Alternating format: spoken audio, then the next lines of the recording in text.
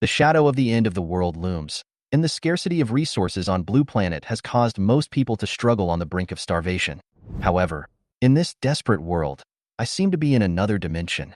At this time, I have a staggering amount of wealth, with tens of billions of dollars in deposits. I also have tens of thousands of luxury homes all over the place, and countless luxury cars and watches in my name. All this is not because I have become a capitalist, but because I have awakened the sowing goddess billion-fold cashback system. Thanks to this amazing system, I can earn cashback as long as I contribute to human reproduction. And when the goddess I support consumes my supplies, I will get a 100 million times return of resources. Seeing people suffering, I felt a strong sense of mission. I continued to recruit goddesses from all over Blue Star, vowing to build my own harem team. Those once unattainable, beautiful, wealthy neighbors, charming proprietresses, and sexy female stars will all become my prey.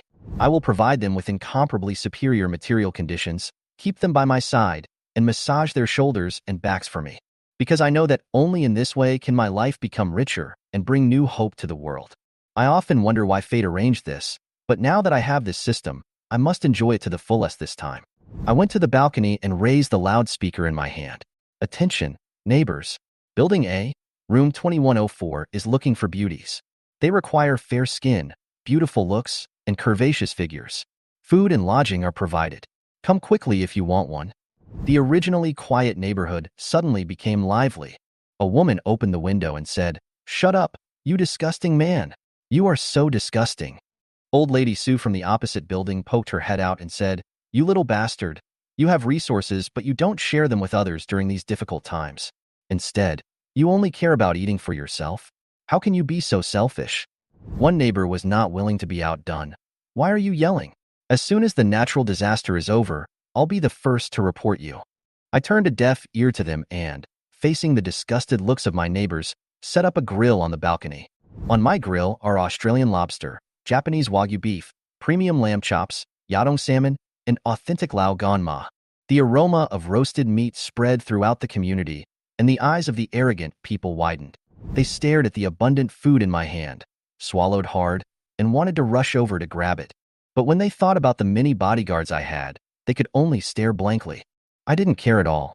I glanced at the old lady opposite who was scolding me the most harshly, took a big bite of the greasy lamb chop, and started shouting with the loudspeaker again. "This lamb chop is too greasy, Mrs. Sue. I'll treat you to barbecue."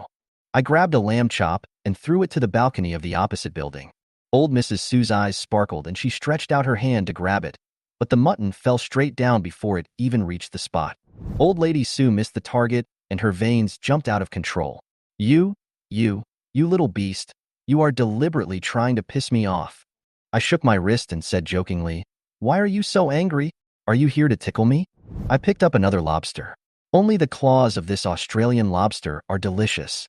Dogs won't eat the rest. "Aunt Zhang, do you have a dog at home?" As I said this, I removed 2 of the lobster's claws and threw the rest towards the opposite building. Aunt Zhang in the building opposite wanted to hang half of her body out of the balcony, but it was no use. She watched the lobster draw an arc in the air and then fall straight down. I laughed out loud, "Ha ha ha, Aunt Zhang. It looks like your dog won't have that good fortune." Aunt Zhang was so angry that her face turned blue and her back teeth were creaking. I took 2 more bites of the grilled salmon. "Oh, this salmon is not fresh anymore. I just took 2 bites to get a taste of it."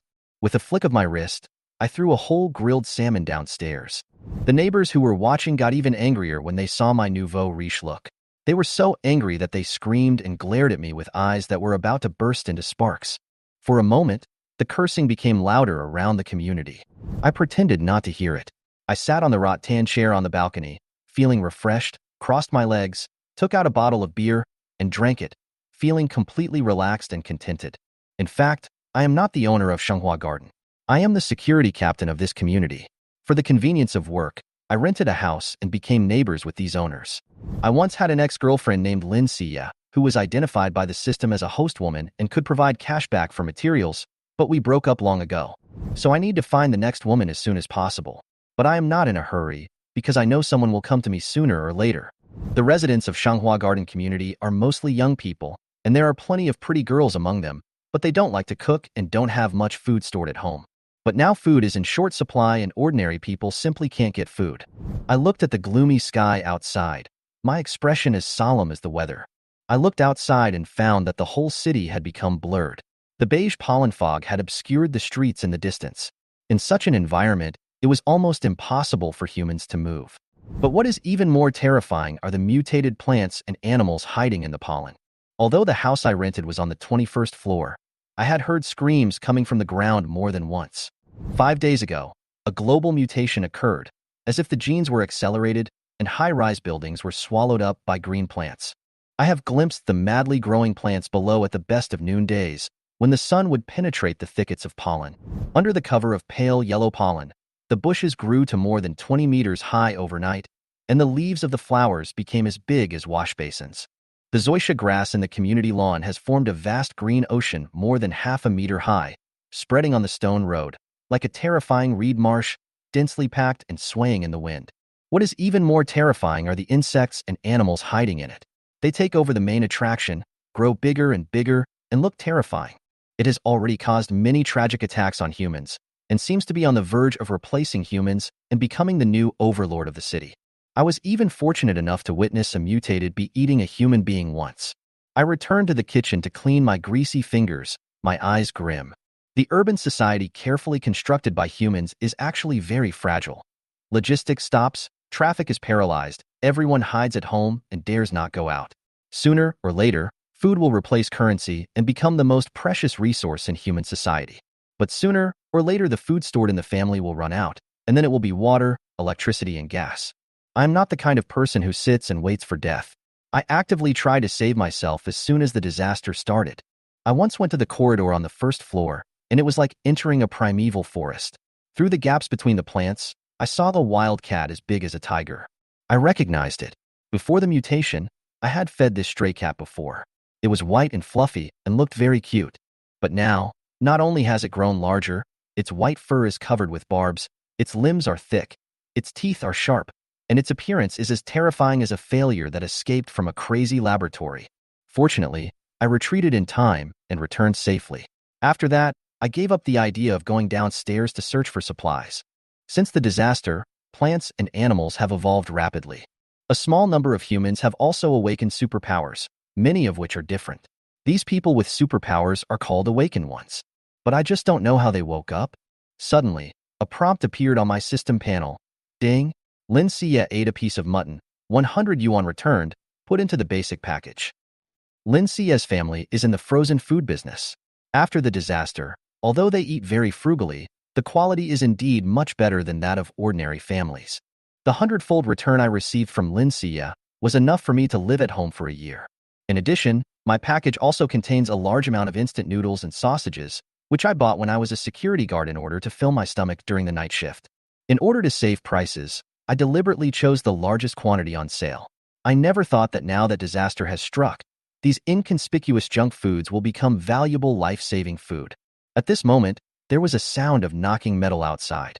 I looked outside and saw a short, fat, middle-aged man in the building opposite, standing on the balcony with a metal basin and a rolling pin, beating like a gong. Chen Jian said, "Su Chun, I am Chen Jian, the community representative of our community. In times of crisis, we must unite as one. Everyone's life is very difficult now. Since you have meat, you should share it with everyone. I work in the community and can help you distribute it fairly." I walked onto the balcony, raised my megaphone and shouted again, "Come here, beauties, no shorties and men, get out of here." Chen Jian was completely furious and said viciously, "You little bastard, don't be disobedient, or I'll burn you to death." After Chen Jian finished speaking, a cluster of bright red flames gathered in front of Chen Jian and rushed towards me. However, because the distance between the two buildings was too far, the flames only spread halfway before going out. Everyone watching on the balcony was stunned. "Representative Chen, how can you breathe fire?" I exclaimed. Chen Jian laughed and pretended not to care. "It's just a small matter. I awakened my superpowers to serve you guys." Aunt Zhang from the neighborhood committee was surprised and said, "Representative Chen, you are so amazing. You actually awakened your superpowers." Old Lady Su said anxiously, "Agent Chen, you will be the awakener of our community from now on, so you must take responsibility." Everyone on the balcony was talking at once and flattering Chen Jian, and Chen Jian's expression became more and more proud. I looked at him. His expression and eyes were slightly frozen and deep. Sure enough, The supernatural powers I saw with my own eyes were indeed more shocking than those seen on the internet. The system provided me with a lot of supplies, but it didn't give me any means to protect myself, so I could only rely on bodyguards. It would be even more perfect if I could have the power to attack. After packing up the barbecue stuff, I lay down on the balcony railing to get some fresh air, and a sudden red color came into my sight. Before the disaster, a swallow built a nest on top of the air conditioner outdoor unit on my floor. But as the situation got worse, the swallow disappeared, leaving behind only a blood-red egg. In this mutated environment, I don't know what will eventually hatch from this egg. This blood-red egg feels weird to me. Just at this moment, a strong gust of wind blew over me, and I subconsciously looked up. I saw a huge owl swooping towards me. The owl's body became more than 10 times larger after the transformation. I just felt a gust of wind brought by the bird of prey, as if it was pulling my entire soul out. The speed of this flight is so terrifying that it cannot be estimated by common sense. I couldn't dodge in time, and the owl didn't slow down, but its target was not me. The huge wings swept straight past me. Then, a woman's scream was heard. "Ah, help! Help! Save me!" I looked back and saw the huge owl had already rushed into the sky, and in its claws, a bloody woman was tightly hooked. She was my neighbor, Su Xiaoyan. The woman's shrill cry pierced the sky in the daytime. She was in her pajamas, held tightly in the owl's claws, her eyes wide open, and her legs kicking nonstop. But it was just a futile struggle.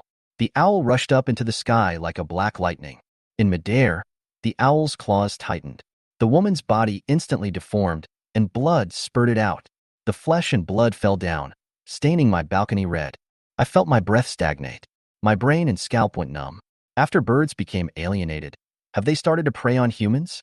At this moment, I heard the helpless and terrified voice of another woman on the balcony next door. "Xiaoyan, Xiaoyan, Xiaoyan is dead." I looked over and I recognized the beautiful woman with the terrified look and pale face. Su Xiaoyan's best friend and roommate, Li Shuyi, is a female executive of Wansha Company, a well-known local enterprise. This is a proud woman who never takes a small security guard like me seriously. Li Shuyi is a typical urban beauty with delicate features, long black hair falling like a waterfall, fair and translucent skin, and a pair of beautiful phoenix eyes. She was obviously tall, at least 1.72 meters, but she only wore high heels and a well-cut windbreaker. Her every move made her look more powerful and cool. So every time she enters and leaves the community, she attracts a lot of attention.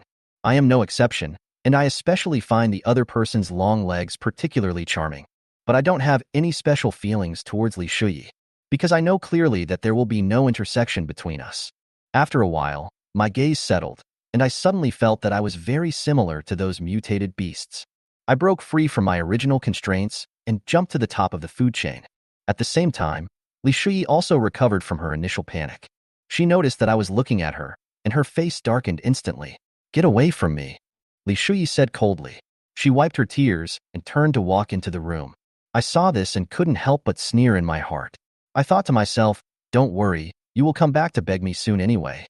The next day, I received a photo of a strange beauty on WeChat. Her half-long hair was hanging down, covering half of her face, which was very attractive. When I was a security guard, I was familiar with everyone in the community, but in my memory, there was no such person. But in fact, the woman was at least 40 years old. Her dark yellow face was covered with spots. Her nose was as flat as a half-cooked mashed potato. The corners of her eyes were full of wrinkles.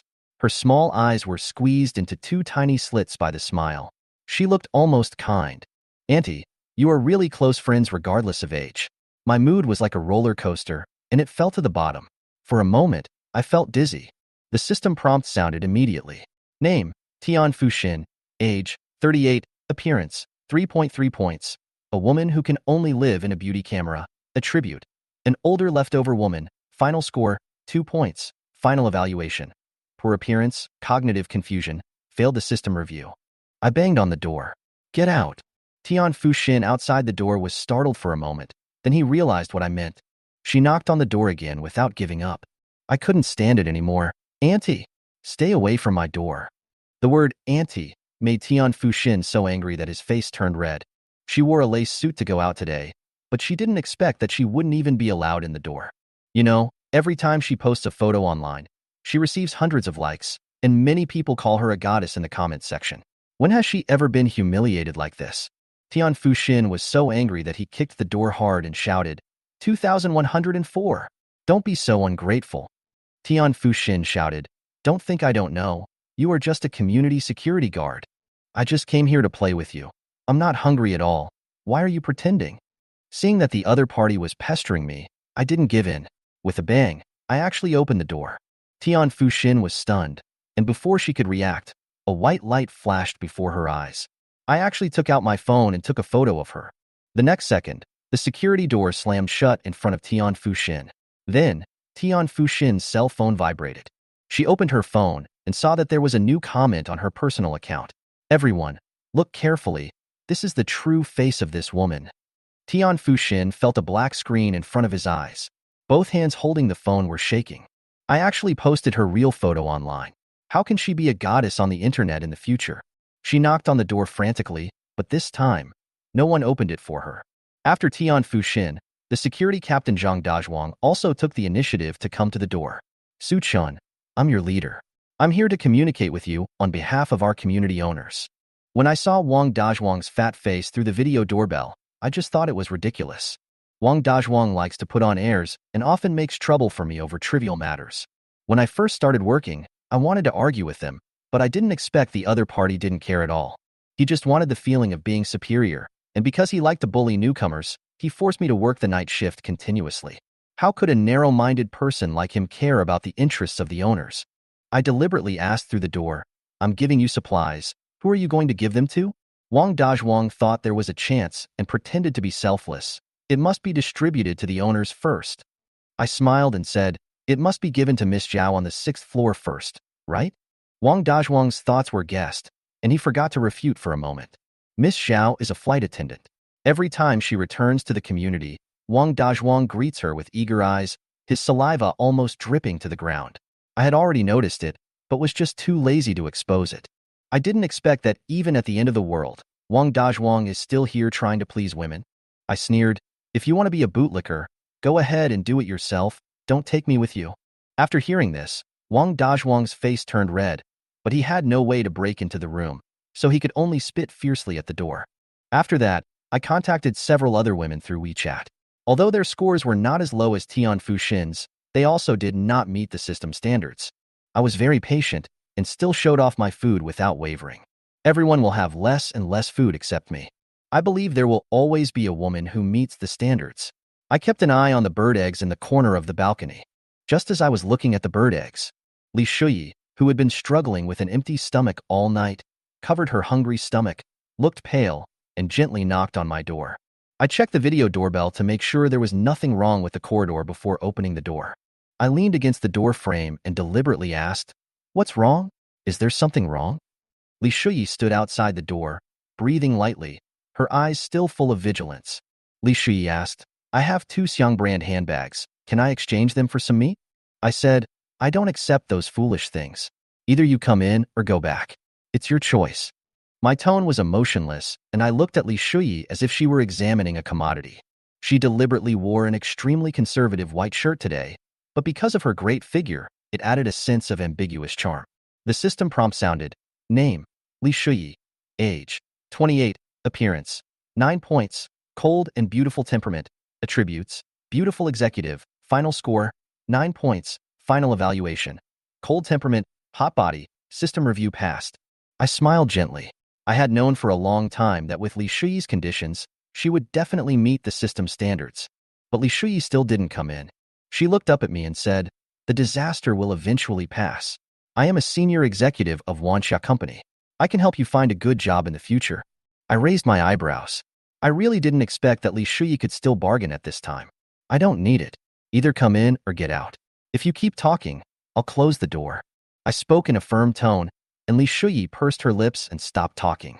She had negotiated projects worth tens of millions, but never had she felt as helpless as she did now. I noticed Li Shuyi's hesitation, but I didn't try to persuade her. I slammed the door in front of her.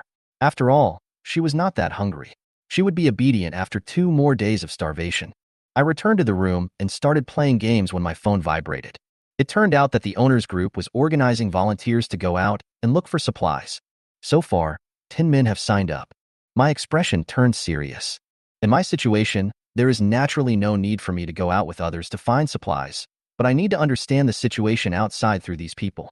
Soon, a temporary team was formed. I put down my phone, opened the south window, and looked out.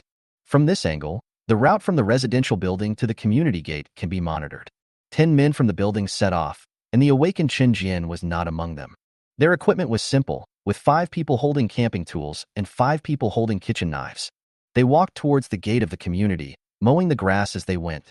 When they reached the fitness equipment area of the community, they were blocked by a thick vine. A man with a scythe came forward, intending to clear the roadblock as usual. But the vine moved. The green vine was like a flexible snake, wrapping around the body of the cutter. The green vines lifted the man up high and tightened violently as he screamed, crushing his internal organs in an instant. It was a team put together in a hurry, and in critical moments, no one could take care of anyone else. The remaining 9 people saw that the situation was not good and immediately ran away in all directions in fear. But there was tall grass all around, making it extremely difficult for humans to move. They struggled to escape, but they disturbed the vines in other places around them. Countless thick vines shot up into the sky and lashed down like whips, turning the remaining 9 people into bloody mud. Pieces of blood were left on the ground. In the end, the 10 men were killed by plants before they even left the community. I closed the window expressionlessly, feeling a dull pain in my temple. In this crazy world, ordinary people simply cannot survive. Li Shuyi returned home, holding her aching stomach, and tossed and turned in bed. The food in the refrigerator had been eaten up long ago. From today on, she could only rely on plain water to fill her stomach, but I knew she couldn't hold on for long. In despair, Li Shuyi got out of bed and somehow opened the empty cat food bag in the corner. Li Shuyi once had a ragdoll cat. When the strange changes began, the cat jumped out of the window and ran away, leaving only half a bag of cat food. But now, even the cat food was eaten up. Li Shuyi turned the cat food bag over and licked the inner wall. 2 lines of tears flowed down unconsciously. At this moment, Li Shuyi felt extremely aggrieved. Thinking about how she fought her way out of a prestigious university and got promoted and received salary increases in a large company, she must have been so proud along the way. It was only when she faced hunger that she realized how vulnerable her brilliant resume was. Li Shuyi felt like she was going to collapse. The memory of her best friend Su Xiaoyan's tragic death flashed through her mind again. A thought flashed through her mind. No, I want to live. No matter what, let me fill my stomach first. Li Shuyi felt extremely humiliated, just thinking of the way I looked at her as if she were examining a commodity. She has lived for 28 years and has always been proud and arrogant. Many rich men have pursued her, but she has been picky and dismissive. But now, does she really want to dedicate herself to a small security guard like me? Li Shuyi sat on the floor at a loss, with empty eyes. In a residential house near Shanghua Garden Community, Lin Xie looked at the dwindling amount of food in the freezer and began to worry. Mom, these are all we have left. We can't hold out for a few more days. Lin Xie's mother Fu Hong came over, scratched her head, and looked worried. There are a lot of things in their freezer, but it can't withstand such consumption. We have to find a way to replenish the food. Fu Hong rolled her eyes and suddenly said, Yeah, don't you have an ex-boyfriend named Su Chen? Fu Hong suggested, I remember he listens to you very much. Ask him to bring you some food. Lin Xie was stunned and hesitated, but we have broken up for half a year. Fu Hong's face changed, and she said angrily, What are you afraid of? You are the school beauty. Speaking of this, Lin Xie's face became proud. Thanks to her mother's foresight, she allowed her to have surgery on her face when she graduated from high school. When school started, many girls didn't even know how to use makeup. Her appearance was a real surprise. If she hadn't continued to give her living expenses to coax me, she might have been able to find a rich boyfriend in one step. But as she grew older and was admitted to graduate school, there was really no need for her to pretend with me anymore. As for the money I spent on her education, of course I will never pay it back. Fu Hong continued to persuade her. I know you broke up unhappily, but a girl's youth is so precious. He is willing to pay for your college education, that's his business, and our family didn't ask him for anything, so don't be foolish now. Lin Xie frowned slightly. Mom, don't worry, I will marry a rich man in the future, and I will definitely not be fooled by an inferior person like Su Chun. But you, don't always mention him in front of me. Lin Xie hates talking about me. Having a boyfriend like me who is a security guard is a complete stain on her resume. If others knew about this, how would she be able to hook up with rich men? But on special occasions, when she asks me to bring her some food, she is still willing to pretend. Lin Xie picked up the phone and called me. I didn't expect that even at the end of the world, I would still receive a call from Lin Xie. The cell phone rang twice, and I pressed the answer button, thinking to myself, let's see what other tricks this woman can come up with. On the other end of the phone, it was Lin Xie's gentle voice. Su Chun, there have been serious natural disasters recently, and I am worried. I want to ask you, how have you been recently? I was stunned. Oh my god, why didn't I realize before that Lin Xie's acting is so good? After half a year of no contact, she can still act so tender and kind. This acting skill can win an Oscar. I became interested and said with a smile, it's Yaya. I have nothing to do, so I have been staying in the rented house.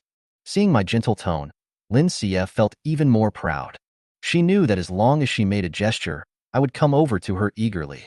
Lin Xie said, I'm glad you're okay. I remember that when you were a security guard in Shanghua Garden, you always stored a lot of instant noodles and sausages. You live alone, and I'm afraid you can't finish them. Why don't you give me some? After thinking for a while, Lin Xie added, you know, I live with my mother now.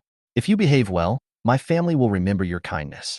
I sneered in my heart, knowing that Lin Xie had no good intention in looking for me at this time. I just didn't expect that the other party could be so shameless. After no contact for half a year, he called to ask for something. I pretended to be embarrassed. Actually, I no longer eat instant noodles and sausages. Lin Xie's heart sank. Yes, even if her family is in the frozen food business, they have consumed a lot these days. Even if I prepare more, it will eventually be eaten up. Judging from the current situation, my situation is not much better than hers, and may even be worse. Lin Xie frowned. What a shame. Her efforts were in vain. I curled my lips into a smile, took a photo of the dining table with my phone, and sent it to Lin Xie via WeChat. Alas, this is all I can eat every day now. The photos were full of lobsters, salmon, and steaks, all of which were of excellent quality, plentiful, and steaming hot. Lin Xie stared at the photo and felt like her eyes were about to pop out of her head. She never expected that I could eat so well and richly behind her back. Although there are many precious ingredients in her family's cold storage, she only takes out a little bit each time. She is not as extravagant as me. A surge of anger came up, and Lin Xie stopped pretending and shouted at me, Su Chun, what do you mean? Hurry and send me the food. I smiled coldly. Send? What's our relationship? Are you going to eat my food? Lin Xie's expression became uglier. Su Chun, I didn't expect that a man like you would be so petty. I broke up with you back then, but I just wanted to encourage you to make more money. I never despised you. I was even willing to give you a chance to perform in front of my family, but you didn't cherish me at all. I hung up the phone. Lin Xie's unfinished words got stuck in her throat, and her face turned pale in an instant. Fu Hong saw that her daughter looked unhappy and came over immediately. What's wrong? Yeah, what did Su Chin say? When will he send food over? Lin Xie couldn't stand it anymore and threw her phone aside. Mom, Su Chun is a bastard. He is just a stinky security guard. What right does he have to hang up on me? Lin Xie collapsed and said, sooner or later, I will make him come back and kneel down to apologize to me. The next day, I opened the window and found that the bloodstains in the community had disappeared, replaced by increasingly thick vines with a sudden dark red luster. My eyes were dark, and I suddenly had a bold guess in my mind. The mutated plants could devour human bodies and absorb human flesh and blood. Does this mean another form of evolution? I pressed my temples, feeling more and more worried. At this time, the doorbell rang again. I turned on the video doorbell. I saw Li Shuyi standing outside the door. I opened the door with a calm expression. Just as I had thought, after one night, Li Shuyi couldn't hold on any longer. However, at this moment, out of the corner of my eye, I suddenly caught a glimpse of a dark red vine, just outside the window at the end of the corridor, like a snake waiting for its chance to strike. It's a vine that has killed people. I reacted quickly, took a step back, and slammed the door shut. Through the heavy security door, I heard the sound of glass windows being broken. Li Shuyi tilted her head to look, and then let out a sharp scream. I used the video doorbell to determine the current situation. The vine was too big and was blocked by the broken glass, unable to get in for a while. In a split second, I made a quick decision. I opened the door and pulled Li Shuyi into the room. Through the heavy security door, I heard the rustling sound of vines moving through the corridor after breaking through the window. My expression became more and more solemn. Have plants evolved to this point? They can actually explore the corridors and capture humans? I turned around and looked at Li Shuyi, who was still in shock. Her face was as pale as paper, her body limply sitting on the ground, her long hair disheveled, her chest heaving slightly with excitement, and her straight, slender legs trembling slightly with fear. The room was safe. After a few breaths, Li Shuyi finally calmed down and regained her balance by holding onto the wall with one hand. But when she noticed my gaze, she silently took a step back. Li Shuyi habitually put on her usual superior attitude. Let me tell you, I am a VIP owner of this community. I remained unmoved and just said coldly, so? I grabbed her by the neck and slammed her against the door. Li Shuyi only felt a heavy pain on her forehead and could no longer move. The screen equipped with the video doorbell, hanging on the wall, is silently playing the scene outside the corridor. Vines like long snakes spread in the corridor, like deadly poisonous snakes. I said grimly, look carefully, I just saved your life. Li Shuyi's tone softened. I just want food.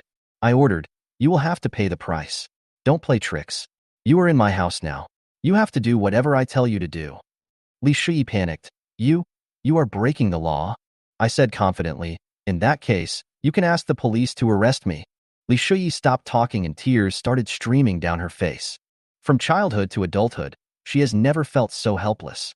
I loosened my grip on her neck and said, take off your clothes. Li Shuyi blushed. You are shameless. I slapped him in the face and shouted, know your own identity. Li Shuyi looked dazed. She covered her face and said in disbelief, You actually hit a woman?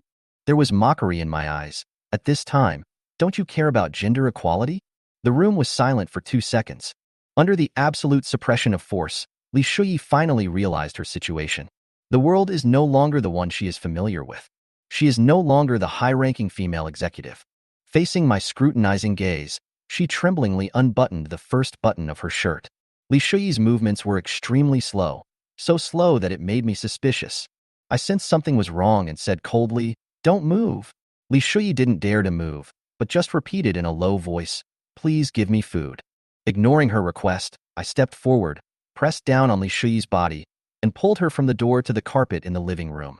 Then, I tore off Li Shuyi's thin shirt with my own hands. Instead of throwing it away, I used it as a rope to tie Li Shuyi's hands behind her back. Li Shuyi's expression was obviously flustered. Don't touch me. Sure enough, I felt something hard. I couldn't tell whether I was happy or angry. Tell me, what is this? I found a folding knife from Li Shuyi's pocket. Li Shuyi's face turned pale. I just brought it for self-defense. Heh. I chuckled. I pressed Li Shuyi down and said with a double meaning, there's no need to go too far. An hour later, Li Shuyi curled up in a corner of the living room, crying softly. She has lived for 28 years and has always been arrogant, but now she is being raped by a security guard. And I was so rude. Li Shuyi couldn't stand it anymore and cried, biting the back of her hand. Woo. I said in a cold voice, stop making noise. Li Shuyi was shocked and didn't dare to disobey me, so she had to keep silent. After a while, Li Shuyi looked up cautiously and looked at the culprit who had put her in such a miserable situation. At this moment, I was sitting on the sofa, with a clean face, a slender figure, and eyes that were lighter than those of ordinary people. My expression was normal, and there seemed to be a hint of coldness in my eyes. There was no trace of the beastly appearance I had before. Li Shuyi pursed her lips, feeling her chest suffocating, unable to hide her disgust anymore. This man is not a human being at all. I had just done something so outrageous to her, but she acted as if nothing had happened. Not to mention comfort, I didn't even get any humiliation or ridicule. It was as if in my eyes, she was not a lively woman at all, but a cold tool. After using her, there was no need to waste any effort on her anymore. Li Shuyi was so angry that she was shaking all over. This was not only because I took away her virginity, but also because of my indifference at that time. That was simply an insult to her charm. Li Shuyi, who was proud of her beauty and used to being the center of attention, could never accept this. For a moment, anger overcame hunger and took over her mind. Li Shuyi thought bitterly that even if she starved to death, she would never accept food from this man. But Li Shuyi didn't know that she had actually guessed most of it right. Because just now, I heard the system's prompt sound. Ding. Congratulations to the host for conquering the second woman. The return multiplier has increased to 200. I was determined in my heart, and finally a smile appeared on the corner of my lips. Sure enough, the only way is to upgrade the system and strengthen myself. Li Shuyi is very beautiful, but this is the end of the world, and I don't have the energy to fall in love with a woman. I flipped my wrist and took out a sausage from the basic package. I threw it forward and threw it in front of Li Shuyi. Li Shuyi's eyes lit up. All the anger and unwillingness just now were thrown away in an instant. She grabbed it like a hungry dog, bit open the packaging with her teeth, and swallowed it down. After she swallowed the whole sausage, she realized that she had not chewed it at all. Li Shuyi sucked the meat from between her fingernails reluctantly. At the same time, another prompt appeared on the system panel. Ding! Li Shuyi consumed a sausage. The system returned 200 sausages, stored in the basic package. I smiled slightly. The test was successful. Now the speed of brushing supplies has doubled, and I finally don't have to rely on Lin Sierra alone. Li Shuyi caught the smile in my eyes and guessed that I was in a good mood at the moment. Li Shuyi bravely asked, "Are there any more?" I took out another piece of steak from the space and threw it in front of Li Shuyi. This steak was different from the ham sausage. It was a replica that Lin Sierra returned after eating. If Li Shuyi can still get 200 times the return after eating, it means that I can have unlimited supplies. But Li Shuyi huddled in the corner of the living room, unaware that this was part of the test. She watched helplessly as a piece of juicy steak was taken out of thin air and thrown back to her by me. Rather than humiliation, she felt more shocked and grateful. But even now, she really couldn't say words like, "Thank you." I just silently commented in my heart. This man is not an ordinary person at all. He should be an awakener. And as a piece of steak went down my stomach, I also heard the system's prompt. Ding. Li Shuyi ate a piece of beef, 200 yuan returned, put into the basic package. The test was successful. I was in a good mood. After Li Shuyi ate the steak with tears of gratitude, her eyes softened when she looked at me. She had been hungry for too long, and a sausage and a steak could not fill her up, but she did not dare to ask for too much. Her throat felt a little salty, and she wanted to go home and drink some water. Although she doesn't know how long the public facilities can last, the water supply and gas are normal so far, and she can boil some hot water to drink. In addition, her body ached and her mind was confused, and she really wanted to lie down on the bed for a while. Li Shuyi stood up, put on her wrinkled clothes, and staggered towards the door. "Come back," I ordered in a cold voice behind Li Shuyi. Li Shuyi turned around subconsciously and saw that I was still sitting on the sofa. I didn't make any extra movements, but just looked at her with cold eyes, like a snake staring at its prey. Li Shuyi's heart was immediately alarmed, but she knew that she was no match for me, so she had to pretend to be calm, put her hand on the door handle, and said indifferently, "The transaction is over. I'm going home." To Li Shuyi's surprise, I did not stop her, and I didn't even frown. However, there was a hint of unconcealable mockery in my eyes. The meaning was very clear. It was a mockery, mocking Li Shuyi for not figuring out the situation even at this time. Li Shuyi felt that she should be angry, but at this moment, she only felt fear. Suddenly, I smiled, a very bright smile. I asked her, "Can you survive with your own strength?" Li Shuyi's body tensed up, and the knuckles of her fingers gripping the door handle turned slightly white. I shattered her last bit of hope, and the fear in my heart became clear. She originally exchanged her body for food, and judging from the result, I did practice a fair trade. But what about next time? Moreover, the real fear was far more terrible than she had imagined. My cold voice echoed in the room. "Think about it. There is food here, and when you go out, you will be the food." Li Shuyi's pupils suddenly shrank, and she reacted suddenly. My legs went weak and my body started shaking uncontrollably. She almost forgot that there was a moving vine in the corridor. Chapter 6: Becoming an Awakener. Li Shuyi's lips turned pale as she recalled the scene when Su Chun pulled her into the house just now. The image of twisted and thick vines flashed through his mind. She was lucky this time and was rescued by Su Chun and not killed, but what about the future? A chill ran down Li Shuyi's spine. At that moment, she understood everything. No wonder Su Chun always looked calm and composed. It turned out to be because he knew. He knew that she had no choice at all. After realizing this, Li Shuyi gritted her teeth. It is a very complicated feeling: unwillingness, anger, and helplessness. Li Shuyi loosened her hands that were holding the door handle, let them hang on both sides of her body, and clenched them tightly. She resigned herself to her fate and said, "I understand. I will live here." Then she took a deep breath and her face flushed, as if she had made a great decision. Li Shuyi spoke with difficulty. Her voice was low, but every word was clear. I am willing to be your girlfriend." But no one responded to her. The room was quiet. A long time. "Girlfriend?" Su Chun supported his chin with one hand and asked back softly. Still with the look in his eyes as if he were sizing up the goods, he asked her slowly, "Are you sure you are qualified?" Li Shuyi's heart sank. She had given everything she could, but in Su Chen's eyes, everything was still insignificant. Su Chen's voice was cold, as if it had broken ice. "Kneel down," he ordered. In the crisis of the end of the world, Su Chen does not need a so-called girlfriend. What he needs is submission. Li Shuyi couldn't cry anymore. Her world completely collapsed, forcing her to accept the reality that even her beauty, which she had always been proud of, still did not receive much sympathy in the eyes of this man. Her self-esteem was shattered in the compromise, and Li Shuyi realized in a trance that she was not as proud as she thought. Because she did kneel down. "Go cook." Su Chun gave a simple order. Li Shuyi nodded. "Okay." Su Chun no longer cared about Li Shuyi. He took out his cell phone and started browsing the news. In this situation, the hottest topic is always related to food. Desperate city dwellers risked poisoning and tested several edible plants. It's a mess of true and false, and few people dare to eat it as it is. Suddenly, Su Chen's eyes paused, and he saw a video released by a startup organization claiming to be the evolutionary school. The whole world has changed, and only humans are safe and sound.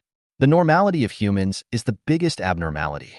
During this critical period, the only way is to save yourself. Instead of hiding at home and starving to death, it is better to actively contact the outside world and take the initiative to get infected, so that you can still have a glimmer of hope. Don't be afraid of being poisoned. Eating mutated plants and the flesh and blood of dead animals is the first step in human evolution. After saying these dangerous and radical remarks, the poster of the video clenched his fist and smashed a brick with his bare hands. He finally said, "Do as I say, and you can become an awakened one too." The comment section below the video was filled with curses. Even if you are an awakener, you can't say such irresponsible things. That's right. Who knows how he awakened and made us eat mutated things? This guy has no good intentions. What kind of organization is the evolutionary faction? It feels like there are a lot of awakened people in it. After a while, the video was deleted. This video involves the promotion of extreme ideas and endangers social security, and has been removed from the shelves. Su Chun raised his eyebrows. It was obvious that although the scale was not large, there was already an awakened organization among the people. And like all emerging organizations, they were suppressed by the authorities. Putting down the phone, Su Chen murmured and repeated the last sentence in the video. "Do as I say, and you too can become an awakened one." Su Chun turned his gaze to the window. He didn't have the ability to confront the mutated animals and plants head-on, but there were 2 blood-red bird eggs on the air conditioner unit outside his balcony. According to the video, only by eating flesh and blood can you have a chance to evolve and awaken. So what about eating mutated bird eggs? I don't know whether the news is true or not, but the temptation is indeed great. Su Chen turned around and glanced at Li Shuyi, who was busy in the kitchen. Then, he carefully climbed out of the balcony, stepped on the air conditioner unit, and retrieved the 2 bird eggs.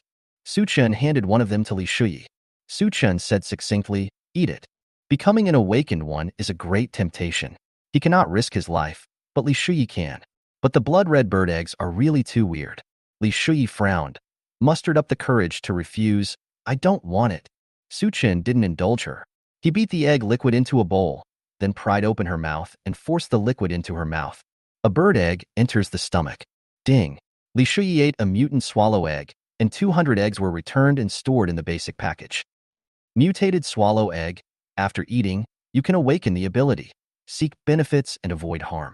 Repeatedly eating the same food can increase the ability level. It really works. Su Chun was delighted. He released his grip on Li Shuyi's hand, and Li Shuyi took a step back.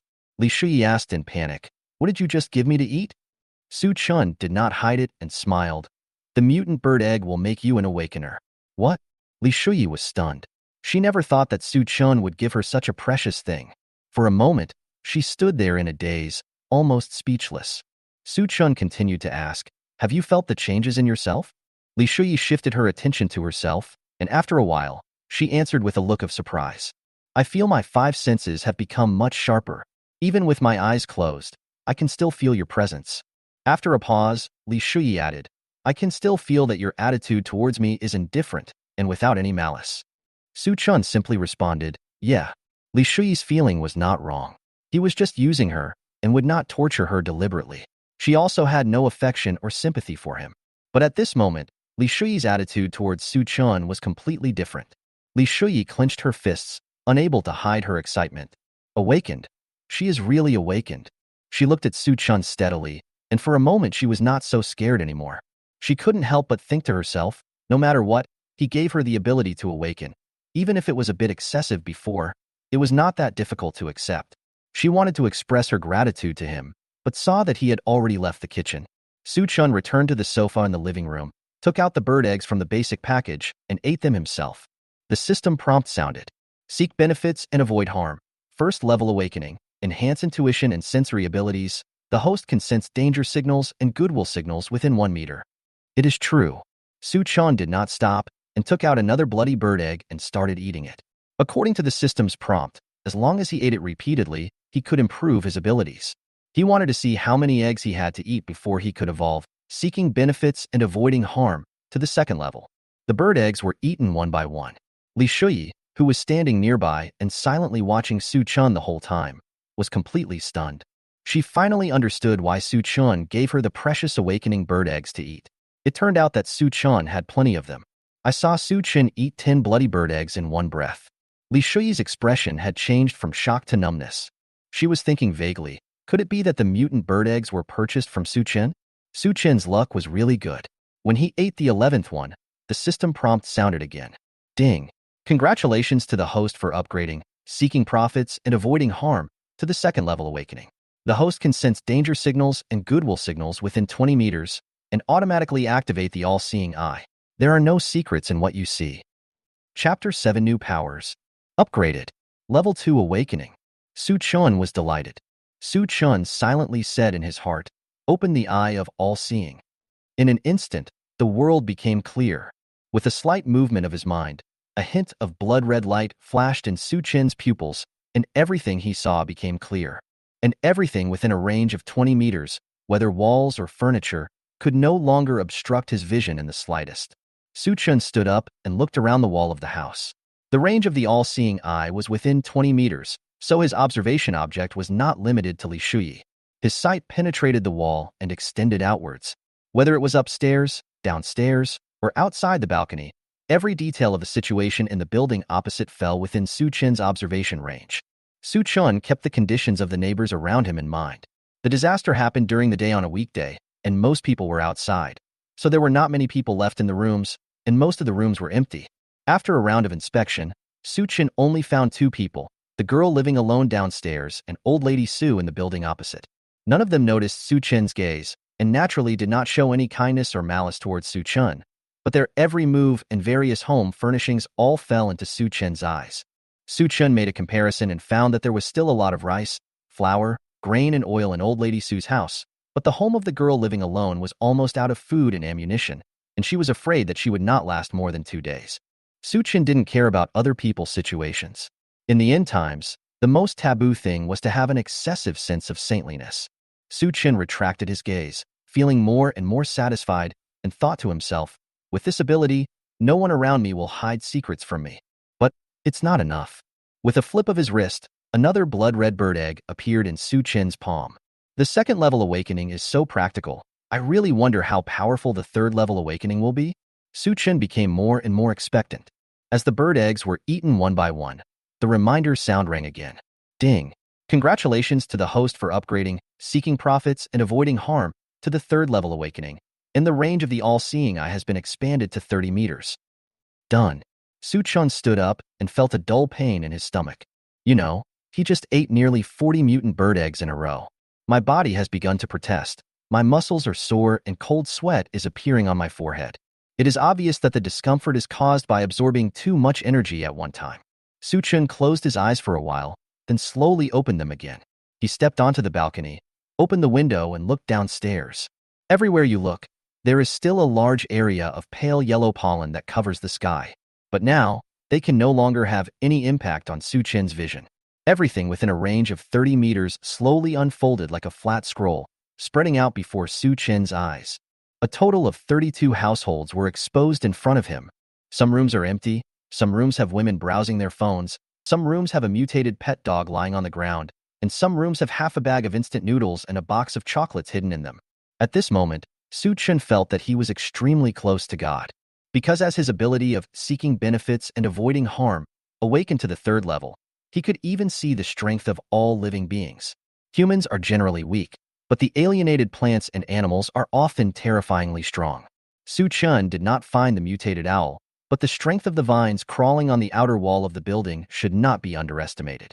Su analyzed the situation silently and felt that he was no match for the opponent at the moment.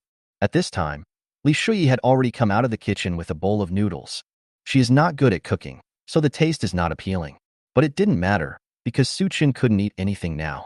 Li Shuyi put it down and did not say anything, just looked at Su Chun silently. She became an awakener because of Su Chun, but at the same time, she was also afraid of Su Chun's indifference and methods. When facing Su Chun, she couldn't help but feel conflicted. Suddenly, Su Chun turned around and asked, "Have you seen enough?" Li Shuyi's face froze and she thought, "Oh no, I've been caught." Su Chun didn't care. Based on the advice of seeking benefits and avoiding harm, he knew clearly that Li Shuyi's attitude towards him had quietly changed. Although she couldn't be said to like him, she didn't have any hostility either. Thinking of this, Su Chun moved his wrist. Before Li Shuyi could figure out how to explain her peeking behavior, a blood-red bird egg was handed to her. "Eat it," Su Chun ordered. Different from what Su Chun had eaten before, what Su Chun gave this time was another one from the bird's nest. Li Shuyi took it flattered. Pursing his lips, he whispered, "This is very precious, right?" Su Chun smiled, indicating that he didn't care. Li Shuyi no longer hesitated and swallowed it impatiently. Ding! Li Shuyi ate a mutant swallow egg, and 200 eggs were returned and stored in the basic package. Mutated swallow egg. After eating, you can awaken the ability. As light as a swallow. Repeatedly eating the same food can increase the ability level. Su Chun's eyes narrowed slightly. Although both seeking benefits and avoiding harm, and as light as a swallow, are related to the agile and clever characteristics of swallows. But although they are both mutated swallow eggs, the two eggs have different abilities, which is really magical. At the same time, Li Shuyi, who had taken the bird eggs, stretched her body involuntarily. Su Chun asked, "What does it feel like?" "How should I put it?" Li Shuyi tilted her head and thought for a while, then said, "I feel full of energy. Besides that, I feel like I have become very light." And as if to test her own strength, Li Shuyi suddenly jumped forward. With a light leap, he crossed the entire hall. Although the distance was less than 2 meters, he landed very lightly, with almost no sound. Su Chun raised his eyebrows unconsciously when he saw it. With this ability, although there is no way to fight against mutated animals and plants head-on, it can be used to lurk and hide. If used properly, it can also be used to hide or escape in times of crisis. In that case, take another one. Another bird egg is brought in. Su Chun only felt that his limbs were full of strength, his muscles stretched, and his brain's reaction speed increased rapidly. The system prompt sounded. Light as a swallow. First level awakening, enhancing body agility and reaction speed. The host can complete precise jumps within a distance of 3 meters. With a new ability awakened, Su Chun used seeking advantages and avoiding harm to confirm that there were no dormant mutant animals or plants around the balcony. Only then did he find the right direction and jump. Li Shuyi saw Su Chun jump 3 meters away and was so surprised that her jaw dropped. She was not surprised by Su Chun's ability, but was confused by the direction Su Chun chose. If she saw it correctly, Su Chun had just jumped onto her balcony, right? Etc. Su Chun went to her house. Li Shuyi leaned over and saw Su Chun's silhouette walking into the room from her balcony. Chapter 8. The neighbors are jealous. Su Chun pushed open the door to the balcony and came to Li Shuyi's room. The home decoration style of this female executive is not as cold as she appears and is dotted with some natural wood-colored decorations. Su Chun opened the closet and saw that it was filled with luxurious brand-name clothing, some of which didn't even have the labels removed. Su Chun didn't care and put everything into his basic package without any hesitation. In addition, he also took away all of Li Shuyi's regular medicines, skincare products, and toiletries, meticulously and comprehensively, even leaving out some common hygiene products. After a while, Su Chun came back. With a flip of his wrist, he placed all of Li Shuyi's belongings in the living room. Su Chun simply instructed, "Go and pack your things." Li Shuyi was no longer surprised by Su Chun's ability to create things out of thin air, but she couldn't help blushing when she saw all her daily necessities, including some private items, piled up in the hall by Su Chun. Li Shuyi complained in a low voice, "How could you rummage through my things?" Su Chun ignored him and continued to order, "Change into clean clothes." Only then did Li Shuyi realize that the shirt she was wearing when she came was already wrinkled. Li Shuyi looked slightly embarrassed and nodded slowly. She squatted on the floor of the hall, sorting her things while thinking, When has she ever been so messy? After she is cleaned up, she will have to take a shower quickly. At this time, Suchin took out a bunch of ingredients from the basic package and said, "Whatever you want to eat tonight, just make it yourself. Don't worry about me." Precious ingredients were piled up haphazardly in the kitchen. Li Shuyi looked at them, her expression becoming more and more upset. It's not like she hasn't tasted delicacies from land and sea before, but in this context, Su Chun was still willing to share precious food with her, and the significance of this was naturally very important. Li Shui felt touched. She couldn't help thinking. Although she was bullied, she could have enough food to eat, had her own clothes to wear, and was even lucky enough to become an awakener. Stop, stop, stop. Li Shui was frightened by her own thoughts and broke out in a cold sweat. I don't have Stockholm Syndrome, do I? That night, Su Chun did not eat dinner, but ate 20 mutated swallow eggs in a row. Ding. Congratulations to the host for upgrading Light as a Swallow to the second level awakening, which will further enhance the host's physical agility and reaction speed. The host's overall physique will be upgraded to 3 times that of an ordinary human. Su Chun just felt comfortable all over. Every bone and muscle seemed to have been cleansed and filled with a new strength. Su Chun decided to do a small test. He hid the express knife that he had searched from Li Shuyi in the palm of his hand. He moved his fingers slightly, and the blade was pushed out and clamped between his fingers. The whole process happened in just a moment. Su Chen raised his hand forward, his movements smooth and swift, and the blade was thrown out, piercing straight into the cheap decorative painting on the wall. Su Chen was more and more surprised. He could feel the flexibility of his fingers increasing rapidly. He had strong control, and it felt like he could move his fingers at will. Keep eating. Su Chen ate more than 50 pills and felt a little uncomfortable before he finally heard the system's prompt sound. Ding. Congratulations to the host for upgrading Light as a Swallow to the third level awakening, which will further enhance the host's physical agility and reaction speed. The host's overall physique will be upgraded to 5 times that of an ordinary human. Su Chen's eyes lit up. Having a combat power that is 5 times stronger than that of an ordinary person is definitely not as simple as fighting 1 against 5, because in a real battle, there are often many unexpected situations. And most importantly, this reaction speed ensures that he will never be harmed by sneak attacks. Su Chen tried to swing his fist, leaving a trail of afterimages. Su Chen felt more and more satisfied. With such a reaction speed, Su Chen felt that he could catch bullets with his bare hands. At this time, Li Shuyi had finished her shower. She changed into a rather loose black dress. Her wet long hair had not been dried yet, and her pretty face had a slight blush from the steam. Su Chen saw it and waved at her. Li Shuyi hesitated for a moment, suppressed her timidity, put on a smiling face, and moved closer. You looking for me? Li Shuyi's tone was so gentle that she even startled herself. Li Shuyi's pretty face turned red, and she couldn't help but blame herself in her heart. Really, why was I so gentle just now? Su Chen is obviously a gangster, and after being a senior executive for so many years, how come he has come to like the feeling of being treated roughly? Su Chen naturally noticed the changes in Li Shuyi. He raised his eyebrows slightly and threw 2 mutated swallow eggs to her. Li Shuyi took it in a panic, and after seeing clearly that it was a mutant bird egg, she was extremely surprised. Thank you, Brother Shin. Ding. Li Shuyi ate a mutated swallow egg, which has the attribute of seeking benefits and avoiding harm. 200 eggs are returned and stored in the basic package. Ding. Li Shuyi ate a mutated swallow egg, which has the attribute of light as a swallow. 200 eggs are returned and stored in the basic package. Li Shui was slightly puzzled. Brother Chen, why didn't I feel any new changes? Su Chen said, you need to accumulate little by little. If you want to upgrade, you need luck. Li Shui nodded thoughtfully. After a day of getting along, she had completely understood the current situation. The world outside was extremely dangerous now. The only way to survive was to be a good wife to Su Chen. Li Shui secretly made up her mind. It seemed that later on, she would not only have to wash her own clothes, but also wash Su Chen's clothes, mop the floor, learn to cook, and tidy up the room. She had to prove her own worth in order to get Su Chen's protection. An hour later, after Li Shui confirmed with Su Chen that the balcony was safe, she went to hang clothes. Unexpectedly, her charming dark figure quickly attracted the attention of many neighbors in the community. Am I seeing right? Isn't that the beautiful Lady Li from our neighborhood? I heard that he was an executive of the listed company Wanxia Company. How did he end up at the home of that security guard? For the sake of stuttering, I even lost my dignity. Looking at her previous attire, I thought she was a social elite, but I didn't expect her to be so despicable. Countless people were talking about it. If it were in the past, Li Shuyi would definitely feel very ashamed and feel that she had done something very shameful.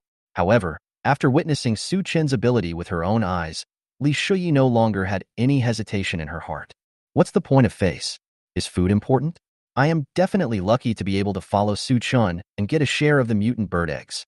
What's more, Li Shuyi has rich work experience, a thorough understanding of the ways of the world, and is most aware of the attitudes behind other people's words. Take the old lady Su across the street, for example. She seems to be trying to give good advice, but in fact she is full of jealousy and resentment. The neighbors talked about her, not because they wanted her to live a good life, but because they hoped she would starve like them. Li Shuyi had a cold face. She finally understood why Su Chen deliberately had a barbecue on the balcony before. It turns out that he just wanted to piss off those neighbors who couldn't stand seeing others doing well. Li Shuyi was holding her breath. After hanging up the clothes and preparing to go back to the house, she found that Su Chen was holding a big loudspeaker in his hand. He looked at her with a smile in his eyes. What Li Shuyi didn't know was that ever since Su Chen's seeking benefits and avoiding harm evolved to the third level of awakening, in his eyes, she no longer had any secrets at all. Her every move and every little thought were all under Su Chen's control. Su Chen said, "Since you are unhappy, don't make others happy." After saying that, Su Chen stuffed the loudspeaker into Li Shuyi's hands. He whispered in her ear, "Go to the balcony and find me another beauty." On the balcony, Li Shuyi was wearing a long dress. She had a dignified temperament and an elegant figure.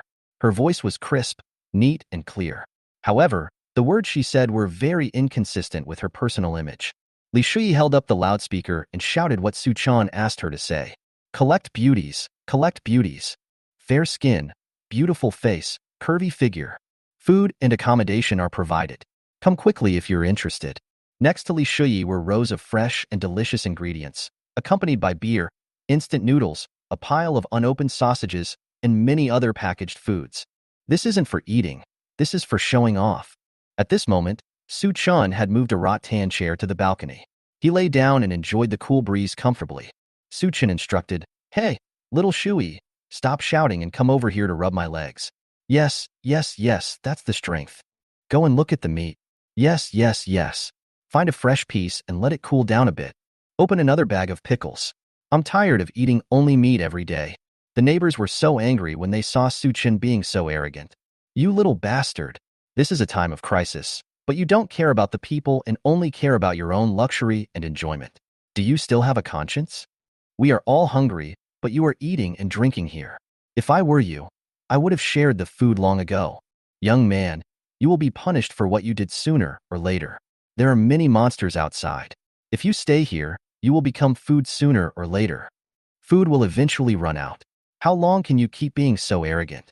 Faced with all kinds of accusations, Su Chen turned a deaf ear. Anyway, he isn't the one who's going to starve. I just don't know when the next woman will come. Chapter 9, Wang Dazhuang's Plan.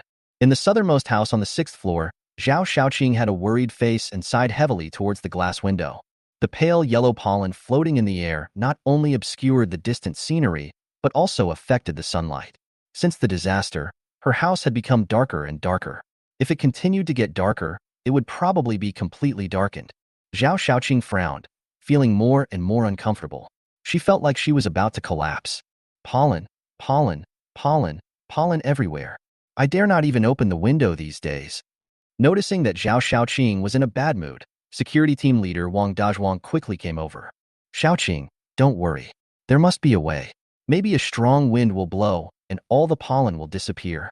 However, this disgusting call not only did not make Zhao Shaoqing feel good, but instead gave her goosebumps. Zhao Shaoqing turned around and stared at Wang Dazhuang's fat face, feeling even angrier. Zhao Shaoqing raised her eyebrows and scolded, "Wang Dazhuang, since the disaster happened, you were the one who came up to me and said you wanted to help me, but now there is nothing to eat at home." It would have been fine if food wasn't mentioned, but as soon as food was mentioned, Zhao Shaoqing felt even more aggrieved. Zhao Shaoqing is a flight attendant. Because of her outstanding appearance and talents, she has always had many suitors. But after the disaster, those pursuers were all too busy to take care of themselves and lost contact with each other. Only security captain Wang Dazhuang refused to give up. Relying on the fact that they lived in the same community, he asked about Zhao Shaoqing's well-being every day and said he wanted to protect her. Zhao Shaoqing tried every possible means, thinking she had grabbed a life-saving straw, but she didn't expect that Wang Dazhuang was not very capable. After the two of them shared half a box of instant noodles that Wang Dazhuang brought, they had no other food left.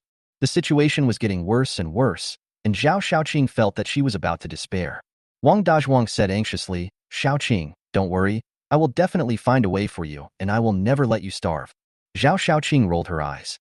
Solution? How can there be such a good solution? You are not as good as your subordinate, the little security guard named Su Chan.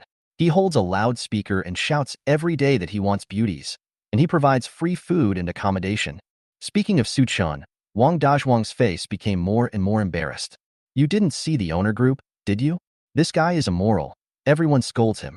I want to find him before, but this stinky boy is stubborn and won't even open the door. He just waits for beautiful women to come to him. Suddenly, Wang Dazhuang's eyes lit up, and he slapped his head and said, "Hey, Xiaoqing, aren't you a beauty? Su Chen won't open the door for me, but he can definitely open it for you."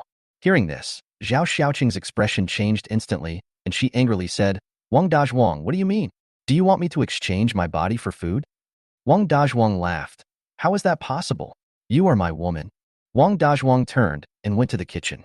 He took out a kitchen knife and held it in his hand, with a hint of ruthlessness flashing in his eyes. "Who is Su Chun? He is just a small fry working under me," Wang Dazhuang said viciously. "Although I can't enter his house, you can trick Su Chun into opening the door. As long as he shows his head, I can rush over and control him. By then, are you still afraid that he won't give us resources?" Su Chun was playing games at home when the doorbell rang. Su Chen's lips curled up slightly, thinking, "Finally here." In fact, after Su Chen acquired the ability to seek benefits and avoid harm, anything that happened within a radius of 30 meters could no longer escape his observation. He could easily detect whether others were hostile to him. As for the visitors outside the door, in Su Chen's view, their full of malice was almost materialized. Through the screen of the video doorbell, Su Chan saw Zhao Xiaoqing's charming figure. She deliberately wore the airline's uniform, paired with high heels, with her hair tied up and delicate makeup, looking like she was carefully dressed up. "Haha, I'm quite well prepared." Through the door, Su Chan deliberately teased, "Who are you looking for?" Zhao Xiaoqing raised her eyes and said with a shy expression, "I came here because of the loudspeaker. I was looking for you." Su Chen didn't waste any more words and directly pointed out, "If you want to find me, just find me. Why bring Wang Dazhuang with you?" Zhao Xiaoqing's face froze. She had never expected that her carefully prepared beauty trap would be exposed by Su Chen before it even officially began. Zhao Xiaoqing glared to the side and thought, it must be that Wang Dazhuang didn't hide well, so Su Chen discovered the abnormality.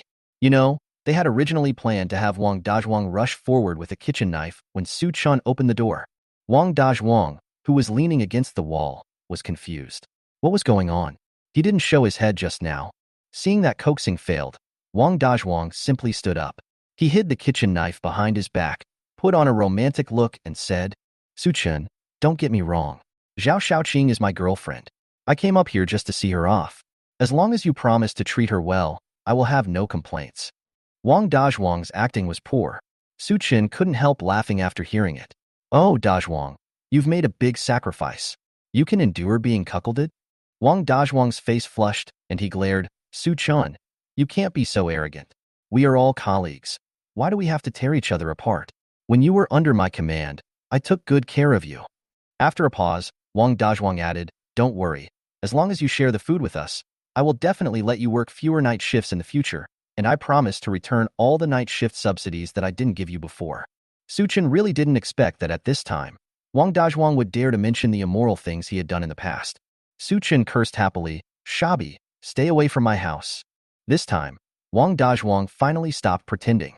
He took out the kitchen knife from behind and waved it angrily. Wang Dazhuang threatened, "Su Chen, don't be complacent. When the disaster is over, I will be the first to deal with you.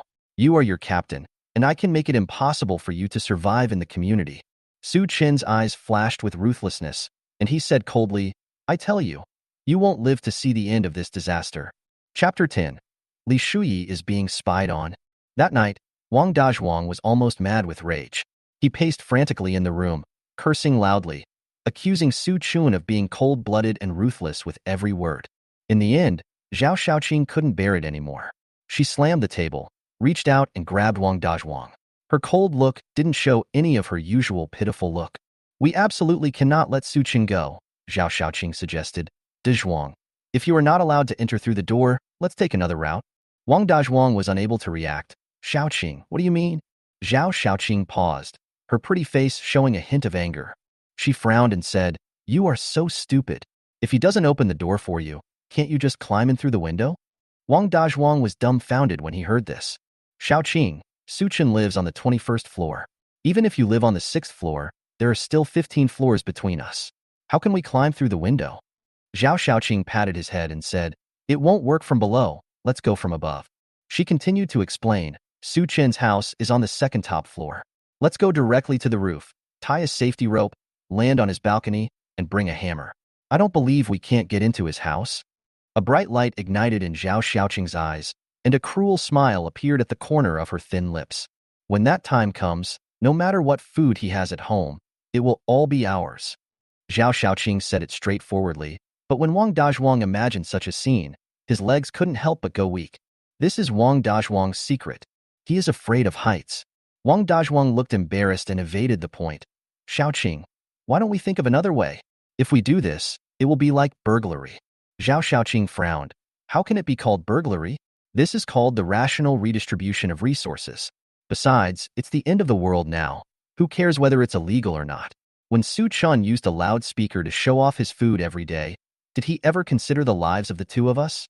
Zhao Xiaoqing noticed Wang Dazhuang's hesitation, and she continued to add fuel to the fire, saying affectionately, "Dazhuang, you are different from all the men I have met before. You are the one who stayed with me when I was in the most difficult time. I really want to spend my whole life with you." After a slight pause, Zhao Xiaoqing solemnly promised, "If we can survive until this disaster is over, I will marry you." The cake was drawn big and round, which immediately attracted Wang Dazhuang. He is just a community security guard. It would be such a glorious thing if he could marry a young and beautiful flight attendant. Wang Dazhuang's eyes lit up. "Xiaoqing, you are finally willing to marry me." Zhao Xiaoqing nodded shyly.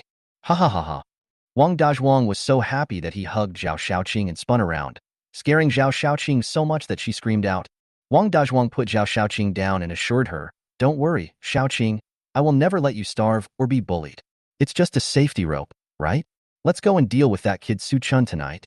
What the two of them didn't know was that Su Chun, the person they wanted to murder, was standing on the balcony of Zhao Xiaoqing's house at this moment and could hear their conversation, which they thought was secret, clearly. There was no way. The malice in these two people was too strong. They would definitely not give up. Su Chun was forced to be extra cautious against them. And because of the blessing of seeking benefits and avoiding harm and being as light as a swallow, Su Chen's anti-tracking technology even surpassed the best agents in the world. He moved along the outer wall of the building to the balcony on the 6th floor, and then went down with such ease and agility that it seemed as if he was walking on flat ground. After listening to their plan, Su Chen touched his chin, thought for a while, and couldn't help but chuckled. "Oh, she actually wanted to use a safety rope to come to my house. How could this woman think of that? If I don't have fun with them, it would be a shame to Zhao Xiaoqing's wonderful ideas." That night, Wang Dazhuang and Zhao Xiaoqing went to the roof together. The two of them climbed from the 6th floor of Zhao Xiaoqing's house all the way to the 21st floor. They were both very tired. Zhao Xiaoqing's breathing was uneven, and Wang Dazhuang, as an obese man, was sweating all over. Even the back of his shirt was wet, and he looked very embarrassed. The two men casually threw the hammer and safety rope they had prepared in advance on the ground. Wang Dazhuang came to the edge of the building. He looked down, and his legs began to tremble. He scratched his head and stammered, "Xiaoqing, this is too dark. I can't see anything clearly." Zhao Xiaoqing looked dissatisfied. "You are stupid. You just want others not to see it." Zhao Xiaoqing glared at him and said, "Dezhuang, this matter concerns our lifelong happiness. You can't back down at this time." Wang Dazhuang did not respond directly, but took a step back unconsciously. He picked up the heavy hammer beside him, put it in his hand, and waited as if nothing had happened. Wang Dazhuang defended himself, "I'm not afraid. I just feel a little uneasy about this matter." Zhao Xiaoqing noticed that Wang Dazhuang was about to back out, and immediately fanned the flames. "What's wrong with this? I tell you, Su Chan is not a good guy. He traded food for women. We control him and get rid of harm for the people." Zhao Xiaoqing spoke with confidence. Wang Dazhuang was stunned. He realized something, and suddenly a light bulb went off in his mind. I almost forgot that Su Chun had kept women. There was not only food in his room, but also a beautiful woman. Wang Dazhuang swallowed hard. He remembered the discussions in the owners' group and couldn't help but become fascinated. You know, that beauty is not an ordinary person. That is Li Shuyi, a senior executive of Wanxia Company. She is famous for being a cold beauty in the community. Wang Dazhuang's eyes fixed, and he couldn't help thinking, Su Chun is really lucky, but this good fortune will soon be his. After he broke the window, he would beat Su Chen severely with a hammer and then throw him out. No matter whether it was a plant or an animal, he would die without a burial place. By then, everything Su Chen owns will belong to him. Wang Dazhuang made up his mind and responded immediately, Don't worry, Xiaoqing. I'll be down right away. Zhao Xiaoqing thought that her persuasion had worked, and she became more and more proud. She put the safety rope around Wang Dazhuang's waist and said gently, Dazhuang, remember, this is all for our future. You are my hero. In the doomsday, Wang Dazhuang was her only trump card, forcing her to endure the nausea and use the methods she used to deal with the rich second generation to perform deep affection with a fat security guard. Naturally, Wang Dazhuang did not mention his little thoughts. A pair of adulterers were admonishing each other face to face. They each had their own purpose and both thought they were so smart. After making a lot of vows, Wang Dazhuang finally suppressed the fear in his heart. He tightened the safety rope around his body and slowly descended along the wall into the pitch-black night. Wang Dazhuang's heart was beating fast, and he couldn't help but think, Su Chun, here I come. Chapter 11.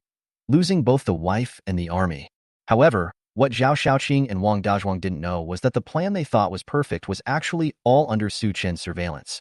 In the darkness of the night, Su Chen quietly hid in the corner of the rooftop, observing the conspiracy against him with great restraint. He was very patient. He waited until the two of them had finished talking to each other. Zhao Xiaoqing knelt on the edge of the roof, and Wang Dazhuang slowly descended along the safety rope. Then Su Chen slowly appeared with steady steps. Su Chen sneered in his heart. In order to seize his supplies, these two people are really desperate and even dare to fall down from the roof. Zhao Xiaoqing was still immersed in the sweet dream of getting food, and was so excited that she didn't notice the movement behind her. She thought to herself, Wang Dazhuang is tall and fierce, and he is also Su Chen's captain. In the unexpected attack, Su Chen has no chance of winning. As long as Wang Dazhuang attacks from the balcony, all the food and supplies in Su Chen's house will be hers. However, at this moment, suddenly, a strong sense of oppression came from behind her. Zhao Xiaoqing felt her breathing stagnate, and her neck suddenly tightened. A big hand grabbed the back of her neck and pulled her up from her kneeling position. The switch of the old flashlight made a crisp, click sound. A bright beam of light suddenly lit up and pierced Zhao Xiaoqing's eyes. Zhao Xiaoqing's mind went blank. She looked in the direction of the light and saw the face of a young and handsome man. Su Chen? Zhao Xiaoqing was shocked and blurted out, Why are you here? Su Chen's expression was indifferent. He just narrowed his eyes slightly, and a dangerous cold light flashed in his eyes. Su Chen replied coldly, Of course I came to take a look. Who is so blind as to want to steal from my house? When her conspiracy was exposed in front of her, Zhao Xiaoqing opened her eyes wide and looked extremely ugly. But Zhao Xiaoqing didn't give up. Her brain was working fast, and she thought with a glimmer of hope. Now Su Chen already knows their plan. Wang Dazhuang is still hanging on one end of the safety rope and cannot be relied upon at all. The current situation is critical. He doesn't know if the beauty trap can guarantee his safe escape. Zhao Xiaoqing was in a state of confusion and was about to open her mouth to argue when she suddenly felt a pain in her abdomen. Ah! Zhao Xiaoqing let out a scream. Su Chen held the flashlight and hit her in the abdomen. His movements were quick and decisive, with no mercy shown to women. Zhao Xiaoqing's tears immediately flowed out. She cried out in pain. It hurts. It hurts. Su Chen's eyes were cold. He didn't give her any chance to explain. He grabbed her with his backhand and pressed her to the ground. Zhao Xiaoqing fell down. She curled up and hunched her body like a twitching shrimp, completely losing the ability to defend herself. Su Chen kicked Zhao Xiaoqing and said coldly, How dare you two plot against me? Then, the system prompt sounded. Name, Zhao Xiaoqing. Age, 24. Appearance, 8 points. Beautiful and lovely. Attribute, uniform stewardess. Final score, 8.5 points. Final evaluation, flexible mind, flexible body, passed the system review. Since she is a beauty who has passed the system's review, Su Chen will naturally not waste her. Su Chen walked away from Zhao Xiaoqing. He smiled and said, You are lucky. I will deal with you later. Su Chen came to the edge of the roof and looked down at Wang Dazhuang who was hanging in the air below. The fight just now was intense, and Wang Dazhuang naturally heard all the conversations. He raised his head and looked upwards, and saw Su Chun holding a flashlight, looking at him with a cold expression. Wang Dazhuang's expression froze instantly. He subconsciously clenched the rope in his hand, his eyes flashing with ferocity. Wang Dazhuang shouted, "Su Chun, I advise you not to be ungrateful. If you have the guts, pull me up and let's fight one-on-one." Su Chun smiled brightly. "Fatty Wang, are you qualified to negotiate with me? You were caught in the act of robbing a house. As the owner of the house, I am here to teach you a lesson." With a flip of his wrist, Su Chen's fingertips flashed with cold light, and a small express knife appeared in Su Chen's hand. Wang Dazhuang panicked and said hastily, "No, I didn't mean to rob you. I just wanted to go down and take a look." This lie was so unreliable that Su Chen couldn't help but laugh out loud. He bent one leg and half-knelt on the edge of the roof. Su Chen whispered, "I want to see how long you can keep being stubborn." Wang Dazhuang became more and more nervous. "Su Chun, what are you going to do?" Su Chun curled his lips and smiled, looking relaxed. "Don't you want to go down and take a look? I'll help you." Su Chun placed the flashlight on the ground, and the warm yellow light shone diagonally onto one side of Su Chen's face. Combined with his cold smile, it looked a little weird in the night, like a demon from hell. Wang Dazhuang was completely panicked. His legs were shaking unconsciously in the air, but he couldn't find a good point to apply force. He wanted to land safely, but he didn't know how to use his hands, so he could only scream helplessly.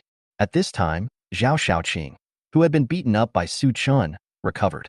She glanced at Su Chen's back, made up her mind, and stood up with difficulty. Run. She had to run, and run now. But someone didn't fulfill her wish.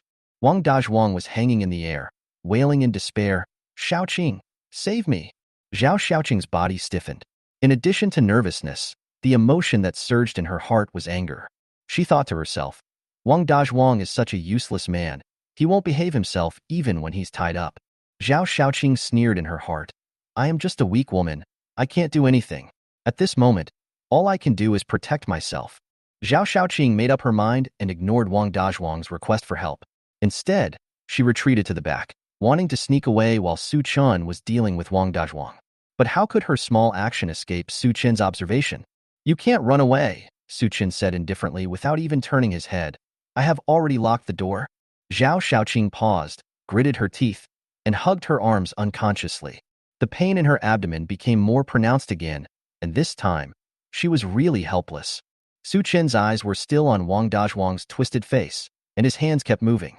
The small knife pressed against the rope and cut it slowly, making a faint and terrifying slow sound. Wang Dazhuang couldn't stand it anymore. He was shaking and his face was pale. He just kept saying in fear, "No, don't cut it. I'll fall." But it was too late. The rope gradually became thinner, and the bearing capacity of the safety rope became weaker and weaker. Wang Dazhuang's fat body swayed below and was about to fall. Tear. The rope broke completely. Boom. Wang Dazhuang felt his body lighten, and then he fell heavily onto the balcony on the 22nd floor. If you fall from this height, you won't die, but you will definitely be seriously injured. Crack. This is the sound of bones breaking. Su Chen raised the flashlight and shone it downwards, and saw that one of Wang Dazhuang's legs had been broken into a strange shape, and the pain made his face look hideous. Wang Dazhuang stared at him with a pair of red eyes, howling and cursing. "Ah, my legs. Su Chun, I will kill you. You will die." Su Chun turned a deaf ear to him. He waved his hand indifferently, motioning Wang Dazhuang to look to the other side of the building. Su Chen mocked, "Save your energy. Don't you see who is waiting for you?" Wang Dazhuang turned his head as Su Chen indicated, and saw a bunch of strange blood-red vines slowly extending towards him. Chapter 12, Recovering the Mutated Vines. The mutated vines crawled up like dozens of venomous snakes of varying thicknesses. Wang Dazhuang fell on the balcony on the 22nd floor. Seeing this horrifying scene, he was so frightened that his eyes almost popped out. In the darkness of night, the sound of the sparse vines rubbing against the ground made his scalp tingle. Wang Dazhuang wanted to escape, but he only felt a sharp pain. The hammer that he had once held tightly in his hand had slipped out of his hand and fell a few steps away from his side, and his broken right leg didn't even allow him to get up. Along with the fear of death, Wang Dazhuang felt a sense of despair. He cried out, "Ah, monster, monster." The vines slowly climbed over and wrapped around Wang Dazhuang's limbs like a snake. Compared with before, their appearance had changed a little. Not only had their number increased a lot, but some of them also had barbs. When they scratched across Wang Dazhuang's limbs, they left streaks of blood, and the tiny leaves would drill into Wang Dazhuang's injured muscle tissue, as if they wanted to hollow out his flesh and blood as well. Wang Dazhuang let out a scream and no longer cared about his injured leg. He twisted his body and beat those horrible vines with his bare hands. He was injured again, and his hands were covered in blood. "Stay away from me. I don't want to die. Help, help." Zhao Xiaoqing heard Wang Dazhuang's screams below. She didn't dare to look, but soon smelled the strong smell of blood in the air. Zhao Xiaoqing's face turned pale as she murmured, "Kill people. Those monsters will kill people." For a moment, Zhao Xiaoqing felt a chill on her back. Not far from her, Suchen looked normal. He was silently observing the movements below, his eyes slightly bright, and he even seemed a little interested. Since becoming an awakener, Suchen's observation ability has improved rapidly. He keenly noticed that these vines had various shapes, were numerous, and had a very clear functional structure. As long as the two thick vines with barbs can be dealt with, the rest are nothing to worry about. Suchen felt a little confident in his heart. He even felt that he could go down and have a good fight. Thinking of this, Suchen no longer hesitated. He turned around, put his arms around Zhao Xiaoqing's slender waist, and held her in his arms. Then, Suchen found the right moment, jumped lightly, and landed next to Wang Dazhuang with Zhao Xiaoqing. He wanted to have a fight and test his strength through actual combat. If he wins, he will accept Zhao Xiaoqing as a reward. If he loses, he will use Zhao Xiaoqing as a meat shield to buy him time to escape. Suchen ignored Zhao Xiaoqing's screams and Wang Dazhuang's look as if he had seen a savior. Suchen knelt down and picked up the hammer next to Wang Dazhuang. He raised it high, aimed at the center of one of the vines, and smashed it down hard. The mutant vine shrank back as if in pain, and when it tried to attack Suchen again, its reaction was much slower. Suchen immediately took out a sharp folding knife from the basic package and held it in his hand. He thrust the sharp tip of the knife deep inside, and a stream of blood-red juice spurted out. Suchen dodged and cursed in his heart. Could this damn thing be poisonous? However, he soon realized that it was not ordinary plant mucus, but Wang Dazhuang's blood absorbed by the plants. Then, something magical happened. The vine actually stopped moving. It silently lay around Suchen, carefully moving its branches. Its barbs also retracted, and it looked extremely soft and well-behaved. Suchen was surprised, because according to the display of seeking benefits and avoiding harm, the vine's aggressiveness towards Suchen had been reduced to a level close to zero. Suchen felt helpless. So this vine looks powerful, but it's actually weak inside and only bullies the weak and fears the strong? Besides Suchen, Wang Dazhuang was completely stunned. What did he just see? Suchen can actually fight against mutant plants? Is this still a human being? As for Zhao Xiaoqing, who was forced to watch the entire battle, her eyes were wide open. Fast enough, fierce enough, and accurate enough. She never knew that a community security guard needed to be so strong. She thought of the beating she had received from Suchen before, and suddenly a strange idea came to her mind. In this comparison, it seems that Suchen still showed mercy to her. At this time, Suchen finally freed his hands and walked towards Wang Dazhuang. Wang Dazhuang was so frightened that his mind suddenly became clear, and he stopped pretending. Wang Dazhuang begged for mercy. "I was confused for a moment. Let me go, Suchen. I beg you. Let me go." Wang Dazhuang screamed loudly, and because of his fat body, he looked like a pig about to be slaughtered. Suchen looked at his wounds and responded calmly, "Don't worry, you won't die for the time being." After a moment of silence, Suchen raised his eyebrows and added, "Since you dare to set your sights on me, how can you not make the most of it until the last moment?" According to Suchen's observations of the community environment these days, apart from the large number of vines, the biggest threat is the owl. Leaving Wang Dazhuang here as bait will allow the owl and the vines to fight each other and see which of them is stronger. Suchen ordered Zhao Xiaoqing to use the half of the safety rope scattered on the ground to tie up Wang Dazhuang's hands and feet. Zhao Xiaoqing's face turned pale, and she trembled as she responded. Although she knew that doing so would cut off Wang Dazhuang's last chance of escape. But while following Suchen's orders, she also felt a strange sense of peace. She can survive. Following a man like Suchen, she will have a chance to survive. Suchen was very satisfied with Zhao Xiaoqing's ability to know the situation. After resolving all the issues, Suchen carried Zhao Xiaoqing and returned to the room from the balcony. Li Shuyi was standing in the hall in her nightgown. The noise from above was so loud that Li Shuyi woke up from her dream. She was curious and wanted to see what was going on. Su Chun pushed Zhao Xiaoqing from behind, and Zhao Xiaoqing staggered into Li Shuyi's arms. Su Chen ordered coldly, "Find her a set of clean clothes first. She will live here from now on." Li Shuyi had a general idea in her mind. She looked at Zhao Xiaoqing and saw that she was tall and pretty. She had no makeup on and was only wearing the most ordinary white t-shirt and sports pants, but she still looked like a pitiful beauty. For a moment, Li Shuyi felt mixed emotions. This was not only because of Su Chen's straightforward arrangement, but also because of the slight resentment caused by jealousy. Why? Isn't having her enough? Could it be that she was still unable to satisfy Su Chen? Li Shuyi recalled Su Chen's appearance at night. Then she admitted rather reluctantly that she might really need a sister to help. Because of this slightly strange sense of identification, Li Shuyi did not have too much hostility towards Zhao Xiaoqing. But Li Shuyi changed her mind and thought again. If the other party was not honest and tried to sow discord between her and Su Chen, she would definitely have to be on guard and fight back. "We'll be good sisters from now on," Li Shuyi greeted with a smile. Chapter 13: Harvesting Vines. The next morning, Li Shuyi got up an hour earlier and went to the kitchen to prepare a hearty breakfast. She was not good at cooking, but in order to gain more impression points from Su Chen, she had to start learning. There was no way. Last night, the noise made by Su Chen and Zhao Xiaoqing in the next room was so loud that it made her nervous. The arrival of a new person in the house immediately aroused her sense of crisis. Not long after breakfast was prepared, Su Chen and Zhao Xiaoqing walked out of the master bedroom. Li Shuyi quietly observed their states. There was a big difference between the two. Su Chen was still standing tall and straight with a calm expression, but Zhao Xiaoqing had unsteady steps and a lazy look, as if she was overworked and couldn't sleep well. When they met on a narrow road, the two women looked at each other deeply at the same time, with a sense of mutual admiration. Li Shuyi couldn't help but think, "It's okay, sister, I understand you." Li Shuyi took the chopsticks, smiled friendly, put on a virtuous look, and greeted Su Chen, "Good morning, Brother Chen." Then he said to Zhao Xiaoqing, who was standing beside him, "You must be exhausted last night. Breakfast is ready. This is the first meal the three of us have together." Li Shuyi was very satisfied with her performance. She thought clearly that Su Chen was an awakened person with strong abilities and was destined to have many women. Since she couldn't stop him, she might as well act like a queen. She still didn't believe it. She had been fighting in the business world for many years and had made great achievements. She was also the first to come to this family. Even if she couldn't handle Su Chen, could she not handle a newcomer who was younger than her?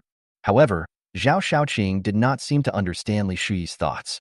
The moment she saw breakfast, the only thought in her mind was eating. Zhao Xiaoqing's eyes lit up and she swallowed hard. On the table are steaming eggs, bread, steak, and ham. "Oh my God, these are all good things to satisfy your hunger," Zhao Xiaoqing said excitedly. "Brother Chen, I am so happy to be able to follow you." After saying that, she didn't even pick up the chopsticks, but reached out to grab a piece of steak. But before he could touch her, Su Chen grabbed her wrist. Zhao Xiaoqing paused and subconsciously raised her eyes, which fell into Su Chen's cold eyes. Su Chen looked at me with contempt and asked in a cold voice, "Who allowed you to move such an unruly thing?" Li Shuyi on the side just thought that this new woman was really brainless. She just slept with Su Chen, but she dared to ignore the difference between the superior and the inferior. Eat first? Is she worthy? Zhao Xiaoqing realized her own gaffe and quickly put on a classic, pitiful look. She learned how to address Li Shuyi and said timidly, "Please, give me some food, Brother Chen. I didn't mean it just now. I was just too hungry." But Su Chen is not Wang Dazhuang, and he doesn't fall for Zhao Xiaoqing's tricks at all. Su Chen released Zhao Xiaoqing's wrist, pushed her away from the table, and said coldly, "If you want food, you have to follow my rules." Then he grabbed the steak and threw it to the ground. Su Chen ordered, "Kneel down and eat." Zhao Xiaoqing's face flushed for a moment. She raised her head and instinctively wanted to refuse, but happened to see Li Shuyi's face. Zhao Xiaoqing's attention had been on the food before. When she got closer, she discovered that the woman preparing breakfast was not only tall and slender with fair skin, but also had a temperament as cool and elegant as a snow lotus. This is such an outstanding beauty. In an instant, Zhao Xiaoqing felt alarm bells going off in her mind. It was a close call. Someone almost took advantage of her. Her competitor was so strong. If she didn't perform well, how could she stay with Su Chen in the future? Zhao Xiaoqing is a very realistic woman. Otherwise, she would not have chosen to cooperate with Wang Dazhuang at the end of the world. So after realizing her situation, she quickly figured everything out and decisively put on a well-behaved and obedient expression. "Brother Shen, I am already your woman. You can ask me to do anything." After saying this, Zhao Shaoqing knelt down immediately. Her figure was flexible, her expression natural, and her movements smooth and neat, without any hesitation. Su Chen noticed through seeking advantages and avoiding harm that the other party's attitude was friendly and gentle. Apart from the initial anger, there was no hostility at all. Su Chen smiled and said, "You are quite obedient." Zhao Shaoqing stuffed meat into her mouth and said, Yeah, I'm obedient, Brother Shin.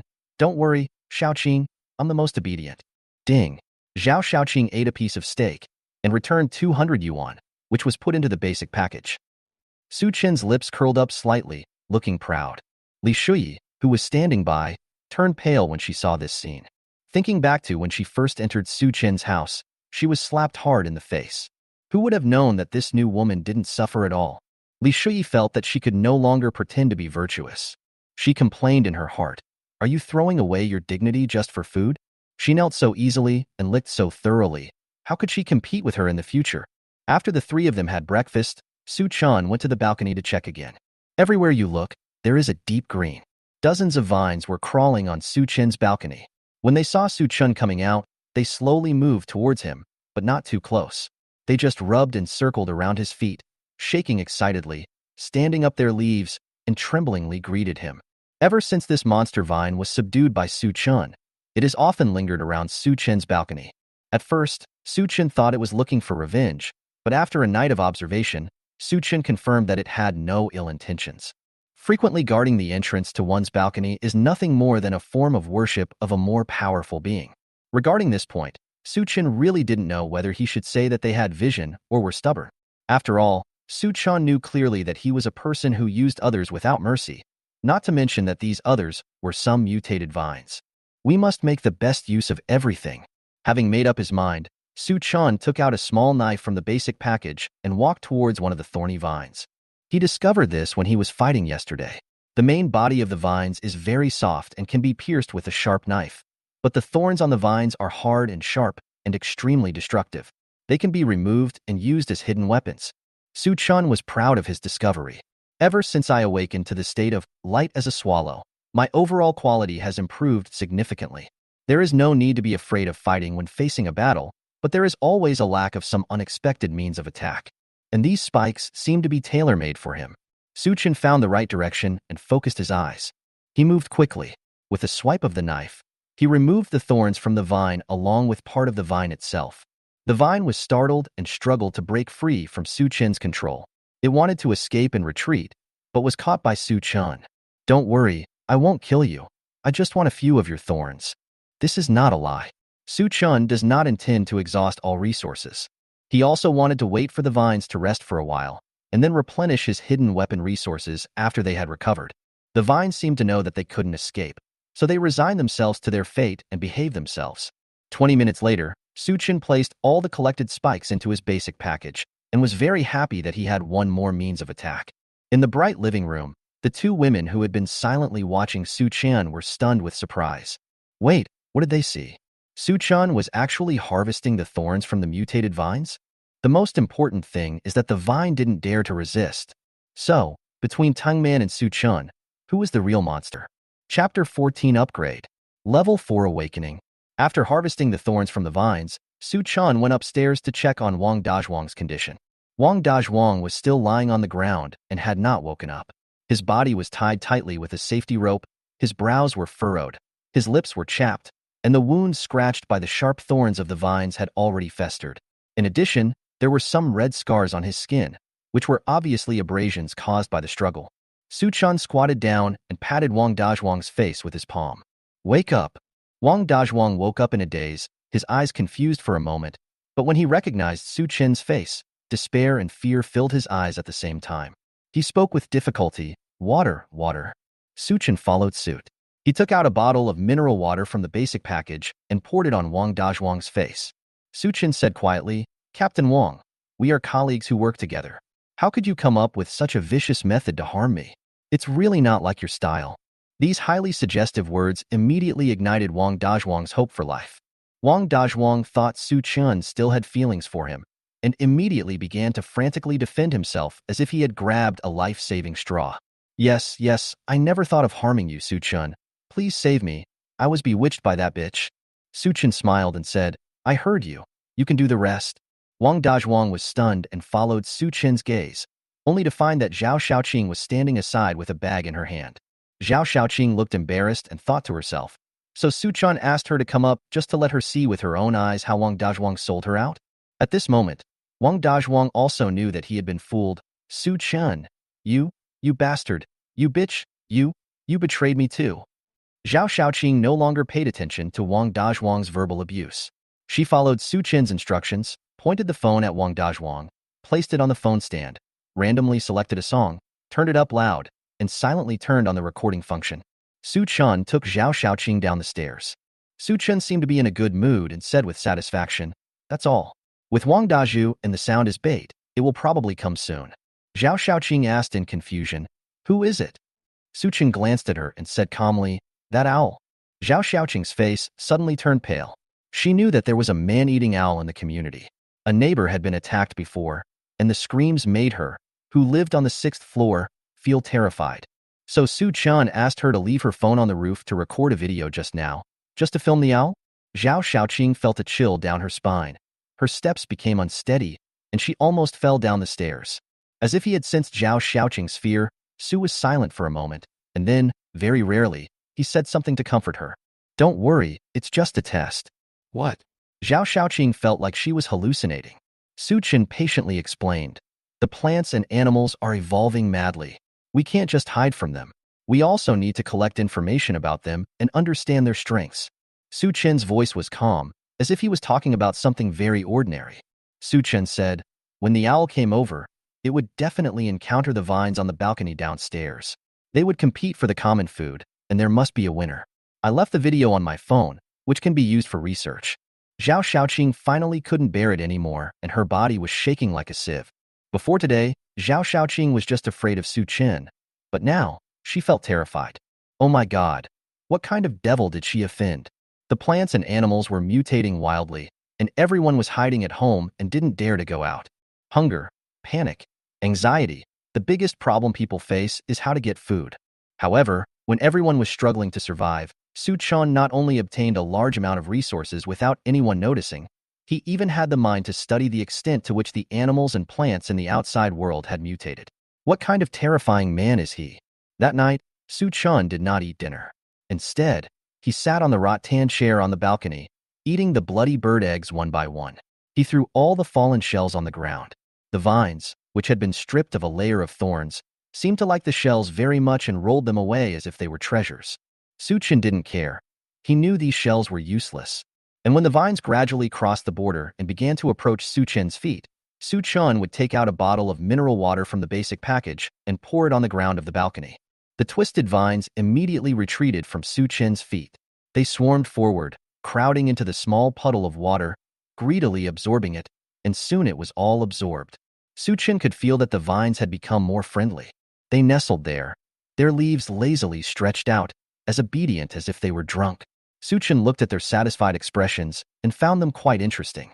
He unconsciously recalled the joy he had when tending to the flowers and plants before the end of the world, except that the interaction was not so strong. Su Chen stretched out a hand to touch the vine, and it felt a little slippery. Su Chen noticed that the vines recovered very quickly. The places where he had removed the thorns had already begun to recover. He believed that in a few days, he would be able to harvest another wave of hidden weapons. Another bird egg was eaten. Ding! Congratulations to the host for upgrading, seeking advantages, and avoiding harm to the 4th level awakening. The host can sense danger signals and goodwill signals within 100 meters and automatically upgrade the all-seeing eye to detect the energy level of the target object. Finally upgraded, Su Chen smiled with relief. Su Chen felt that the space around him suddenly became wider, and his vision was broader than ever before. Even the pale yellow pollen in the air no longer had any effect on him. Every move within a radius of 100 meters fell under his observation, but after experiencing many upgrades, Su Chen was no longer too excited. His focus was on the second half of the sentence. After the all-seeing eye is upgraded, what does the so-called energy level mean? Suddenly, Su Chen's expression froze. He found something unusual. He noticed a bright white light appearing in the room of the building opposite. Su Chen looked carefully and found that the halo was emanating from the owner of the house, Chen Jian. Chen Jian is not an ordinary person. He is an awakened one and can breathe fire. Su Chen lowered his brows in thought, and a bold inference flashed through his mind. It seems that this blazing white halo is a special symbol possessed by awakened people. Su Chen's expression became slightly serious. Yes, he is not the only lucky person in the world. In the end times, the safest way is to strengthen your own power. Thinking of this, Su Chen no longer hesitated. He is different from those awakened people on the internet who like to show off. Unless necessary, he is not willing to disclose information about the bloody bird eggs. But now it's different. He already has 2 level 4 awakening levels. Su Chen felt that he could now take some risks for the sake of power. Su Chen took out his phone and sent a message in the group. 2104, collecting bloody bird eggs, can be exchanged for food. If interested, please send a private message. Chapter 15. Happy Fatherhood. Su Chen did not dare to be careless. After sending a message in the WeChat group, he used the seek benefits and avoid harm method to search within his field of vision. It was discovered that except for Chen Jian in the opposite building, no one else showed signs of awakening special abilities. Su Chen felt much more relieved. It was at this time that Su Chen suddenly discovered that since some time ago, Chen Jian was no longer the only one in his home. Su Chen's first reaction was that Chen Jian had found a helper for him, but after confirming again, he found that the extra person was a woman around 35 years old. Su Chen curled his lips and smiled, without commenting. Su Chen knew something about the family life of this community secretary with a bad reputation. He divorced his ex-wife a few years ago and had no children. Every day he either drank tea in the office or looked at women's thighs on the street. Chen Jian is a man with a wretched appearance, low income, and a pretentious personality, so he has never been liked by women. At this time, a woman came in. It must be because she was attracted by Chen Jian's awakened supernatural powers. Just as Su Chen was thinking to himself, the balcony of Chen Jian's house was opened, and the woman came out carefully and picked up the clothes hanging outside. Su Chen took this opportunity to take another close look at her appearance. He saw that although this woman was not young and beautiful, she had a plump figure, graceful movements, and a unique, mature charm. Su Chen thought, although this woman was not to his liking, and was not as good as Li Shuyi and Zhao Shaoqing, she was more than suitable for Chen Jian, the pregnant man. At this moment, the system prompt sounded in Su Chen's ears. Name: Wu Manin. Age: 35. Appearance: 7.7 points. Mature and experienced. Attribute: pregnant. Final rating: 3.8 points. Final evaluation: I don't know the biological father of the child. I am desperate to find a buyer. The woman's morality is not good, and the system review failed. At this moment, Su Chen was stunned, and the charming thoughts just now disappeared in an instant. Pregnant? Chen Jian was really unlucky. It was the end of the world, and she finally became an awakener, but she had to raise a child for another man. Chen Jian, just enjoy the warmth of your family life. Su Chen mourned for Chen Jian in his heart for a second. Then, Su Chen changed into a pair of sneakers that were convenient for movement and started to get down to business. The disaster happened suddenly. Many people were working outside and did not go home at all, which resulted in the supplies in many rooms becoming unowned. And because Su Chen has the blessing of light as a swallow, he can enter houses through windows and search for supplies door to door. The refrigerator is the main target of collection, as meat, fruits, and vegetables are stored in it. Although Su Chen has the blessing of the return system and is not short of food, he is very keen on increasing the variety of ingredients. After all, after eating enough delicacies from land and sea, he also needs some light porridge and side dishes to adjust his appetite. Basic supplies such as rice, flour, and oil will naturally not be left behind. In addition, all small commodities produced by industrial assembly lines must also be looted. Toothpaste, shower gel, toilet paper, cotton swabs, gauze, medicines, clothes, blankets. Although they were just ordinary objects in the past, they have become irreplaceable items in the apocalypse as each one is used up. Su Chen put all the things he thought he could use in his daily life into his basic bag. But as time went on, Su Chen became less and less picky. Anyway, there was no space limit in the basic package, so Su Chen, with the mentality of having come here anyway, packed more and more. In the end, even large items such as sofas, bookcases, air conditioners, and televisions were all stored in the basic package. Su Chen's efficiency was amazing. When he came to his neighbor's house, he didn't care about the other party's decoration style, whether it was low-key luxury, European-style fine decoration, classical Chinese style, or warm cream style. When he left, all of them were transformed by Su Chen into the style of poverty, decluttering, minimalism, and bare walls. In the building opposite, Jian was still enjoying his life as a local emperor. You know, ever since Jian became an awakened one and was able to control fire, he felt that he was the chosen one, and his mentality kept swelling.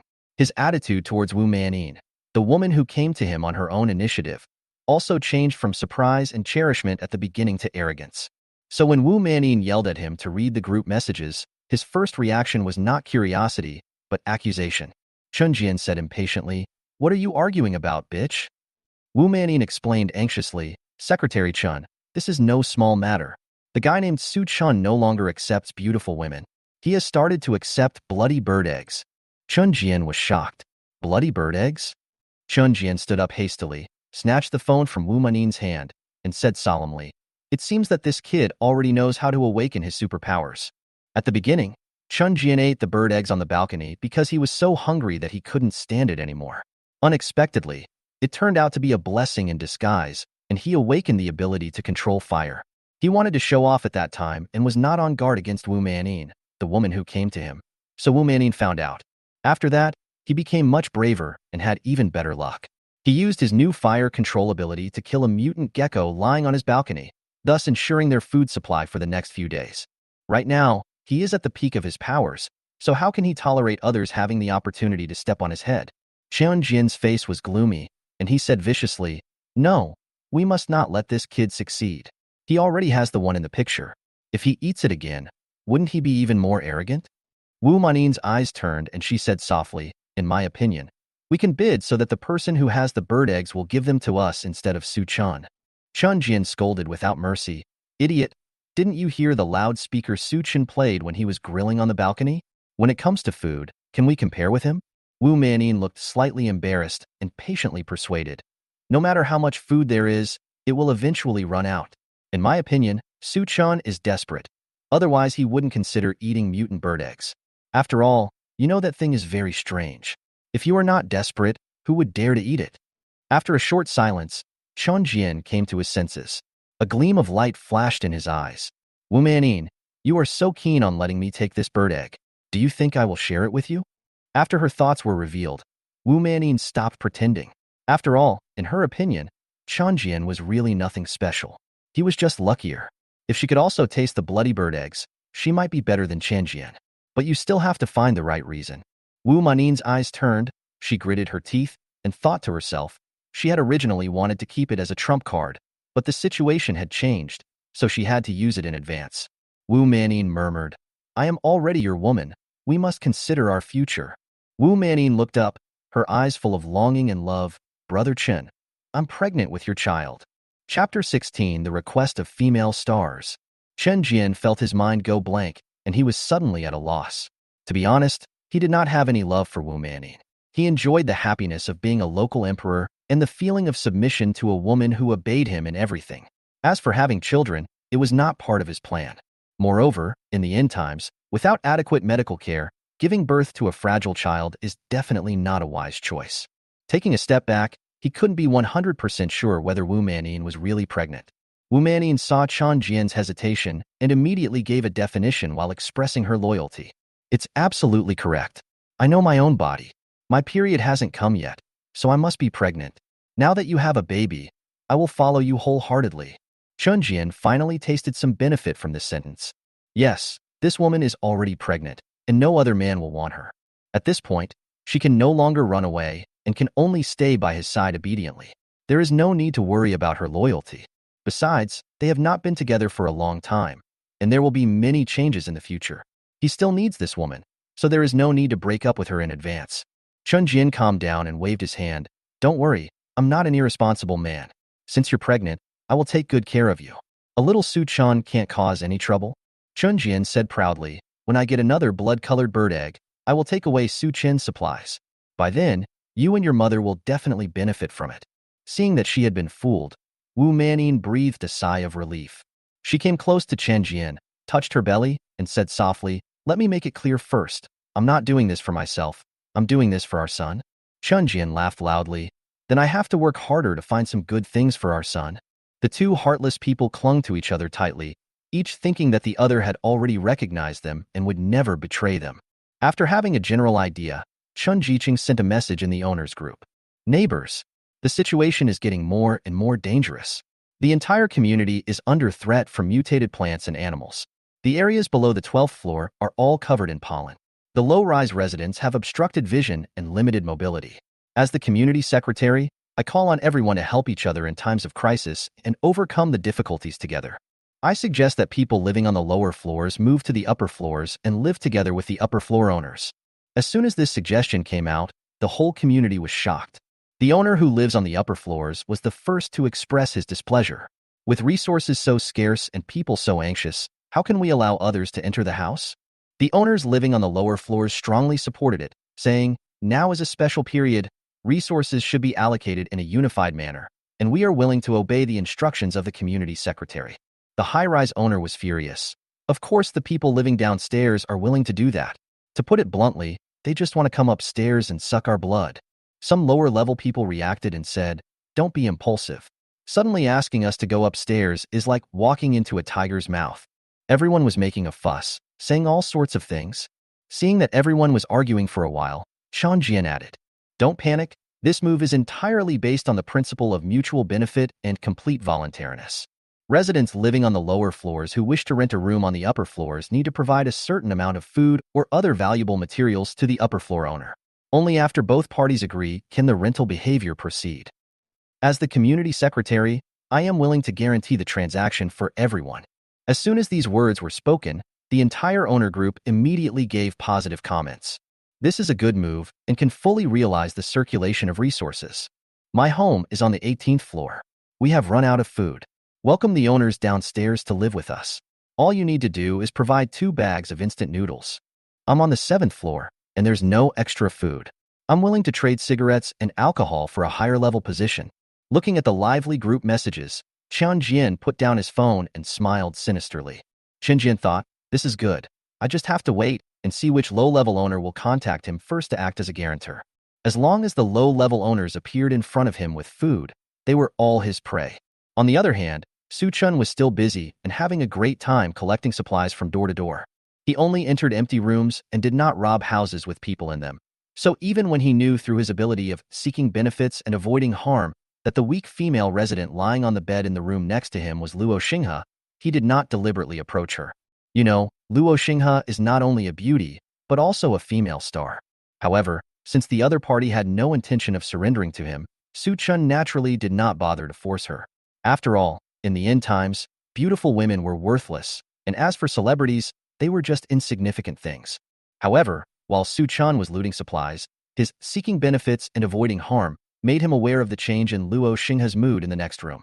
From weak confusion to slight panic due to palpitations, it finally evolved into an extremely solemn sense of vigilance. Did she find him? Su Chun was slightly puzzled. He stopped what he was doing and looked towards the source of the vigilance. Only then did I notice that this house was different from other houses. There was a connecting door in the wall. Su Chun walked calmly to the door. After confirming through energy detection that the other party would not pose a danger to her, he fixed his eyes, fastened the door handle, and pulled it hard inwards. Wow! Luo Xinghe was suddenly exposed behind the door that was suddenly opened, looking panicked and frightened. Luo Xinghe was wearing a black suspender nightgown. She had a thin waist and wide hips, big wavy hair, and a small teardrop mole on her plain and pale face. Her eyes were so charming that they could draw out a person's soul. If it weren't for the fact that she was holding a golf club for self-defense, Su Chun would admit that this chance encounter was quite touching. When Su Chun was working as a community security guard, he had naturally met Luo Xinghe. However, for the sake of privacy protection, although Luo Xinghe had purchased real estate in the community, she would be picked up and dropped off by an assistant every time she went out. Not only that, she was also tightly wrapped in sunglasses, masks, hats, and various concealing measures. The current situation can be considered the first meeting between Su Chun and Luo Xinghe. Su Chun reached out and pushed the golf club away from Luo Xinghe's hand. The system prompt sounded in Su Chun's mind. Name: Luo Xinghe. Age: 26. Appearance: 9.7 points. Sexy and charming. Attribute: movie star. Final score: 9.8 points. Final evaluation: can sing and act, famous, passed the system review. I have no ill intentions. Having been disarmed, Luo Xinghe instantly became more timid. I bought 2 adjacent houses, one for myself and one for my assistant. I connected them in the middle and installed a door. I heard some noise just now, so I wanted to come and take a look. Su Chen nodded without commenting. He was just searching for supplies, but was not keen on looting. Su Chen's indifference gave Luo Xinghe courage. Luo Xinghe was thin, with pale lips, and his physical condition was not optimistic. His life energy was very weak, and he was already in a state of malnutrition. She pursed her lips and pleaded with Su Chen, "I recognize you. You are the security guard of our community. Can you give me some food?" Luo Xinghe said faintly, "I am willing to exchange something with you." Luo Xinghe's black pajamas were loose, which made her skin look even whiter. Su Chen just felt that he had roughly understood it. He understood and asked, "You want to trade your body?" To Su Chen's surprise, Luo Xinghe shook his head calmly. "I have something better." "Oh." Su Chen became interested and asked seriously, "What can you bring me?" Luo Xinghe's eyes narrowed. She pursed her lips and said, "I've seen your message in the group. I have a bloody egg." Chapter 17. Fighting for Favor. Su Chen's eyes lit up. Through the reminder of the ability of seeking benefits and avoiding harm, Su Chen confirmed that Luo Xinghe was not lying, and she did have a red bird egg in her hand. Su Chen was certain in his heart that in the end times, one's own strength was the foundation of everything. Since Luo Xinghe had taken the initiative to bring it up, he would definitely not miss it. He was determined to obtain this third superpower. Opposite Su Chen, Luo Xinghe caught the excitement in Su Chen's eyes. She pursed her lips slightly and felt that she had regained some initiative, and immediately felt much more at ease. Luo Xinghe made a request, "I want 2 kilograms of beef."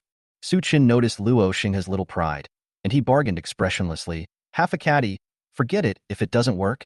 Luo Xinghe was slightly stunned, as if he had not expected Su Chen to offer such a high price. Although she didn't know the value of the red bird eggs, she knew that Su Chen, who grilled on the balcony every day, was not stingy with food. Seeing that Su Chen acted as if he didn't want it or not, she was a little unsure. Maybe the red bird eggs are not that important to Su Chen? Luo Xinghe was a little confused, and then he negotiated, "Can't we have more?" Su Chen's icy voice sounded at the right time. £1 at most.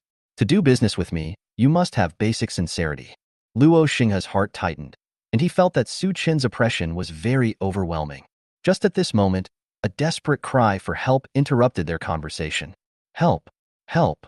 The two looked in the direction of the sound and saw a gray-haired old man being driven onto the balcony of the building opposite. Behind the old man was a young man holding a metal pipe. The old man yelled at the top of his lungs, "Who are you? This is my house. Get out of here." The strong man pressed on, "You old fool. You're about to die, yet you're still talking so much." The old man waved his cane and wailed, You are robbing." The only response he got was a dull thump sound. A long metal pipe hit the back of the old man's head hard, and blood spurted out. Swish. Luo Xinghe suddenly pulled the curtains. She was trembling and her face was pale, as if she couldn't accept what she had just seen. Su Chen's expression remained calm. This day will come sooner or later. It just happened to be today. The world's order began to collapse, and with the deterioration of the environment, people's sense of morality became precarious. In a crisis environment, in order to snatch and occupy resources, people will always choose to wield the knife against the weaker ones. The elderly, children, and women will be the first prey to be targeted. Luo Xinghe felt his body trembling slightly. Then, she grabbed Su Chen's hand as if she was trying to grasp a life-saving straw. She pushed further and said, "Protect me. I'll give you the bird eggs, and you protect me." A teasing smile appeared at the corner of Su Chen's lips, as if he was mocking her for being too aggressive. Su Chen said calmly, "There are 2 women in my room. Do you want to join them?" These highly suggestive words made Luo Xinghe's face turn red instantly. She blurted out, "No." The words of refusal came out in an instant, but after she said it, she regretted it a little. Su Chen looked very capable. Maybe, just maybe, she should have agreed. But Su Chen did not give her a chance to regret. "I have reserved the bird eggs. When you have made up your mind, contact me again." Su Chen jumped out of the window and left. His movements were graceful and neat, without a trace of reluctance. He was not in a hurry. In the end, no matter whether it was the bird eggs or Luo Xinghe, he would get them all. Before Su Chen went home, he went up to the balcony on the 22nd floor again. Wang Dazhuang had already died completely. Some tangled vines were lazily wrapped around his broken flesh and blood. It would not be long before the ugly corpse was completely absorbed by the vines. Those vines recognized Su Chen, and when he came closer, they approached him very closely. Su Chen picked up a vine and looked at it carefully. He saw that the gap on it was very narrow and long, and mucus was overflowing, as if it had been attacked by claws or something. Su Chen had a vague guess in his mind. He took out his cell phone and started looking through the videos inside. The owl did come, but it did not engage in a fierce battle with the vines. It just circled low for a few times, hit the vines climbing on the balcony with its claws a few times, and then flew away angrily. Su Chen thought, could it be that monsters also have their own sense of territory? Su Chen shook his head and thought it was impossible. After all, in today's world, plants and animals mutated very quickly, changing every day. In the stage of crazy invasion, how could the boundaries of balance be set so quickly? Su Chen frowned slightly and thought, could it be that the owl wants to be the big one? After putting away his messy thoughts, Su Chen went downstairs and went home. As soon as he walked to the door of the house, he smelled an extremely tempting aroma of food, which made him more hungry than usual. Su Chen guessed with satisfaction. Li Shuyi usually cooks. Could it be that this woman is good at cooking? Su Chen opened the door and was greeted by Zhao Xiaoqing, who was wearing a pink lace apron and looked extremely well-behaved and cute. Zhao Xiaoqing's eyebrows curved, her voice was sweet, and she said enthusiastically, Brother Chen is back. I made today's meal. Please ask Brother Chen to comment on my cooking skills. Su Chen raised his eyebrows slightly and did not embarrass Zhao Xiaoqing anymore. This time, the three of them sat down together. Su Chen was very satisfied with the meal and praised Zhao Xiaoqing's enthusiasm and cooking skills. However, Li Shuyi looked much more uncomfortable, and even her usual arrogance was slightly lost. As if knowing that she was at a disadvantage in cooking, Li Shuyi took the initiative to move closer to Su Chen after dinner. Li Shuyi said considerately, Brother Chen, let me rub your shoulders to help you relieve your fatigue. Su Chen didn't comment. Okay. Zhao Xiaoqing's face looked uglier again. Su Chen naturally noticed the undercurrents between the two women, but he did not speak out to stop it and even deliberately fan the flames. After all, appropriate competition can help him improve the quality of his life. Sure enough, before she had waited for a while, Zhao Xiaoqing couldn't help it. She brought out a cup of hot water, placed it at Su Chen's feet, and said softly, Brother Chen, you must have worked hard on your trip. Let me give you a foot massage. As he said that, he knelt on the ground and took off Su Chen's socks. Seeing this scene, Li Shuyi, who was massaging Su Chen's shoulders, turned green in the face. She is a senior executive, used to being arrogant and giving orders. When it comes to career development and overall planning, she doesn't know how many levels higher she is than Zhao Xiaoqing, but she has to specialize in her profession. When it comes to being humble, acting nice and pleasing, showing weakness and acting coquettish, then this new Zhao Xiaoqing can easily beat her by 18 miles. There is no comparison. No comparison at all. Chapter 18 Teasing Lin Siya. Li Shuyi was angry and wanted to compete with Zhao Xiao, so she unconsciously increased the strength of her hands. Su Chen felt that the massage on his shoulders was too strong. He frowned and said unhappily, Be gentle. Li Shuyi paused, apologized hurriedly, and quickly changed to a gentler technique. Zhao Xiaoqing watched from the side. She was trying to hold back her laughter while scolding Li Shuyi for being stupid. She was almost hurt from holding back. At this moment, a red bird egg was held in Su Chen's hand and placed in front of Zhao Xiaoqing. Su Chen said, Xiaoqing, you performed well. This bird egg is a reward for you. Zhao Xiaoqing was slightly stunned. Su Chen said calmly, Eat it. The bloody bird egg looked very strange. Zhao Xiaoqing hesitated for a moment and then took it obediently. She didn't notice that Li Shuyi's eyes, which seemed to be spitting fire, were standing next to her. Of course, even if Zhao Xiaoqing really noticed it, she wouldn't care. After all, no matter how stupid she was, she knew who the real boss of the family was. She just needs to take good care of Su Chen. As for Li Shuyi, why don't she go wherever is cooler? Zhao Xiaoqing didn't hesitate any longer, peeled the shell and swallowed it directly. Soon, she noticed the changes in her body and her mind became clearer than ever before. In addition, she felt that her sixth sense seemed to be enhanced. She sensed neutrality from Su Chen and hostility from Li Shuyi. Su Chen explained, The bird egg just now awakened your ability to seek benefits and avoid harm. From now on, you can feel the kindness and malice of people around you. This will become a good way for you to protect yourself. Zhao Xiaoqing suddenly realized, Thank you, Brother Chen. Thank you, Brother Chen. As her perception became sharper, Li Shuyi's hostility towards her became clearer, but Zhao Xiaoqing didn't care, and even felt a little bit of fighting spirit. What a joke. Zhao Xiaoqing was a stewardess who had made it through the race for the female race. How could she lose to a self-righteous woman like Li Shuyi? If the other party is hostile, then so be it. Holding Su Chin's thigh is the most important thing. Besides, she doesn't think she will lose to Li Shuyi. A melodious music sounded in the room. It turned out that Su Chin's WeChat phone call was ringing. Who would contact him at this time? Su Chin picked up the phone and saw a familiar note on the screen. Ex-girlfriend Lin Xia. A sneer flashed across Su Chin's eyes. He was not surprised by the call from his gold-digger ex-girlfriend. After all, the incident had happened quite some time ago, and most people no longer had any food left at home. The return system hadn't mentioned Lin Xia's name for 2 days. Lin Xia must be starving. Su Chun curled his lips into a smile and answered the phone. The attitude on the other end of the phone was unexpectedly soft and humble. Lin Xia cried and kept apologizing. Su Chun, I'm sorry, I was wrong. I was really wrong. Please, give me something to eat. Lin Xia called Su Chun under the coercion of her mother Fu Hong. Lin Xia's eyes were filled with tears. She had never imagined that disaster and hunger would change her mother's temperament so drastically. Fu Hong said angrily, I have given so much to you. Shouldn't you repay me? Her mother, who usually doted on her, became crazy and harsh. If you still have me as your mother, you should fulfill your filial duty. At least don't let me starve to death here. Lin Xia couldn't stand it anymore. Mom, there's nothing I can do. Fu Hong's eyes were red, and he was close to the edge of madness. It's all because of you, a money loser. I raised you for so many years. What use have you been to me? I should have strangled you to death and given me another son. Fu Hong pressed. I'm telling you, either go out and find me some food, or ask someone to bring food to us.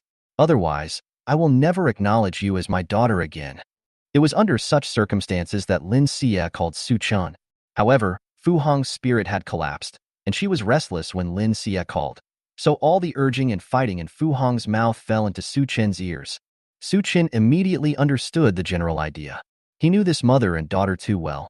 Even at the end of the world, they only wanted to absorb the flesh and blood of others to nourish their own lives.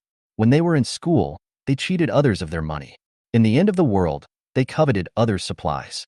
For such people, even if they starved to death at home, it would be an excellent ending. Suddenly, Su Chun had an idea and he thought of a brilliant way to punish this selfish mother and daughter.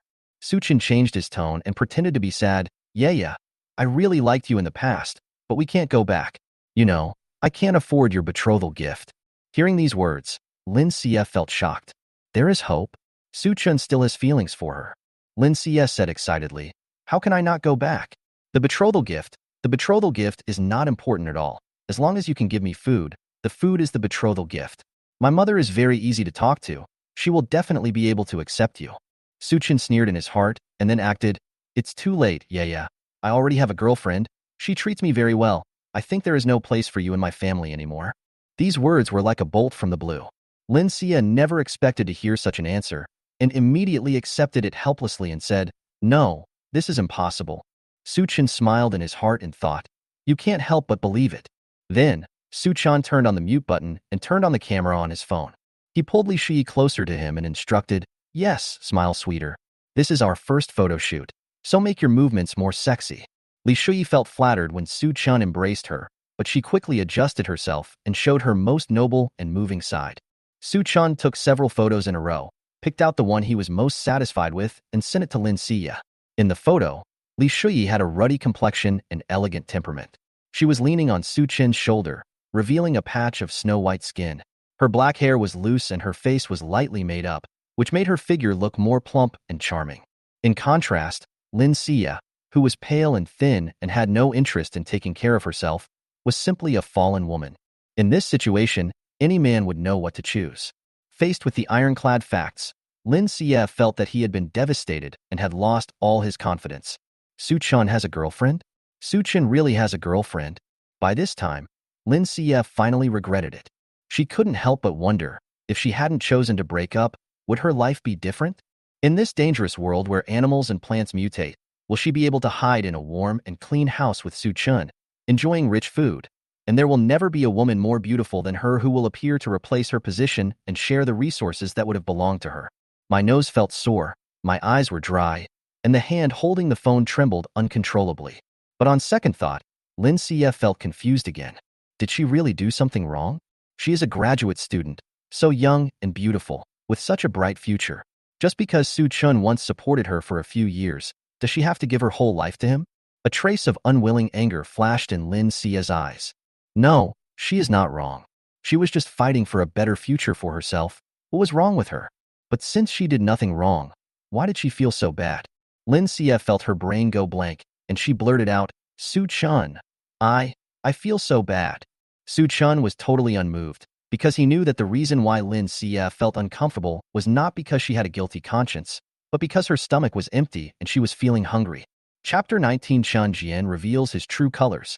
The hunger in her stomach made Lin Xia feel uncomfortable, but it couldn't make her brain clear. Lin Xia thought of how Su Chun had treated her without regrets back then. She refused to give up and said, No, brother Su Chun. I don't believe that you don't have me in your heart. We went through so much together back then. How could you possibly fall in love with another woman? Su Chun recalled what Lin Xia had said. He did experience a lot back then. When Lin Xia was in school, she would come to him every day to complain about being poor. She despised Su Chun for not being motivated and unable to satisfy her desire for a beautiful youth, which made her lose face in front of her friends. And when Su Chun started to work 2 jobs a day to make money, Lin Xia would start to act pitiful and miserable, complaining that Su Chun worked every day and had no time to accompany her. In short, Lin Xia said both the positive and negative words. No matter what Su Chun did, she was not satisfied, and the focus was on the transfer of money. During this process, Su Chun has been silently giving. He tolerates Lin Xia's various requests as harmless little vanity, but he doesn't know that Lin Xia is actually an ungrateful woman who can never be tamed, a vampire who lies on men. Whenever Lin Xia called, she would ask for money. Later on, there were more WeChat transfer records than WeChat chat records. What's even more outrageous is that when they were about to break up, Lin Xia actually did something big and directly transferred all the money in Su Chin's phone. This woman is so shameless that she has no bottom line at all. Su Chin sneered, Sister, we've broken up. If you keep pestering me like this, it will make my girlfriend unhappy. Lin Xia said anxiously, Brother Su Chun, there are many misunderstandings between us. You were just lonely, so you were seduced and bewitched by that woman. But Yaya can explain it. Seeing Lin Xia working so hard, Su Chun felt even more contemptuous and couldn't help but find it funny. Su Chun glanced at the scenery outside the window and said faintly, Lin Xia, I am willing to give you a chance to explain to me. Lin Xia's eyes lit up. I knew it, brother Su Chun. You love me the most. Su Chun smiled brightly. His voice was kind and warm. Of course I am willing to forgive you, as long as you are willing to come and apologize to me in person. Lin Xia was stunned.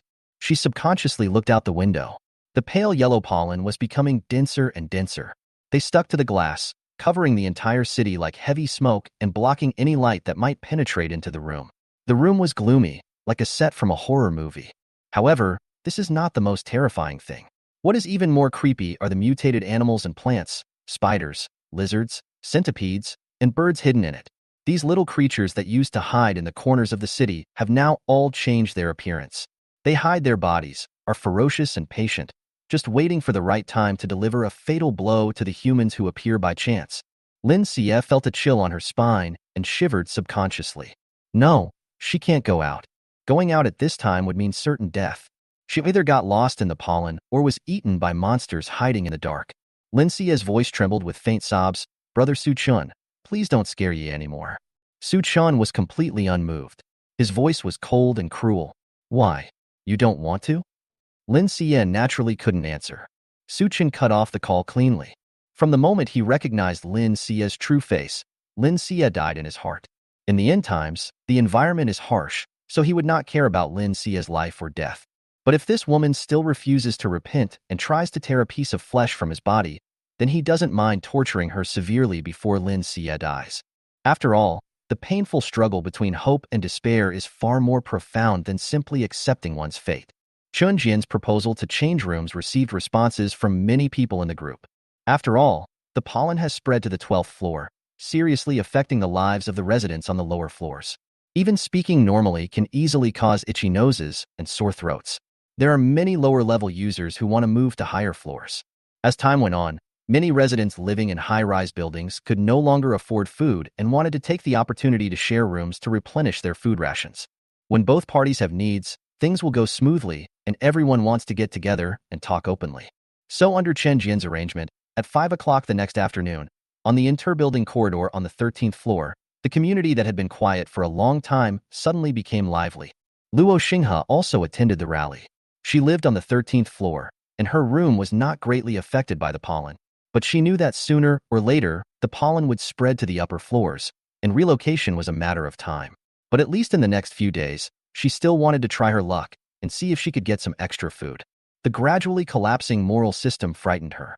Out of a cautious protective mentality, she deliberately put on ugly makeup before going out, put on a mask and a hat, wore several more layers of clothes, and slightly hunched her back, creating the illusion of being fat and old.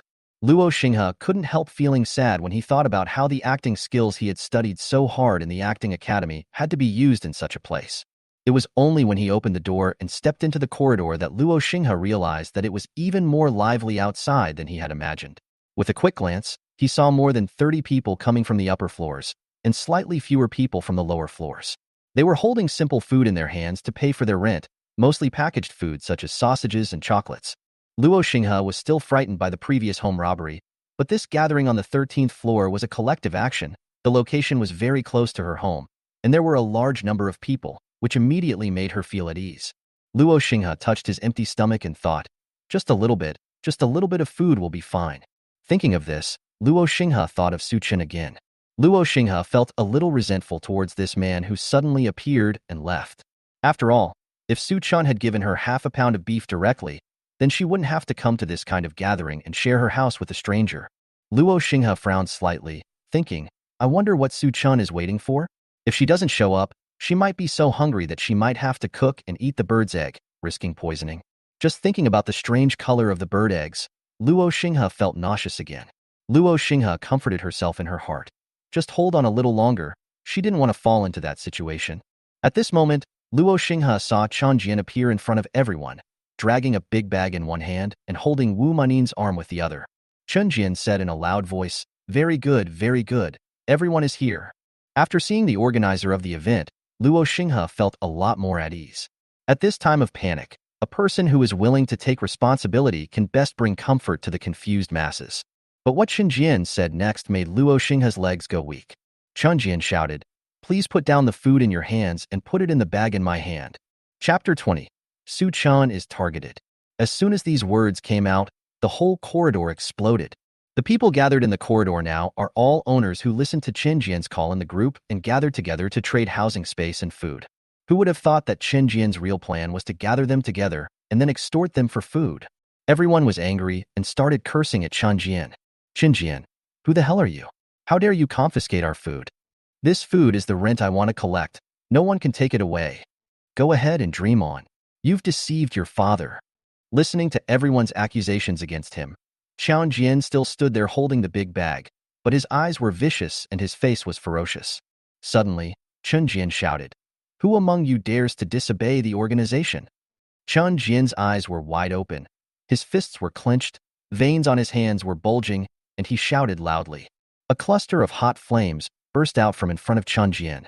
In an instant, red light flashed and heat waves were overwhelming. The faces of the people around him suddenly changed drastically, and they said in panic, fire, fire.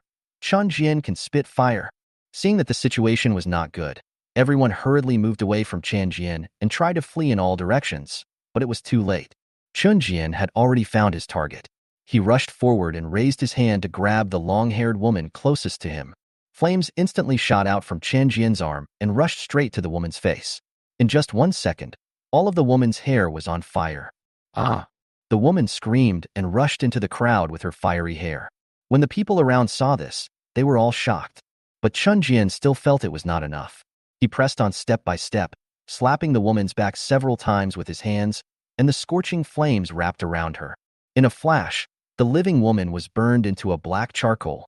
Seeing this horrifying scene, everyone's faces turned pale with fright. Everyone wanted to escape in a hurry, but Chen Jian was blocking the door. No one dared to rush in and could only huddle in the corner and tremble. At this moment, there was only one thought in everyone's mind. Murder, murder, Chen Jian murdered. Ha ha ha ha. Chen Jian put his hands on his hips and laughed out loud. At this moment, Chen Jian only felt that his self-esteem was greatly satisfied. Before the end of the world, he was just a small community secretary. After his divorce, he couldn't even find a woman. But now, he can make everyone afraid of him. Chen Jian said proudly, my neighbors, this is a critical period. If you don't want to be burned to death, you must obey my command. At this time, naturally no one dared to object. Chen Jian then instructed, residents on the lower floors should not push their luck and hand in their supplies honestly. After all, who knows if there is a virus in the pollen? I am willing to let you come up, which is already a great kindness. As for the food collected, it will also be used to compensate the upper-level owners. However, the bulk of the supplies will naturally be allocated to me as the manager. Although the distribution method was unreasonable, those living on high floors all agreed with Chen Jian's arrangement in their hearts. Although so far, the pollen has not brought people any side effects different from ordinary pollen, they do not want to conflict with Chen Jian, the awakened one. After all, for residents living on high floors, no matter how Chen Jian arranges resources, they can still gain some tangible benefits from the residents on the lower floors. Having grasped the psychology of the upper-level owners, Chen Jian began to brainwash the lower-level owners. Chen Jian is in his 40s and is a seasoned veteran. He knows that after using a big stick, he also has to give some sweet treats. Chen Jian said, please rest assured, the crisis is temporary and the difficulties will eventually pass. Although the situation outside is extremely bad and has seriously affected our normal lives, no matter how the plants mutate, they are flammable. My awakened fire controlling ability is most effective against these plants. As a leader, I will naturally help you to fix the environment and provide protection. When they heard Chen Jian say this, hope was rekindled in everyone's hearts. After all, no one wants to be surrounded by a tangled mass of mutated plants. Now it seems that it is a good idea to burn the mutated plants while ensuring the safety of the residents. Anyway, modern buildings are made of large blocks of steel and concrete. As long as they are handled properly, they do not pose a huge safety hazard. On the contrary, such measures can gradually expand the scope of human activities. Chen Jian noticed that everyone's attitude had softened. He grinned and raised the stakes again. Chen Jian said loudly, to be honest, the reason I am still alive today is entirely because I hunted a mutant gecko before. I can only survive by eating its meat. As soon as these words were spoken, everyone's eyes lit up, and in addition to fear, there was also a bit of admiration in the way they looked at Chen Jian. Wu Manning stepped out from beside Chen Jian at the right time and said, please rest assured, neighbors. Secretary Chen Jian will definitely lead everyone out of the difficulties. Now please obey the organization's arrangements, stand on both sides, and hand in the supplies in an orderly manner. Chen Jian cast an approving look at Wu Manning at the right time. Many lower-class users who carried food with them knew that they had no choice at all. They dared to be angry, but not to speak out. They were obviously very heartbroken, but they could only obey orders helplessly. Chen Jian was holding a big bag and moving back and forth among the crowd. Seeing food from every household falling into his bag, Chen Jian felt more and more proud. Just at this moment, an indifferent voice sounded from behind Chen Jian. Hey, are we distributing supplies? Who's been assigned to my house? Chen Jian looked in the direction of the voice and saw Su Chen, wearing loose home clothes, with his hands in his pockets and a lazy look on his face, appearing at the end of the corridor. Compared with the people around him who looked pale and thin due to hunger and had dazed expressions, Su Chen had a ruddy complexion and a leisurely tone. Where he stood, he could almost be called a crane standing out among chickens. Chen Jian's eyes focused instantly. He had always been extremely wary of Su Chen, who might have known the method of awakening and wanted to get rid of him as soon as possible. But now that the other party had put himself in front of him, how could Chen Jian miss it? His eyes turned, and he handed the bag in his hand to Wu Manning, saying, Su Chen, don't think you can stay out of this just because you live on a high floor. Everyone's lives are closely related to you. Now is a time of crisis, so resources must be allocated in a unified manner. If I remember correctly, you have a lot of food at home, right? As soon as these words came out, everyone seemed to wake up from a dream. In terms of resources, who can compare to Su Chen, who is only 21 years old? As if they had found their prey, everyone's eyes turned to him. Su Chen grills on the balcony every day with an arrogant attitude, and I don't know how many neighbors he has angered. It was just because the environment at Doomsday was dangerous that everyone stayed in the house and couldn't go out at all. Otherwise, they would have attacked Su Chen's supplies long ago. Now Su Chen was alone, exposed, empty-handed, and without even a handy weapon. At this time, if we don't subdue him, control him, and force him to hand over the supplies, what are we waiting for? Everyone stared at Su Chen, as if a group of hungry wolves had found a piece of fat mutton. They were all rubbing their hands in anticipation, their eyes glowing green. Chapter 21. Kill Chen Jian instantly. Su Chen, you are also a member of our building. You should also contribute your strength. I have elderly people and children at home. Are you going to watch us starve to death? Secretary Chunjian is in charge now. We must all obey orders and hand in supplies. No one can make exceptions. You are the security guard of the community. It is your job to protect the safety of the owners. The crowd came up and surrounded Su Chun tightly in 3 layers. Chun Jian watched from the side, feeling more and more proud, and thought to himself, Su Chun is a capable boy, but unfortunately he is still too young and does not know how to hide his shortcomings. Now Su Chun was hated, and with just a little advice from me, everyone surrounded Su Chun and attacked him. Feeling that the atmosphere was about right, Chun Jian pushed through the heavy crowd and walked leisurely to Su Chun. He pretended to be serious and said, "Little brother, don't feel pressured. In times of crisis, we always have to sacrifice the interests of a small number of people to support the interests of the majority. When the disaster is over, the masses will not forget your kindness." Chunjian thought, even if Su Chun has supernatural powers, so what? In the end, he will still have to obey his manipulation. The underworld is about human relationships and worldly wisdom, not just simple fighting and killing. However, he didn't feel happy for long as he felt a chill on his neck. Su Chun raised his hand slightly, and a flash of cold light flashed from his fingertips. The hidden weapon he used was the long thorn he had picked out from the vine earlier. The situation suddenly changed. Chun Jian's body lost strength, and he staggered backwards. Before everyone could react, a trace of blood spurted out from Chan Jian's throat. The obese body collapsed and fell next to the body of the woman who had been burned to charcoal. Su Chun said in a cold voice, "Are you qualified to make arrangements for me?" The air suddenly became quiet, and the pungent smell of blood became stronger and stronger in the closed corridor.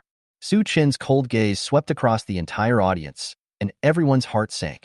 They all lowered their heads silently, not daring to look Su Chun in the eye. Chun Jian is dead? How could Chen Jian, who was so arrogant just now and could easily burn a living person into charcoal, die just like that? After being shocked and frightened, everyone finally had the energy to think. Chen Jian is an awakened one with the ability to control fire, but he was killed instantly by Su Chen. Such a terrible change can only mean one thing, that is, Su Chen is also an awakened person, and his ability is far superior to Chen Jian. After realizing this, everyone felt a little regretful. They just relied on their numerical advantage to force Su Chen to donate food to everyone. Now think about it. This is such a foolish behavior. The first person to lose her mind was Wu Manning. 5 minutes ago, she was still following Chen Jian, feeling fearless and even complacent, as if she was taking advantage of the power of another. But now, Chun Jian is dead and her support is gone. How can she accept such a huge gap? Wu Manning bravely asked Su Chun, "Su Chun, do you want to take over the command of our building?" It seemed that he had not expected that at this time, there would be someone who dared to negotiate with him. Su Chun raised his eyebrows and responded, "I am not interested in managing you. I just think the management system proposed by Chen Jian is quite desirable." Then, Su Chun raised his hand and pointed casually toward a corner of the crowd, his fingertips pointing at a person in the distance. He calmly ordered, "You will live in my house from now on." Everyone looked in the direction of Su Chen's finger, only to see that he was pointing at a middle-aged woman with plain clothes and an ordinary face. The middle-aged woman who was chosen also looked hesitant, not knowing whether she should go or not. Others couldn't tell, but Su Chun could tell from the system's prompt that this so-called middle-aged woman was actually the female star Luo Xinghe in disguise. He still had a red bird egg that he hadn't taken from Luo Xinghe, so he took this opportunity to harvest both the person and the egg together. Su Chun walked up to her step by step and reminded her in a low voice, "You still haven't given me something." Luo Xinghe was stunned, and finally confirmed that Su Chun had completely recognized her. She pursed her lips and nodded heavily. When everyone saw this, they all looked confused. Everyone had the same idea in their mind. As an awakened being, Su Chun acted so domineeringly.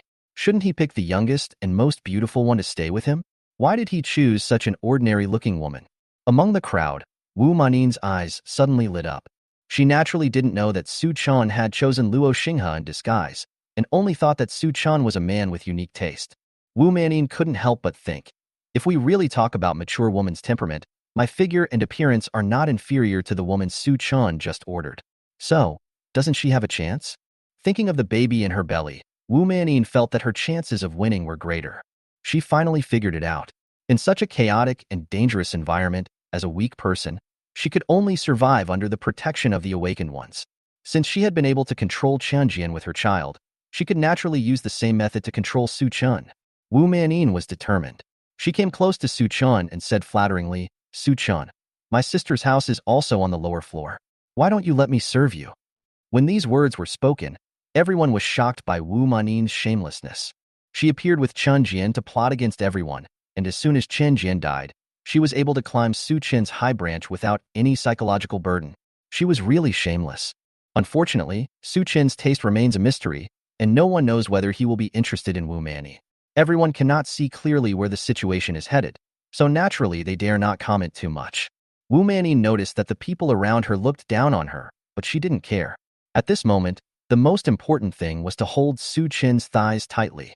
What Wu Manyin didn't expect was that her operation was so amazing that even the person involved, Su Chun, was caught off guard and dodged. Su Chun subconsciously looked at Wu Manyin's belly. It was slightly bulging and seemed to be just ordinary soft flesh, but it would not be long before a clear curve would appear. He is not a fool like Qin Jian. He has no interest in becoming a father. Su Chun felt unhappy, and his cold eyes fell on Wu Manyin's hand. The voice was sinister. You should worry more about yourself.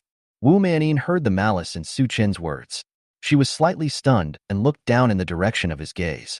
Only then did she realize that she was still holding the bag that Chen Jian had given her. Wu Manyin's face froze instantly. You know, this bag is heavy. It is filled with food for the neighbors.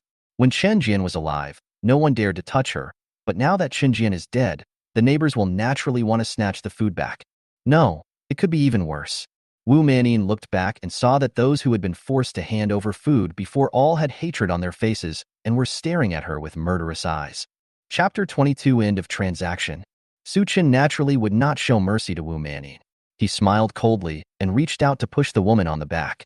Wu Manyin's body became unstable, and she was forced to move away from Su Chen. She staggered 2 steps, and the things in her hands scattered and fell to the ground. Ham, instant noodles, chocolate. These things were all evidence of her bullying her neighbors by abusing her power. Su Chen made it clear that he would not protect her. Now, Wu Manyin had to face the angry crowd alone. It's you, woman. You actually spoke up for Chen Jian just now. I've seen it a long time ago. You and that Chen Jian are in cahoots. Who do you think you are? How dare you set your sights on our family? Hurry up and return our food with interest. Chen Jian is already dead, and Wu Manyin, who had appeared with him, instantly became the target of public criticism and was bound to bear everyone's anger and deep resentment. Su Chen naturally ignored it and even deliberately fanned the flames, allowing the crowd to rush forward and surround Wu Manyin. Su Chen stood at the outermost edge of the encirclement, glanced at Luo Xinghe beside him, and said calmly, "Let's go." Luo Xinghe, who had been a little hesitant at first, was now as obedient as a little rabbit. She followed Su Chen, walking step by step, and vaguely sensed the danger of the collapse of order and the coming storm. Sure enough, before long, this one-sided crusade turned into a fight. After all, everyone had limited rations, and they were all put into bags. At this point, how could anyone tell whose rations belonged to whom? Everyone gathered in the corridor and started fighting. Anger surged, and they started a fight. Wu Manyin, who was at the center of the storm, was the most miserable. Countless fists came at her face, making her see stars and scream like a pig being slaughtered. When Luo Xinghe heard the sound of fighting behind him, he felt a lingering fear and unconsciously moved closer to Su Chen. She had been following behind Su Chen. From this angle, she couldn't see Su Chen's expression, but seeing that he walked leisurely with his back straight, looking like someone who was very trustworthy, she gradually felt more at ease. After only a few steps, Su Chen stopped. Luo Xinghe paused, and then she realized that Su Chen did not take her upstairs again, but stopped in front of the door of her house on the 13th floor. Luo Xinghe knew she had no choice. She pursed her lips, took a step forward, and opened the door with the key. Su Chen followed her in with calm face and more relaxed movements than if he had entered his own home. As a well-known entertainment star, Luo Xinghe has long been accustomed to people's curious eyes on her. She knows that many people want to know about her private life, but what Su Chen did was not considered as prying into her privacy. On the contrary, Su Chen directly and brazenly broke into her life. Luo Xinghe only felt that his thoughts became a mess in an instant. She knew in her heart that although Su Chen had not really done anything to her so far, she would not be able to resist if he forced her. However, judging from the current situation, Su Chen seemed to be reasonable and willing to make a fair deal with her. He was not a robber and could be considered a decent person. Luo Xinghe thought that Su Chen was quite friendly to her, and might even be willing to protect her. She even had some confidence. Su Chun was an awakened person, but he was also a man, and as long as he was a man, there was no man who was not fascinated by beautiful women. If she asked Su Chun for help at this time, Su Chun would most likely agree to her. But after a second thought, Luo Xinghe was entangled again. Did she really want to do this? Selling her body in exchange for shelter and resources, wasn't this the behavior she looked down upon the most in the past? Moreover, Su Chun said that there were already 2 women in his room. What would it mean for her to go there at this time? As he was thinking about it, the tragic scene before Qian Jian's death suddenly flashed through Luo Xinghe's mind. Luo Xinghe's thoughts stopped abruptly and his body shuddered. She finally remembered the point of the whole thing. No matter what Su Chen's attitude towards her was, Su Chun was a dangerous person who could easily take someone's life. Giving up all her self-deceiving thoughts, Luo Xinghe no longer dared to play any tricks. She took out the blood-red bird egg she had hidden from the small compartment in the kitchen. Compared with the 2 eggs Su Chun had found before, the size of this bird egg was obviously much smaller, only the size of a glass bead. Luo Xinghe pursed his lips and said, "Before the disaster began, I raised a canary. Later, it mutated and its beak became longer than my finger. I was scared and let it go. This bird egg was left behind at that time. I didn't notice it at the time, but later I saw the message you sent, so I hid it." Su Chen listened patiently. He took the bird eggs, made sure they were not damaged, and put them into the basic package. Then, Su Chen flipped his wrist, and half a pound of beef immediately appeared in his hand. Luo Xinghe watched it with his eyes almost falling out.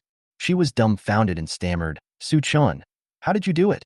Su Chun did not explain. He put the half pound of beef on the kitchen counter and said calmly, "The transaction is over." After saying that, he walked straight to the gate without hesitation.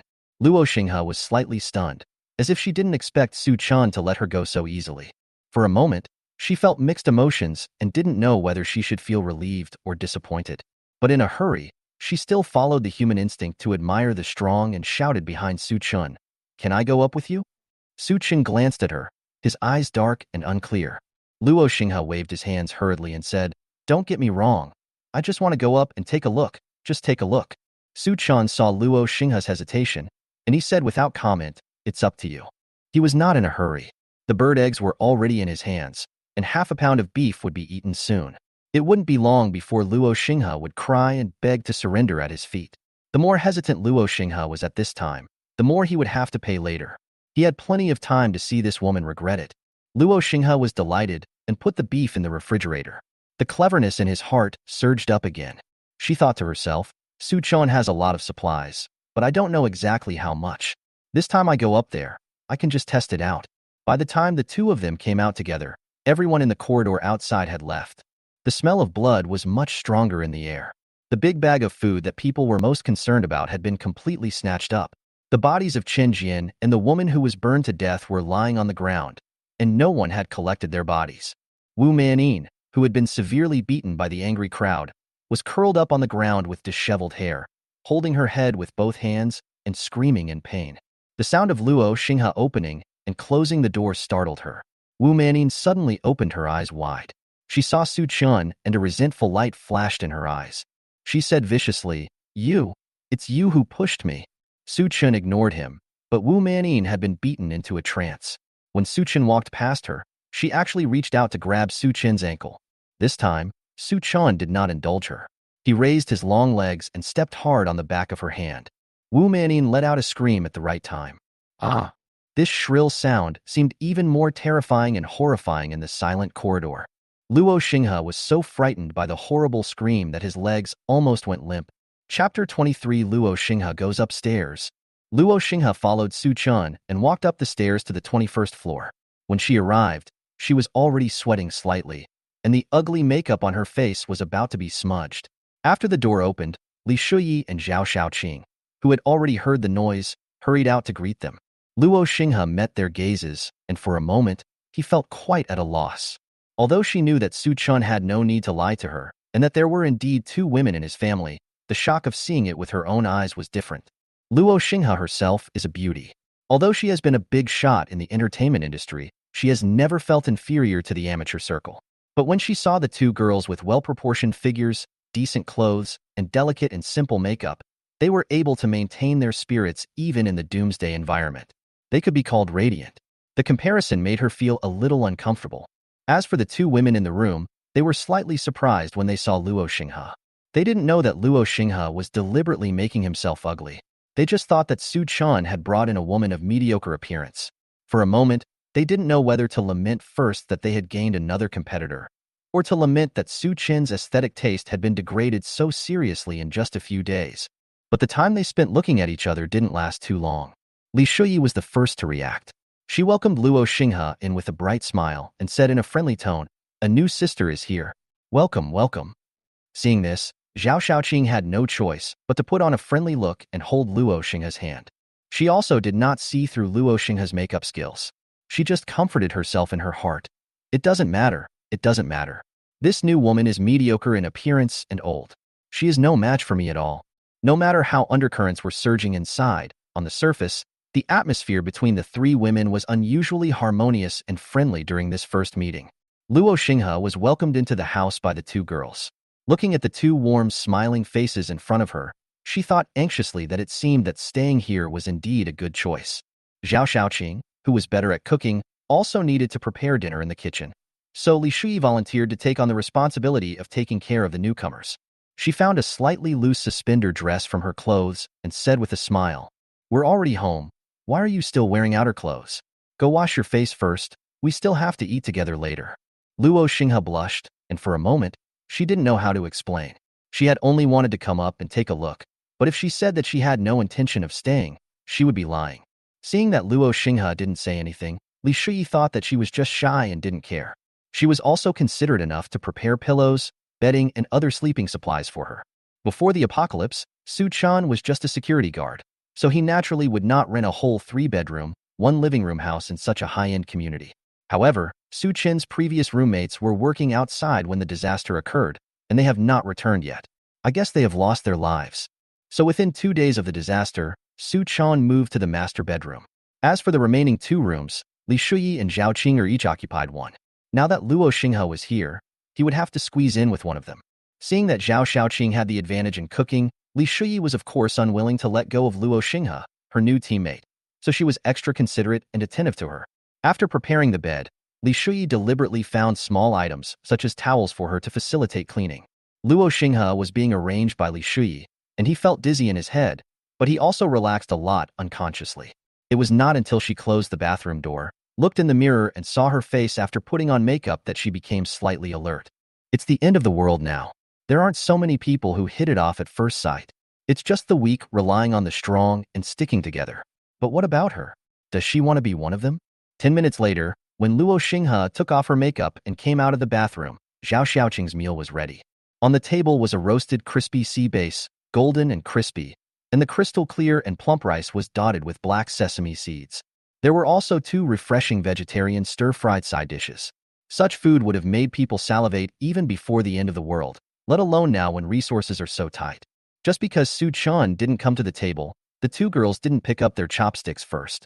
Just as Luo Xinghe was staring at the dining table, Zhao Xiaoqing had already recognized her. Zhao Xiaoqing exclaimed, "Are you Luo Xinghe? That celebrity?" Luo Xinghe nodded. Zhao Xiaoqing's expression suddenly became complicated, and she only murmured, "Su Chan is a very lucky guy." But after all, this was just a small episode. Compared to Luo Xinghe's identity as a female star, the 2 girls' attention was quickly attracted by Su Chan, who walked out of the master bedroom door. They rushed to surround Su Chan. Li Shuyi rubbed his shoulders, Zhao Xiaoqing massaged his legs, Zhao Xiaoqing pulled out a seat, and Li Shuyi picked up the dishes.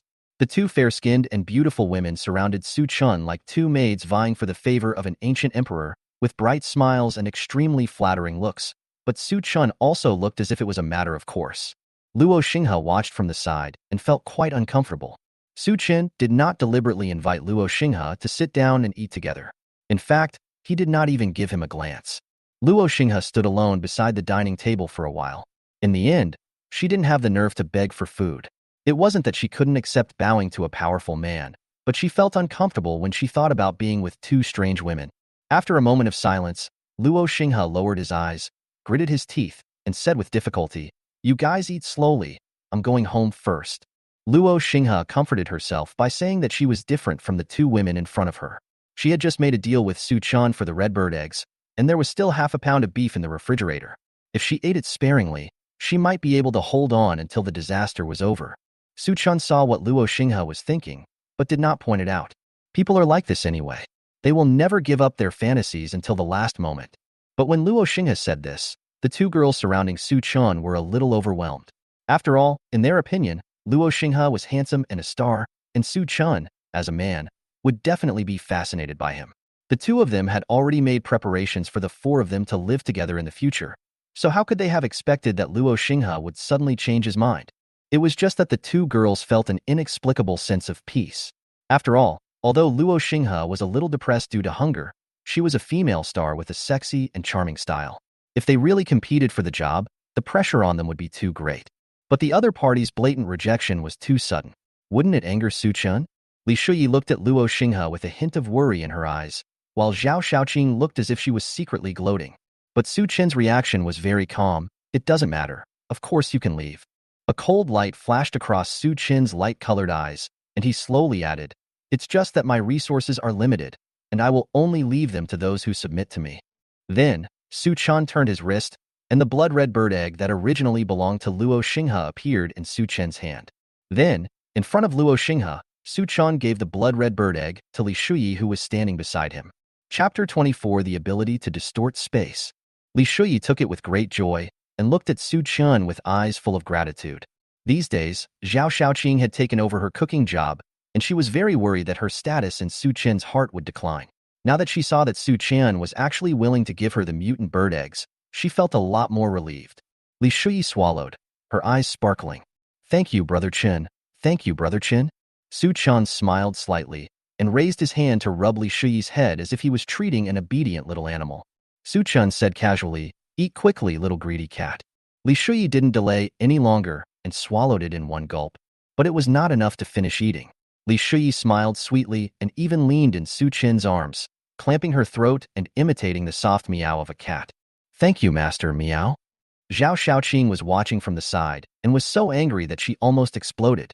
She never expected that after just 2 days, Li Shuyi had learned all her skills of pleasing others and being nice. If this continues, what else can she use to compete with Li Shuyi for Su Chen's favor? Luo Xinghe, who had been standing nearby and watching the whole process silently, also felt bad. She had vaguely realized the preciousness of the mutant bird egg from Li Shuyi's excited and surprised tone, as well as her wolfing down movements. She had to admit with a painful heart that she must have lost money on the previous transaction with Su Chen. But it's too late to regret now. As Li Shuyi swallowed the whole bird egg, the system prompt sounded in Su Chen's mind. Ding! Li Shuyi ate a mutant canary egg, and 300 eggs were returned and stored in the basic package. Mutated canary egg. After eating, you can awaken the ability, space distortion. Eating the same ingredient repeatedly can increase the ability level.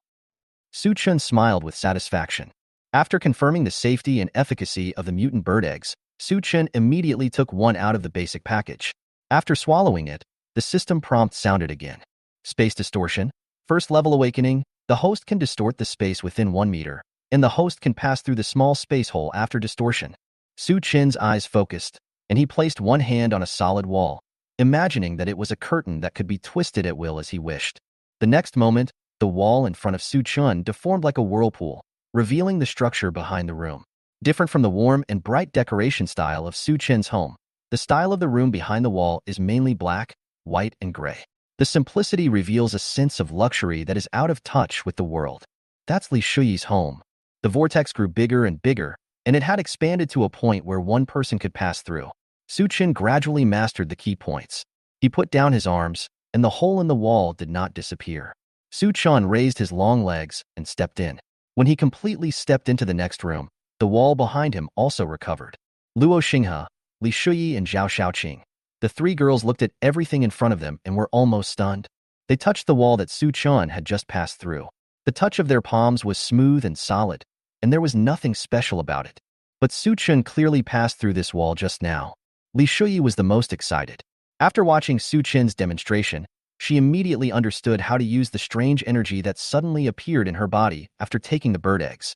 Li Shuyi fixed her eyes on him and imitated Su Chen's movements, twisting the entire wall like a whirlpool. Everything behind the wall was revealed. Su Chen stood on the other side of the wall, staring at her with a smile in his eyes, and seemed to be in a good mood. Li Shuyi looked at the familiar furnishings in her house. Her eyes moved slightly, and she also raised her legs and stepped over. However, she was obviously not as calm and relaxed as Su Chun. When she landed, her breathing was uneven and her forehead was sweating. When the two of them returned together, she was even a little exhausted. Li Shuyi panted and said, "Brother Chun, you are really awesome. I haven't been going out lately, and my physical condition has deteriorated." Su Chun said indifferently, "It's okay. I'll take you to exercise in the evening." Li Shuyi blushed. Luo Xinghe had a complicated expression, and Zhao Xiaoqing was so jealous that her eyes were red. You know, Li Shuyi's home is right next door to Su Chin's, but Su Chun didn't allow the two of them to go out just for safety reasons. But now, Li Shuyi already has such a convenient skill. From now on, she can leave whenever she wants. Although she is physically limited and cannot go far, it is really convenient if she just wants to go home. This is simply a great leap in quality of life. Zhao Xiaoqing said sourly, "Hubby, you are so nice to Sister Li." Su Chin scratched Zhao Xiaoqing's nose and teased, "Don't worry. As long as you behave well, you will have it too." Zhao Xiaoqing was pleasantly surprised, and her fighting spirit was rekindled. Humph. What does it matter if Li Shuyi eats one more bird egg? One day, she will eat it back 1,000 times. Zhao Xiaoqing tapped her feet, kissed Su Chin on the face, and said admiringly, "Brother Chin, you are really great." Su Chin smiled softly and grabbed Zhao Xiaoqing's slender waist. Of course, this bird egg was hard to come by. I spent half a pound of beef to get it from Luo Xinghe. Upon hearing this, the two girls were stunned. Others may not know, but the two girls know best. What does the so-called half a pound of beef mean to Su Chun? It means nothing at all. Su Chun has so much food that it can be described as inexhaustible. But mutant bird eggs are different. They are good things that can awaken superpowers, enhance strength, and even be used to save lives. The two girls looked at each other, then looked at Luo Xinghe together, with complex expressions in their eyes. The two girls usually argue with each other, but they rarely reach a consensus on this matter. They looked at Luo Xinghe, and the meaning in their eyes was clear. What a stupid woman. She actually exchanged such precious bird eggs for half a pound of beef. Luo Xinghe naturally received this silent evaluation. She pursed her lips and her face became stiff. She no longer had the face to stay in this room, so she pursed her lips and turned away. But the aroma of delicious food on the table lingered, penetrating into her nostrils and lungs. This made Luo Xinghe feel even more bitter, and she couldn't help but think, did I really do something wrong? After Luo Xinghe left, Su Chun immediately took out one canary egg after another from the basic package and ate them. Ding!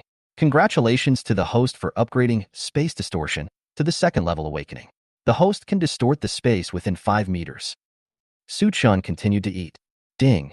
Congratulations to the host for upgrading the Space Distortion to the third level awakening.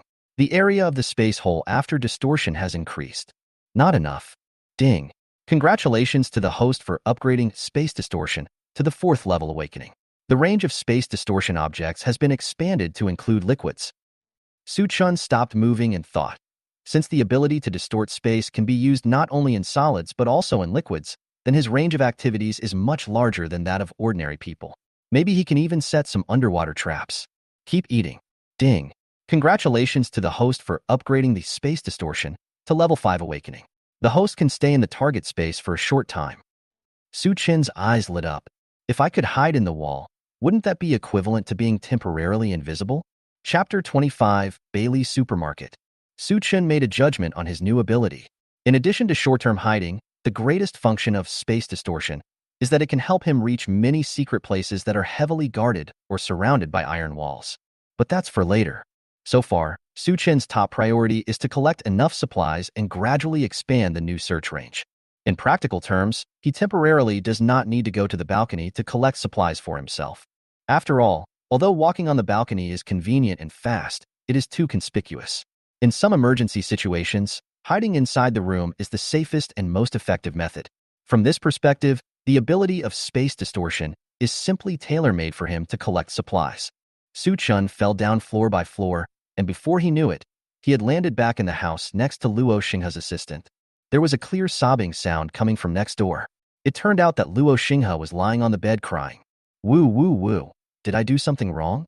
It was obvious that Luo Xinghe had realized the gap between her and Su Chun, and the half-pound of beef in the refrigerator could no longer soothe her hurt mood. Not only did she lose a bird egg that could give her superpowers, She also failed to successfully cling to Su Chen's lap. Luo Xinghe felt that she was a complete failure.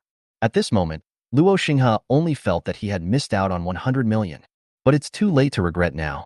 Su Chen listened to Luo Xinghe's crying without any feeling of sympathy, and his heart was calm. He knew that if he showed up again at this time, Luo Xinghe would beg for his favor as if he had seen a savior. However, since the other party only cried in his room and not in front of him, it meant that Luo Xinghe still couldn't let go of his pitiful star attitude. So Su Chen did not show up, but left by activating the distorted space again. He decided to leave Luo Xinghe alone for a while. After 2 busy days, Su Chen finally made a risky decision.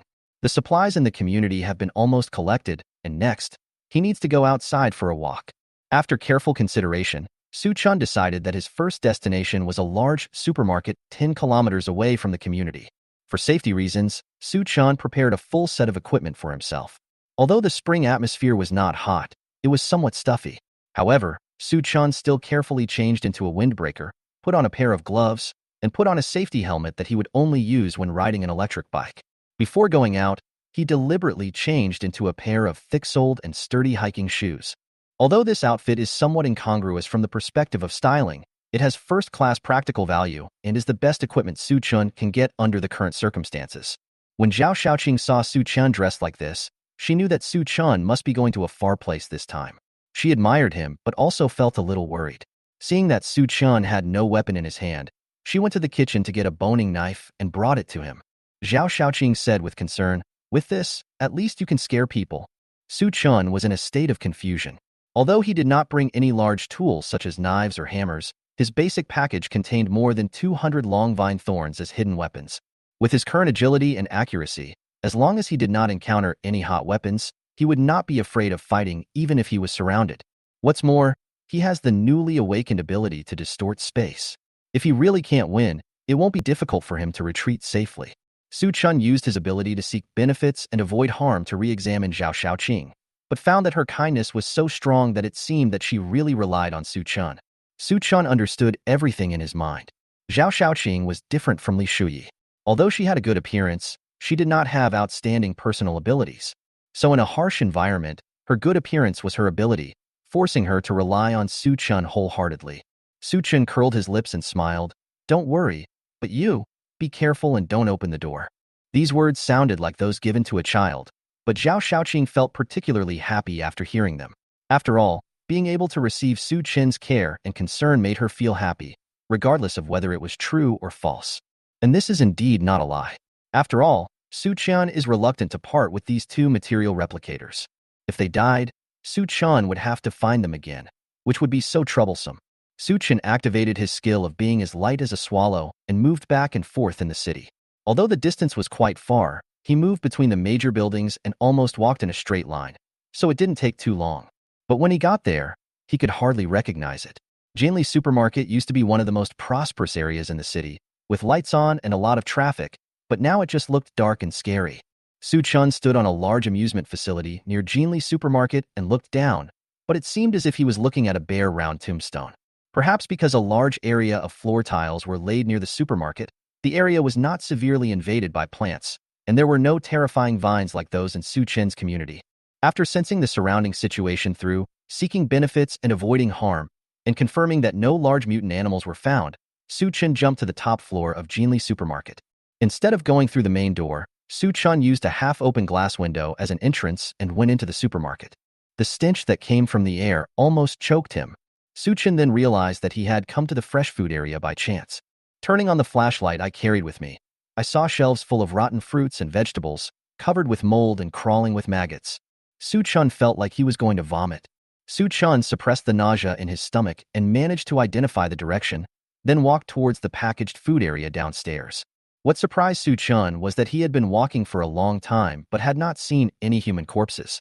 This kind of large supermarket should be crowded even on weekdays, not to mention the staff.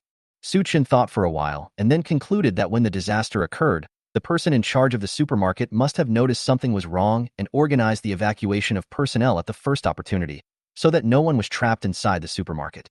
However, judging from the current situation, perhaps the chances of survival would be higher if we stayed in the supermarket.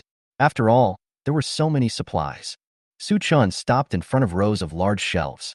There were many packaged foods on it, including sausages, biscuits, jellies, dried fruits and vegetables, cola, juice, and self-heating pots. Suchun curled his lips and smiled. And now, all the things in this supermarket have to be sold to him at a low price. Suchun had taken adequate protective measures this time, intending to stay a little longer and take everything away in one breath. Suchin opened the basic package and decided to put something in it. At this moment, Suchin discovered through seeking benefits and avoiding harm that there were 2 men and 1 woman walking towards him. Suchun was surprised. He really didn't expect that when he went out, he would actually meet people who came to loot supplies like him. Chapter 26. The Evil Woman. Although they were more than 30 meters apart, Suchun was able to find out the other party's basic situation through his ability of seeking benefits and avoiding harm. The other side was a team of 3, 2 men and 1 woman, all in their early 20s. Both men were awakened, with white light on their bodies, but there was a very obvious difference in strength. The man walking in front was tall, with tight muscles all over his body, and the white light on his body was shining. He was about twice as tall as Chen Jian, and it was obvious that he was the leader and main combat force of this small team. The short man following behind the tall man had a dim white light on his body, a hunched back, unsteady steps, and a cautious look, which showed that he was a timid person.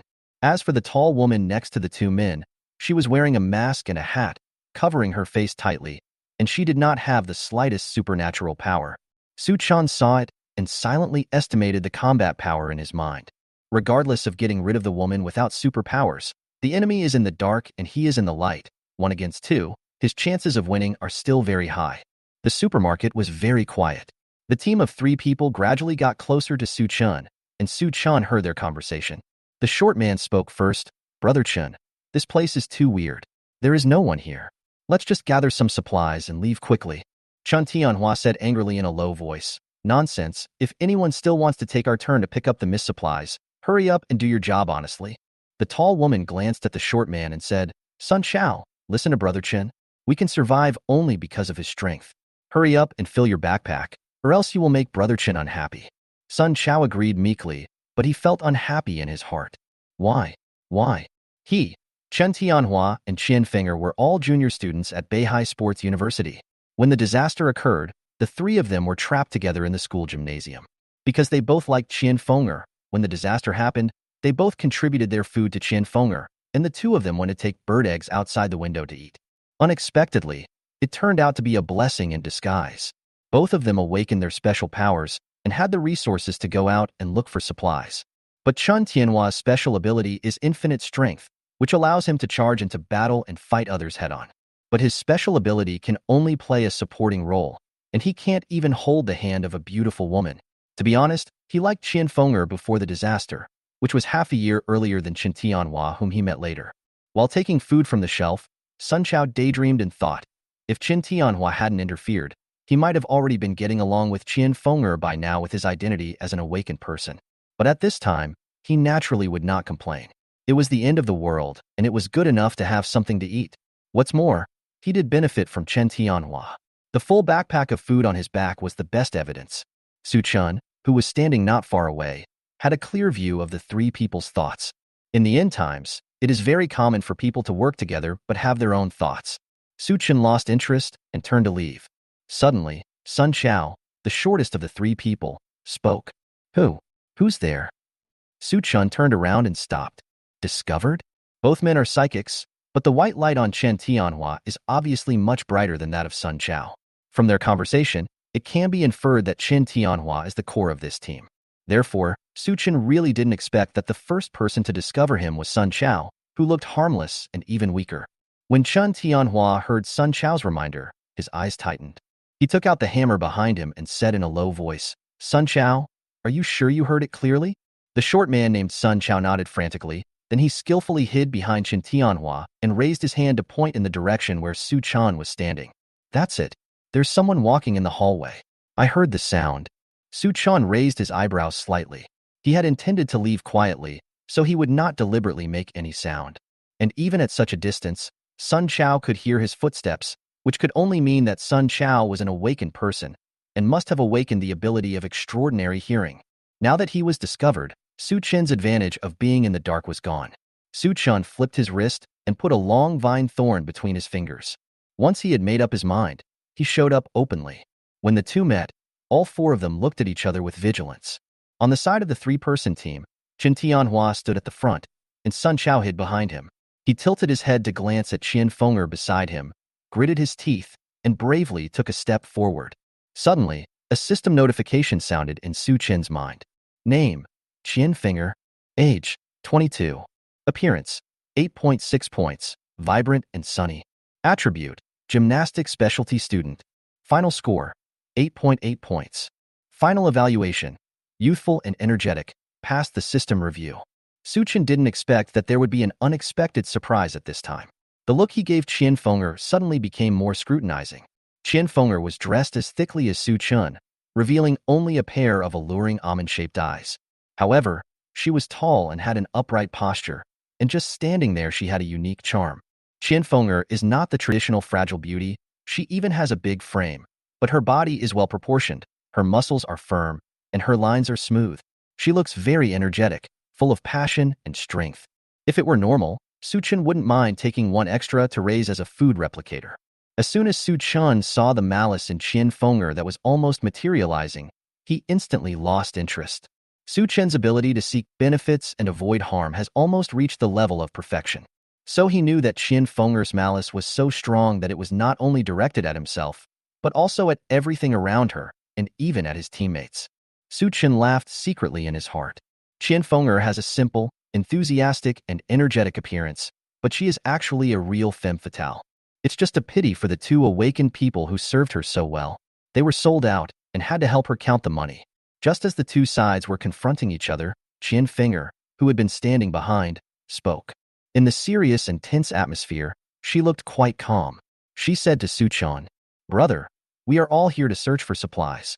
There is no need to confront each other. There are plenty of things here, enough for both of us." Su Qin had seen a lot of intrigues and deceptions in the Doomsday, but he didn't expect that the first group of people he met outside would be willing to be reasonable. But it is not incomprehensible. After all, those who can come out at this time must be awakened people with outstanding abilities. Everyone has their own abilities, but they don't know each other's cards. When they meet each other, they naturally don't want to create any more trouble. However, Su Qin was more skilled. From the strong malice in Qian Fenger, he guessed that her real intentions were definitely not simple. Sure enough, Qian Fenger smiled friendly and suggested, "The road is wide and straight. Let's each go one way. We go south and you go north." Su Qin looked in the direction Qian Fenger pointed, and through his ability of seeking benefits and avoiding harm, he saw a vague shadow of a mutant lizard. This woman really has bad intentions. Chapter 27. Lizards in the Exotic Pet House. Su Qin did not respond, and there was a cold look in his eyes when he looked at Qian Fenger. As a well-known beauty on campus, Qian Fenger was used to being stared at by all kinds of men. But now, when Su Qin stared at her, she felt extremely nervous. She wasn't sure whether Su Qin had seen through her tricks, and she had no way to ask. She only felt her mouth was very dry, forcing her to move her throat nervously. Among the three people, Sun Chao was the most observant. He quickly caught the strange atmosphere between Su Qin and Qian Fenger, but his brain was not enough and he thought completely wrongly. He just thought that Su Qin was attracted by Qian Fenger and coveted her. Fortunately, this strange stare did not last too long. Su Qin's aura suddenly relaxed. His eyes turned, and he smiled brilliantly. He said in a relaxed tone, "Okay, there are a lot of things here anyway, so we can just take our own." Su Qin had made a plan in his mind. Since these people wanted to harm him, he would take advantage of their trick and teach them a good lesson. So he pretended not to know and agreed readily. Hearing Su Qin say this, everyone breathed a sigh of relief. Qin Tianhua, who was standing at the front and confronting Su Qin, felt his heart return to his stomach. He glanced at Qian Fenger beside him with an approving look in his eyes. He thought to himself, this woman is worthy of his affection. She could remain calm at the critical moment and come up with such a good plan to kill someone with a borrowed knife. In order to pursue Qian Fenger, he had accompanied her shopping in Bailey's supermarket several times and was very familiar with the structure and arrangement of the place.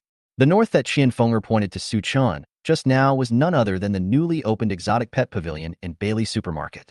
The so-called exotic pet shop is naturally different from ordinary shops that sell cats and dogs. Before the disaster, it was more of a place to take photos and check in than a pet shop. People looked at new things like lizards, spiders, corn snakes, chameleons in small boxes, and occasionally teased the colorful talking parrot at the door to satisfy the curiosity of city dwellers. However, now that the plants and animals have mutated, that place has long become the most dangerous area in the entire shopping mall. Qian Fenger asked Su Chan to go north just now, which was actually asking him to die.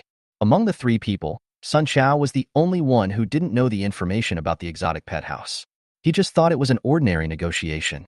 Seeing that Su Chan agreed and the two sides didn't need to fight anymore, he was quite happy. Sun Chao smiled. That's right. It's hard for everyone to find food now. Let's just stay out of each other's business. Su Chan also smiled, and his smile was quite sunny. I don't have any objection, but I have a large family, so I won't save any for you. Sun Chao was completely unaware of the seriousness of Su Chen's words. He nodded and said, of course, we will each rely on our own abilities. After all, in Sun Chao's opinion, the supermarket is so big, Su Chan is just one person, and he doesn't even have a sack. Even if he tries his best to load supplies, he can't load much. The three of them are in a group, so they have a clear advantage. We met on a narrow road, but there was no need to fight. Is there anything better than this? Su Chan turned and left. Sun Chao still had a silly smile on his face. Qian Fenger and Qin Tianhua looked at each other tacitly. The meaning was very clear. This kid Su Chan would not survive. After the two groups parted ways, Su Chan walked about 10 meters to the north. When he looked back, the figures of the three people had been completely hidden in the pollen and could not be seen clearly. Su Chan grinned and mocked himself. How naive. He had indeed promised the three men just now that he would go north and the others would go south, and they would go their separate ways and not interfere with each other. But, can't I go back on my word after I've promised? Su Chan immediately activated the skill, light as a swallow, jumped downstairs, then found another way up and rushed directly to the southernmost side of the supermarket. Su Chan stood in front of the shelf and with a wave of his hand, all the things on the shelf were put into his basic package. This efficiency is even better than that of a moving company. Su Chan collected the supplies very quickly. He scanned the shelves one by one, and in a short while, he had emptied the entire first floor of goods. So when the trio tiptoed southward, carefully selecting the supplies they wanted to take away, they suddenly saw a long row of empty shelves. The three of them looked up at the incredible scene before them and were all stunned. Qian Fenger's face darkened. What's going on? Why is this supermarket empty? Chen Tianhua was also shocked. Where are the things? Where are the things on the shelf? As for Sun Chao, he was so anxious that he was jumping around. Who took our supplies away? After asking 3 questions in a row, a familiar figure appeared in front of the 3 people. Su Chan waved to the 3 of them in a friendly manner. Hey, we meet again? The expressions of the 3 people changed instantly. Sun Chao was the first to be unable to hold back. He widened his eyes and asked, Didn't you go to the north? Why did you suddenly run ahead of us? Su Chan smiled and responded, You prepared a great gift for me in the north, so of course I have to know how to reciprocate. After that, Su Chan pointed behind him and said arrogantly, Although I never leave anything for others, considering your enthusiasm and friendliness, I will still leave the shelf for you. Shelves? Is this also called leaving things? The trio all knew they had been tricked, and they were all angry. However, the current situation was so strange that their brains could not react. In fact, they felt more surprised and helpless than angry. From the time they met Su Chan to the time they negotiated the terms and went their separate ways, the whole process took only 15 minutes. But in just 15 minutes, all the items on the shelves were cleared out. Packaged food, pots and pans, oil, salt, sauce, vinegar, mops and towels, all disappeared. How is this done? But before they could ask any questions, Su Chan disappeared into the heavy pollen with light footsteps. And at the moment when they passed each other, Su Chan's sinister voice was clearly heard. Su Chan said, Don't worry, I really like the gift you prepared for me in the north. Chen Tianhua reacted and wanted to stop him, but Su Chan's movements were too fast, and he didn't even touch the corner of Su Chan's clothes. Chen Tianhua's face froze, and he felt like he had provoked some powerful person. But before he could come up with a countermeasure, Sun Chao behind him shuddered. He stammered, Brother Chen Fenger, this is not good, this is not good. Chen Tianhua frowned. He had always looked down upon Sun Chao's timid appearance. If it weren't for the fact that the other party had awakened the ability of extraordinary hearing, he would not have wanted to team up with such a coward. But what was happening before his eyes was so strange that he couldn't help but become nervous. Sun Chao, did you hear that man's movements again? Sun Chao nodded with a pale face and shook his head twice in panic. It's not a human. It's a lizard. Chen Tianhua and Qian Finger's expressions changed instantly. The two of them had just teamed up to trick Su Qian into walking north, just to make Su Qian run into the mutated creatures in the exotic pet house. If Su Qian was not prepared, he would definitely be killed by those mutated creatures. But what if Su Qian had been prepared? The three people's hearts suddenly tightened. A sound of breaking air was heard behind Chen Tianhua. Chen Tianhua turned back subconsciously and saw a blood-red whip coming towards him. The scarlet color is eye-catching and extremely terrifying. The long whip wrapped around his waist and lifted him into the air. Ah! Chen Tianhua screamed. It was not until the last moment of his life that he realized that the blood-red whip was none other than the tongue of the lizard in the exotic pet house. Chen Tianhua's pupils suddenly widened. He couldn't imagine Su Qian's strategy and strength, so he didn't understand until he died. The lizard that was supposed to stay in the exotic pet house on the north side and was supposed to be used to attack Su Qian could actually be used. Now, the lizard was lured by Su Qian, leaving the exotic pet house and attacking him. Chapter 28 New Bird Eggs. Chen Tianhua, the strongest of the three-man team, was suddenly rolled up by the lizard's tongue, and the remaining two people panicked instantly. At the critical moment of life and death, Sun Shao no longer cared about Qian Fenger. Relying on his extraordinary hearing ability, he avoided the lizard's position and hurriedly ran to the lower floor. However, because he moved too hastily, he fell and rolled directly down from the stationary escalator. When he fell to the lower level, he was still screaming ouch, and it was obvious that he had fallen quite hard and could not stand steadily. However, Sun Shao did not give up and crawled on the ground using his hands and feet. Qian Fenger also wanted to run, but the incident happened so suddenly that she couldn't tell the direction for a moment. At this critical moment, a big hand suddenly came from behind Qian Fenger and covered her lips tightly. The thought flashed through Qian Finger's mind like lightning. She quickly determined the identity of the person behind her. It's him. Qian Fenger was shocked and instinctively wanted to struggle, but she couldn't break free from Su Qian's shackles. Don't make any noise. Su Qian lowered his head and whispered in Qian Finger's ear. Then, Su Qian exerted force with his hands and dragged Qian Fenger to the corner of a shelf.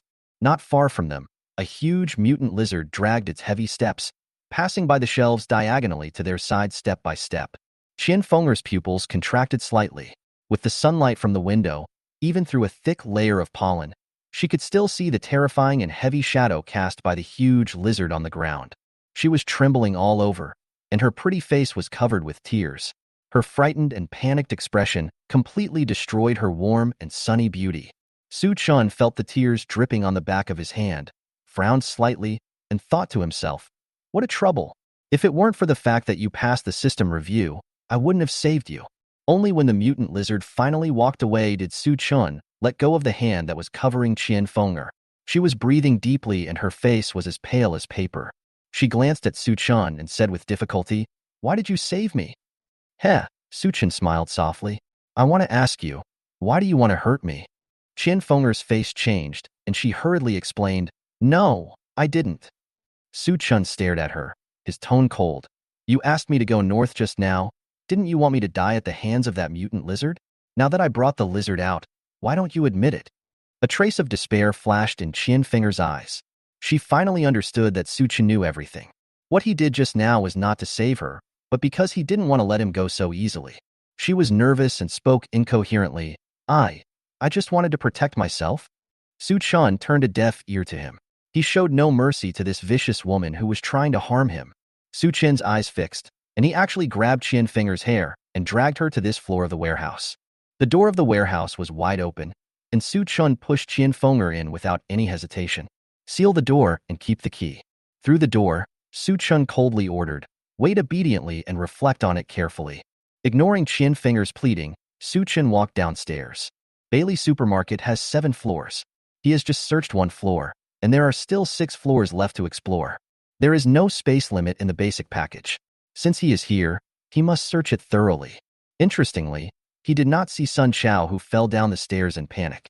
Su Qian used the seek advantages and avoid harms technique to check the surroundings, only to find that in order to avoid him and the giant lizard, Sun Shao had actually supported himself with 1 lame leg, climbed out of the window, and hid outside. In response, Su silently commented, "You are courting death." 2 hours later, Su Qian, who had returned with a full load, opened the warehouse where Qian Fenger was imprisoned. The light shone in and Qian Fenger raised her eyes in panic. She was huddled in the corner of the warehouse, but when she saw Su Chun, she knelt down at his feet with a plop. The waiting without any concept of time almost made her collapse. Qian Fenger grabbed Su Chin's trouser legs and begged, "Please, let me go." Su Chin looked down at her, knowing that the initial deterrence had taken effect. He said calmly, "Okay, in that case, let's talk." Su Chin looked at Qian Fenger calmly. His eyes seemed to be frozen with a piece of ice. He took out a dagger from the basic package and put it against Qian Fenger's snow-white neck. He demanded in a cold voice, "Next, you have to tell the truth." Qian Fenger nodded frantically, and her fragile skin accidentally touched the cold blade, leaving a faint blood mark. Qian Fenger's heart tightened. She didn't know how long she had been locked up in this dark warehouse. It was just from panic and wailing at the beginning to numbness and despair later. Qian Fenger felt like she was going crazy. Given the current situation, as long as she wasn't caught and locked up again, she would do anything Su Chun asked her to do. Su Chin got straight to the point and said, "You are a woman with no special abilities. Why do you want to go out?" This is a question that Su Chun must clarify. Qian Fenger's appearance was too abnormal. She clearly had two psychics as companions. Even if it was just for food, there was no need for her to take the risk alone, unless she had a reason to go out. Qian Fenger shrank back and responded, "My sister went missing when the disaster happened, and I have to find her." Su Chun raised his eyebrows. He really didn't expect that Qian Fenger's reason for going out rashly was so noble. Su Chun still had doubts in his heart. "So you came here to take risks for the sake of family affection?" Since the disaster, the entire human moral system has been gradually collapsing, and all kinds of self-serving, insidious, and violent means have emerged one after another. Even he himself has become different from before the end of the world. However, it was at this time that he met a person who really cared about others, even though this person was just planning to kill him. "Yes," Qian Fenger nodded. As if she was afraid that Su Chun would not believe her, she explained in more detail, "My sister used to work part-time at the exotic pet house, but we lost contact after the disaster." Exotic pet house? Su Chen remembered the scene of the huge lizard sticking out its long tongue and rolling a whole person into its belly. Brutal. So brutal. Su Chen gave his own judgment coldly. It's more likely to be dangerous than safe. After hearing this, Qian Fenger didn't feel sad, but she also didn't show any anger that showed she wasn't willing to accept the cruel truth. Qian Fenger's expression was calm, almost confident.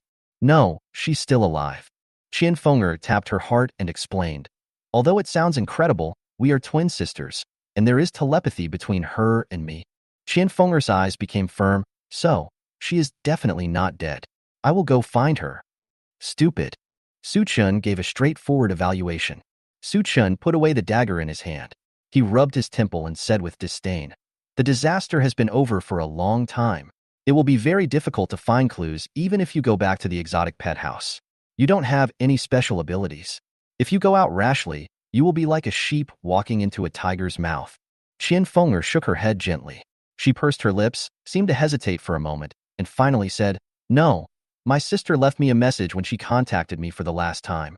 She said that there was a blood-colored bird egg left in the exotic pet house, and that as long as I find a chance to eat it, I can also become an awakened one." After Su Chun heard this, his eyes lit up instantly. He never expected that he would receive clues about bird eggs at this time. Chapter 29. Qian Fenger's Loyalty. Su Chun was overjoyed when he suddenly got the news about the bird eggs. He wanted to run over and find out what was going on right away. But he quickly regained his composure, suppressed the excitement in his heart, and a dangerous light flashed in Su Chin's eyes. He asked Qian Fenger, "Why did you tell me this?" At this moment, Qian Fenger had regained her composure. She smoothed her messy hair and said with a bitter smile, "I don't have a choice anymore, do I?" In this situation where her life and death were completely controlled by another person, Qian Fenger seemed to become a little smarter. She steadied her breath and counted on her fingers to explain the interests to Su Chun, trying to persuade the other party to show mercy and spare her life, or even go a step further and protect her. Qian Fenger's tone was firm. "Chen Tianhua is dead. If I want to get protection, I need to prove my worth to you. You can regard the information of this bird egg as my sincerity." This seemed like a good explanation, but Su Chun was unmoved and said bluntly, "Maybe the news about the bird eggs is true, but you played your cards too early. From the moment you told me the location of the bird eggs, you have become worthless to me." Qian Fenger's expression was slightly stiff, but then she relaxed. She smiled confidently and continued, "I know you are an awakener. It is amazing that you have powerful abilities, but don't forget that my sister knows the effects of bird eggs, which also shows that she is also an awakener. Qian Fenger's words were full of hidden meanings. Su Qin's eyes flashed with a cold light, and he asked sarcastically, "Why? Do you think I'm afraid of revenge?" After the disaster, the whole world changed, and death was the most common thing. Although Su Chun was cautious, he was not afraid of fighting. What's more, in today's world, even if Su Chun killed Qian Fenger, her sister probably wouldn't be able to guess who the murderer was. However, Qian Fenger was not threatening Su Chun. She shook her head and said softly, "On the contrary, I think my sister will be very grateful to you if she knows you saved me." Qian Fenger's eyes became firm. She looked at Su Chun and said word by word, "The disaster will not pass immediately. Only unity can allow us to survive for a long time. The abilities of awakened people are much better than those of ordinary people, but as time goes by, fights between awakened people will also occur more frequently.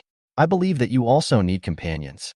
It was such a misfortune that what Su Qian needed was a submissive person, not a companion. "But why not be direct and be my woman? I will provide you with shelter and food," Su Qian responded, "and help you keep an eye out for news about your sister." After receiving Su Qian's reply, Qian Fenger's face flushed instantly. She felt that she should feel ashamed and angry, but in fact, she couldn't help but breathe a sigh of relief. Although her proposal was not taken seriously by Su Chun, she still survived. In response to this, she sighed in her heart, half disgusted and half relieved. Sure enough, all men are the same, but fortunately she is good-looking. What Qian Fenger didn't know was that the reason she was still able to survive was not because Su Chun was attracted by her beauty, but because her appearance passed the system's scoring assessment. What's more, twin sisters have the same appearance and their scores should be similar. Su Chun felt that it was not a loss to keep Qian Fenger as bait. Su Chun stood up and said calmly, "Wait here for a while. I'll go check on the bird egg now." "Yeah." Qian Fenger nodded. Although a cooperative relationship had just been established, Su Chun still locked the warehouse door again when he went out. Su Chun was not worried that Qian Fenger would lie. After all, Qian Fenger was completely under his control. At this moment, if anything happened to him, Qian Fenger would not survive. Su Chun returned to the exotic pet pavilion and used his ability to seek benefits and avoid harm to re-observe the situation in that area. The lizard was still outside patrolling its territory and had not returned. There was a huge spider lying in the center of the venue. The dense white spider webs turned the exotic pet hall in the corner into a small horror house. After confirming that the two mutated creatures had not noticed him, Su Chun moved closer. Through the glass of the exotic pet house, he saw a blood-red bird egg. Su Chin's eyes lit up, but he was only happy for a moment before he frowned as if in trouble.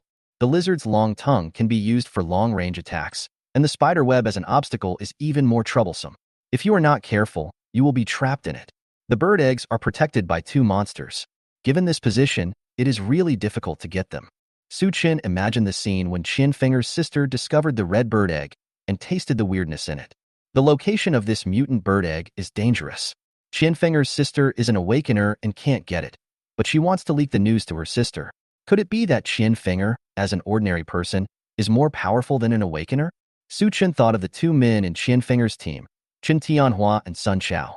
There are two mutated monsters in the exotic pet house, and the two men are also awakened. If each of them lures one away, it will just give Qian Fenger the opportunity to pick up bird eggs. Su Qin couldn't help but sigh in his heart. This woman is not simple. There was no futile attempt. Su Chun did not think that his current strength could fight two mutated monsters at the same time. After observing silently for a while, Su Chun finally made up his mind. He stared at the bird egg and thought, he must take the egg, but not today.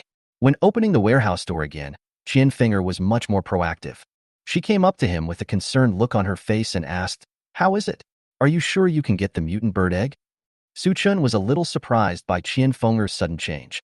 "You still need to prepare. But you, what? Are you not afraid of me anymore?"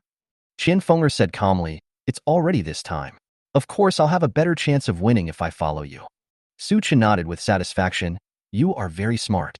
Qian Fenger smiled sweetly. Her gentle eyes seemed to be filled with gratitude. "Of course. What's more, you promised to help me find my sister." When it comes to this topic, Qian Fenger's tone is actually much more serious. "Don't worry, my sister is an awakener. You take care of me now, and when we are reunited, she will repay you well." Su Chun smiled noncommittally. "I'm waiting for that day." Su Chun thought that the twins looked similar and had the same score. so they were both tools for him to produce materials.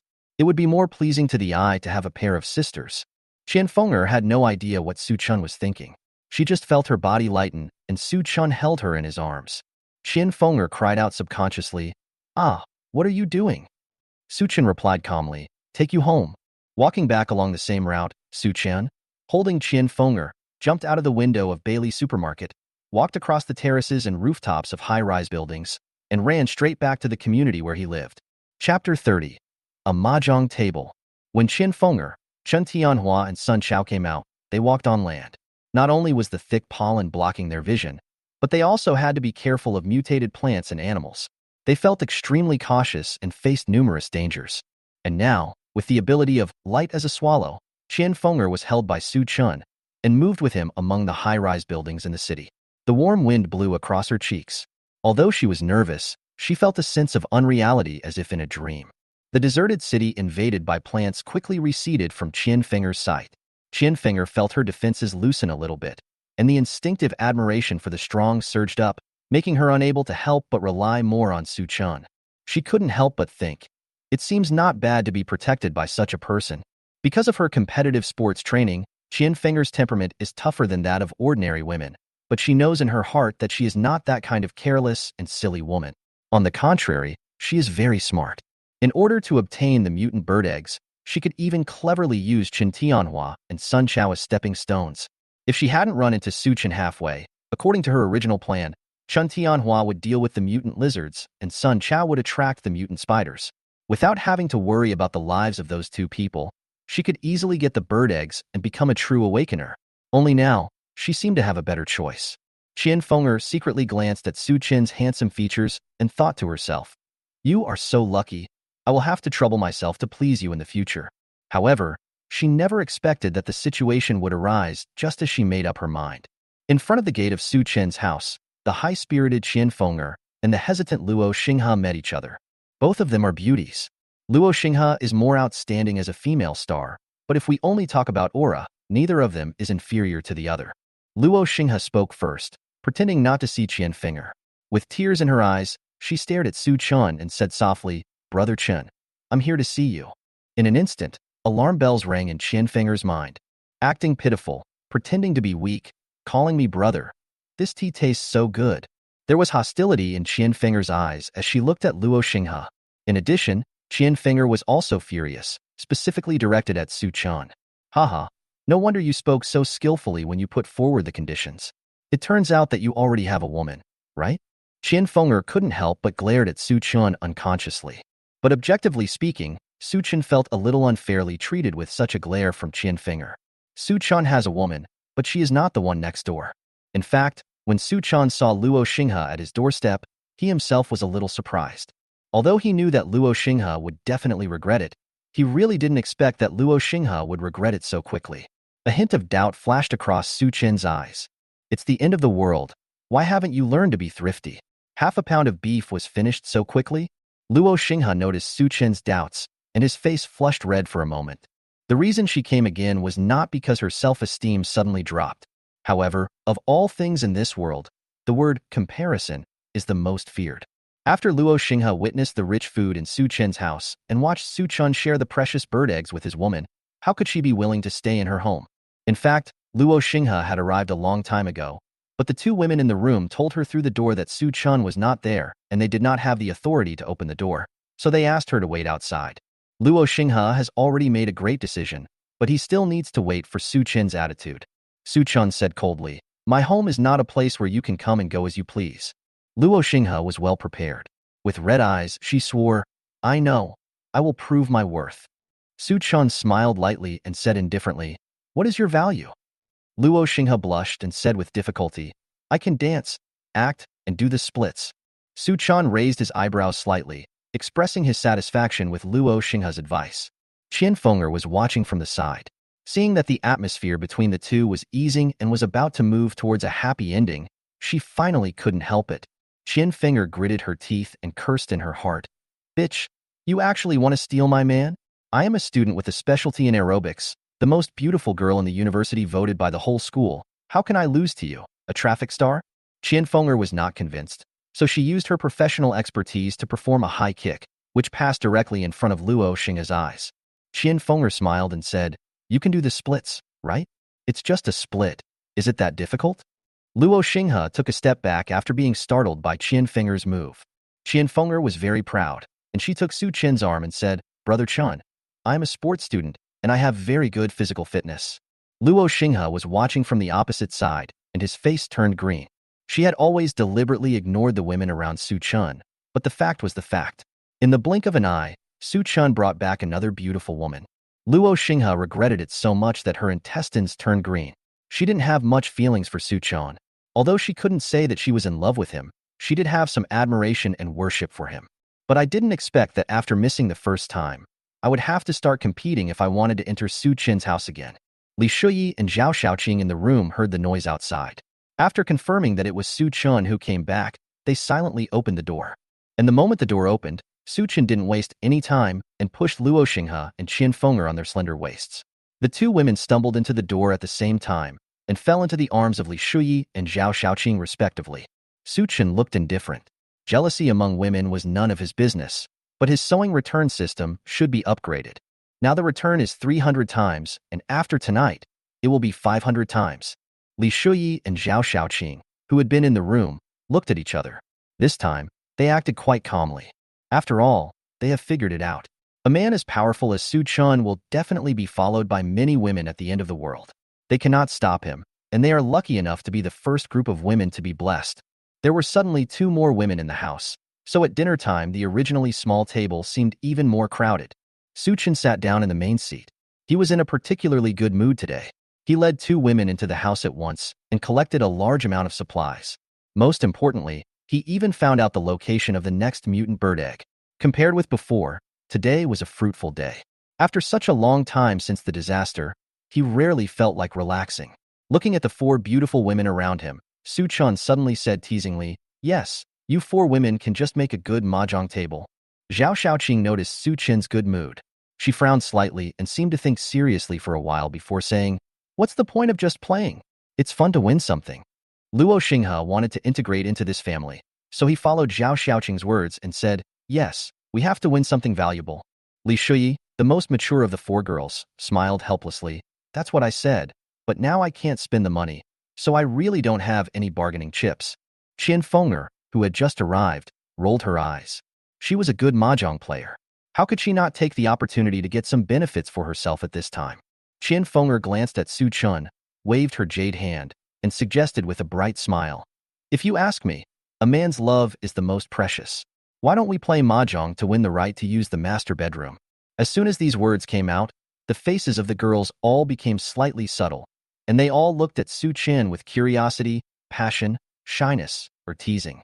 Su Chen was stared at by them and felt that the atmosphere was inexplicably weird. Wait, has he been too relaxed with these women lately? If he understood correctly, he was clearly teased by his 4 women. Chapter 31 Great Artist. While Su Qian and 4 beauties were happily enjoying dinner on the 21st floor, in a room on the opposite building, Wu Manin was hiding in her house, shivering, holding her injured wrist. Wu Manin lives on the 1st floor, which is the floor most affected by the disaster. There is a serious pollen problem and plant infestation. Through the locked windows, one can see many signs of mutated animals moving around in the community. However, Wu Manin is helpless and can only deceive herself by pulling the curtains, suffering from her precarious life. In fact, she was not a dull woman. As soon as she realized that the situation was not good, she quickly hooked up with Chen Jian, who lived in a high-rise building. But Chen Jian was short-lived.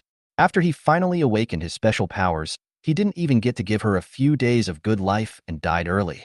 What's even more infuriating is that Chen Jian's plan to get everyone to hand over their supplies had angered everyone. As a result, Wu Manin, who had managed to survive, became a rat crossing the street, and everyone wanted to kill her. When Wu Manin thought about this, she trembled with anger. She gritted her teeth and said bitterly in her heart, "Su Chen, it's all that Su Chen's fault." If Su Chen had not intervened, Chen Jian would not have died. According to her plan, she could still hide under Chen Jian's protection and seize the food from those stupid neighbors.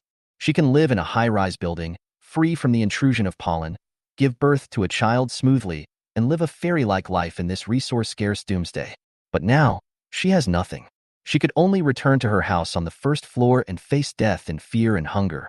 Wu Manning closed her eyes in despair. However, no, she couldn't accept such an ending. Wu Manning stood up suddenly and suppressed the fear in her heart. Pacing back and forth in the dark room, her face looked ugly, like a beast trapped in a cage and unable to rest. She comforted herself, why should I be afraid? Even if Su Chun is an awakener, so what? No one can escape the catastrophe. Chun Jin is also an awakener, so he can die at any time, right? But she doesn't want to die. Wu Manning felt like she was going crazy. Fear and panic almost destroyed her ability to think. All Wu Manning could do was keep talking to herself, but this made her more like a madman who couldn't control herself. Wu Manning squatted down with her head in her hands. Save me, it's too late. No matter who it is, come and save me. And at this moment, the glass window of her house suddenly shattered. With a loud crash, it was the sound of something being broken by a heavy object. Wu Manning's breathing stagnated, and her cerebral cortex felt numb. She didn't think it was a sign from God. What's more, good people don't climb through windows. Wu Manning huddled in a corner of the house. She clearly heard the sound of a person climbing through the window and his feet landing on the floor of her house. Amidst the fear, Wu Manning's mind flashed through Su Chin's condescending expression. At this moment, Wu Manning only felt that her wrist, which had been stepped on by Su Chun, was becoming more and more painful. It's Su Chun? That man must have come here to laugh at her. No, Su Chun is cruel and ruthless. He must have come to her house to kill her and silence her. This man has destroyed everything she had, and now he is going to take away her last hope. At this moment, the man who entered the room had already discovered her. Wu Manning was still huddled in the corner of the room, shivering. She lowered her head and saw a pair of white sneakers slowly step into her sight. In extreme despair, Wu Manning finally couldn't bear it anymore. Her eyes were red as she looked up. I thought, Su Chun, you are going too far. With the pale moonlight, Wu Manning finally saw the face of the person who came. It was a man, very thin and young, with dyed blonde hair, a red t-shirt, green shorts, a crooked dragon tattooed on his arm, and a shiny knife in his hand. The man who came was a robber, but he was not Su Chun. Besides that, the visitor had extremely poor fashion taste. The situation was still very dangerous, but Wu Manning felt inexplicably relieved. After all, in Wu Manning's heart, Su Chun, who was full of murderous aura, was much more dangerous than the man with a knife in front of her. The robber Luo Feng also noticed the changes in Wu Manning's mood, and for a moment, he felt quite complicated. I thought, why? Am I so kind? In fact, Luo Feng is also a resident of this floor. His main job is a gangster, not a robber. After the disaster, all the instant noodles were eaten up and they were about to starve. After much thought, they came up with the idea of breaking the window and stealing supplies. When I started a new business for the first time, I chose a room on the first floor where the lights were not on. Unexpectedly, there was someone in the room. It was a bad start, but he couldn't lose in terms of momentum, so Luo Feng shook the knife in his hand and threatened. Can't you see? I'm robbing. Hand over all the food in the house. At this moment, Wu Manning had completely calmed down. She stared at the knife in Luo Feng's hand, gritted her teeth, and tore open her shirt with a whoosh. This set of operations completely confused Luo Feng. Although he was a young man in society, he was young after all and had not seen the world. Faced with such an emergency, Luo Feng felt nothing in front of his eyes. Then, his body went limp and he couldn't even hold the knife in his hand. Luo Feng was at a loss and asked, You? What are you doing? Luo Feng had never seen such an exciting scene. Seeing Wu Manning being so proactive, his first reaction after he came back to his senses was to turn his head away. Wu Manning on the opposite side felt relieved when she saw Luo Feng's immature behavior. She knew that she had made the right bet. Wu Manning calmed down and said with a burning gaze, Brother, I have nothing here except my sister. If you really want to rob me, come and rob me. I am a weak woman and I can't survive in the end times. If you provide me with shelter, I will serve you. After saying that, she reached out and put her arms around Luo Feng's waist. Wu Manning was no longer young, but she was experienced and skilled. Luo Feng had never seen such a scene before, and driven by instinct, he quickly surrendered. The two of them rolled all the way from the side of the bed to the bed. Afterwards, Luo Feng still felt dizzy. It took him a long time to slowly savor the ecstasy in his heart. Before the apocalypse, he was just a small gangster, but now he has become the symbol of wildness and power. This is not the end of the world. This is clearly heaven. But he didn't want to show his timidity. He lay on the bed, patted Wu Manin's round shoulders, pretended to be mature, and asked, "Are you really willing to follow me?" Wu Manin nodded frantically. "Of course, after all, you are so manly." As Wu Manin spoke, she touched Luo Feng's arm, where a rough dragon tattoo was found, with its fangs and claws bared, wrapping around Luo Feng's entire arm. Wu Manin said, "Look at the dragon you tattooed. It's so majestic." Luo Feng's brain got hot, and he hugged the woman in front of him again and bit her hard twice. Who is the most rare person in this world? Is it a woman? No, no, no. He, Luo Feng, is definitely not that superficial. What he lacks is a confidant. For a moment, Luo Feng's eyes almost filled with tears. Finally, someone finally knows how to appreciate his artistic taste. You know, he designed this tattoo himself, and he saved up 3 months' worth of money to get it tattooed. Now I finally met someone who understands and appreciates me. Luo Feng smiled with satisfaction. Just based on your vision, you are good enough to be my woman. Wu Manyi nodded obediently. In fact, she guessed that Luo Feng had designed the tattoo himself from the first moment she saw him. After all, there are very few tattoo artists with such bad taste. Seeing that the atmosphere was about right, Wu Manyi quickly got to the point. Hubby, if it weren't for this disaster, you would have definitely become a great artist. It wouldn't be like now. The whole community is dominated by that person named Su Chan. In Wu Manyi's heart, it was all Su Chin's fault that she was so miserable. Now that she finally had a new support, of course she had to take revenge on him. Chapter 32: The Arrival of the Rescue Team. What Wu Manyi didn't expect was that after she said this, Luo Feng not only did not share her hatred for the enemy, but his face froze and he looked at her with a very complicated look. Luo Feng asked, you don't want me to deal with Su Chin? Wu Manyi thought to herself that something was wrong. I was careless. I didn't expect that Luo Feng, who looked quite non-mainstream, was smarter than Chen Jianxiang and didn't want to be used as a gun by her. Wu Manyi quickly changed her expression and said, how could that be? I just feel sorry for you. Luo Feng looked alert and said in a cold tone, that would be the best. The incident in which Su Chan killed another psychic named Chan Jian in the corridor caused a lot of controversy. He is just a gangster, not a moron. When it comes to robbing, one also has to consider the target. How desperate must he be to want to target Su Chan? As for being with Wu Manyi, it was purely a matter of going with the flow, and there was no need for me to stand up for her. Luo Feng said, I will try my best to bring you some food in the future, but don't try to play tricks on me. Wu Manyi nodded in agreement, pretending to be aggrieved and said, I never played tricks on you. I just wanted to tell you how to awaken. As soon as these words came out, Luo Feng's eyes lit up instantly. He never expected that this woman was actually pregnant. He asked anxiously, tell me quickly, how did you awaken? Wu Manyi pretended to be concerned and said, you are my man. Of course I will tell you everything. In fact, Su Chan had posted a photo in the group before. As long as you eat that bloody bird egg, you can become an awakener. This information was not valuable. After all, blood-colored bird eggs were not common. Wu Manyi just wanted to use this method to gain Luo Feng's trust. She was not in a hurry because she had a baby in her belly. As long as Luo Feng is willing to maintain a relationship with her, she will always find a way to make Luo Feng take responsibility for her. At the moment, having food to eat is the most important thing. As for Su Chan, Wu Manyi, who has hope, is not in a hurry anymore. She thought to herself, she will get revenge sooner or later anyway.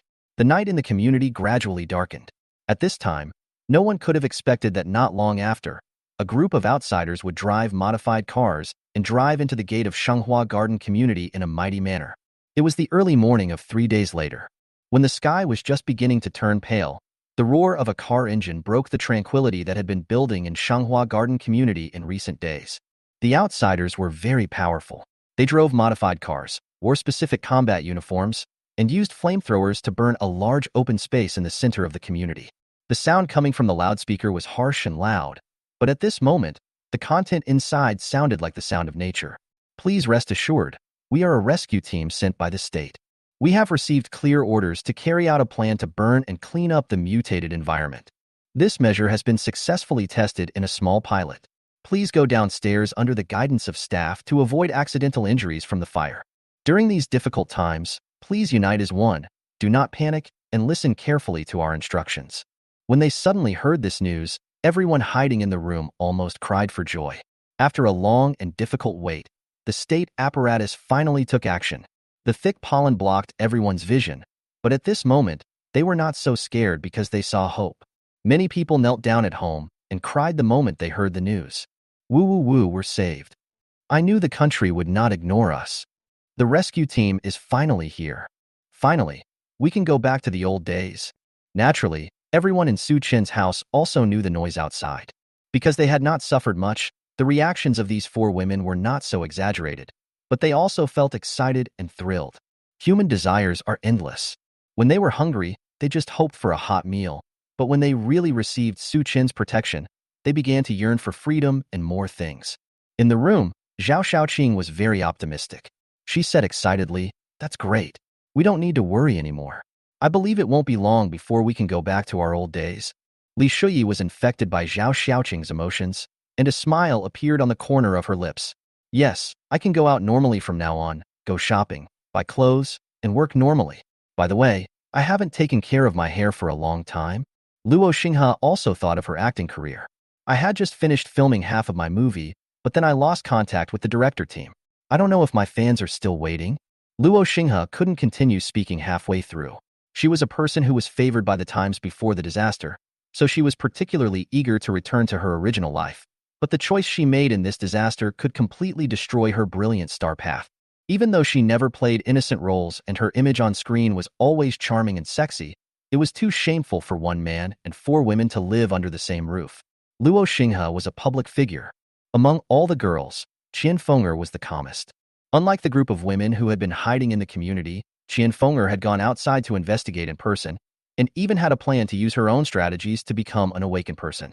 Although she still had beautiful hopes of restoring her pre-disaster life, she was not blindly optimistic about the rescue operation at hand, but took a cautious wait-and-see attitude. Qian Fenger carefully observed Su Chen's expression, but seeing that Su Chen's expression was solemn, she knew that the other party had the same idea as herself, and she felt relieved. Rather than being blindly optimistic, at least Su Chen, like her, was able to accept the cruel reality. The rescue team once again issued a safety alert and asked everyone to gather downstairs. Su Chen thought for a moment, then told the girls, "Everyone, go down."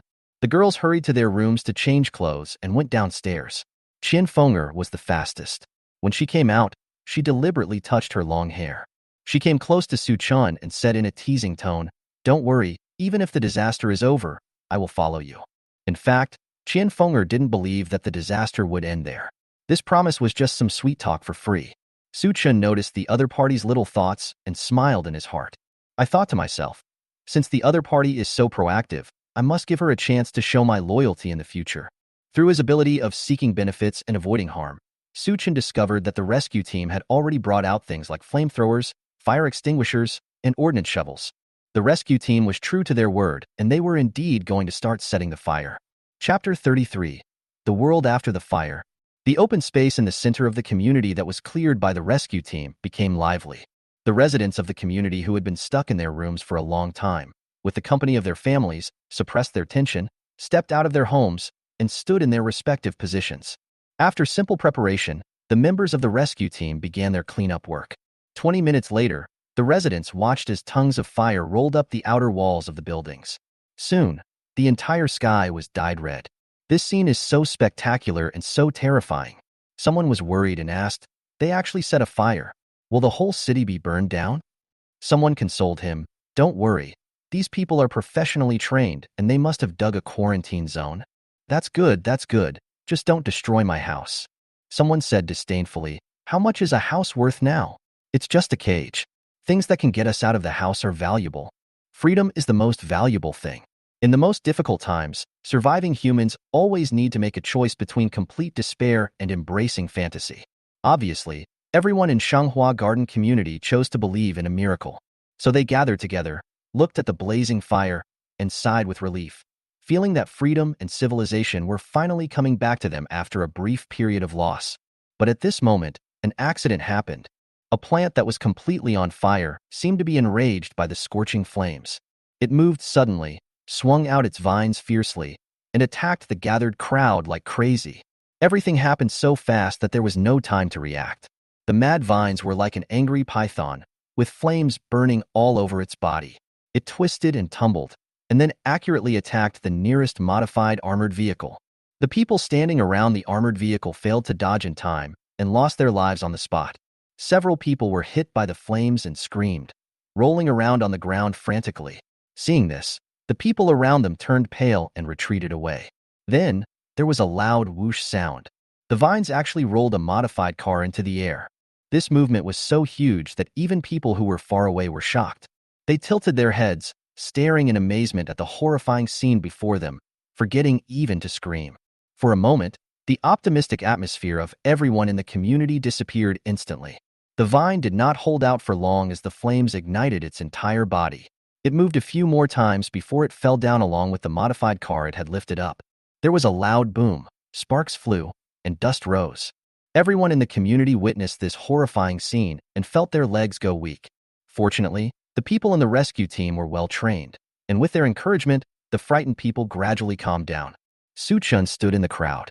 He looked at the blazing fire in front of him with a calm expression, without any joy at all. He even remembered an ancient poem. Wildfires cannot be extinguished. They will rise again in the spring breeze. During this process, someone in the crowd finally recognized Su-chun. In fact, Su-chun himself was very conspicuous. Among a group of pale and thin people with dazed expressions, Su-chun's clothes were clean and tidy, and his complexion was excellent. What's more, he was accompanied by 4 beautiful fair-skinned beauties. It was just that when everyone just went downstairs, they were all attracted by the rescue team who were fully equipped and dressed in uniform, so they didn't pay attention to him. But now it's different. The rescue team has arrived, and everyone feels that there is hope ahead. Social order will soon be restored, and the eyes they look at Su-chun are gradually becoming unfriendly. But they were still concerned about the fact that Su-chun was an awakened person, so no one really dared to stand by Su-chun's side. Everyone was afraid, so they didn't dare to talk loudly. After they were sure that no one could hear them at this distance, they dared to whisper to each other. "That's the guy who barbecues on the balcony every day, right? Did you see those 4 good-looking women? They are all shameless bastards. The disaster will soon be over, and Su-chun will soon be finished." "That's right. This kid has gone crazy. He killed someone before? I don't know how long it took, but the flame finally went out." However, Shanghua Garden Community, which once had abundant green areas as its selling point, has now been completely turned into a scorched earth. The outer walls of the tall building were turned black by smoke and fire. There was no trace of the dense weeds, and the vines that grew on the walls disappeared overnight. The rescue team left in a modified car, in a hurry, just like when they first arrived. Su-chun guessed that they still needed to go to the next residential gathering place. But are such cleaning measures really effective? Compared with cities, the vegetation density in rural areas is greater, so the situation there is bound to be worse. Do we have to burn it with fire too? What's more, there are places in this world like forests and rainforests where the plant species are even more complex. Can the fragile human organization really compete with the entire mutated nature? Su-chun expressed his doubts about this. But just looking at the present, the changes are still huge. Although it is barren, the green plants that once existed have actually been burned out. Looking at everything in front of them, some people couldn't help but shed tears. Great, the disaster is finally over. No more living in fear. We still have to trust the organization. Su-chun was not affected by the crowd. His expression remained calm, with a bit of scrutiny. He thought to himself, is the disaster really going to end? Su-chun stretched out a hand, and the pale yellow pollen fell on his palm, making it itchy. Su-chun's eyes focused. Although the plants were burned, the pollen in the air did not disappear. Just wait a little longer and these horrific plants will return. Thinking of this, Su-chun ran back to the ruins without hesitation after sending his 4 women home. Su-chun used the abilities of seeking advantages and avoiding harm, and, as light as a swallow, to observe the area around the community. Among them, he found a large number of corpses of mutated animals. They have all been burned to charcoal, but one can still tell what they look like when they were alive through their appearance. Basically, they are creatures like centipedes, mice, beetles, etc. Su-chun noticed that he did not find any amphibians such as frogs, but he soon found out why. There is an artificial lake near the community where some animals live, so they escaped the disaster temporarily. Naturally, the aquatic plants that originally grew under the artificial lake also escaped the fire and remained intact. Plants cannot be killed. At this moment, Su-chun's attitude towards whether humans can quickly restore their former civilization is very clear. The rescue team's efforts were in vain. The world after a disaster cannot be changed by just a fire. Chapter 34. Fire-resistant vines. After searching outside, Suchin returned home and found that the atmosphere at home had obviously changed today. I think it was because of the arrival of the rescue team that made everyone relax a lot. The four women were much braver than usual. They opened the windows, stood on the balcony, stretched their necks, as if watching something. Suchin looked at them from behind and thought, maybe they are indeed blindly optimistic, but they are not stupid. At least they don't think that everything will be fine as long as the rescue team arrives. So far, they are still obeying the arrangements at home. But people as cautious and rational as them are ultimately a minority. Suchan just took a walk around the neighborhood and found that many people in the community had gone out in groups of 3 or 4. Judging from the direction they were heading, they should be heading to a nearby supermarket.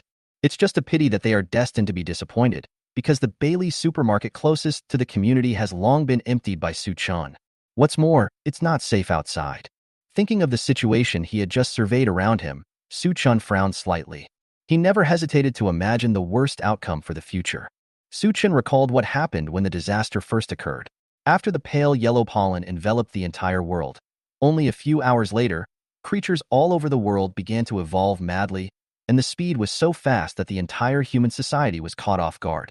In the face of the changes in nature, human beings' reaction speed can only be described as slow. So it's the same now, it's just a big fire. The plants will soon make a comeback, and they may even evolve a mechanism to coexist with fire. Thinking of this, Suchin's expression became even more solemn. He recalled the situation he had just inspected outside. The remaining black, dead trees, like black skeletons, decayed on the land baptized by fire. It looked tragic and desolate, but that definitely did not mean the end. Because Suchan discovered a waxy substance on the surface of those surviving plants that he had never seen before. Suchin easily guessed its effect: to seal the leaves and promote water retention. If the timing is right, these surviving plants can even use the ashes after the fire as nutrients and become pioneers in rebuilding the ecosystem. At this time, everyone in the room had noticed Suchin, and they gathered around him, their voices full of concern. Li Shi said, "Brother Chun, you are back. What is the situation outside?" Suchin had no intention of hiding anything and told the truth. "It's terrible." Hearing this, the girls were all slightly disappointed, but then they all felt a little relieved. After all, at this time, being able to get Suchin's protection was already an extremely lucky thing. Only Luo Xinghe still had fantasy in his heart, and he refused to give up and said, "But the rescue team has already arrived, and many people have gone out." Suchin gave her a cold look and said, "If you want to go out to find supplies, go ahead. I won't stop you." Luo Xinghe quickly shut his mouth. How could she be so desperate that she would go to find supplies by herself? Did she think she had too long to live? At this time, Zhao Xiaoqing, who had always been very optimistic, frowned slightly. Wearing a pair of white gloves, she walked in front of Suchin holding a bloody object. Zhao Xiaoqing said timidly, "Brother Chun, come and take a look at this." Suchin looked at Zhao Xiaoqing's palm, only to find that what she was holding was nothing else but a thin vine. It was covered with ashes, thin and soft, and all the places where the barbs should have grown were picked off. It was the one that was lying on Suchin's balcony before.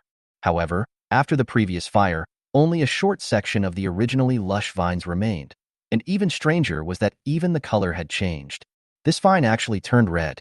It curled up in Zhao Xiaoqing's palm, slightly twisted, like a soft little snake.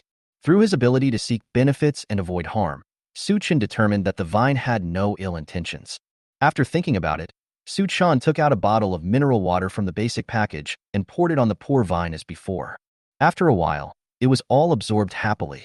Suchan took the little thing from Zhao Xiaoqing's hand and found that it felt a bit waxy and sticky, just like those plants outside that were suspected to have fire resistance. Suchin's eyes sank slightly. He held the small section of vine in his hand and played with it for a while. Then he took out a lighter from the basic package and burned the small section of vine. When the flame came into contact with the plant, the temperature rose suddenly. The sharp leaves of the vine curled up, and the wax on the surface of the leaves faded into a crimson light like a chameleon. But the vine was not ignited. Suchin couldn't help but take a deep breath. He put away the lighter, held the small section of vine in the palm of his hand, and observed its changes. As the temperature dropped, the red light on the vines gradually faded, returning to its original slightly dim appearance. It even rubbed lazily on Suchin's fingertips. Suchin's eyes focused, knowing that this little vine that had escaped death had become fire-resistant. His speculation turned out to be correct. The mutations of plants were becoming more and more terrifying. Humans' blind and arrogant actions based on past common sense may even have accelerated their evolution. Su-chan stared at the small vine in his hand with a heavy look. He couldn't help but think, it can survive without soil, is as flexible and soft as a small snake, and has excellent resistance to fire. Such a small thing can already be considered a new species. But it doesn't matter. In Su-chen's mind, there is a general term for alienated animals and plants. Su-chen smiled slightly and thought, they are all monsters. However, if he could tame and utilize these mutated plants, then he would naturally become a more powerful being than these monsters. Su-chen placed the red vine on the balcony, intending to restore it to its previous state. Su-chen knew very well that the arrival of the rescue team not only increased people's hope, but also facilitated the actions of some people with ulterior motives. He often goes out now, and the 4 women in the house are too eye-catching. Leaving the vines on the balcony can prevent anyone from attacking from the balcony. Thinking of this, Su-chan took out another, seeking benefits and avoiding harm, bird egg from the basic package. After thinking about it, Su-chan gave the bird egg to Qian Fenger, who came last. Qian Fenger widened her eyes and said in disbelief, "You actually still have some red bird eggs left?" Su-chen said indifferently, "I have plenty of this stuff. Anyway, he consumes the most bird eggs of this type, so he really needs to replenish them." Qian Fenger was a connoisseur of good things, so he didn't refuse. He took the bird egg with both hands and swallowed it in one gulp. Su-chen looked at her anxious expression and smiled. "Bird eggs are not eaten for nothing. We both have things to do later." Qian Fenger frowned slightly, her face flushed. "What are you talking about in broad daylight?" Su-chen said calmly, "Time is running out. We will set off together to the exotic pet pavilion in Bailey Supermarket later. Although there will be many people during the day, it will be more convenient. I must get that bird egg." Qian Fenger was slightly stunned when she heard Su-chen's serious tone and thought to herself, wait, did she misunderstand something just now? Chapter 35, Meeting Lin Siya. The rescue team marched along and also came to the residential area where Su-chen's ex-girlfriend Lin Siya lived. When she saw the blazing fire and billowing smoke taking away all the mutated plants, Lin Siya almost cried for joy. Lin Siya knelt in front of Fu Hong and wailed, "Mom, we are saved. We can finally get out." Hearing such a call, Fu Hong, who was on the verge of madness, seemed to finally regain some rationality. She stammered, "Yes, is there food?" Lin Siya nodded heavily, "Yes, Mom. Let's pack up and go to the supermarket quickly." During this period of time, she and Fu Hong had eaten up everything in the house. In the end, they even ate the leather sofa in the living room. They cut off a piece and boiled it in hot water over and over again. How can something like this be considered food? There were many moments when Lin Siya felt that she was going to starve to death at home, and her mother's madness made her even more desperate. During this period, Lin Siya even had a terrible guess. That is, after her death, her mother would bite her own flesh and blood without hesitation. But now it's different. She finally sees hope again. The plants have been burned by the fire of the rescue team, and a stable life is about to come. What she had to do now was to take her mother to the nearest supermarket and stock up on some food. There were many people who had the same idea as her. Everyone in the community ran downstairs, walked together, groping their way through the thick pollen, and set their destination as the Bailey Supermarket not far away. For safety reasons, Lin Siya took down the clothesline on the balcony of her home as a weapon for self-defense, but after taking a few steps, the clothesline became a crutch. Her malnourished body could not withstand too much walking. She was so hungry that she even felt too weak to walk, but she could not give up. She knew the principle of first come, first served. If she went too late, there would be no food. It was unknown how long it had been before she finally took her mother to the door of Bailey Supermarket. This is originally a busy commercial center, but under this special circumstance, it is even more crowded. But the atmosphere was a little different from what she expected. People gathered in groups of 3 or 5, holding large bags they brought from home, but the bags were empty. Then, Lin Siya heard the cursing and shouting of people in front. "The supermarket is empty. There's nothing. It must be that the rich and powerful took the initiative and shipped all the food away in advance. No, how can there be no food? I walked 10 kilometers to get here. It must have been hidden by you guys in the front. Hand it over quickly, or we won't let you go." Lin Siya listened to the noisy quarrels in front of her, and her mind went blank. No, that's impossible. She had finally gotten here. How could she have no food? A fierce look flashed in Lin Siya's eyes. Liars, all liars. Those who arrived earlier don't want to let those who come later in, so they say such things to confuse people. She is so smart. She will never fall for this. Thinking of this, Lin Xie gritted her teeth. She took Fu Hong's hand, used the clothesline in her hand to push away the chaotic crowd, and walked towards the top floor of Bailey's supermarket. She had been here before and knew where the food was sold. She just couldn't believe it. The supermarket was so big. How could there be no food at all? Even if someone really arrived early, it would be impossible for them to take away all the things. But the truth of things is often cruel. As she climbed the stairs, Lin Xie's heart became heavier and heavier. Half an hour later, when Lin Xie finally arrived at the food area of Bailey's supermarket after great effort, there was only emptiness on Lin Xie's tired face. There is no food. There is really no food. There is no food here at all. The shelves in the supermarket were empty. Not only food like rice, flour, and oil, but even cosmetics, gold jewelry, water cups, bed sheets, and the like were all gone. Lin Xie felt like her heart was dead. The clothes hanger in his hand had been slightly deformed and fell to the ground with a crisp sound. Lin Xie collapsed on the ground, feeling that she even had no strength to breathe. Her eyes were hollow as she murmured helplessly, "Mom, there is no food. What should we do?" Then, a hint of burning hatred stained Lin Xie's eyes. Lin Xie felt her teeth chattering. She said angrily, "Su Chun, it's all that Su Chin's fault. He obviously had so much food. If he just gave her a little, she could live comfortably. There was no need for her to work so hard and feel so desperate." The empty shelves mocked her previous efforts, and Lin Xie couldn't help but fall into self-pity. Is there anyone in this world more pitiful than her? It just so happened that any bad situation had the chance to get worse, especially when order collapses and resources are scarce. Because at this moment, Lin Xie suddenly felt a malicious gaze. Greedy and vicious, it was shooting towards her without any concealment. Lin Xie felt a chill on her spine. She turned around hurriedly and saw three men with sinister looks walking towards her step by step. Lin Xie asked in panic, What do you want to do?" "What?" The leading man was named Nyo Weha. He was fat, with big ears, broad shoulders, and a thick waist. He chuckled and stared at Lin Xie with undisguised desire in his eyes. "My little beauty, either you follow me obediently, or I'll beat you up right now before you follow me." After saying that, Nyo Weha flipped his wrist and a folding knife popped out instantly. Lin Xie's heart was startled. She really didn't expect that she would be robbed at this time. But the hunger in her stomach reminded her that she actually had nothing worth being robbed, except herself. The instinct for survival filled Lin Xie with strength again. She jumped up from the ground as if she had a last breath of life and rushed in the opposite direction of the person who came.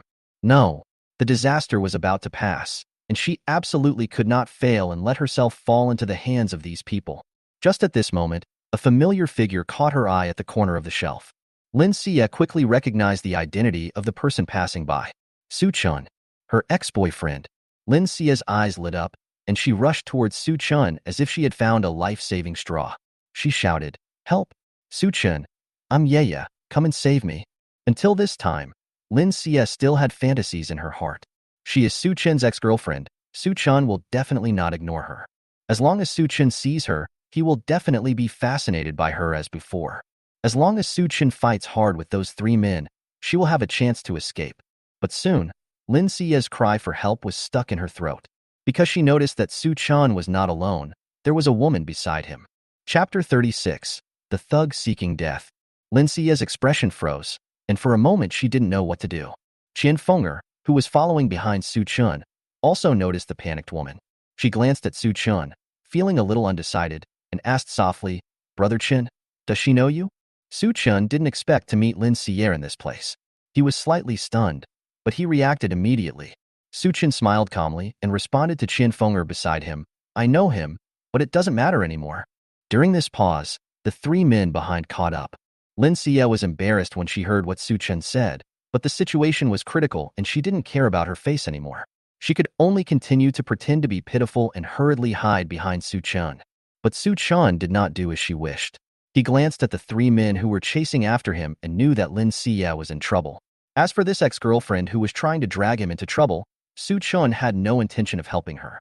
Lin Xie wanted to hide behind Su Chun, so Su Chun reached out and grabbed Lin Xie's wrist. He stared at her, with a hint of smile in his tone. Su Chun said softly, "I really didn't expect that you were still alive at this time." Lin Xie's body stiffened, and she could no longer pretend to be pitiful. At this time, Fu Hong, who had been left behind and ignored, finally realized that the situation was not good. She hurriedly caught up. A ray of light suddenly flashed in her turbid eyes. She gritted her teeth and staggered forward, trying to protect her daughter. She blocked Lin Xie behind her and shouted at the three men in front of her. Who are you? How dare you want to take advantage of my daughter? My daughter is going to marry a rich man in the future. She was responded with a hard slap. Get out of here, old man. Niu Weihe hit Fu Hong without any mercy, causing Fu Hong's eyes to glow, and he fell to the ground. The two little followers behind Niu Weihe took the opportunity to kick Fu Hong twice from the front and back, then turned around and tried to press down Lin Xie's arm. This violent scene made Qian Fenger, who was nearby, couldn't help but let out a small cry of surprise. Su Chun just watched from the side, his hands in his pockets, looking indifferent. He had no shortage of food. This time he went out just to take out the mutant bird egg from the exotic pet house while there were many people around. As for meeting Lin Xie, it was purely an accident. It is obvious that Lin Xie, who is in a bad situation, still has expectations for Su Chun. At the critical moment, she made a choice between the burly man with a hideous smile on his face and her ex-boyfriend Su Chun. Lin Xie's eyes widened. Holding on to the last glimmer of hope, she shouted at Su Chun. Su Chun, are you still a man? Are you just going to watch your woman being bullied?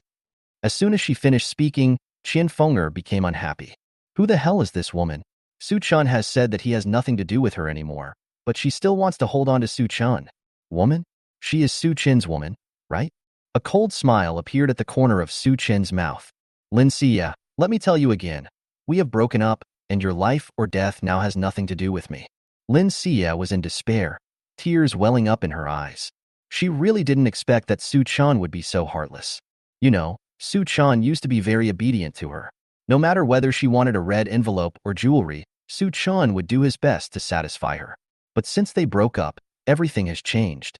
Su Chun was no longer willing to give everything for her, and even unknowingly became an unattainable existence for her. Lin Xie clenched her teeth, feeling that she had never been insulted so greatly. She said bitterly, Su Chun, I really didn't expect that you would be so incapable of perseverance. Your so-called love can't even withstand such a small test. I am really disappointed in you. At this point, Su Chin didn't even want to look at Lin Xie.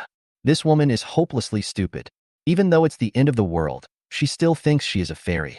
No, it is also possible that she realized her own incompetence in the apocalypse, so she was particularly unwilling to accept reality. However, no matter which situation it is, it has nothing to do with Su Chun now. Go away. Su Chun raised his leg and kicked Lin Xie hard in the chest, completely cut off her last hope. When Qian Fenger saw this, she couldn't help but feel relieved. That's right. Although a man like Su Chun is powerful and attractive, he is definitely not someone who will accept everyone. Only a woman like her is worthy of a man as outstanding as Su Chun. As for the others, they are just daydreaming. However, Su Chin's attitude had a different meaning in the eyes of Niu Weihe, who was planning to take advantage of Lin Xie. Niu Weihe thought that Su Chun was so cruel to Lin Xie because she was afraid of his methods, so he laughed and said proudly, Ha ha ha ha, you really know how to handle things. I'm in a good mood today, so I won't kill you. Then, Niu Weihe pushed the issue further. He pointed to the side of Su Chun and said with a grin, Just leave the woman next to you for me. When he said this, he was still holding the folding knife in his hand, with the tip of the knife pointing at Qian Fenger. However, to Niu Weihe's surprise, unlike Lin Xie's panic, Qian Fenger's face was calm, without even the slightest anger. She looked at him with a faint look, as if with a hint of sadness for him. If Niu Weihe was smarter, he would have realized that it was clearly the look of a dying person. But Niu Weihe no longer has the chance to correct his mistakes. How dare you set your sights on his woman? Su Chin's eyes darkened, and he took out a vine spike from his basic package. He flipped his wrist, and the long spike pierced Niu Weihe's throat. The situation suddenly changed, and the arrogant Niu Weihe suddenly became silent. Niu Weihe's fat body fell to the ground with a bang, and blood gushed out. Seeing their boss being killed, the two followers following Niu Weihe also reacted instantly. Run. If you don't run, are you going to be buried with him? But their speed was no match for Su Chin's attack. Another spike stabbed out, and the follower who was slightly slower also lost his life instantly. At this moment, seeing that his two companions were all dead, the last little follower named Xiao Chong had his legs limp and could no longer move. He slumped on the ground and said to Su Chun in a panic, Brother, I am not in the same group with them. Su Chun listened, the corners of his mouth twitching slightly. Although he would definitely not leave these thugs alive, The lie of this little follower was too clumsy. Even if they are not in the same group, can they come out together to rob women? Xiao Chang felt like he was about to cry. Brother, I am also looking for food. Suddenly, as if he had thought of something, a light flashed in his eyes that were full of fear. Brother, please let me go. There is a super beautiful girl in our base camp. I will take you to find her now. Xiao Chang pointed at Qian Feng'er beside Su Chun and said loudly, that girl is so pretty, even prettier than her. As soon as these words came out, Qian Feng'er's face instantly turned green. This guy deserves to die. He actually wants to send a woman to Su Chun and even says that she is prettier than her. Doesn't he know that there is no room for him in his house? Chapter 37. The woman on the hospital bed. Qian Feng'er got angry and kicked Xiao Chang without caring about the danger. You little bastard, you're looking for death. At this time, Su Chun, who always acted decisively, actually put away the spikes in his hand and did not kill Xiao Chang. Su Chun judged through his ability of seeking benefits and avoiding harm that Xiao Chang had been frightened out of his wits. There was only fear in his expression, not hostility. He shouldn't be lying. Because in addition to this, Su Chun also observed that compared with other people in the apocalypse, Xiao Chang had a ruddy complexion and did not look like he was hungry. If Xiao Chang and others could ensure a good food supply in the end times, then with such strength, they would be able to attract beautiful women like himself. When Xiao Chang saw Su Chun stop moving, he immediately judged that there was hope of survival. He knelt on the ground and kowtowed heavily to Su Chun. Brother, what I said is true. Don't kill me. I will lead you. Tisk. Qian Feng'er looked disdainful but didn't dare to say anything to stop him. Su Chun glanced at Qian Feng'er beside him, and seeing that she looked angry, he couldn't help but find it funny that this jealous woman looked a little funny. Su Chun said to Xiao Chang, who was kneeling on the ground, come on, I'll give you a chance to make amends. Xiao Changda was overjoyed and climbed up from the ground using his hands and feet. He flattered her, don't worry, big brother. The woman I found for you is absolutely fair-skinned and beautiful, the most beautiful woman in the world. Qian Feng'er's face turned even darker. She moved closer to Su Chan and whispered, forget about the woman, but the bird eggs. Don't worry, we'll talk when we get back. Next to them, Lin Xia, who had unexpectedly escaped danger, was so shocked by all these unexpected events that her expression was dazed. Su Chen noticed it and suddenly smiled softly. He said to Lin Xia, yeah, we will be back later. Think about it carefully. Do you want to wait for me here? There is an exotic pet house on this floor. If Lin Xia doesn't want to live long, she can stay here for a while. Xiao Chang did not take Su Chen and Qian Feng'er to the residential building, but took them to a private clinic. Facing Su Chen's puzzled look, Xiao Chang explained, that woman is the doctor here. When the disaster broke out, everyone was trapped here and no one could get out. Led by Xiao Chang, the three of them walked towards the deepest part of the clinic. The light gradually dimmed, and Qian Feng'er felt a little scared. Xiao Chang didn't notice and just continued. She was lying on the bed in the innermost room. We tied her up because we were afraid she would run away. After hearing these words, Qian Feng'er became more uncomfortable, but Su Chun looked normal. Su Chun was not surprised by this arrangement. After all, in the end times, if a beautiful woman fell into the hands of a group of men, she would basically be like a cursed prey. Finally, they arrived in front of the ward, and Xiao Chang opened the door attentively. Su Chun glanced inside lightly. On the hospital bed, a pale-skinned woman was lying on it, her body tied tightly with restraints. The system prompt sounded immediately. Name: He Shinran. Age: 28. Appearance: 8.0 points. Attribute: Pharmacy Expert. Final score: 6.8 points. Final evaluation: Physically weak, mentally closed, in critical condition, failed the system review. 8. Su Chun glanced at Xiao Chang beside him, feeling a little disappointed. It seemed that the other party had exaggerated in order to survive. This woman's appearance score is only 8 points, and she can only be called a beauty in the eyes of people like Xiao Chang. However, the other party is a pharmaceutical expert, so keeping him around would be somewhat useful. Su Chun moved closer to take a closer look, only to see that the woman's body was riddled with holes. Her clothes were torn and stained with dried blood, and she looked horrible. Su Chun thought of the system's final evaluation and felt a sinking feeling in his heart. Being tied to the bed every day would definitely cause his mind to be closed. Moreover, the woman's body was covered with deep wounds, which were man-made and obviously knife wounds. It was good enough that she didn't die. She was lucky to be able to breathe now. What's a little strange is that some of the wounds have recovered very well and have already formed scabs.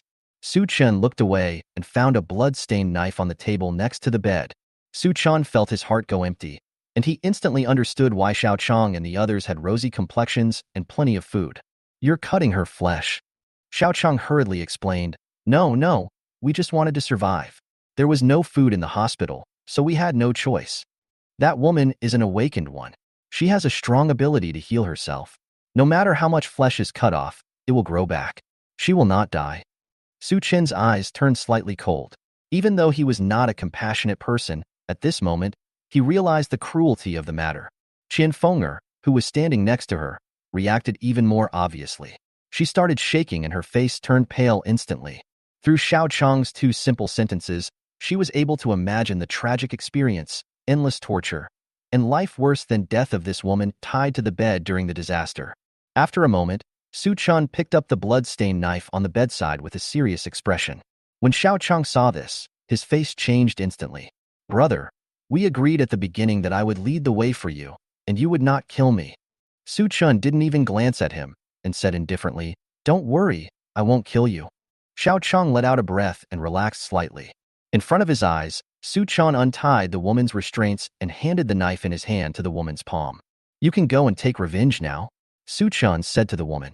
But compared to a human, at this moment, this woman is more like a beast with a dead soul. Qian Fenger had been watching everything in front of her silently. When the woman's pale hand grasped the hilt of the knife, she actually felt a sense of pleasure in her heart. Xiao Chong, who was slow to react, finally realized that something was wrong. He tried to escape in a panic, but it was too late. Shinran suddenly stood up from the hospital bed and stabbed the sharp knife in his hand into Xiao Chong's neck. Blood gushed out. At this moment, the dust has settled. Qian Fenger, who was closest to the scene, noticed in the bloodbath that Shinran's eyes were strange. There was no joy of revenge in them, but a deep numbness. Qian Fenger's heart tightened. She didn't think she was a philanthropic person, but when she saw Shinran's miserable condition as a woman, she couldn't help but feel heartbroken. Before the end of the world, doctors who were respected and saved lives have now become humanity's reserve food. This situation is truly tragic. But after this deep sympathy, a faint sense of relief quietly crept into Qian Fenger's heart. She glanced at Su Chan beside her and thought, it was because she followed such a powerful man that she was able to survive in the apocalypse and not become a poor lamb like Shinran to be slaughtered. In comparison, I am really lucky. Chapter 38 Hell and Heaven. Shinran killed Xiao Chong. His body was stained with blood and his eyes became empty. She did not feel the pleasure of revenge, but instead a feeling of melancholy arose in her heart. At the beginning of the apocalypse, she was so hungry that she ate a bird egg and awakened her healing ability. Originally, she wanted to use this ability to help other people, but who could have imagined that Xiao Chong and his people would occupy her clinic, tie her to the bed, and make her not only a tool for treatment, but also their food, and even an object of venting. The human heart is hard to predict. In just a few days, she felt like she was living in hell every minute and every second. Shinran also thought about biting her tongue to commit suicide, but her healing ability prevented her from dying. Even if she bit off her tongue, it could still grow back. She had already lost hope in life and closed her heart. But Su Chen's unexpected appearance set her free, and she avenged her great revenge, and her closed heart slowly loosened. Shinran turned to look at Su Chen with a wooden expression and forced a smile on his indifferent face. Thank you. Qian Fenger looked at Shinran, who was covered in blood, and her whole body trembled. Her eyes were filled with fear, and she subconsciously grabbed Su Chen's arm.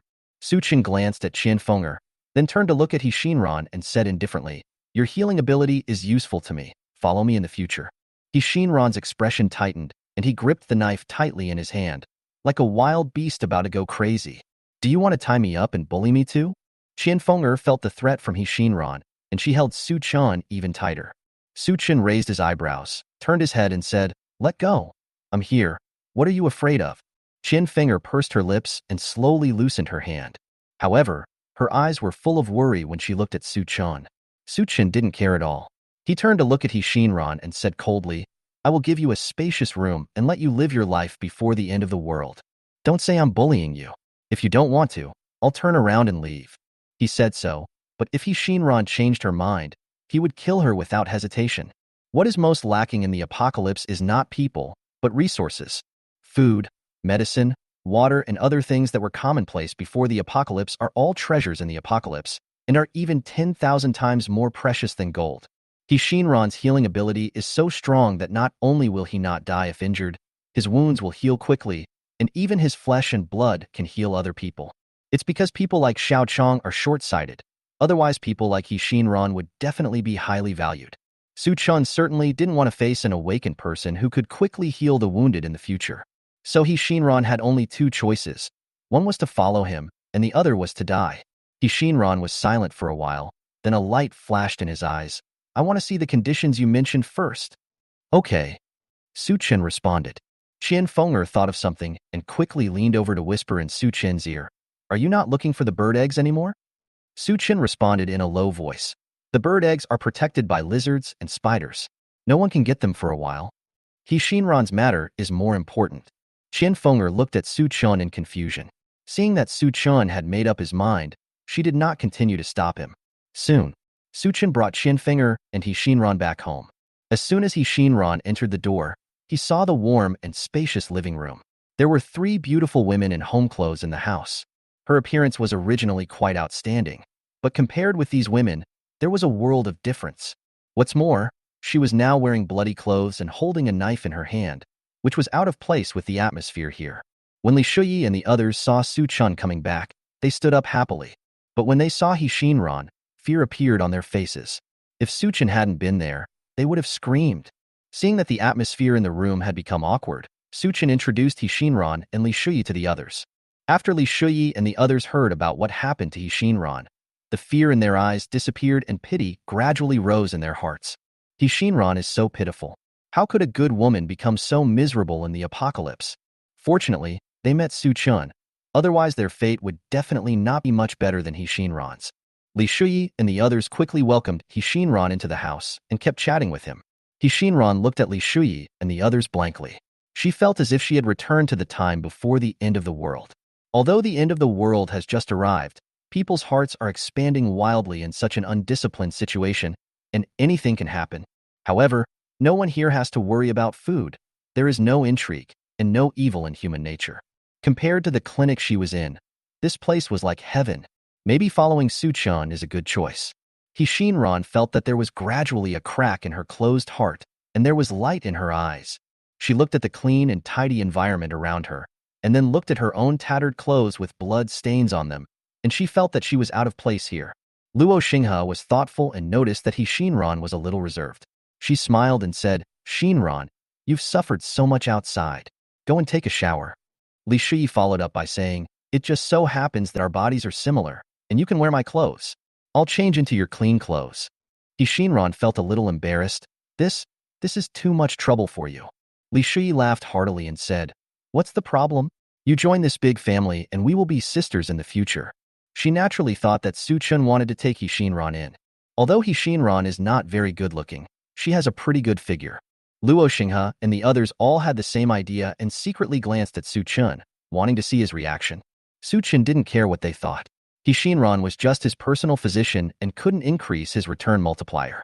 He would not do anything to Shinran anyway.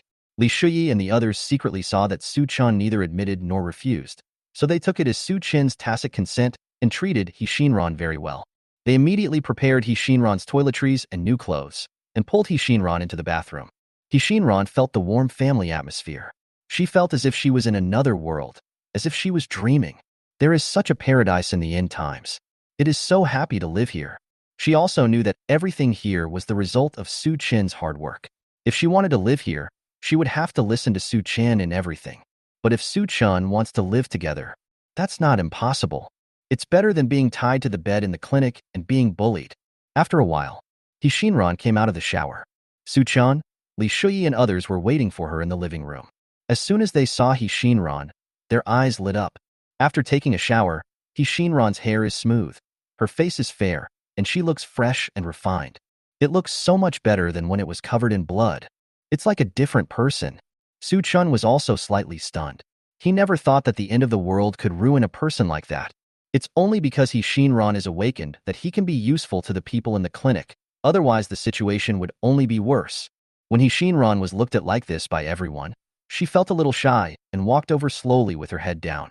Su Chen recovered and looked at He Shinran, who was walking in front of him, and asked in a deep voice, He Shinran, have you decided to stay now? As he spoke, he held the fire-resistant vine in his palm. As long as He Shinran dares to say no, the fire-resistant vines will bleed immediately. Chapter 39, Large-Scale Power Outage. He Shinran didn't know that Su Chun was going to kill her. She had already fallen in love with this aspect of Su Chun, and a smile finally broke out on her wooden face. I do. Su Chun smiled slightly and quietly released the fire-resistant vine in his hand. You made the right choice. Indeed, if He Shinran had not agreed, he would have been a corpse now. Su Chun continued to make arrangements. From now on, you will be my personal doctor. Just live next door and be ready to treat us at any time. When you have nothing to do, you can study the mutation of plants and herbs. As soon as the words fell, Li Shuyi and the others looked at Su Chun in surprise. This is a little different from what they thought. Could it be that Su Chun has no plans to accept He Shinran? Although He Shinran is not as pretty as them, she is also a pretty girl. He Shinran didn't care either. She just wanted to find a quiet place to heal her wounded heart. She nodded in agreement. Okay, I'll follow your arrangements. Su Chun felt completely relieved. Being able to have an awakened person with healing abilities join the big family was like adding an extra layer of protection for everyone. With He Shinran here, as long as Li Shuyi and the others encounter danger and don't die immediately, they will be rescued. You have to know that in this doomsday environment, medicines are very scarce. Once a person is injured, there is a high probability that he will die. Su Chen arranged for Li Shuyi to take He Shinran next door, and then he left alone to go to Bailey's supermarket to see if the bird eggs were still there. With his ability of as light as a swallow, he quickly arrived near the exotic pet hall of Bailey's supermarket. Through the ability of seeking benefits and avoiding harm, he clearly saw the lizards and spiders in the exotic pet house patrolling their territory back and forth. With these two mutant beasts here, no one can take away the bird eggs or even the large amounts of food in the exotic pet house. Su Chen was planning to use his space distortion ability to go into the exotic pet pavilion to see what was going on and take the bird eggs away if he had the chance. At this moment, Su Chen suddenly saw a strange phenomenon happening in the exotic pet house. A figure appeared out of nowhere near the bird eggs. His heart trembled and his brows furrowed. There were clearly only lizards and spiders in the exotic pet house just now. How did this person appear in the exotic pet house? Moreover, the bird eggs that were discovered with great difficulty must not be taken away by others first. Su Chen quickly used the space distortion ability to pass through the wall and stayed in the wall not far from the man. He stuck his head out from the wall and saw clearly that the person was a woman, and she looked exactly like Qian Finger. Could this be the twin sister that Qian Finger mentioned? Moreover, this woman is an awakened one. Otherwise, she wouldn't suddenly appear out of nowhere. Suddenly, a system notification sounded in Su Chen's mind. Name: Qian Yinger. Age: 22. Appearance: 8.6 points. Quirky and eccentric. Attribute: a student with a specialty in painting. Final score: 8.7 points. Final evaluation: lively and cheerful, a rare happy fruit. Passed the system review. Su Chen narrowed his eyes, looked at Qian Yinger, and a smile appeared on the corner of his mouth. I didn't expect that she was really Qian Finger's twin sister, and they have all passed the system review. I haven't tried sisters yet. Now I have a chance. Qian Yinger looked at the bird eggs in the exotic pet pavilion and said with resentment, Sister, why don't you take the bird eggs away? How can an unawakened person survive in this world? Before she could finish her words, a long whip-like tongue suddenly swung towards her. Su Chen saw clearly that the lizard had discovered Qian Yinger's trail and launched an attack. Qian Yinger also noticed the danger and quickly tiptoed onto the ground, flew into the air, and avoided the lizard's attack. She frowned and complained, Damn lizard, damn spider, why are you so annoying? Sooner or later I will kill you and make soup with you. As she spoke, the woman casually drew a circle in the air, and a round green vortex of light appeared out of thin air. Then the woman leaped forward and rushed into the green light. But surprisingly, the woman disappeared as soon as she entered the light and shadow, as if she had never been there. As the woman completely entered the light and shadow disappeared instantly. Su Chen was shocked by the woman's series of actions. It seemed that Qian Finger's twin sister's awakened ability was teleportation. Teleportation is amazing. I don't know what the limitations are, but being able to travel through space greatly increases my range of activities. I didn't expect Qian Finger's twin sister to have such amazing abilities. If I don't get her, it would be a shame for the system to approve her. Seeing that it had missed its target, the lizard was stunned for a moment, then retracted its tongue and turned to look in the direction of Su Chen. Then, it suddenly stuck out its tongue and hit Su Chen. Su Chen's ability to seek benefits and avoid harm came into play, and he discovered the lizard's malicious intent. He came to his senses and quickly used his space distortion ability to push his head back into the wall, then broke away from the wall and sank to the next floor. Bang! Fortunately, he dodged in time. The wall where he had just hidden was punched by the lizard's tongue, leaving a hole the size of a wash basin. This is too fierce. Su Chen couldn't help but break out in sweat on his forehead. If it were hit by a lizard's tongue, wouldn't it make a big hole? Su Chen landed downstairs, looked up at the lizard above his head, and breathed a sigh of relief. Fortunately, the lizard didn't know that he had the ability of space distortion. Otherwise, it would be difficult to avoid him. However, this also reminded him that there are too many mutated creatures in the world now, and many of them have evolved to be very powerful. Even lizards can easily break through walls by sticking out their tongues, not to mention large beasts like lions and tigers. Su Chen thought about it and realized that with his current ability, it would be very difficult to defeat the lizard, let alone the spider that had not yet made a move. It seems that this bird egg does not belong to Su Chen for the time being. He will come back to get it when he has the strength. Of course, this trip was not in vain. I unexpectedly discovered Qian Inger. Although I don't know why Qian Inger didn't contact Qian Fenger, the fact that Qian Inger came to the exotic pet house shows that Qian Inger still cares about Qian Fenger very much. Su Chen coveted Qian Inger's similar teleportation ability, and of course he also wanted the sisters to serve him together. We have to find a way to start with Qian Fenger and take down Qian Inger. Su Chen thought for a while, and seeing that there was no need to stay in Bailey's supermarket, he went out and used his ability of light as a swallow and quickly returned home. Soon, it was evening. Li Shuyi volunteered, "I'll go to the kitchen." Zhao Shaoqing immediately stood up and said, "I'll go too." She puffed out her chest and looked at Li Shuyi provocatively. At this moment, bang, bang, bang, there was a commotion outside the window. Su Chen looked outside and couldn't help but frown. The city that was originally brightly lit has now become mostly dark. Many buildings near Shanghua Garden Community have also turned black. Massive power outage. Is it finally here? Su Chen knew that this kind of thing would happen sooner or later. Fast-growing plants and terrifying animals have become the overlords of the city. They run rampant in the city, and it is difficult not to destroy the city's power equipment. Su Chen walked to the balcony and through the moonlight saw panicked figures moving around in a residential area in the distance where there was a power outage. Screams echoed throughout the night sky. Unlike before the apocalypse, humans now have an extremely urgent need for electricity. If we lose the light provided by electricity, our chances of survival will be greatly reduced. Those who live in the pollen are even more desperate. They have to rely on electricity for lighting during the day. Now they are completely plunged into darkness. How can people survive like this? Li Shuyi and Zhao Shaoqing stopped competing for favor. They also came to the balcony and looked at the community where the power was out. Their faces were full of worry. Will we have a power outage? Su Chen said calmly, "It's only a matter of time." Chapter 40. Call your sister over. Night. Su Chen let Qian Fenger into his room alone. Li Shuyi, Zhao Shaoqing, and Luo Xinghe looked at Qian Fenger's back as she entered the room, and they stomped their feet in anger. When Qian Fenger came home, Su Chen really doted on her, which really pissed them off. We are all Su Chen's women. Why can Qian Fenger monopolize Su Chen? However, they dared not speak out because in this family, Su Chen had the final say. After Qian Fenger entered the room, she looked at Su Chen shyly, fiddling with her hands in front of her body. Even though she had had contact with Su Chen before, she was still a little nervous when she was suddenly called into the room. Su Chen sat on the bed openly, looked up at the shy Qian Fenger, and said with a smile, "Come and sit. I won't eat you." As he spoke, he patted the mattress beside him. Qian Fenger took a deep breath, carefully moved to Su Chen's side, and slowly sat down. Su Chen went straight to the point. "Qian Fenger, I met your sister today." Qian Fenger's nervousness disappeared instantly. She turned around and looked at Su Chen with light in her eyes. "Where did you meet?" "In the exotic pet shop of Bailey Supermarket. Your sister should have a similar ability to teleport and appeared out of thin air near the bird eggs." Su Chen said truthfully. She is still thinking about me." Qian Fenger looked melancholy, with a hint of sadness in her eyes.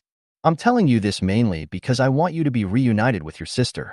Su Chen expressed his thoughts. Qian Fenger was very smart and immediately understood what Su Chen meant.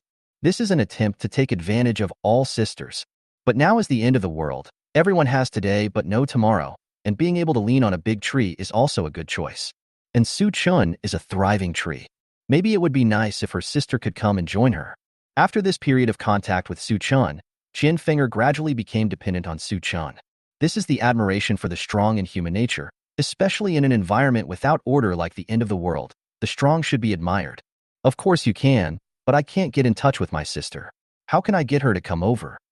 Su Chun said confidently, the reason your sister went to the exotic pet museum is that she is still thinking about you. So as long as you leave a message for her at the exotic pet museum, she will definitely come. Qian Feng'er thought about it for a while, then nodded and said, then I'll do as you say. Su Chun told the plan. You can write a letter and put it near the bird eggs in the exotic pet pavilion, and then put one of your personal belongings there to attract your sister's attention. After your sister sees the letter, she will definitely take the bait.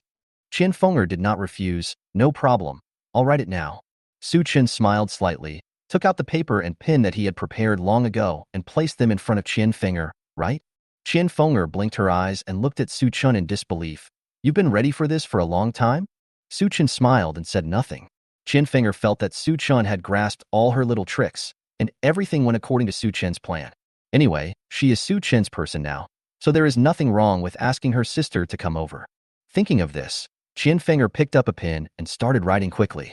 At the same time, in a building 10 miles south of Shanghua Community, Qian Inger jumped out from a green light and landed in the living room of her home. This was her sanctuary, on the 25th floor of the building. When the pollen arrived, Qian Inger happened to be working part-time at the exotic pet house and was trapped in the house. She likes a budgie in the exotic pet house very much and plays with it every day. But later on, the situation in the exotic pet house became increasingly strange. The lizards and spiders became increasingly larger, and they even ate the pets in the house. Qian Inger was also very scared and hid in a compartment holding the budgie. Later, she was so hungry that she ate an egg laid by a tiger parrot, and then she awakened the ability of space jumping. Originally, she wanted to find her sister Qian Feng'er as soon as possible, but she became an awakened person and was afraid that her sister would treat her as a freak and dislike her. So she sent Qian Feng'er the message that there was a bird egg in the exotic pet house, then threw away her cell phone and found a place to live outside by herself. Of course, she also brought the budgie here. Qian Inger had just landed. A heavy female voice rang out in the room. Idiot! Why did you come back just now? Qian Inger turned her head and saw a palm-sized tiger parrot sitting on the sofa, looking at her with contempt. She glanced at him and said angrily, Xiao, who is the idiot? If you didn't have me, you would starve to death sooner or later. As she spoke, she took off a backpack from her back and took out a bag of bird food from it. I went to the exotic pet museum to find it for you. Come and eat it. Qian Inger only knows how to space jump, which is an ability that makes movement easier but has no actual combat power. So she usually only went to the familiar Bailey supermarket to find supplies. However, Qian Inger underestimated the sinister nature of human beings in the end times. She encountered 3 or 4 robberies in Bailey supermarket and could only watch as the supplies she had collected with great difficulty were snatched away by others. There was even one time when she was almost dragged into a small dark room by a group of hooligans. Fortunately, she had the ability of space jumping and escaped in time. Otherwise, the consequences would be disastrous. Qian Inger opened the bird food in her hand and poured it into the empty plate under the sofa. Then she looked up at the budgie and said proudly, Little tiger, I'm awesome, don't I? Come on and praise me. The parrot rolled its eyes and turned its head away from Qian Inger. In fact, it had no shortage of food. It would always sneak out to get a snack when Qian Inger wasn't paying attention. On the contrary, Qian Inger was hungry and full at times, and had no ability to survive at all. Calling her a fool is flattering her. Qian Inger didn't care. She had encountered too many people and things in the apocalypse, and the parrot was the most caring. Of course, there is also her sister Qian Feng'er, but I don't know how her sister is doing now. Now the parrot is her best friend. Qian Inger sighed softly, and her worried face immediately turned into a smile. Xiao Hu, today when I went to the exotic pet museum, I encountered lizards and spiders and was almost killed by them. Fortunately, I had more skills than them, so I was able to dodge their attacks. The parrot looked at Qian Inger like a human. Stupid. It's so dangerous. Have you found anything to eat? Qian Inger said with a bitter face. I don't know who is so wicked that they emptied out all the things in Bailey's supermarket and left nothing for me. 10 miles away in Shanghua Community, Su Chun, who was watching Qian Feng'er writing a letter, couldn't help but sneeze twice, wondering, who is scolding me? The parrot looked at Qian Inger pitifully and said, you haven't eaten for a whole day. Why don't you eat some of my bird food? Qian Inger said stubbornly, I am a human being. Even if I jump off a building, I will never eat bird food. As soon as the words fell, gurgle, Qian Inger's stomach rumbled. She lowered her head in embarrassment and saw the bird food on the plate with an enticing aroma. Each grain looked like a chocolate ball and seemed delicious. Qian Inger subconsciously drooled from the corner of her mouth. He reached out, grabbed a handful, put it in his mouth and started chewing. So delicious. However, Qian Inger quickly came to her senses. This little bit of bird food was not enough to satisfy her hunger. No, I have to go out and look for supplies tomorrow. And I have to look ugly, or else I'll be targeted by some hooligans. Qian Inger rolled up a curl of hair with her fingers and muttered while sitting on the sofa. Xiao Hu, there is a large-scale power outage in the city. I guess the water and gas will be cut off soon. I will bring back more mineral water when I go out next time. Otherwise, we will have no water to drink. The parrot glared at Qian Inger unhappily, flapped its wings and flew into an open birdcage to rest. Qian Inger's eyes lit up, and she said to herself, Xiao Hu, I will take good care of both of us. Chapter 41. Trouble. Midnight. Su Chen looked at Qian Fenger, who had finished writing the letter, and said, with this letter, your sister will come over. Qian Fenger folded the letter, then took off a necklace from her neck and tied it to the letter.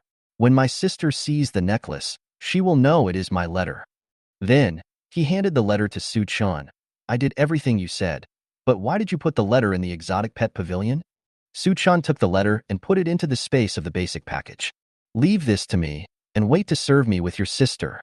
He looked at Qian Fenger and said, it's getting late. Qian Fenger immediately understood what was going on. Her pretty face turned red and she pursed her lips and slowly stood up, while Su Chen was fighting. In a corner of the Bailey supermarket, a mother and daughter are huddled together for warmth.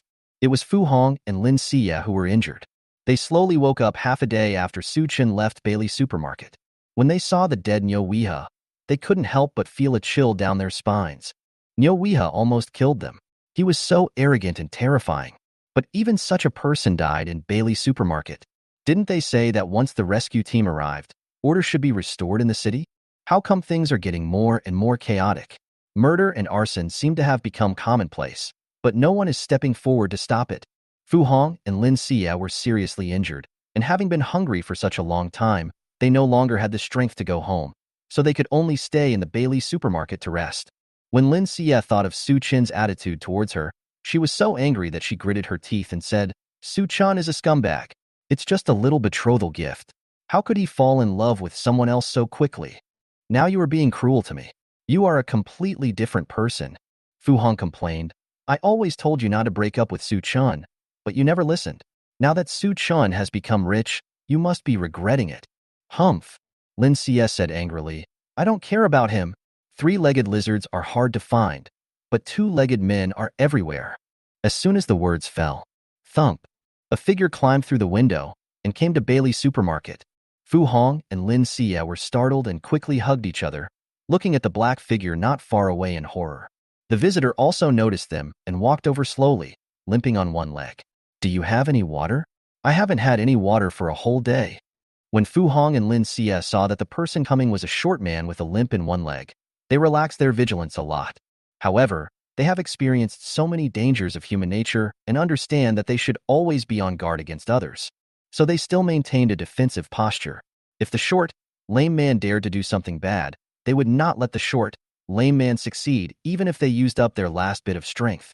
Lin Xia bravely said, we have only been here for a short time. Let alone water, we haven't even found anything to eat. The short, lame man was stunned for a moment, then stomped his feet heavily. Damn Su Chen. How could he forget that he had already emptied the supermarket? What?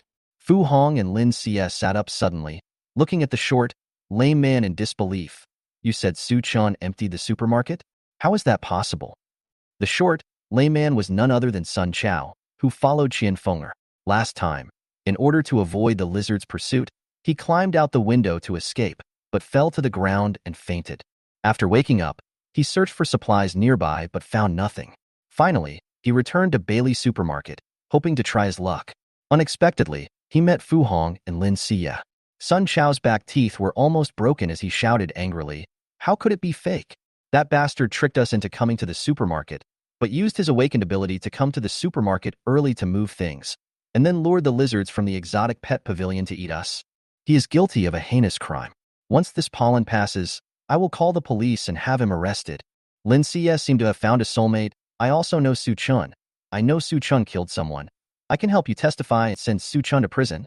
Fu Hong calmed down and asked in confusion, "Wait, what is the lizard you were talking about?"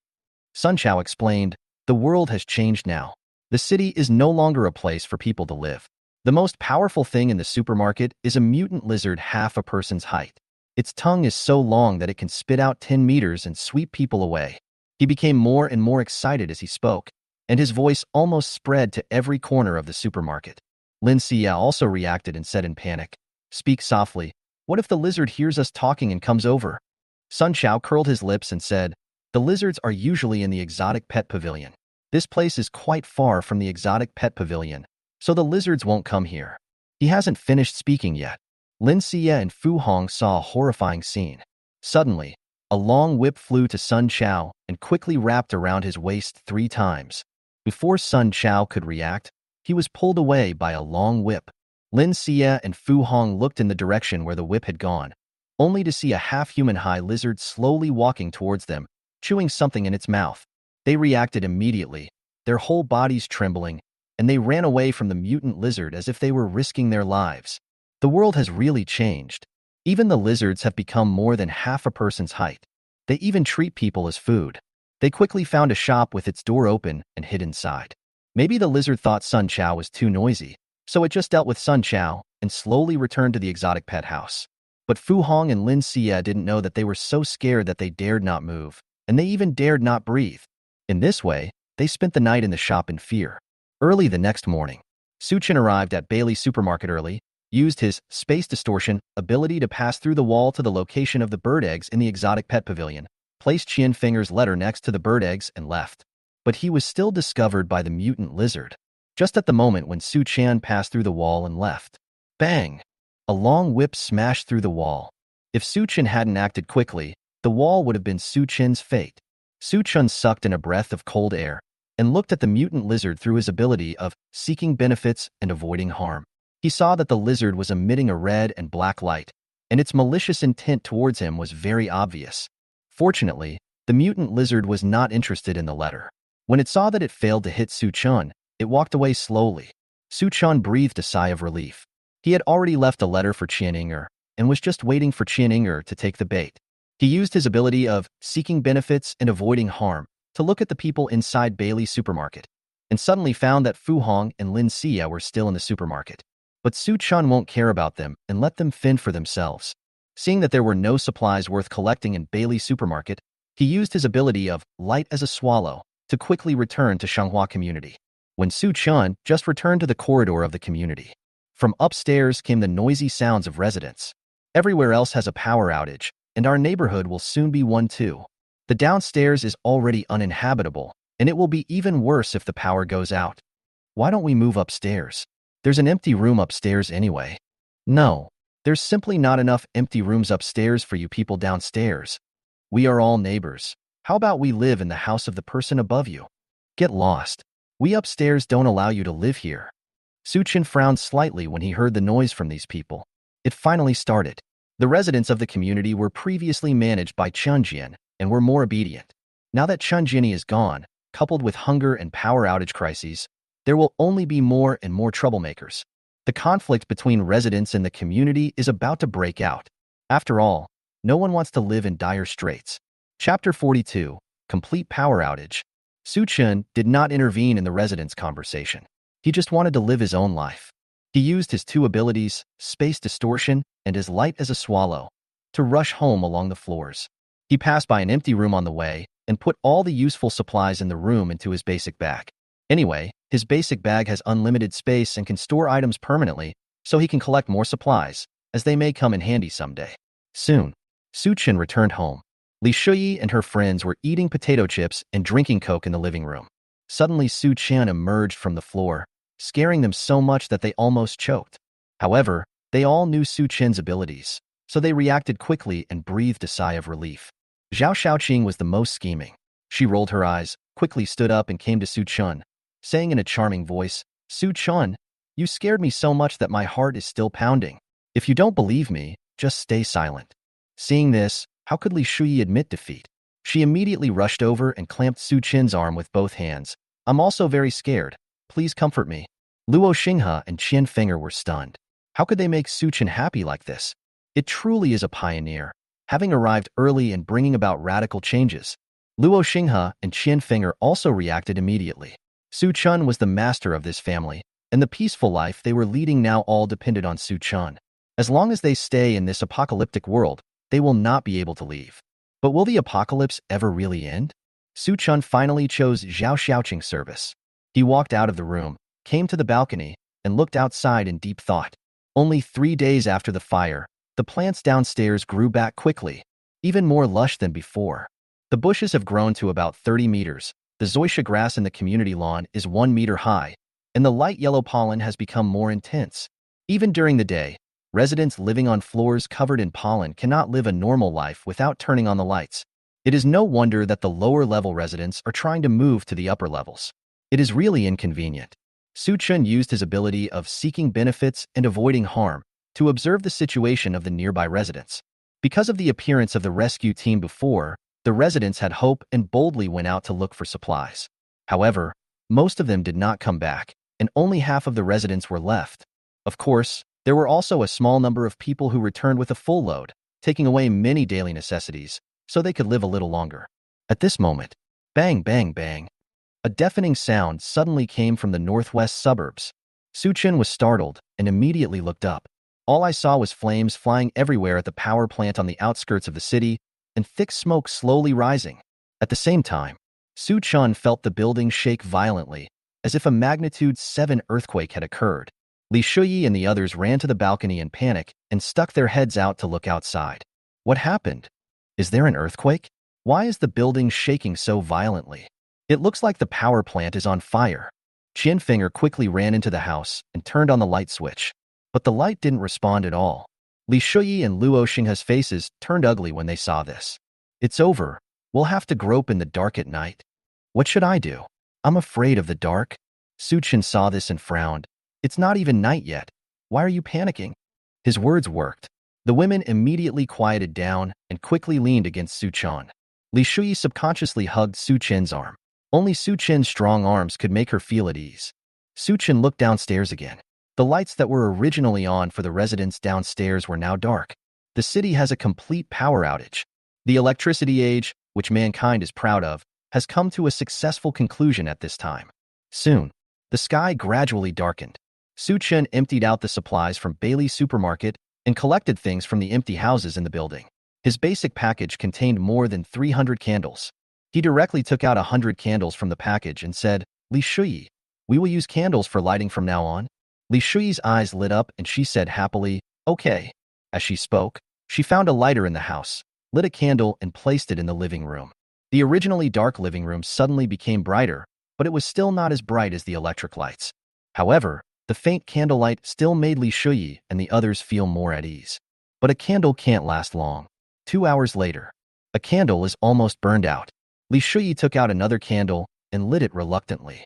Just when Su Chun was about to ask Li Shuyi to stop being so frugal, he heard a system sound. Ding! Li Shuyi consumes 1 candle, and the system returns 500 candles, which are stored in the basic package. Su Chun was slightly stunned. It was returned so soon? What was returned before were food and water, so why are candles being returned? Is it possible to use a method?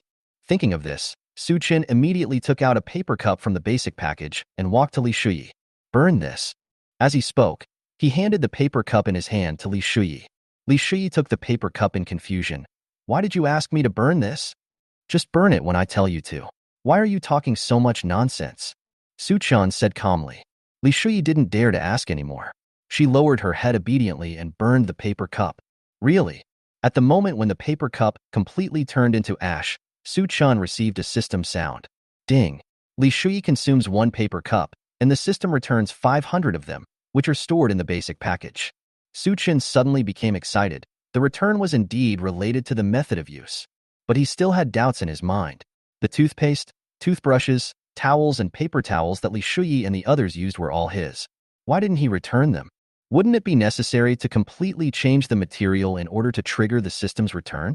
Su Chen's heart trembled, and he immediately took out a handkerchief from the basic package and handed it to Li Shuyi. Burn this too. Li Shuyi didn't dare to ask more questions and quickly took it and burned it. Ding!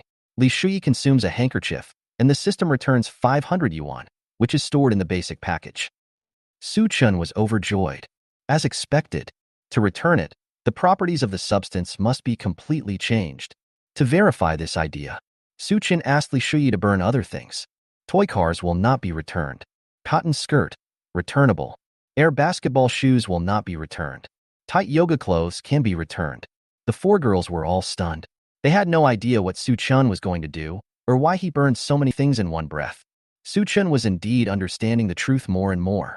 The return really required the woman around him to completely change a substance. Otherwise, the system would not trigger the return. There are metal materials in the toy cars, and they cannot be completely changed. There are also technological materials added to the air basketball shoes, and they cannot be completely destroyed. So these two items will not be returned. Pure cotton skirts and tight yoga clothes are made of flammable materials, which will completely change the original substances after burning. So the system determines that they can be returned. Su Chen's eyes lit up and the corners of his mouth rose slightly. It turned out that the return was based on this principle. What if there is a furnace where the temperature of thousands of degrees can completely change the properties of most things? Then, can't he get whatever he wants? It's a pity that Su Chen doesn't know how to make a furnace, but as the number of people in the family grows, there will always be someone who knows how to make a furnace. Su Chen was in a good mood and immediately took out 500 candles from the basic package and distributed them to the four women. From now on, let's light candles for lighting. Don't let others think that I, Su Chen, have no strength. Let's light 10 candles, 10 in each room. Chapter 43. I'm the boss here. Li Shuyi and the others were used to Su Chen being able to take things out of the basic package, and they didn't find it strange at all. They quickly lit 10 candles in every room according to Su Chen's request. Suddenly, the dark room was brightly lit, almost indistinguishable from daytime. In the entire building, Su Chen's room is the most eye-catching. The residents of the community looked at Su Chen's room blankly and couldn't help but complain. Why is his house so bright? What a waste of candles. If you light so many candles, they will all be used up sooner or later. Let's see what you will do next. They didn't know that Su Chen had a return system. The more candles were burned, the more they would be used up. They could never be used up. When Su Chen saw the light in the room, the atmosphere instantly became less depressing.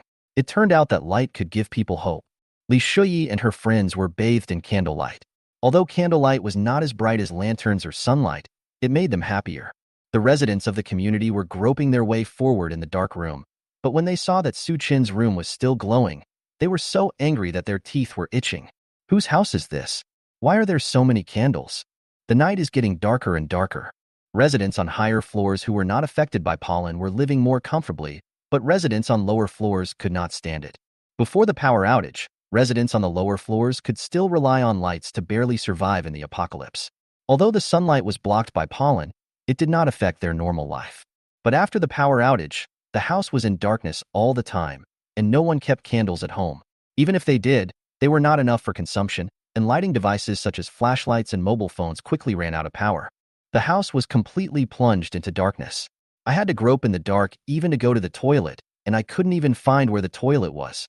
As the power went out, resources that rely on electricity, such as water and natural gas, soon followed suit. There is no light, no water, no natural gas. Not only the low-level residents, but everyone is panicking, especially the low-level residents who live in dark huts, listening to the strange, rustling sound outside the window, as if something is flying around outside, and maybe even rushing into the room. Most of them couldn't stand such a horrible environment, so they quickly fled their homes and rushed to the high-rise corridors to settle down. After all, humans are social animals. They gathered together and chatted in the dark. Alas, life is getting harder and harder. The lower floors are simply not a place for people to live. But living in the corridor isn't a good idea. How about talking to the residents on the upper floors so we can get through this together? What a joke. Who can be so magnanimous at this time? I talked to the residents on the upper floors before, and they were not willing at all. Ciao. We are all human beings. If you don't help in times of crisis, Are you still a human being?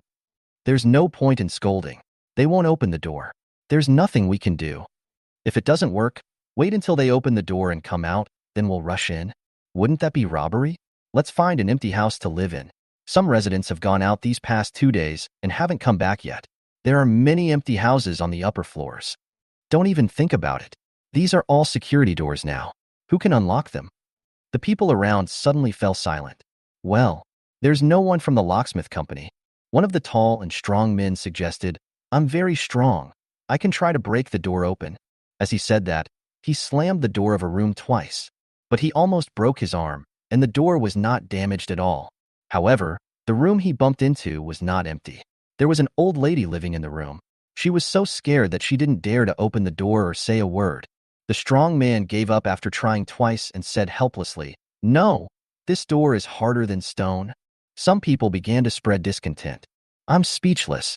Normally, the lower and upper floors are good neighbors. But now these sons of bitches on the upper floors have no humanity at all. Are they going to watch us die? Some people have also begun trying to persuade high-rise residents. Please be merciful. I have a 60-year-old mother and a 10-year-old child. Can anyone take pity on us and take us in? The corridor is so gloomy, and you senior people have the heart to let us low-level people live in the corridor? My wife is still pregnant. She can't spend the night in such a gloomy corridor. However, no matter how they shouted, none of the residents on the upper floors dared to come out and talk to them. People are very smart. Now the residents on the lower floors are going crazy. Opening the door is like inviting a wolf into the house. So many people have gone missing. Are they all missing? There must have been murder. At a time like this, it's good enough to ensure that your family is alive. Who would dare to rescue others? As expected, the lower-level residents erupted in serious anger. Fuck you. You sons of bitches, stay in your rooms all the time. If you come out, I'll kill you all with a knife. These senior executives deserve to die. They have no humanity at all in times of crisis. You are all a bunch of selfish bastards. If the pollen disappears, I wonder how you will ever see us again. The sounds of abuse and accusations were endless. Not only in the corridor, but the entire building was filled with the voices of this group of low-level residents. How could the residents on the upper floors not hear it? But they were furious and didn't dare to go out and vent their anger. Who knows who the people outside are? What if someone rushes in when the door is opened? Will this family have any chance of survival? The lower-level residents in the corridor made a commotion for a full hour. But they were all exhausted, and no one was open. There was no other way. The lower floor was too scary and the upper floors were closed. So they had no choice but to lie in the cold corridor to spend the night. Some people are smarter and secretly go home to get quilts, blankets, etc. to spread on the ground to sleep, which makes them more comfortable. More people followed suit and went home to get the things. After a while, the entire high-rise corridor was filled with bedding, mats, and even folding beds were brought in. The lower-level residents found a good place to spend the night. But the residents on high floors suffer. The originally quiet high-rise buildings now have a lot of inconvenience in their lives due to the presence of this group of low-rise residents in the corridor. They can't even open the doors. However, they had no solution at all. Su-chin didn't want to care about the grudges between these residents. He just wanted to live his own life well. However, he used his ability of seeking benefits and avoiding harm to see that the lower-level residents had already occupied the upper-level corridors, and even his doorstep was not spared. How is this possible? Su-chin knew that he couldn't open the door. Even if he had awakened all kinds of abilities, if he opened the door, this group of people would rush in and he wouldn't be able to deal with them all in time. So he first used his space distortion ability to pass through the wall to the top of the building and then slowly walk down the stairs. He came to the high-rise corridor and saw the low-rise residents piled up in layers.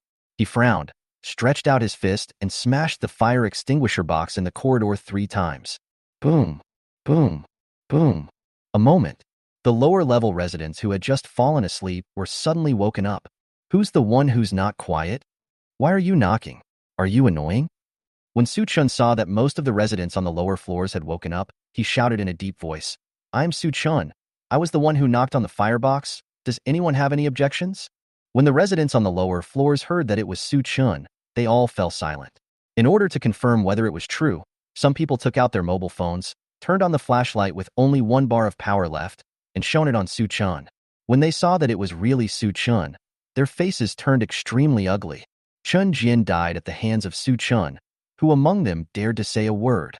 Seeing that they had quieted down, Su Chun cleared his throat and announced loudly, "Since you all have no objections, then I declare that I am the one making the decision here.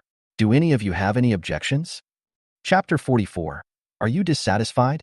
As Su Chen's voice fell, the lower-level residents all started talking about it. This kid just has some supplies, right? Now he wants to be the owner of this building. That's too much. Speak softly. He has superpowers now. Even Chen Jian died in his hands. It's a good thing that someone is in charge. Otherwise, it will be hard for everyone to live if things continue like this. Su Chen listened to the discussions of the crowd and, through his ability to seek benefits and avoid harm, he felt that most of these people had ill intentions towards him. But he doesn't care. In this situation, the strong fist is the real thing. Su Chen said calmly, "It seems that some of you are not satisfied. If you are dissatisfied, you can come and tell us." As soon as the words fell, the residents on the lower floors all fell silent, their eyes all falling on Su Chen. They all knew Su Chen's strength. If they really expressed their dissatisfaction, they might be killed by Su Chen. But there are still people who don't believe in evil and want to bring bad luck to Su Chen. "I'm not satisfied." A middle-aged woman suddenly stood up and walked up to Su Chen arrogantly. "Why do you want to be the owner of our building?" Su Chen's eyes turned cold, and he stretched out his hand and threw the fire-resistant vine in his hand. The vine was sharp and flexible, and it pierced the old lady's throat in an instant. It happened suddenly. The residents on the lower floors didn't react in time, and then in the faint moonlight, they saw blood gushing out of the old lady's neck, making a gurgling sound. Murder. This kid Su Chen killed someone again. Last time, Chun Jian robbed them, and Su Chen helped them by killing Chun Jian. They also agreed with Su Chen's approach. But now Su Chen started killing people, just because the aunt did not agree with Su Chen being the owner of the building. This is surprising. They all widened their eyes, looking at everything in front of them in disbelief, but no one dared to speak. The middle-aged woman glared at Su Chen hatefully, then her eyes gradually lost their luster. Finally, her legs went limp, her body fell to the ground, twitched twice, and she stopped breathing. Su Chen slowly put away the fire-resistant vines, looked at the middle-aged woman on the ground with cold eyes, and said coldly, "I asked you to mention that you were not satisfied, and you really did?" After saying that, he raised his head and glanced at the lower-level residents.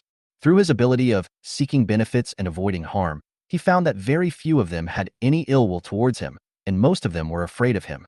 Su Chen didn't care about their attitude at all, and asked in a cold voice, "Is there anyone else who is dissatisfied? You can come and raise it." The lower-level residents looked at each other in bewilderment. The last person who stood out had failed, so who would dare to be the next one to stand out?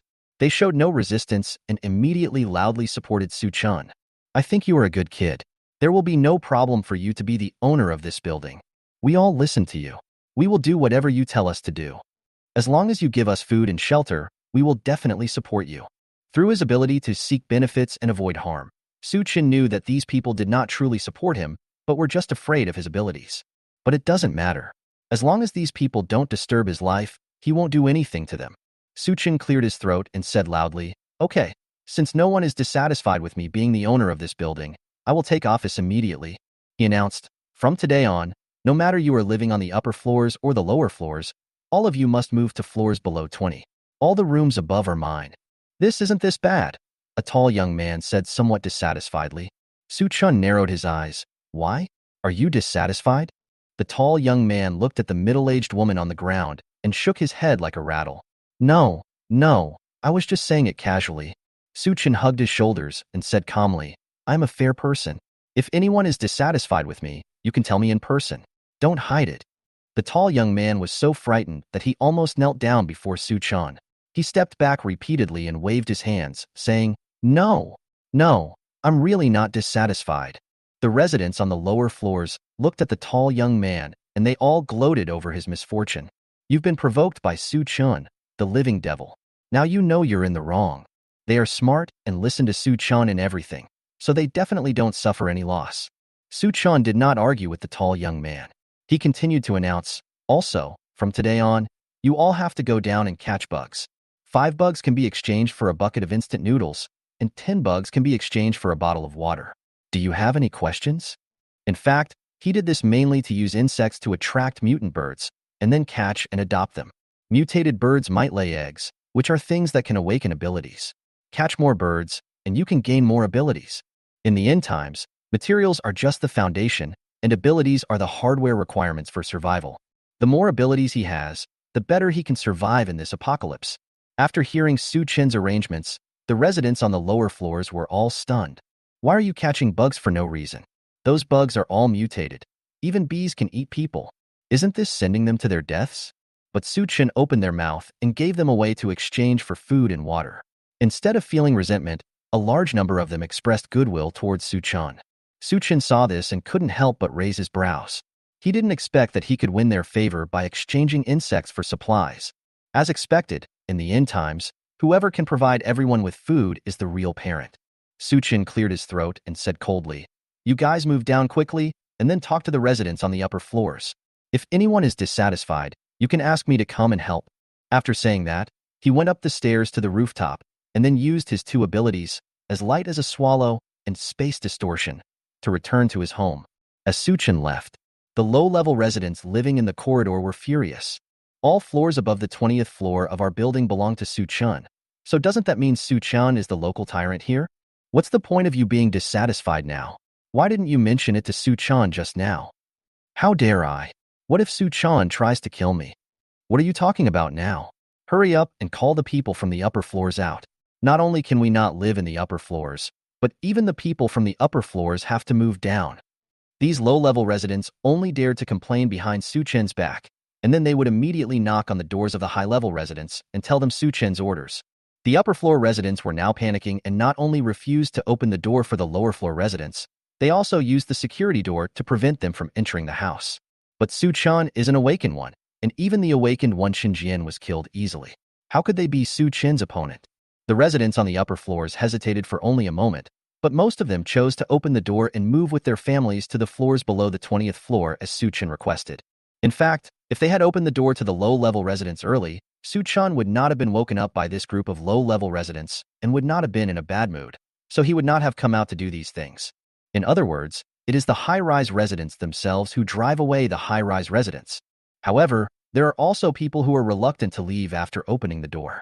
The tall young man encountered a tough guy. After he delivered Su Chen's order to a 60-year-old woman who lived alone in room 2003, the old woman, who was also in menopause, did not buy it at all and directly wanted to close the door and drive away the tall young man. The tall young man didn't dare to provoke Su Chen. He quickly pulled the door that he had finally opened and wanted to have a good talk with the old woman. The old woman naturally didn't want to do that, so she immediately started fighting with the tall young man.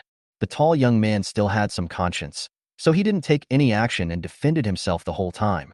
When the nearby residents rushed over after hearing the noise, the tall young man had 3 large cuts all over his body from being scratched. They quickly pulled the tall young man and the old woman apart, and finally forcibly took the old woman downstairs and explained Su Chen's orders to her. The tall young man looked at the bloody wound on his body with a look of horror. This is the end of the world. Besides the severe shortage of food and water, the most lacking thing is medicine. If it were normal times, these 3 big cuts would not be a big deal at all. But now there is no medicine, and there is pollen everywhere. If this big wound gets infected, it will be fatal. The tall young man burst into tears. I'm done. What should I do? Chapter 45. Please, save me. The residents around heard the tall young man crying and came over to check what was going on. When someone saw the big cut on the young man's body, they couldn't help but gasp. Fuck. Your wound is as long as a pencil. If you don't disinfect and bandage it, it will get infected and it will be over. The residents around also saw the big wound on the young man's body and couldn't help but look at him with pity. Do you have any alcohol at home? Go back and get some to disinfect. Maybe there's still time. It's too late. People's nails are dirty to begin with, and they don't want to heal if they scratch themselves. It's even worse now. Young man, your wound has started to fester. If it doesn't work, just have it cut off. The more the young man listened, the more frightened he became. The wound had become festered so quickly, and he even had to have it removed directly. But under the current conditions, cutting out the wound would just enlarge it, and that would lead to death faster. Besides, all public facilities are closed now, including hospitals. Without doctors, who can perform this operation? The young man wanted to die and cried even louder. Not long after Su Chen returned to the house, just when he was about to have a good sleep, he was woken up by the noise in the building. He raised his eyebrows, tidied himself up, got out of bed, and immediately used his space distortion ability to pass through the wall and come to the corridor. The residents were all surrounding the young man, and no one noticed that Su-chan had appeared. Su-chan took a look and shouted, "What are you arguing about? I didn't tell you to live below the 20th floor. How come it's been so long and you're still above the 20th floor?" When the residents heard Su-chan's voice, they stopped trying to comfort the young man and quickly went downstairs. The young man was still squatting there crying. It was so hysterical. Su-chan was stunned for a moment, then slowly walked to the young man's side and saw 3 big cuts on his arm at a glance. Even Su-chan couldn't help but take a breath. These 3 big wounds are really shocking, and the wounds are already festering. Su-chan knew this tall young man. He almost asked him to take action to clear the wound just now, but he escaped because he was timid and afraid of death. Why did he have such a serious wound on his arm now? He asked curiously. "Stop crying and tell me what happened." The young man fell silent, then suddenly looked up at Su-chan, his eyes filled with a desire to survive. "Please, help me." As he said that, he stretched out his hands and was about to grab Su-chan's shoulders. In his opinion, Su-chan has so much food and drink, maybe even medicine. If Su-chan doesn't have medicine, then no one else in this building can be relied upon. Su-chan glared coldly. The young man's hands stayed in the air, then he timidly took them back. Then, in order to survive, he quickly said, "I am Zhao Jun from 901. I just followed your instructions and notified the residents on the upper floors to leave, but I didn't expect to meet a tough guy who scratched me." Zhao Jun spoke with true feelings and even shed tears of grievance as he spoke. Su-chan didn't want to help at first, but when he heard that Zhao Jun's injury was related to him, he decided to save Zhao Jun. Although he is not a good person, he is definitely not a bad person. He doesn't like to owe favors to others.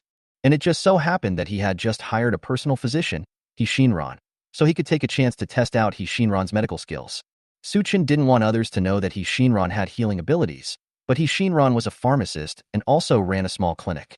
Maybe he could research some new medicines suitable for use in the apocalypse. And Zhao Jun is the guinea pig in this experiment. Su-chan thought of this, his eyes rolled, and he said lightly, "Don't cry. I can save you. You do have medicine." Zhao Jun said excitedly. "Who said I have medicine?" Su-chan said with a fatal blow. "Besides, in this situation, do you think the previous medicine can still be used?" I don't know." Zhao Jun's eyes dimmed. "Don't be discouraged. I have a doctor who can help you." Su-chan threw out the bait. "But she may do some small experiments on you. Can you accept it?" Zhao Jun immediately took the bait, his eyes sparkling. "I can accept it. As long as you can cure my disease and let me live, you can do as many experiments on me as you want." Su-chan smiled gently, "Then come with me. My doctor is sleeping now, so you can live next door to her. If you can survive this night, I will let her treat you." "No problem." Zhao Jun also found hope for survival. This was the only life-saving straw. Not to mention waiting for a night. He would even be willing to wait for a week. Su-chan nodded, and then took Zhao Jun to live in the room in the corner of the 21st floor. In fact, Zhao Jun did not live next door to Shinran. After all, Shinran lived next door to Su-chan and was his personal physician. If Zhao Jun did something out of line at night, he would regret it. So Su-chan was on guard against Zhao Jun. This is the best survival rule in the end times. You must never tell important news to others, even to people you know. However, Zhao Jun was very grateful to Su-chan and kept praising him. Su-chan's ears were almost calloused from listening to it. He said goodbye to Zhao Jun and went back home to rest. "I can finally have a good night's sleep. It's so relaxing." Early the next morning, Su-chan got up early and had breakfast with Li Shuyi and the others. Then he took out another 500 candles from the basic package and distributed them to them. Anyway, there are plenty of candles now. As long as Li Shuyi and the others don't burn down the house, you can light as many candles as you want. It's so generous. When Li Shuyi and the others were cheering, Su-chan pushed the door open and left, heading to the room where Zhao Jun lived. He used his ability of seeking benefits and avoiding harm to explore the entire building and found that above the 20th floor, apart from his family and Shinran next door, there was only Zhao Jun in the corner. Everyone in the entire building was still afraid of Su-chan, so they evacuated completely in just one night. But it's better this way. If there are any disobedient ones, he doesn't mind letting the fire-resistant vines get stained with blood. Su-chan came to the room in the corner and asked loudly, "Zhao Jun, are you dead?" Zhao Jun's weak voice came from the room. "I'm not dead yet, but I can't hold on any longer." "It's okay as long as you're not dead. Come out now, and I'll take you to see Dr. Shinran." Suchin said. Zhao Jun's voice became a little excited, but still very weak. Great. I'll be right out. Soon, Zhao Jun pushed the door open and walked out. Su Chun just took a look and his eyelids couldn't help but twitch. Overnight, Zhao Jun seemed to have become 10 centimeters shorter and 20 kilograms lighter, and he looked a whole lot smaller. Moreover, the wound was already oozing pus and emitting a foul smell. This is what it's like to be injured in the apocalypse. If you don't get timely treatment, you can die overnight. This is because Zhao Jun is in good health and lives on a high floor, so it is difficult for him to be disturbed by pollen. If Zhao Jun went to the lower level covered with pollen, there would be no need for rescue now, and the bodies could be cremated directly. Are you really Zhao Jun? Su Chun was a little unbelievable. How dare I lie to you? Zhao Jun said weakly. Su Chun heard that it was indeed Zhao Jun's voice and nodded. Let's go. After saying that, he brought Zhao Jun to the door of He Xinran's room. Zhao Jun was slightly startled and asked in confusion, "Didn't you say that I should be placed next to Dr. He?" Su Chun didn't even look at him and said calmly, "It's next door, just 12 rooms away." Chapter 46 New Discovery. Zhao Jun understood Su Chun's words instantly and began to tremble like a sieve. Su Chun is on guard against him. It turns out that in the end times, there is no one I can trust except myself. If his wound got more infected last night and there was no one next door, no one would know if he died. Although Zhao Jun had cursed Su Chin's ancestors in his heart, he still kept a flattering smile on his face. "It's okay. I'm already very happy that you can save me." Su Chin ignored him, raised his hand and knocked on the door gently. "He Xinran, I brought a patient here. Please treat him." As soon as the words fell, a wooden female voice came from the room. "Okay, I'll come and open the door." Then there were the sounds of footsteps in the room, and the door was quickly opened. When Zhao Jun saw the woman coming out of the room, he was stunned. The woman in front of me was wearing a white hospital doctor's robe, a mask on her face, and gloves on her hands. She wrapped herself tightly, but her figure was curvy, and with this doctor's uniform, she was so charming. Su Chin almost didn't recognize that the woman in front of him was He Xinran. If he hadn't seen the kindness in He Xinran through his ability of seeking benefits and avoiding harm, he would have killed her with the fire-resistant vines. "He Xinran, why are you dressed like this? Didn't you say I was your personal physician? I have to act like a doctor." He Xinran said calmly. Su Chun curled his lips and smiled. "You are very conscious, so you should wear this from now on." If He Xinran had not failed the system review and had not experienced what happened at the clinic, Su Chun would not mind taking He Xinran down. This doctor's uniform is really tempting. It's time for Li Shuyi and the others to wear these professional clothes. At this moment, Zhao Jun raised his hand and interrupted. "Can you, ahem, take a look at me first?" Su Chun and He Xinran looked at Zhao Jun at the same time, but there was no emotion in their eyes. Ever since what happened in the clinic, He Xinran no longer trusts anyone. If Su Chun hadn't rescued her and given her the experience of life before the end of the world, she wouldn't even believe Su Chun. Wanting her to save people is just a daydream. He Xinran frowned slightly and looked at Su Chun with dissatisfaction. "What's going on? Didn't you say that I was your personal physician?" Su Chun did not hide it. "Aren't you a pharmacist? It's a good opportunity to use him as an experiment to see if you can develop a new drug." He Xinran nodded in agreement. Zhao Jun's body trembled violently, and he looked at Su Chun in surprise. "Su Chun, are you using me as a guinea pig?" Su Chun glanced at Zhao Jun coldly. "That's right. If you don't want to, go down and wait for death now. I won't stop you."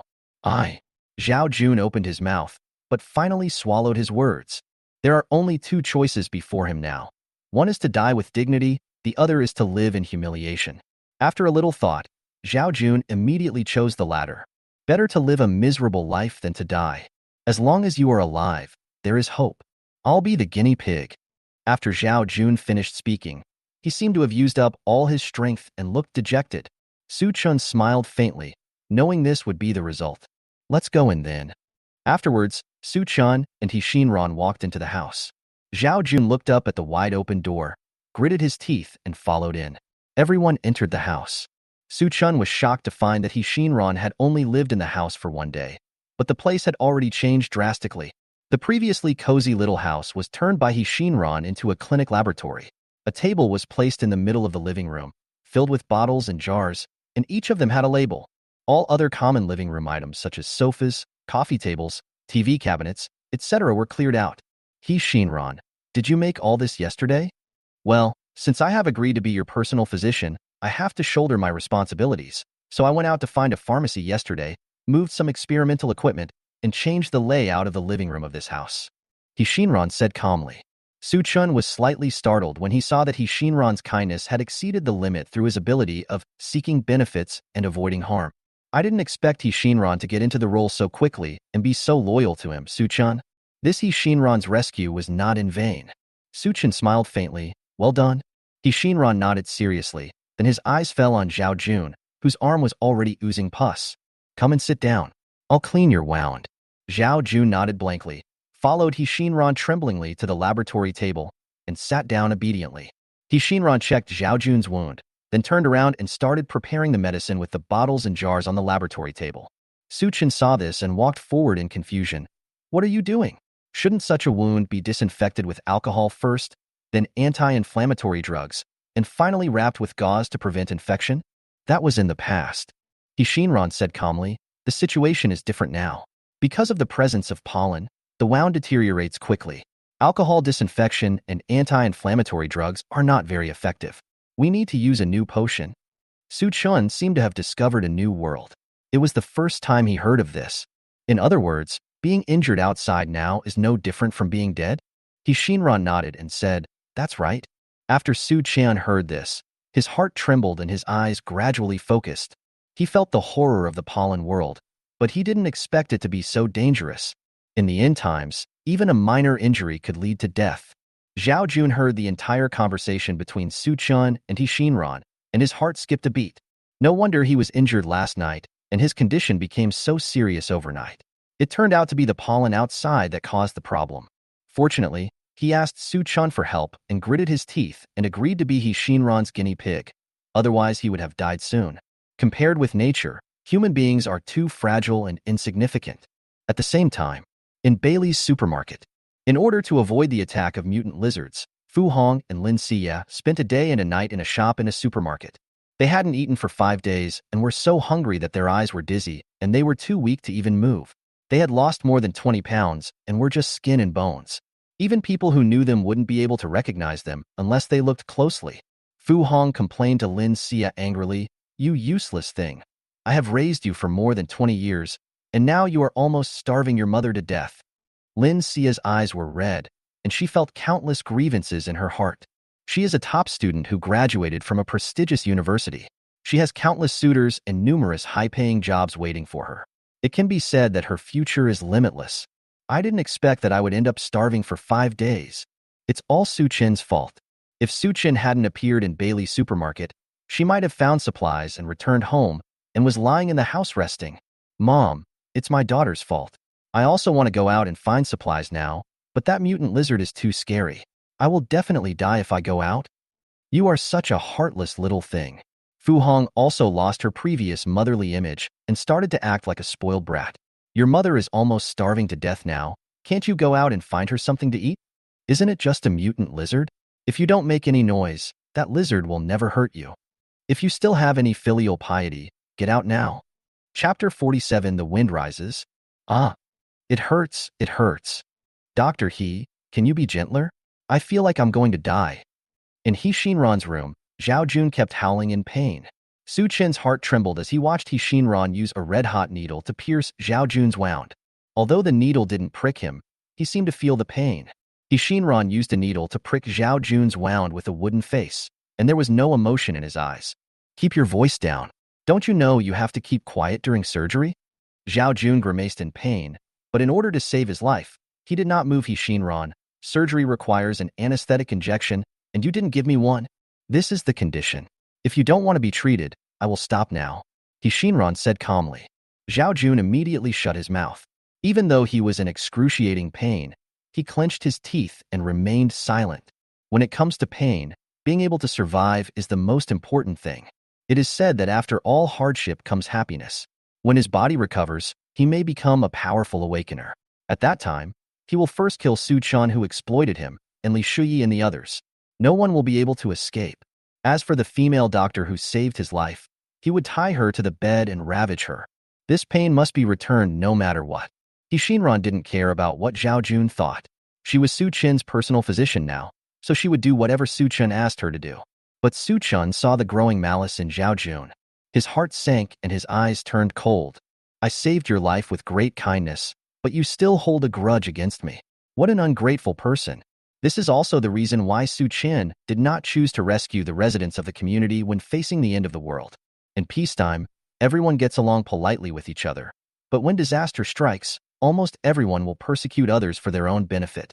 This is the ugliness in human nature, which is simply unavoidable. However, Zhao Jun might not be able to survive He Shinran's treatment, so he didn't care that much. In Bailey's supermarket, Lin Xie couldn't persuade Fu Hong in the end, and she forced herself to walk out of the shop carefully despite her frail body. In fact, she was also very hungry. She knew that if this continued, she and Fu Hong would both die in the Bailey supermarket. Along the way, Lin Xie saw countless corpses lying in the Bailey supermarket. Most of them had a hole in their bodies, and they were obviously killed by the mutant lizard. And there was a rancid smell in the air, which made her vomit. But she hadn't eaten for 5 days, and all she vomited out was bitter bile. Don't even mention how uncomfortable that feeling is. However, in order to find food and water to survive, she still insisted on looking for supplies in this environment. However, she was not the only one looking for supplies. Groups of people were also searching for supplies in the Bailey supermarket despite the stench.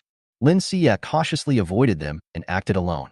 But even so, she went everywhere except the exotic pet pavilion, and there was not even a single drop of food or water to keep her alive on the shelves. Most of the supplies in Bailey's supermarket were taken away by Su Chun. In addition, people have been coming to explore during this period of time. How could there be anything to eat and drink? But Lin Xie is worthy of being a highly educated person. She knows that genuine leather is edible, and there may be water in the toilet tank. Finally, she found a brand-name leather bag that she couldn't afford before and that no one wanted in the apocalypse, and then she took the 2 bags to the bathroom and filled 2 bags with toilet water. Fu Hong almost fainted in the shop, and finally waited for Lin Xie to come back. She immediately perked up, frowned, and stepped forward to curse, "You damn girl! You come back so late. Do you want to starve me to death?" Bang! Fu Hong slapped Lin Xie in the face. Lin Xie hadn't eaten for such a long time, and she was carrying a brand-name bag filled with toilet water, so she was weak. She was beaten so hard that she collapsed on the ground, with the toilet water spilling all over the floor. When Fu Hong saw this, her eyes turned red. She didn't feel sorry for her daughter, but for the hard-earned water. Fu Hong didn't think twice, and immediately lay down and licked the water stains on the ground. She and Lin Xie haven't had much water for 2 days, and their throats are already smoking. Although the toilet water on the ground is dirty, it is better than dying of thirst. When Lin Xie saw Fu Hong's crazy look, she burst into tears. But she didn't dare cry too loudly. In case it attracted mutant lizards, it would be all over. However, she was thirsty for 2 days, but there was only thunder but no rain. In the end, she was also tempted by the toilet water on the ground, and she also followed Fu Hong and lay on the ground to lick it. A graduate student from a prestigious university had a bright future, but who would have thought that he would end up drinking toilet water in the apocalypse? If Su Chun saw this, he would definitely laugh. However, Su Chun is now witnessing He Shinran treating Zhao Jun. He Shinran cleaned Zhao Jun's wound and then sprinkled it with the disinfectant she had just prepared. Hiss! Zhao Jun endured the pain for such a long time, but he still couldn't help but make a sound. Pain. Heart-wrenching pain. It's more painful than killing him. He Shinran said woodenly, "Don't make a sound. This is still disinfectant. The anti-inflammatory medicine will hurt more later." Zhao Jun couldn't help but tremble when he heard this. Being a guinea pig is really hard. It almost cost him his life. But in order to survive, he can endure anything. Zhao Jun immediately followed He Shinran's request, clenched his teeth, closed his eyes, and did not allow himself to make any sound. He Shinran followed the procedure and took out gauze to wipe the disinfectant, and then sprinkled anti-inflammatory medicine on it. Zhao Jun didn't make any sound, but his body was shaking violently, as if he had touched an electric switch. His fists were clenched, his body was straightened, his face was red, and his forehead was covered with sweat.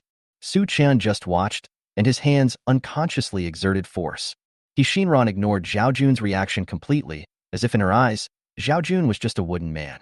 After she applied the anti-inflammatory medicine, she took out gauze to bandage Zhao Jun's wound.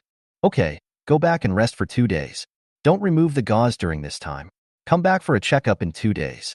After He Shinran finished speaking, he cleaned up the laboratory table by himself, and recorded the experimental process in a notebook. Zhao Jun took a long time to relax. His complexion slowly returned to normal, and his body seemed to have aged 10 years. He slumped in the chair, motionless, and gasped heavily. He opened his eyes slightly, with a look of life after death. Thank you, Dr. He Shinran acted as if he didn't hear it and didn't even look at it. Zhao Jun was embarrassed and lowered his head slightly. Su Chun said calmly, "Let's go. Don't disturb Dr. He from doing his research." Zhao Jun nodded, then stood up with all his strength. "Okay, let's go." After saying that, he slowly walked out of He Shinran's room. Su Chun followed behind and saw that Zhao Jun wanted to go to the room at the edge. He immediately frowned and said, "Zhao Jun, I told you guys that you are not allowed to live above the 20th floor. Now that you have been treated, get down now." Zhao Jun's body froze for a moment, then he nodded with his back to Su Chun and said, "Okay, I'll go down." Su Chun watched Zhao Jun's back as he walked down the stairs and discovered that Zhao Jun was filled with strong malice, and he probably even wanted to kill him. However, he didn't need to pay any attention to the mice used in the experiment.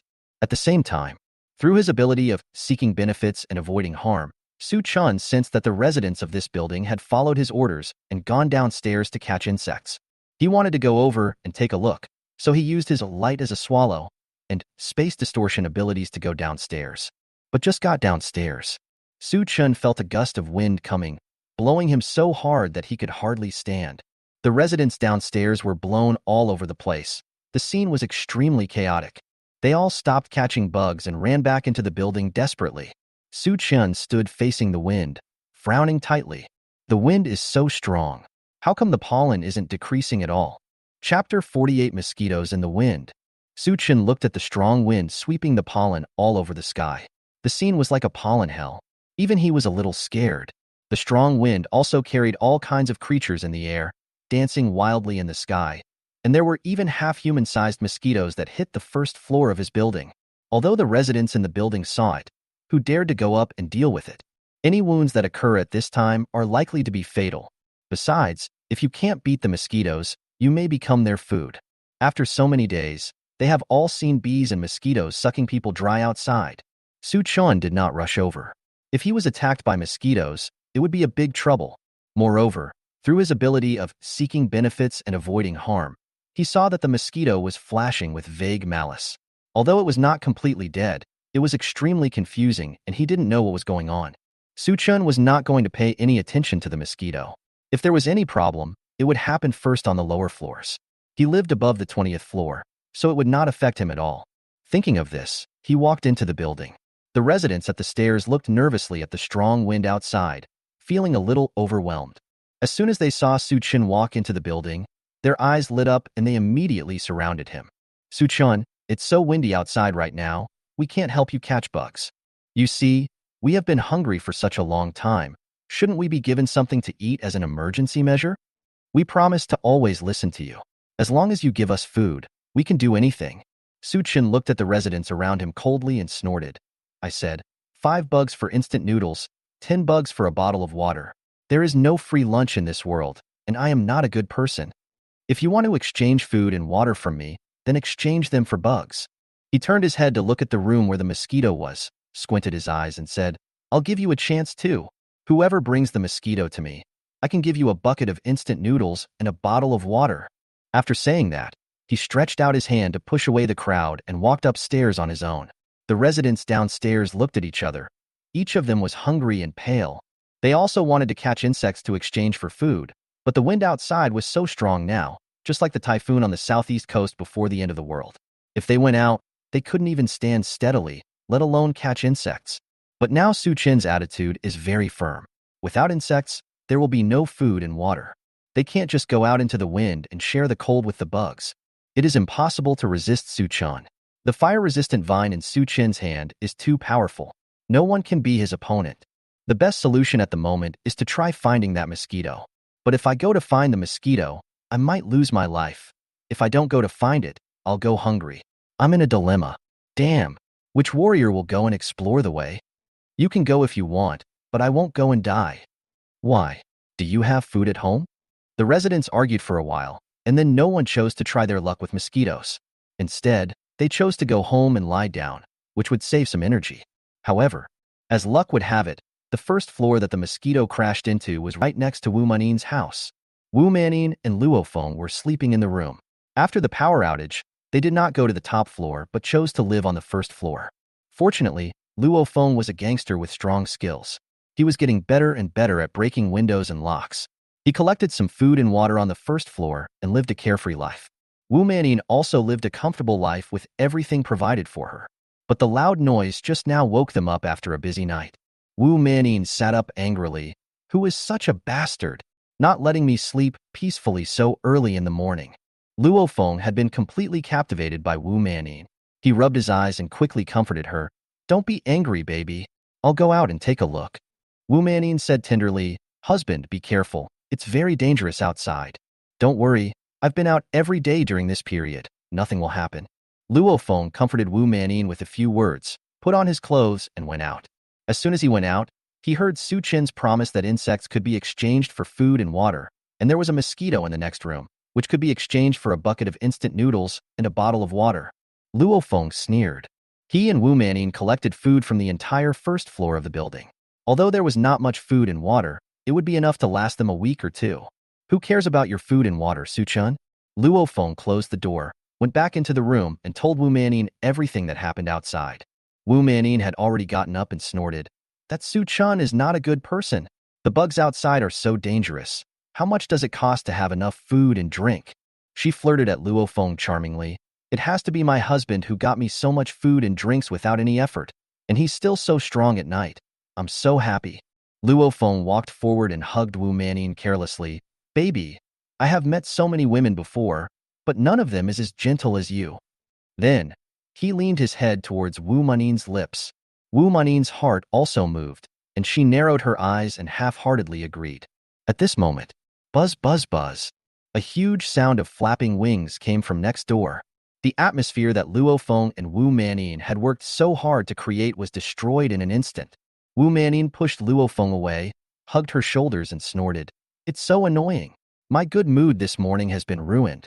Luo Feng took 2 steps back, steadied himself, and stepped forward to comfort him with a helpless look on his face. It's okay. I heard that the mosquito was blown into the house by the wind. It must have been seriously injured, and it won't live long. No. Wu Manin got angry. She was pregnant now, so her temper was much worse than usual. If you don't clean up the mosquito next door, don't come into this house. But I'm not an awakened one. I may not be a match for that mosquito. Luo Feng said in embarrassment. Wu Manin couldn't stand the noise made by mosquitoes next door anymore. Why did I find a loser like you? If you don't go, I will. After saying that, she pushed Luo Feng away and rushed out of the room. Luo Feng fell to the ground. When he saw Wu Manin leaving, his face changed and he rushed out quickly. He smashed the windows and broke the locks of almost all the rooms on the first floor that could be opened, and the room next door was his first target. Otherwise, how could the mosquito get in so easily? Moreover, the lock of the next door was broken. If Wu Manin pushed the door open, she would have to face mosquitoes half the size of a human. Luo Feng rushed out of the door, tumbling and crawling, and came to the open door of the next room. He looked inside and his eyes almost popped out of their sockets. Wu Manin was seen standing straight in front of a mosquito that was half the size of a human, with her neck pierced by the mosquito's long needle-like mouth, and her neck was shrinking at a speed visible to the naked eye. Mosquitoes are eating people. Come and save them. Luo Feng was howling like a ghost, and his voice sounded like it came from hell. Before the residents even reached the 3rd floor, they were all frightened by the horrific scream. Su Chen had just reached the 10th floor, and he discovered the situation of Luo Feng and Wu Manin through the method of seeking benefits and avoiding harm. The mosquito quickly sucked Wu Manin dry, then flapped its wings and flew away. However, the mosquito did not fly far away, but lingered near the lower floor. He frowned tightly and his face turned ashen. Oops, that mosquito has set its sights on this building. He even pretended to be dead to deceive people who were trying to seek profit and avoid harm. What a fucking fool. Fortunately, he didn't go over there just now. Otherwise, Wu Manin just now might very well be him. Su Chen? Chapter 49 Newcomers Arrive. Su Chen felt relieved when he saw the mosquitoes had left and would only fly around the lower floors for a while and would not affect his home. But that mosquito is a big problem, and sooner or later it will bring devastating damage to this building. But what does this have to do with Su Chen? He just needs to protect himself. He immediately used his abilities of light as a swallow and space distortion and quickly returned home. Li Shuyi and her friends were eating hot pot and singing at home when they heard a man shouting on the first floor.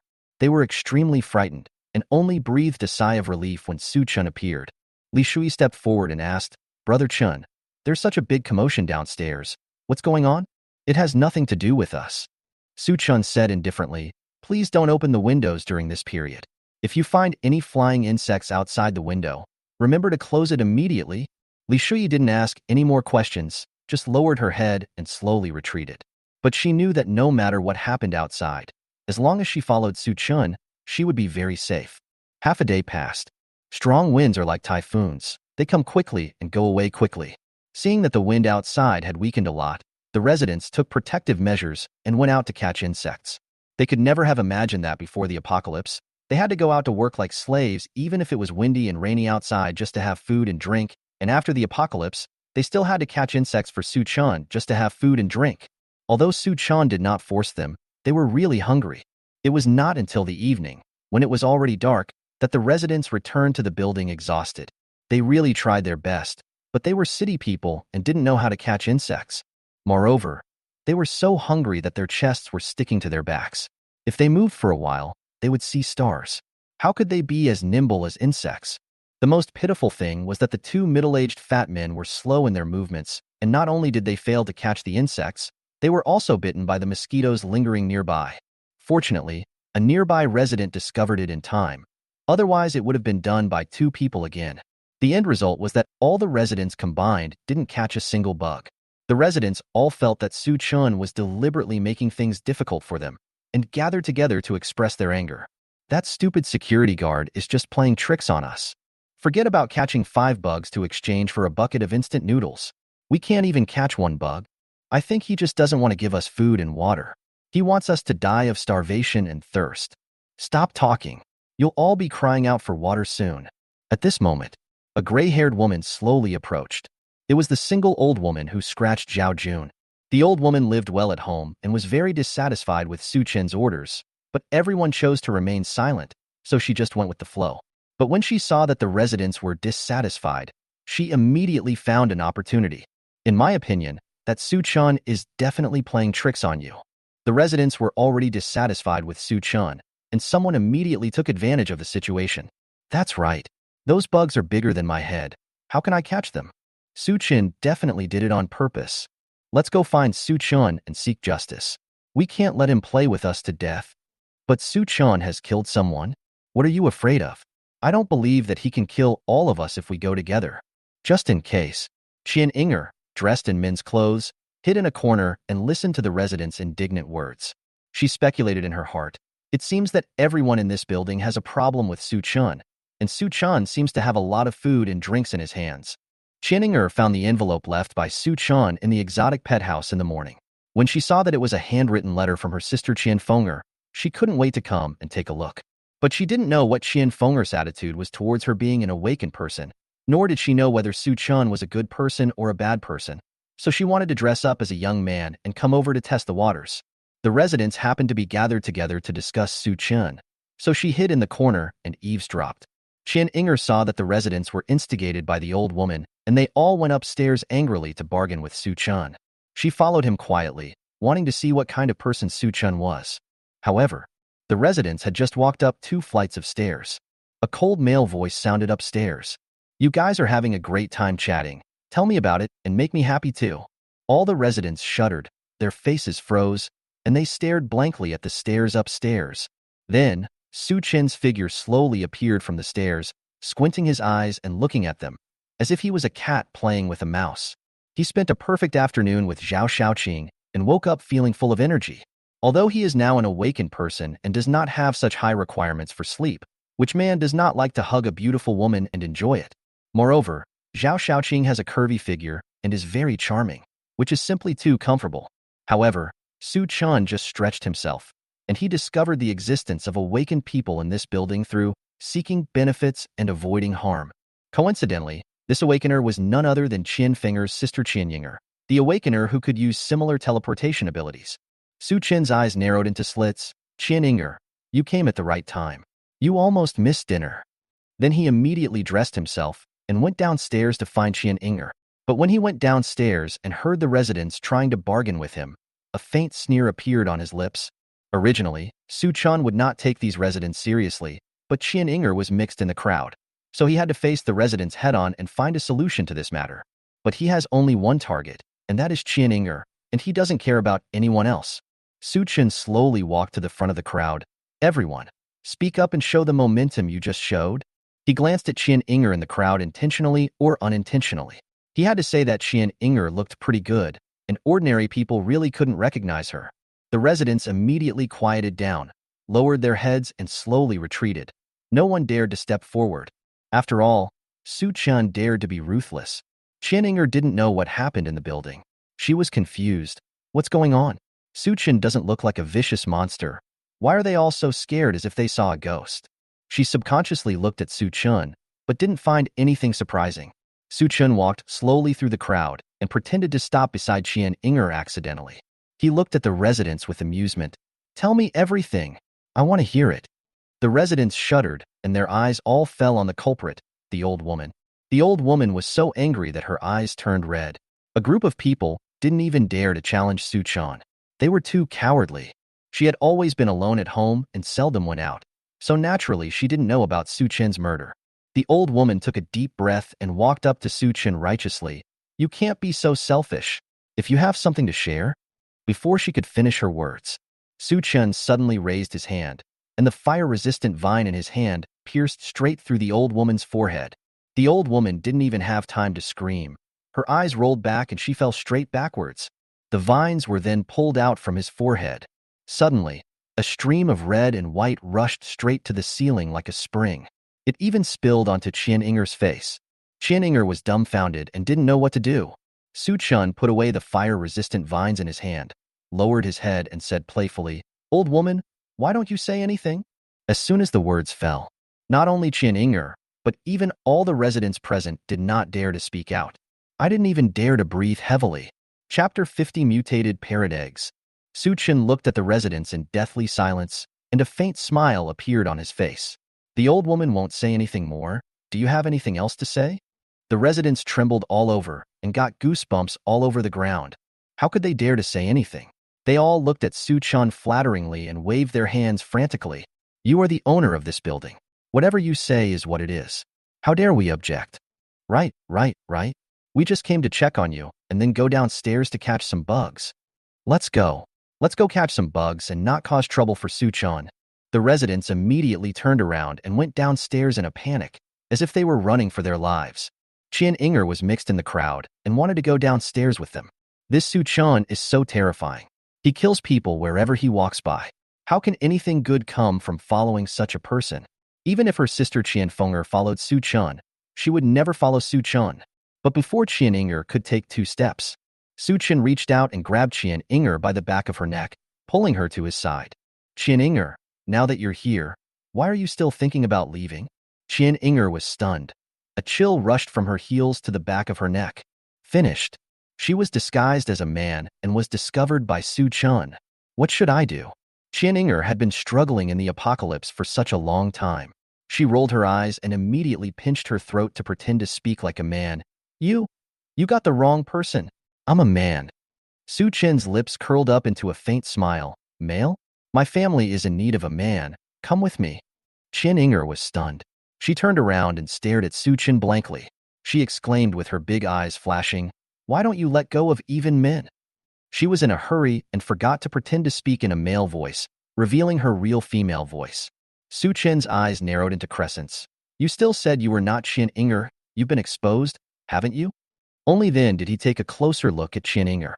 He had to say that Qian Inger dressed up as a man very well. With her long hair hidden in the wig, she really looked like the real person. If he didn't have the ability to seek benefits and avoid harm, he might not even recognize her if they passed by. Qian Inger suddenly panicked, lowering her head. At a loss, You, cough. She quickly pretended to be a man and said, You heard it wrong. I am a man. I was just scared by you. Su Chen laughed. It was quite cute that Qian Inger was still being stubborn. He reached out and took off Qian Inger's wig, leaving Qian Inger nowhere to hide. Qian Inger could no longer hide her fear. She covered her head and lowered her head in panic. You can't see me. You are not allowed to look at me. She was already speaking incoherently. Suchin grabbed Qian Inger's chin and asked her to face him. Qian Inger was still making a final resistance and making faces. Suchin chuckled. It was interesting to find out that Qian Finger's sister was so quirky. But no matter how ugly Qian Inger tries to look, her foundation is clear and she is a real beauty. What's more, there are the bonus attributes of sisters, which makes it even more attractive. Suchin's eyes showed satisfaction. Very good. Come with me. Your sister is waiting for you anxiously. Sister. Qian Inger immediately stopped making a face and looked at Suchin with blinking eyes. Does my sister really follow you? You'll know soon. Suchin didn't give any explanation. He just picked up Qian Inger by the waist and walked away. The surrounding residents were confused. How could a handsome young man suddenly turn into a beautiful woman? Suchin could even run into such a good thing. He has all the shit luck in the world. The men among the residents gnashed their teeth in hatred, but no one uttered a word. Qian Inger was held in Suchin's arms and only reacted after going up 2 floors. She struggled in panic. You already have my sister. Let me go. Suchin hugged her tightly. It's okay. There's not only your biological sister at home, but also 3 older sisters. You? Please let me go. I'm still young, and I don't even have a boyfriend. Qian Inger said aggrievedly. What are you thinking about? Suchin smiled faintly. I didn't say I'm your virgin girlfriend. Qian Inger trembled all over, tears in her eyes, and said, Please, let me go. Suchin's mouth twitched slightly, and he said impatiently, Hold it back, or I'll make you run around naked outside. Qian Inger completely lost her temper. After sobbing twice, she nestled obediently in Suchin's arms. Soon, Suchin returned home. Qian Fenger came forward and was delighted to see Qian Inger in Suchin's arms. Sister, you're here. Sister? Li Shui and others didn't know Qian Fenger and Suchin's plan yet, and were a little surprised. Sister. Qian Inger immediately became lively when she heard Qian Fenger's voice and quickly jumped out of Suchin's arms. Sister? Li Shui and the others finally understood a little. Qian Inger and Qian Fenger were exactly like each other. They were sisters. I have to say, Suchin is really good at having fun. He can actually find sisters in this doomsday. Qian Inger was very happy when she first saw her sister Qian Fenger, but when she glanced at Li Shui and the others in the room, her face suddenly became more bitter than a bitter gourd. How could she not understand how she would be treated here? But looking at Li Shui and her sister Qian Fenger, it seems that Suchin is not that cruel. Qian Inger turned to look at Suchin, making a final resistance. You won't force me, right? Suchin narrowed his eyes and smiled. I won't. Before Qian Inger could even breathe a sigh of relief, Suchin looked at Qian Fenger and ordered, Your sister, take care of it. Wash it and send it to my room. Qian Inger was stunned, and then was pulled into the bathroom by Qian Fenger, who was smiling. After a while, Qian Fenger pushed Qian Inger into Suchin's room. Suchin smiled slightly. Both sisters are here. How about going together? Qian Fenger is still a little thin-skinned. Although this is something that will happen sooner or later, she feels embarrassed now. I'd better go out first. Then go ahead. Suchin did not refuse. Good things come to those who wait. Qian Fenger breathed a sigh of relief, left Qian Inger behind and turned away. Qian Inger looked back at her sister who was leaving in a hurry, with a look of helplessness in her eyes. She really wanted to use her space jump ability to leave here, but Suchin's strength made her feel scared, so she had to submit first. Suchin sat on the bed and gently patted the empty space next to him. I have some delicious food here. Do you want to fill your stomach first? As he spoke, he took out chocolate, Snickers, and other exquisite snacks from the basic package. Qian Inger was immediately attracted by the tempting fragrance, turned her head and looked over, her eyes wide open. I want. She was so hungry that she ate bird food. These snacks were simply delicious. Ding. Congratulations to the host for successfully sewing 5 women. The reward is increased and the return conditions are, the materials consumed by the host's women can also be returned. Suchin's eyes lit up and he was overjoyed. I didn't expect that the sewing return system would have special rewards. He can return everything his woman consumed in the past. This is too perverted. Moreover, Qian Inger is also an awakener. If the bird egg that can awaken the teleportation ability is returned, his ability will be further improved. Ding. 2 days ago, Qian Inger consumed a bag of bird food, and the system returned 600 bags, which were stored in the basic package. Ding. 7 days ago, Qian Inger consumed a sausage, and the system returns 600 sausages, which were stored in the basic package. Ding. 10 days ago, Qianinger consumed a mutant tiger parrot egg, and the system returns 600 eggs, which were stored in the basic package. Mutated tiger parrot egg. After eating, you can awaken the ability. Space jump. Eating the same ingredient repeatedly can increase the ability level. Suchin even stopped breathing. It turned out that Qianinger's teleportation ability was called space jump. I originally wanted to ask Qianinger how she got this ability, but now the system has returned it to me. It really is effortless. Chapter 51. A parrot with human nature. Suchin immediately took out a mutant tiger-striped parrot egg from the basic package and ate it. Space jump. Level 1 awakening. The host can use the jump space and freely jump within a range of 1,000 meters. The limit is 3 times a day. You can also set a space jump point within 200 meters of yourself every day. A bright smile appeared on Suchin's face. Marvelous. With the ability to jump through space, can't you go wherever you want? Suchin didn't stop. He took out the bird eggs from the basic package and started eating. The bird eggs were eaten one by one. Tired Qianinger turned over and was stunned when she saw Suchin eating the mutant tiger parrot eggs like eating candy beans. How come you have a tiger's egg? She had long guessed that Suchin was an awakener. Otherwise, how could the fire-resistant vine in his hand be so obedient? But she never expected that Suchin also had mutant tiger parrot eggs. Doesn't that mean Suchin also has the ability of space jump? Suchin stopped eating the bird eggs and smiled faintly. There are still many things you don't know. As long as you follow me, I guarantee you will have delicious food and spicy drinks, and you can eat as many bird eggs as you want. He casually threw 2 mutant tiger-striped parrot eggs to Qianinger. Qianinger picked up the bird egg in a daze and gently put it into her mouth. Suddenly, her space-jumping ability was improved a little. The bird eggs are real. How is this possible? Suchin's heart was already blossoming with joy. Ding. Qianinger consumes a mutant tiger parrot egg, and the system returns 600 eggs, which are stored in the basic package. Now you don't have to worry about not being able to upgrade space jump. He immediately took out the bird eggs and kept showing them off. Qianinger was stunned. Her pupils trembled. Why don't Suchin's bird eggs cost money? Where did you get so many bird eggs? Suchin responded casually, basic package. Qianinger frowned slightly and blinked her eyes, thinking about something. Suchin continued to eat the bird eggs, listening to the endless system prompts in his ears. Ding. Congratulations to the host for upgrading space jump to the 2nd level awakening. Ding. Congratulations to the host for upgrading space jump to the 3rd level awakening. Ding. Congratulations to the host for upgrading space jump to the 8th level awakening. The host can use the jump space to freely jump within a range of 10,000 meters. The limit is 30 times a day. You can also set 2 space jump points within a range of 2,000 meters per day. Suchin stopped and an excited smile appeared on his face. A space jump of 10,000 meters to any position. This is too powerful. It can be heard outside the city. You can do it 30 times a day. You can go wherever you want, literally. Suchin patted Qianinger beside him with satisfaction, then took out a bunch of snacks from the basic package to reward this great contributor. These are all yours, enjoy them. Qianinger was already extremely hungry, and her eyes lit up when she saw the food Suchin took out. Now, with Suchin's permission, he immediately started eating without restraint.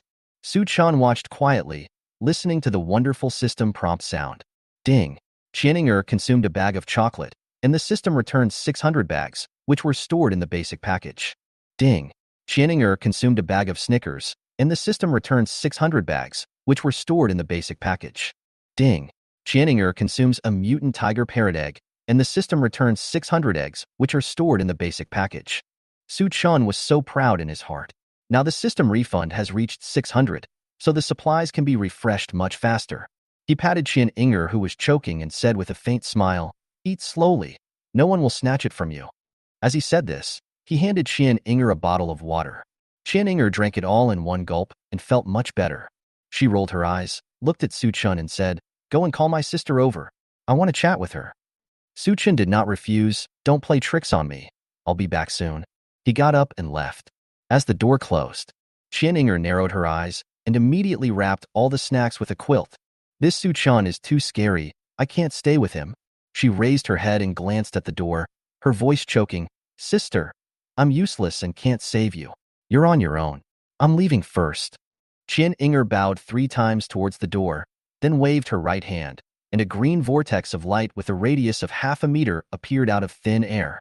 She picked up the wrap quilt and jumped into the green light. It seemed like a dark passage in the light and shadow, and she made a space jump point in her shelter, flashing red light, which could be seen at a glance. Qian Inger waved her hand to turn off the green light and crawled towards her shelter using her hands and feet as fast as she could. That idiot Su Chun wants to trap me. Forget it. Su Chen took Qian Fenger back to the house. They looked at the empty room and each other. Qian Fenger said a little embarrassedly, "My sister is usually a little naughty." Su Chen smiled faintly and said, "It's okay. She will stop being naughty soon." Qian Fenger's whole body trembled, and she looked at Su Chen nervously. You are not going to do anything cruel to my sister?" Su Chen smiled slightly. "You are kidding. Your sister is my lucky star." He waved his hand, and a green vortex of light with a radius of 1 meter appeared in the air. The radius of the light was twice that of Qian Inger. Qian Fenger was stunned, blinked, and looked at Su Chun in confusion. Su Chun did not explain and walked calmly into this so-called jumping space. The jumping spaces are interconnected, and he is awakened to level 8, which is much higher than Qian Inger's level. He clearly saw the space jump point flashing red, and he knew it was the mark made by Qian Inger. Su Chun smiled slightly and walked slowly towards the space jump point. Qian Inger's shelter. The little tiger was flying around the house leisurely. Sudden, a green circular vortex of light with a radius of half a meter appeared on the roof. The little tiger flapped its wings and raised its head with disdain. Just as it was expected, Qian Inger suddenly fell out from the light and shadow. She didn't expect that she had chosen a bad location this time. The roof was about 2 meters above the floor, and she fell to the ground all of a sudden, screaming in pain. The little tiger wanted to cover his eyes with his wings. He couldn't bear to watch it. How could this human woman be so stupid? Qian Inger wanted to stand up with a bitter look on her face. At this moment, another green light and shadow appeared beside Qian Inger, but this light and shadow was much larger, with a radius of 1 meter. Su Chen walked out slowly and leisurely and stepped on Qian Inger's face. "Stop, it hurts." Qian Inger cried out in pain. Su Chen looked down, and a faint smile appeared on the corner of his mouth. "I didn't expect you have this hobby. You like lying on the ground?" As he spoke, he retracted his feet, crouched in front of Qian Inger, and looked at the quirky beauty in front of him with amusement. Qian Inger's face was as red as a monkey's butt. She tilted her head to look at the floor, wishing she could find a crack in the ground to crawl into. Shameful. It's so embarrassing. "Su Chen, did you step on my face on purpose?" "That's right," Su Chen replied casually. Then he looked around. The place was shabby, and there was a musty smell in the air. "My house is so nice. Why do you have to go back to this doghouse?" Su Chen saw the tiger parrot flying in the air, but he didn't think much about it and shifted his gaze to other places. The budgie's eyes lit up, and it flapped its wings and landed on Su Chen's shoulder. It even rubbed its head against Su Chen's ears, squinting its eyes and looking very intimate. Su Chen just reached out and touched it subconsciously. The budgie seemed to have understood human nature and actually fell asleep while standing on Su Chen's shoulder. Qian Inger saw this and her pupils widened involuntarily. "Xiaohu, you usually ignore me. How come you are so close to Su Chen?" Chapter 52. Bringing sister into the gang. Su Chen looked around the room and found no dangerous weapons, and he was completely relieved. He touched the tiger-striped parrot on his shoulder and glanced at Qian Inger. "Look, your parrot doesn't want to follow you. Your life is really miserable." Qian Inger stood up and said angrily, You broke into my house and took my things. You are simply a robber." Su Chen laughed and pointed at the snacks and quilts scattered on the ground. "You said I was a robber.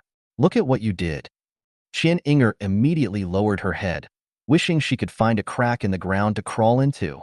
She was the one who took Su Chen's things back first. How could she have the nerve to call him a robber? Wrong. She came back using her space jump ability. How did Su Chen catch up with her so quickly? Qian Inger just fell to the ground and didn't notice Su Chen turning on the green light. She looked up at Su Chen in surprise. "How did you find my house?" Su Chen smiled slightly, raised his hand and drew a circle, and then a green vortex of light appeared in the air. Qian Inger was stunned and dumbfounded. How did you know my space jump?"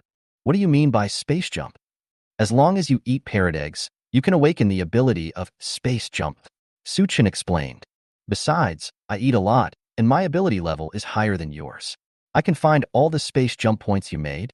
Inger was completely dumbfounded and could hardly close her mouth. How can there be such a powerful man in this world? Chun did not give Inger too much time to think. After all, this was not his home, so it was better for him to go back quickly. He walked forward, grabbed Inger, and took her into the green light and shadow. When Chun was chasing Inger, he specially set up a space jump point at home, so he returned home very conveniently. Inger gave up completely. Her ability was not as good as Chun's. Her only partner Xiaohu also followed Chun. Her sister also helped Chun. What could she use to fight Chun? Chun returned home and threw Inger to the ground. Come with me for dinner. Inger was completely dizzy after the fall, but when she heard about eating, she immediately perked up. I'll be right there. Anyway, she had used up all her space jumps, and she couldn't escape from Chun's five-finger mountain, so she might as well see what Chun was like here. Inger got up and followed Chun to the living room. As soon as she arrived in the living room, she was immediately attracted by the rich aroma of food. Inger looked in the direction where the fragrance came from and saw that the table in the living room was filled with delicious food, including Australian lobster, Japanese Wagyu beef, premium lamb chops, Asian salmon, and other delicacies that she couldn't usually afford. Is this not a dream? How can anyone eat so many delicious foods at this time?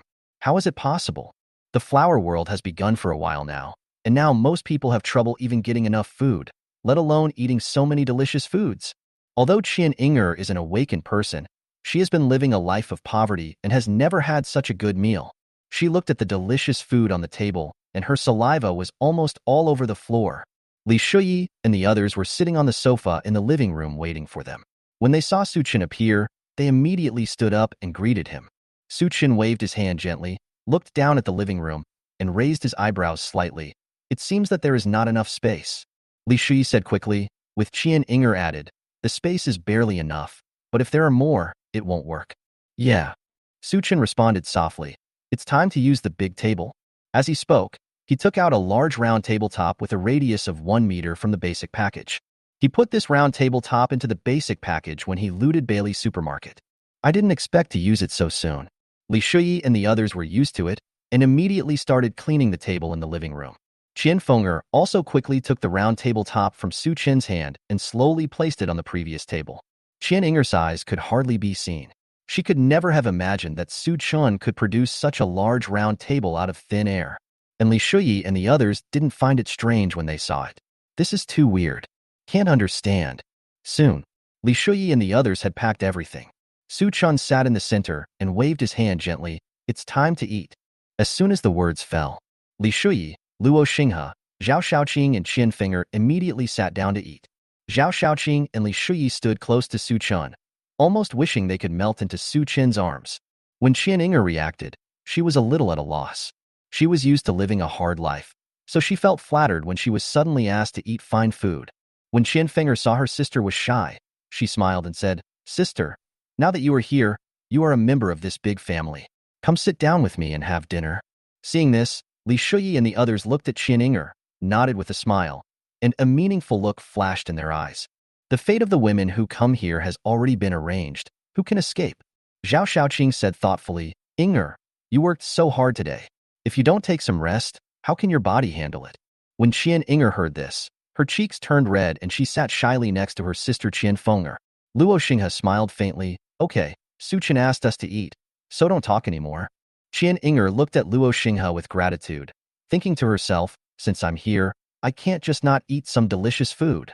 After she came to her senses, she immediately let go of her hands and feet, grabbed an Australian lobster with her left hand, grabbed a piece of premium lamb chop with her right hand, and started eating with both hands. Who would have thought that such a pretty girl would eat like a wolf, devouring everything in her path? Delicious. So delicious. This is the best meal I've ever had in my life. Fenger was a little embarrassed and patted Inger on the back and whispered, Sister, eat slowly. No one is going to snatch the food from you. Inger didn't even raise her head. Sister, you don't know. I haven't eaten meat for 10 consecutive days. I'm so craving for it. After Chun heard this, he laughed and said, I have plenty of meat here. I am a little tired of eating it. Li Shuyi followed up and said, Brother Chun can take you in. It is your blessing. Not only can you eat delicious fish and meat every meal, you can even eat bird eggs. Inger looked up in surprise, her face still greasy. Can we eat those bird eggs? Su Chun smiled faintly and said, Didn't I give it to you to eat? How come you forgot so quickly? Qian Inger thought about it and realized that she had experienced so many things that her memory was a little confused. But the delicious fish and meat in front of me are still there. Qian Inger didn't care about anything else and just started eating. Li Shuyi and the others smiled slightly and started eating with Su Chun. After a while, everyone was full. Su Chen's eyes fell on Qian Inger and he asked softly, Have you considered staying? As he spoke, a hint of murderous intent flashed in his eyes. Qian Inger is an awakened person. As long as she refuses to stay, there is no way I will let her go. The ability of space jump is too powerful. Qian Inger set up a space jump point here, so she can come whenever she wants. He can't always watch her. And if Qian Inger joins the team, it will be a devastating blow to this place. The most important thing is that Qian Inger's ability is very special. If Qian Inger doesn't stay sincerely and can escape at any time, the subsequent troubles will be endless. So even though Qian Ing was Qian Fenger's younger sister, there were only two paths before her. Staying is the way to survive. Leaving is a dead end. Chapter 53 Supermarket Rescue Team.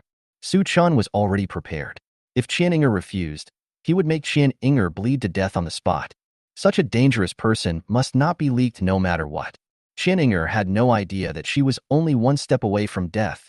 She looked at Li Shuyi and others in the room, as well as her sister Qian Fenger, and she was a little hesitant. If this happened before the end of the world, she would have chosen to leave without hesitation. But now the world has changed. There is no public morality and no stable order. People outside will do anything to get a bite to eat. Qian Inger has been working outside for such a long time and is fed up with the life of having no food to eat. She had also seen some survivor camps that provided food to the survivors, but the survivors who entered the camp lived like dogs. Not only did they have to listen to the camp leader, but they also had to hand over all the collected supplies to the leader for distribution. Often, except for the leader and a few awakened people, most people in the camp are hungry. There is such a severe shortage of food. However, it was completely different here for Su Chun. It seemed as if there was endless food, and he ate as much fish and meat as he wanted without any reluctance at all. Qian Inger has also seen the situation of Li Shuyi and her sister Qian Fenger. None of them disobeyed Su Chenyin, and none of them had been abused. They all live a happy life here with Su Chun. It's even the same as before the end of the world. Everyone can eat, drink, and enjoy themselves, with no pressure in life at all. In short, as the master of this big family, Su Chun is fully capable of providing every family member with any necessary supplies. That's enough. Qian Inger really wanted to know where Su Chun got the supplies, but it was better not to know about such a secret matter. She thought about it for a while, and finally looked up at Su Chun and said very seriously, I agree to stay. Li Shuyi and the others immediately came forward happily, welcoming the new member of the big family. However, Zhao Shaoqing had ulterior motives, and there was one more woman vying for favor. Qian Fenger was genuinely happy. She hugged Qian Inger tightly and said, Sister, I believe this is the best choice you have ever made in your life. When Su Chun heard that Qian Inger agreed to join, a happy smile appeared in his eyes. Although he would take action the moment Qian Inger refused, Qian Inger was Qian Fenger's sister after all, so this would be somewhat inhumane. When the night is quiet, the fire-resistant vine in Su Chen's hand broke away from Su Chun and came to the living room. The tiger-striped parrot in the living room was sleeping on the corner of the sofa. It suddenly opened its eyes and said, What is that? Don't come near me. The fire-resistant vines suddenly stood upright, shaking their bodies, and their leaves made rustling sounds. The tiger parrot blinked like a human. Work together to kill that man? Take over this place? Then, it shook its head like a rattle. No, we have good food, drink, and sleep here. If I kill him, where else can I find such a good place? The fire-resistant vines made a rustling sound again. The tiger-striped parrot glared at me like a human. Don't even think about trying to persuade me to go into the water. And I'm warning you, if you dare to do anything, I'll bite you to pieces. The fire-resistant vines seemed to be frightened and immediately wilted. The tiger parrot yawned and said, Go back to sleep. The fire-resistant vines returned to Su Chun along the original path. Su Chun was sleeping soundly, completely unaware that he almost died in his sleep. Who could have thought that a plant like the fire-resistant vine would actually want to murder him like a human? Early the next morning, after Su Chun woke up, he found that the fire-resistant vine in his hand was not in the right position. He scratched his head and thought to himself, Did I sleep badly last night? Afterwards, he, Li Shuyi and others finished their breakfast and went to the balcony to watch the residents catching insects downstairs, thinking that it was time to go to the exotic pet pavilion in Bailey's supermarket to get the bird egg. Su Chun had seen the bird egg in the exotic pet house, and it was the same as none he had eaten before, which meant that the bird egg would awaken new abilities in people. He now has 4 abilities: seek advantage and avoid harm, as light as a swallow, space distortion, and space jump. All of them are abilities that can be used to develop while hiding, and none of them can be used for fighting. If he encounters a powerful awakener, or even a mosquito on the lower floor, he will definitely not be able to defeat them head-on. It's time to find more bird eggs to eat and awaken some reliable fighting abilities. Otherwise, how can he survive in this doomsday? Su Chun made up his mind. He said hello to Li Shuyi and the others, then drew a circle in the air with his right hand, and immediately a green vortex-shaped circular light and shadow with a radius of 1 meter appeared. Under the surprised gazes of Li Shuyi and the others, he slowly walked into the light and shadow. Although it was not the first time for Su Chun to enter the jump space, it was the first time for him to observe this jump space carefully. Jump space is another dimension of the world, where you can see all areas within the nearby range, but these areas are flat and distorted.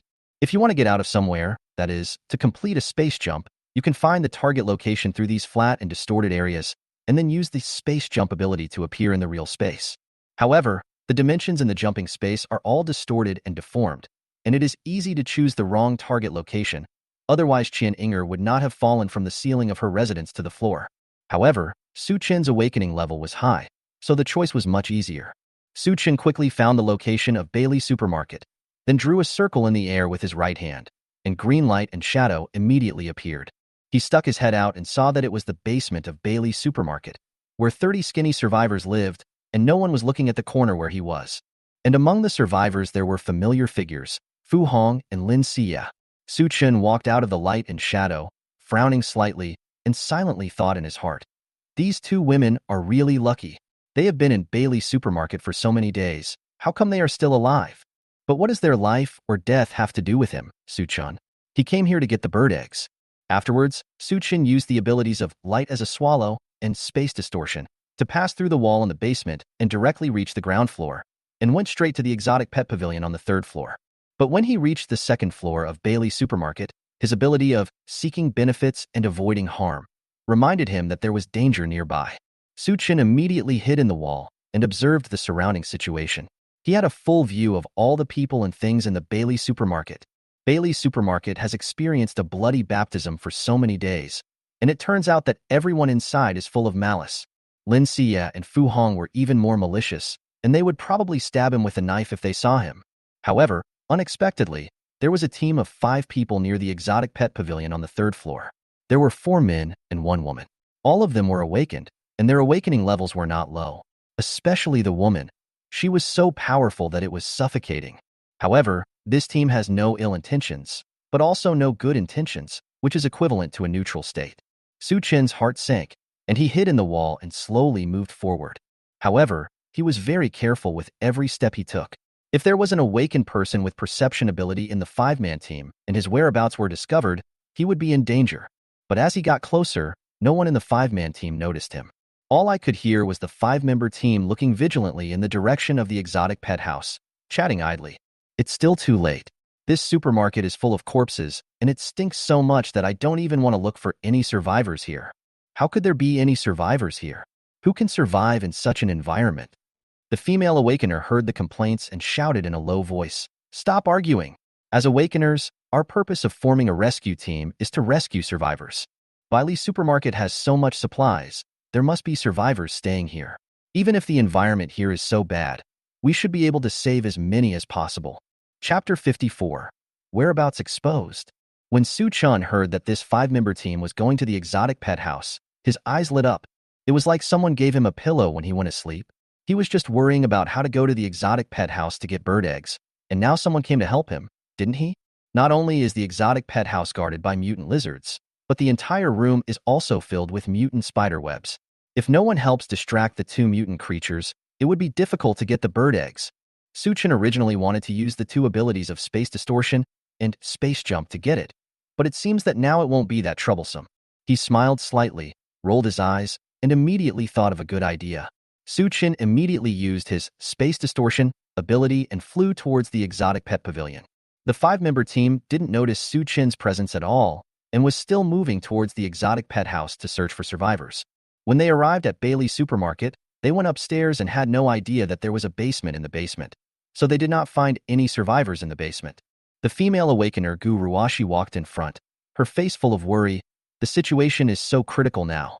Every second the survivors face the mutants. Their lives are in danger. So we should find them as soon as possible and restock our supplies at Bailey's supermarket. Wang Dahai, an old awakener who followed behind her, coughed and said, Captain Gu, you'd better keep your voice down. The mutants have very sharp ears now. If you speak too loudly, it will attract their attention. Gao Yulin, a handsome young male awakener beside Wang Dahai, said nervously, Ruashi, old Wang is right. We must not feed the mutants before we find any survivors. Behind him followed two men who had just reached adulthood.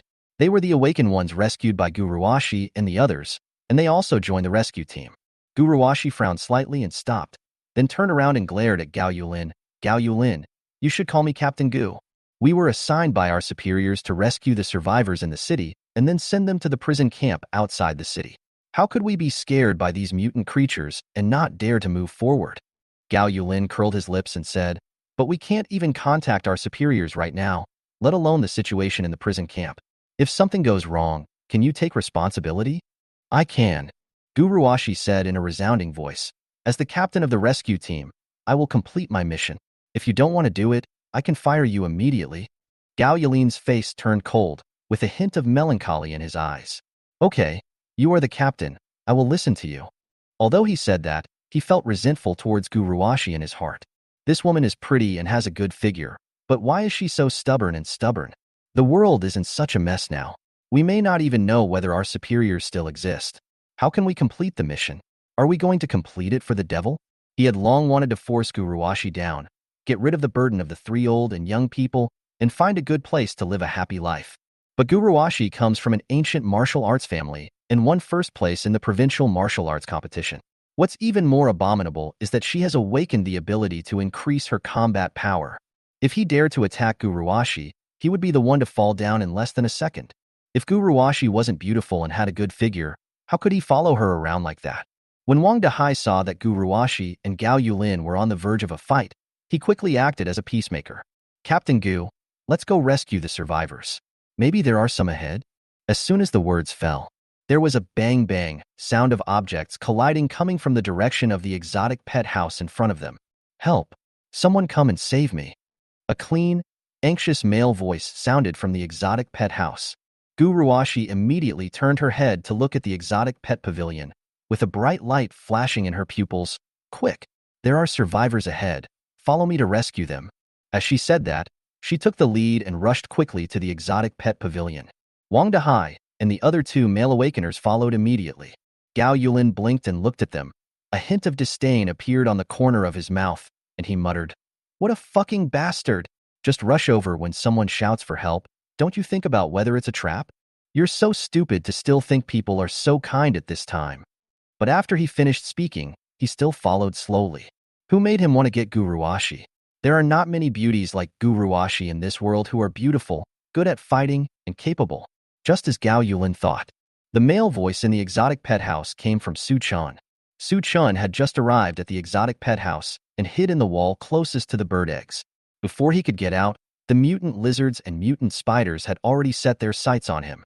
He wanted to use the rescue team to attract the attention of the mutants anyway, so he used his space distortion ability to pass through the wall and rush towards the bird eggs. It would be best if he could get the bird eggs. If he was attacked by two mutant creatures before he could reach the eggs, he would immediately use his abilities of space distortion and light as a swallow to escape, and at the same time create the illusion that there were survivors attacked in the exotic pet house, so that the rescue team could come and attract the attention of the mutant creatures. But the result was that he had just taken 2 steps when he saw the mutant lizard's long tongue swinging towards him, and the mutant spider even spit a ball of spider silk the size of a wash basin at him. Su Chin didn't even think about it. He used his ability to escape while shouting. Sure enough, Gu Ruashi and others from the rescue team took the bait. Su Chin dived to the lower level of the exotic pet pavilion, looked up and used his ability of seeking benefits and avoiding harm to observe the situation in the exotic pet pavilion. looking for an opportunity to take the bird eggs. Guruwashi and the others soon arrived at the exotic pet pavilion and saw the two major mutant creatures inside at a glance. When the mutant lizards and spiders saw that they failed to hit Su-chun, they were stunned for a moment. But then they found that humans had intruded into their territory again, which made them furious. They turned around and attacked Guruwashi and the others. When Guruwashi saw the two mutant creatures, she was also a little frightened.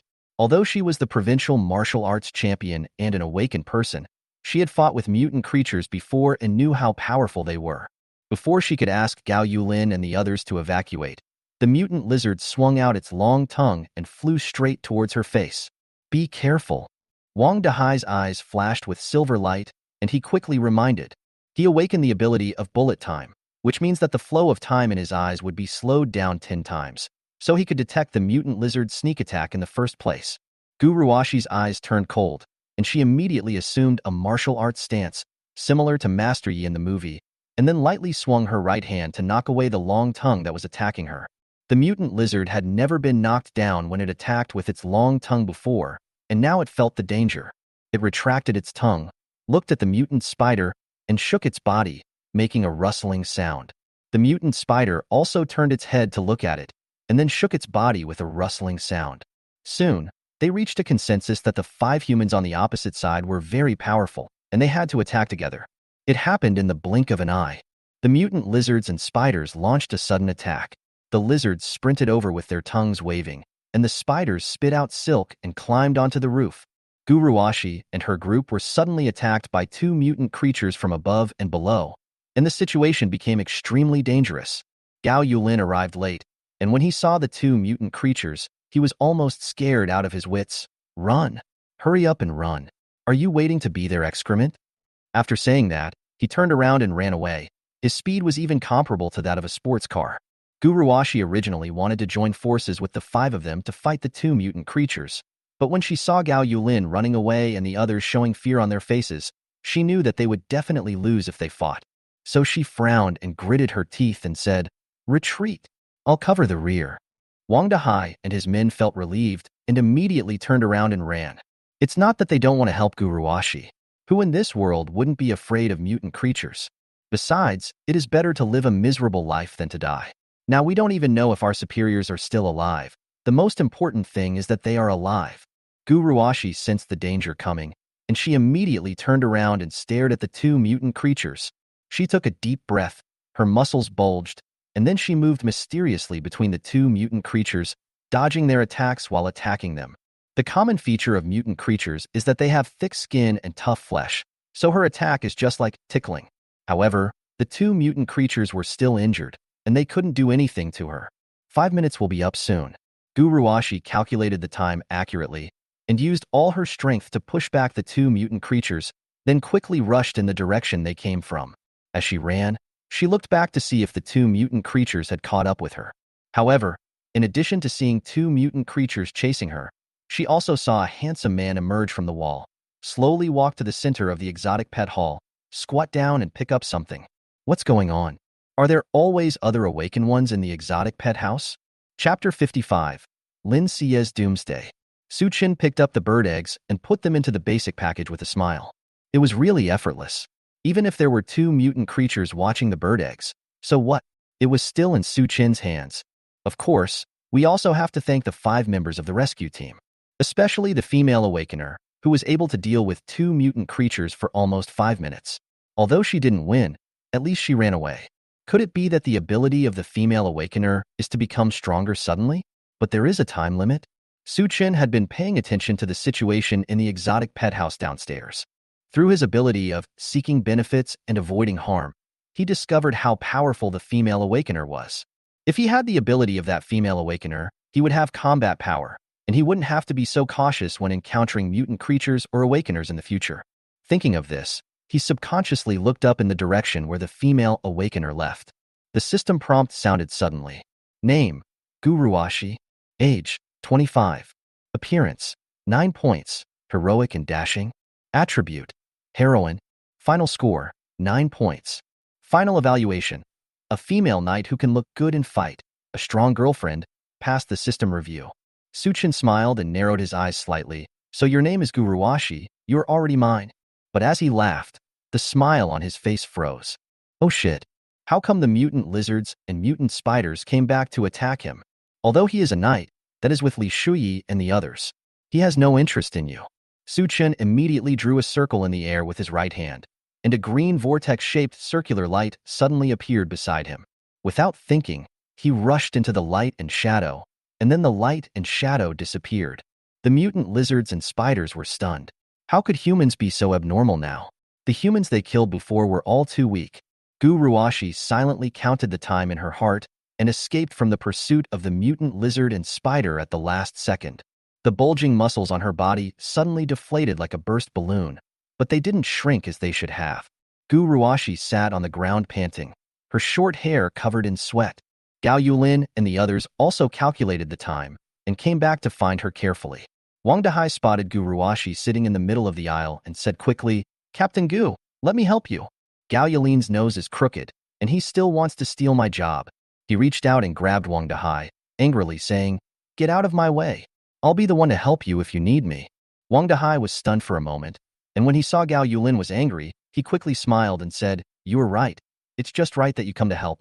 Before Gao Yulin could even laugh out loud, Gu Ruashi took 2 deep breaths and said coldly, "I don't need your help. I've rested well." After saying that, she stood up suddenly. Gao Yulin's face turned livid. His teeth clenched and he thought to himself, "This woman definitely did it on purpose.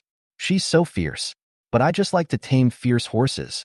His expression quickly changed back to normal, revealing a flattering smile. Captain Gu is awesome.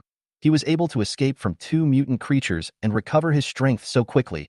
Even a god can do this. Wang Dahai and the other 2 male awakeners had their hair standing on end and goosebumps all over their bodies. What a fucking liquor. They are ashamed of themselves. Gu Ruashi rolled her eyes and snorted. All right, there's no need to go to the exotic pet pavilion. Just now, an awakened one deliberately designed us to be bait in order to get the supplies in the exotic pet pavilion. Gao Yulin smiled and consoled, "Captain Gu, don't be sad. This is the end of the world. There are all kinds of people.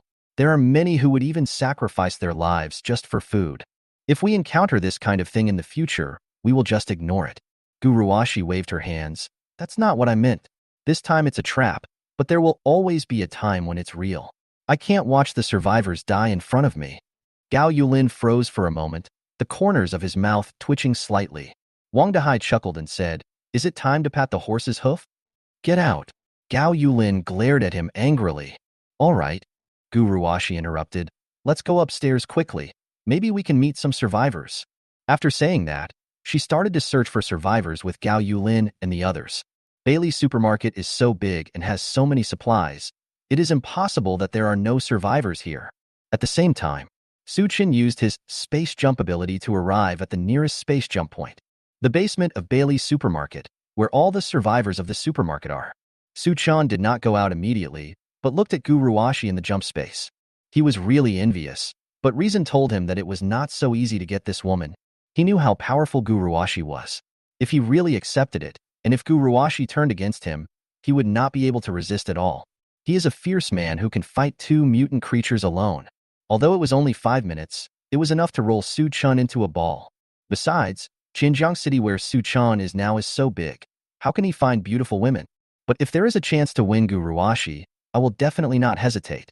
As Su Chen thought about it, he gradually felt that his body was becoming more and more tired, and even his breathing was a little labored. He came to his senses, frowned slightly, and thought of something. Wrong.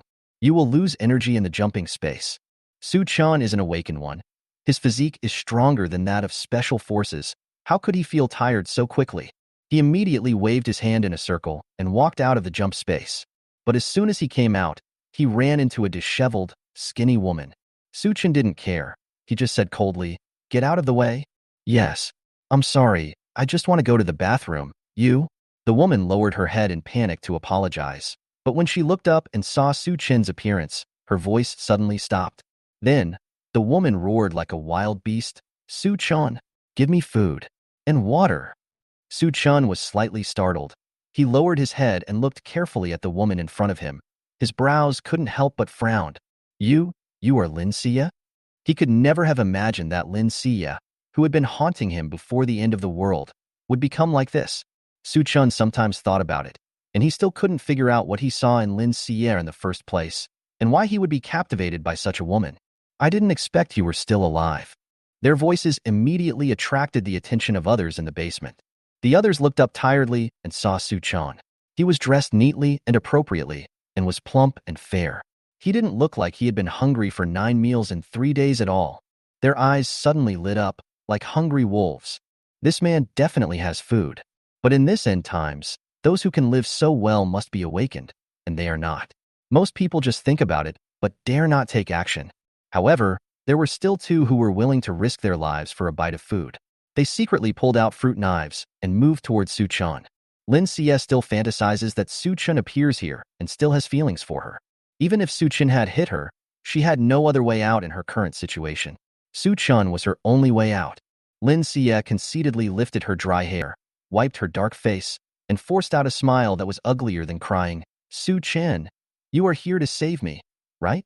I don't want anything. As long as you take me and my mother away from this damn place, I will agree to be with you. Fu Hong had heard Su Chan's voice a long time ago. She ran over breathlessly and asked weakly, my daughter has agreed to be with you regardless of the past. Come on, give us some water. Don't stand there like idiots. Bang! Su Chan didn't tolerate Fu Hong at all and slapped Fu Hong in the face. It was because he used too much strength that Fu Hong's head turned a full circle, and then his body flew backwards and fell heavily to the ground. Not to mention ordinary people. Even the awakened ones can't survive. Su Chan shook his hands. My clothes are freshly washed. You are touching them with your hands so dirty. You have no morals at all. Lin Xie saw this and immediately felt a chill running through her bones. Su Chan has really changed. She looked at Su Chan in horror, her legs going limp. Don't kill me.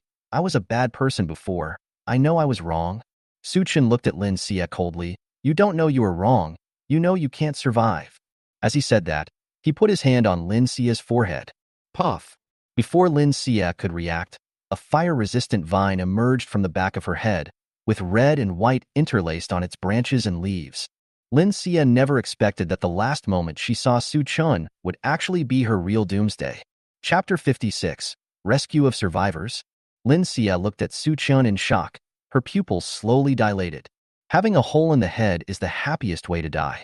There is no pain at all, and the person is gone. Lin Xie fell to the ground with a thump, without any breath. Su Chan shook off the red and white on the fire-resistant vines, looked down at Lin Xie, and waited for the system's prompt. But Lin Xie was his woman, and the return was multiple. I wonder if her death would have any impact. When the people around saw Su Chan killing someone, they didn't react at all, because death was a common occurrence here. The 2 men holding fruit knives kept staring at Su Chan. When they saw Su Chan looking down at Lin Xie, they felt that the opportunity had come.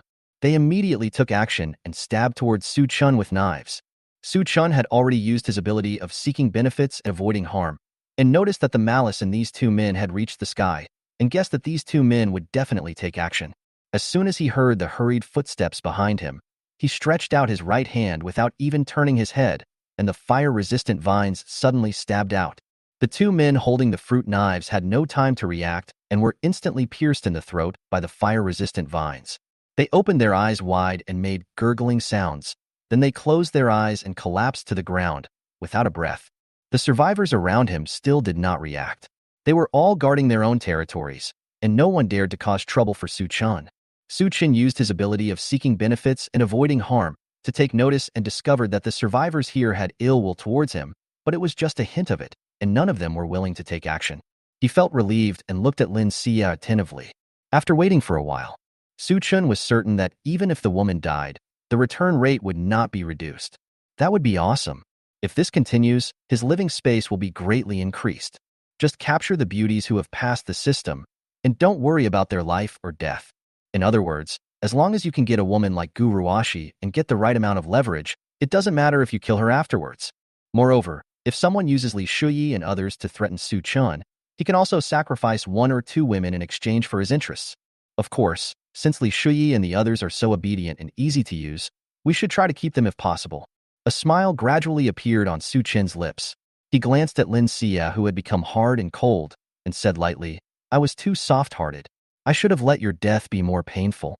After he finished speaking, he drew a circle in the air with his right hand and used his space jump ability to return home.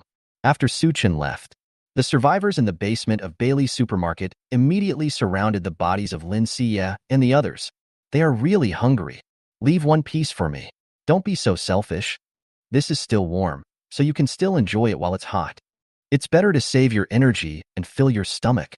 In less than 10 minutes, the ground is clean and all the red and white have been collected.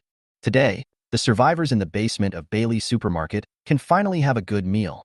As for the stench on the supermarkets, there are mutant lizards patrolling, so who would dare to collect it first? Moreover, things spoil so quickly nowadays. If they are not handled in time, they will become rancid in 3 hours and will be completely inedible. After a while, Guruwashi's rescue team finally found the Bailey supermarket and the basement. They opened the heavy iron door and walked in, and saw a pile of white bones at a glance, and there was a fishy smell in the air. Even though they were awakened, their faces turned pale. Gao Yulin even turned around and leaned against the wall to vomit. Fuck, are the people here crazy? Why do they eat anything when they are hungry? Wang Dahai's face turned pale as he suppressed the rising acid. Captain Gu, there's no need to save these survivors. Why don't we just kill them all? Gu Ruashi frowned and glanced at every survivor in the basement with a cold gaze, feeling a little hesitant. The survivors in the basement discovered Gu Ruashi and the others. When they saw that they were wearing official rescue clothes before the apocalypse, their eyes lit up and they rushed to them like crazy. Are you from the country? Are you here to save us? Take us out quickly. I have paid taxes for so many years. You must protect me. You are such a bunch of losers. Why did you come so late? The survivors still retained some of their pre-apocalyptic habits and regarded themselves as the superiors, bossing and abusing Gu Ruashi and the others. Gao Yulin spat, punched the wall, and yelled with his eyes wide open. Shut up, everyone! I'm here to rescue you, not to be scolded by you. Wang Dahai's face was also full of resentment. Are you still thinking about the past? According to the previous order, if a murder occurred here, you would all be shot. The survivors looked at each other, but immediately started to argue and change the subject. It's because you guys came too late to rescue us. We can't starve to death, right? I've studied law. This is called emergency avoidance. At most, it's our fault. We can't be shot. Besides, we didn't kill these people. It was an awakened one who could teleport. Gao Yulin and Wang Dahai were so angry that they were shaking all over and were about to say something. Gu Ruashi suddenly interrupted and asked, These are all excuses. You are human beings, not animals. There are so many things you can't eat. Why don't you even let humans go? The survivors also discovered that Gu Ruashi was the head of the rescue team. When they heard what Gu Ruashi said, they immediately felt that they were about to be abandoned. Gao Yulin immediately stepped forward and agreed, Captain Gu, you are right. It is not a pity for these survivors to die. Let's not rescue them. Wang Dahai was even ready to use his abilities to quickly get rid of these survivors. However, Gu Ruashi shouted coldly, Save them, but tie them all up. I want to send them to the prison camp and imprison them one by one. Gao Yulin's expression changed, and he stared at Gu Ruashi blankly. Do you really think the prison camp exists? Gu Ruashi rolled her eyes. What else? We have been ordered by our superiors to carry out the rescue mission, and we must carry it out until the last moment. Gao Yulin and Wang Dahai looked at each other, with helplessness in their eyes. Captain Gu is so naive. It has been a long time since I have been able to contact my superiors, and I don't even know what stage the situation has developed to. Besides, they have never been to the prison camp, so who knows if it is dangerous there. However, they knew how powerful Gu Ruashi was and that they would be safer around her, so they did not refuse. The survivors were also very happy. These rescue team members are all plump and white, so they must have enough food and water. Although they were captured by the rescue team, they will not have to worry about food and drink in the future. They will even have a comfortable room to shelter from the wind and rain in prison. This is definitely better than the dark, damp, and foul-smelling basement of the Bailey's supermarket. No matter what other people think, Gu Ruashi regards obeying orders as her duty and just wants to complete the tasks assigned by her superiors excellently. Afterwards, she instructed Gao Yulin and the others to deal with the survivors gently. Suchin returned home and took a comfortable hot bath. Although there is no water, electricity, or gas now, his family still has enough candles, mineral water, and gas stove tubes collected from Bailey Supermarket. Everyone else is living a hard life, so Su Chun must demand a good quality of life. And when I meet this unlucky thing like Lin Xie, how can I not wash myself properly? Chapter 57. Selling Daughter-in-Law. After taking a shower, Su Chun came to the balcony clean and refreshed, thinking about what to do next. He already knew that as long as the beauty multiplier was successfully approved by the system, it would not be deducted even if the beauty died, so he had to find more beauties. Who would complain about having too many supplies? It's time to take the initiative and find beautiful women. Let's start with manhwa community. Thinking of this, Su Chen immediately used his ability of light as a swallow and jumped down from the balcony. Like a light swallow, he searched down layer by layer. However, there are no women in the building where he is located who have passed the system review. All he had were the residents who hated him to their core, and the giant blood-sucking mosquitoes patrolling on the lower floors. Su Chen hid in the wall and observed the half-human-sized mosquito. He found that the mosquito had grown larger, and he didn't know how many people's blood it had sucked. However, looking at the situation of this mosquito, the needs of it are already met at the lower level, and it will not fly to the higher levels for a while. It's better not to confront this mosquito head-on. Go to other buildings to look for beauties first. Su Chun immediately used his space distortion ability, and his body slipped underground, heading towards other buildings. Halfway through, he heard a rustling sound coming from the ground above his head. When I looked up, I found that it was raining, and the rain was quite heavy. In an instant, the water turned into a river. The residents of manhwa community no longer cared about the mosquitoes, birds, and animals in the outside world, and immediately took out pots, pans, and utensils to get water. The water and electricity have been out for some time, and everyone is dying of thirst. However, Su Chen found something wrong. Even with such heavy rain, the pollen was still everywhere, with no signs of decreasing. He frowned slightly and wondered to himself, what on earth is this pollen made of, and why can't it be gotten rid of? Just as he was thinking, suddenly a system prompt sounded. Name, Zhang Lingxi. Age, 27. Appearance, 8.7 points. Graceful and graceful. Attribute, pretty widow. Final score, 8.8 points. Final evaluation. This naive pretty widow is the best choice for Chao Zhe and has passed the system review. Su Chen suddenly woke up, looked up, and found that there was a beautiful woman wearing a purple dress and holding a folding umbrella standing above his head. She was very feminine. Zhang Lingxi? Su Chen thought about it. Isn't this the legendary unlucky star of Building 7? On the wedding day, before they even entered the bridal chamber, the groom suddenly died of a heart attack. Everyone said it was Zhang Lingxi's fault, and no man dared to approach her since then. Originally, Zhang Lingxi should have returned to her parents' home, but the groom's family spent 100,000 yuan on the betrothal gift and did not want to lose both the money and the woman, so they asked Zhang Lingxi for it. But Zhang Lingxi's family was poor, and the 100,000 yuan betrothal gift had already been spent, so she couldn't afford to pay it back at all. There was no other way. So Zhang Lingxi finally came to the groom's house and continued to be the daughter-in-law, but she lived like a bullied nanny. Zhang Lingxi is also kind-hearted and very filial to the groom's parents. She has never had any rumors with any man. After Su Chen thought about it, he couldn't help but feel moved. He didn't expect that the 27-year-old Zhang Lingxi was still a youngster. This flower bud is about to bloom, and this industrious bee must collect nectar from it. Thinking of this, Su Chen crawled out of the ground and suddenly appeared in front of Zhang Lingxi. Zhang Lingxi was using a basin to catch the rainwater and didn't notice Su Chen coming out from the ground. It was impossible for her to think about it that way. After all, who has ever seen someone coming out from the ground? She was suddenly startled when she saw Su Chen appear in front of her.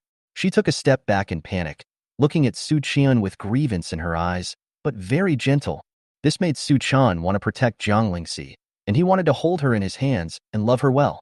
Zhang Lingxi looked at Su Chen nervously, especially when she saw Su Chen's unscrupulous gaze. She frowned slightly and became even more restrained. She was also panicked and her body froze.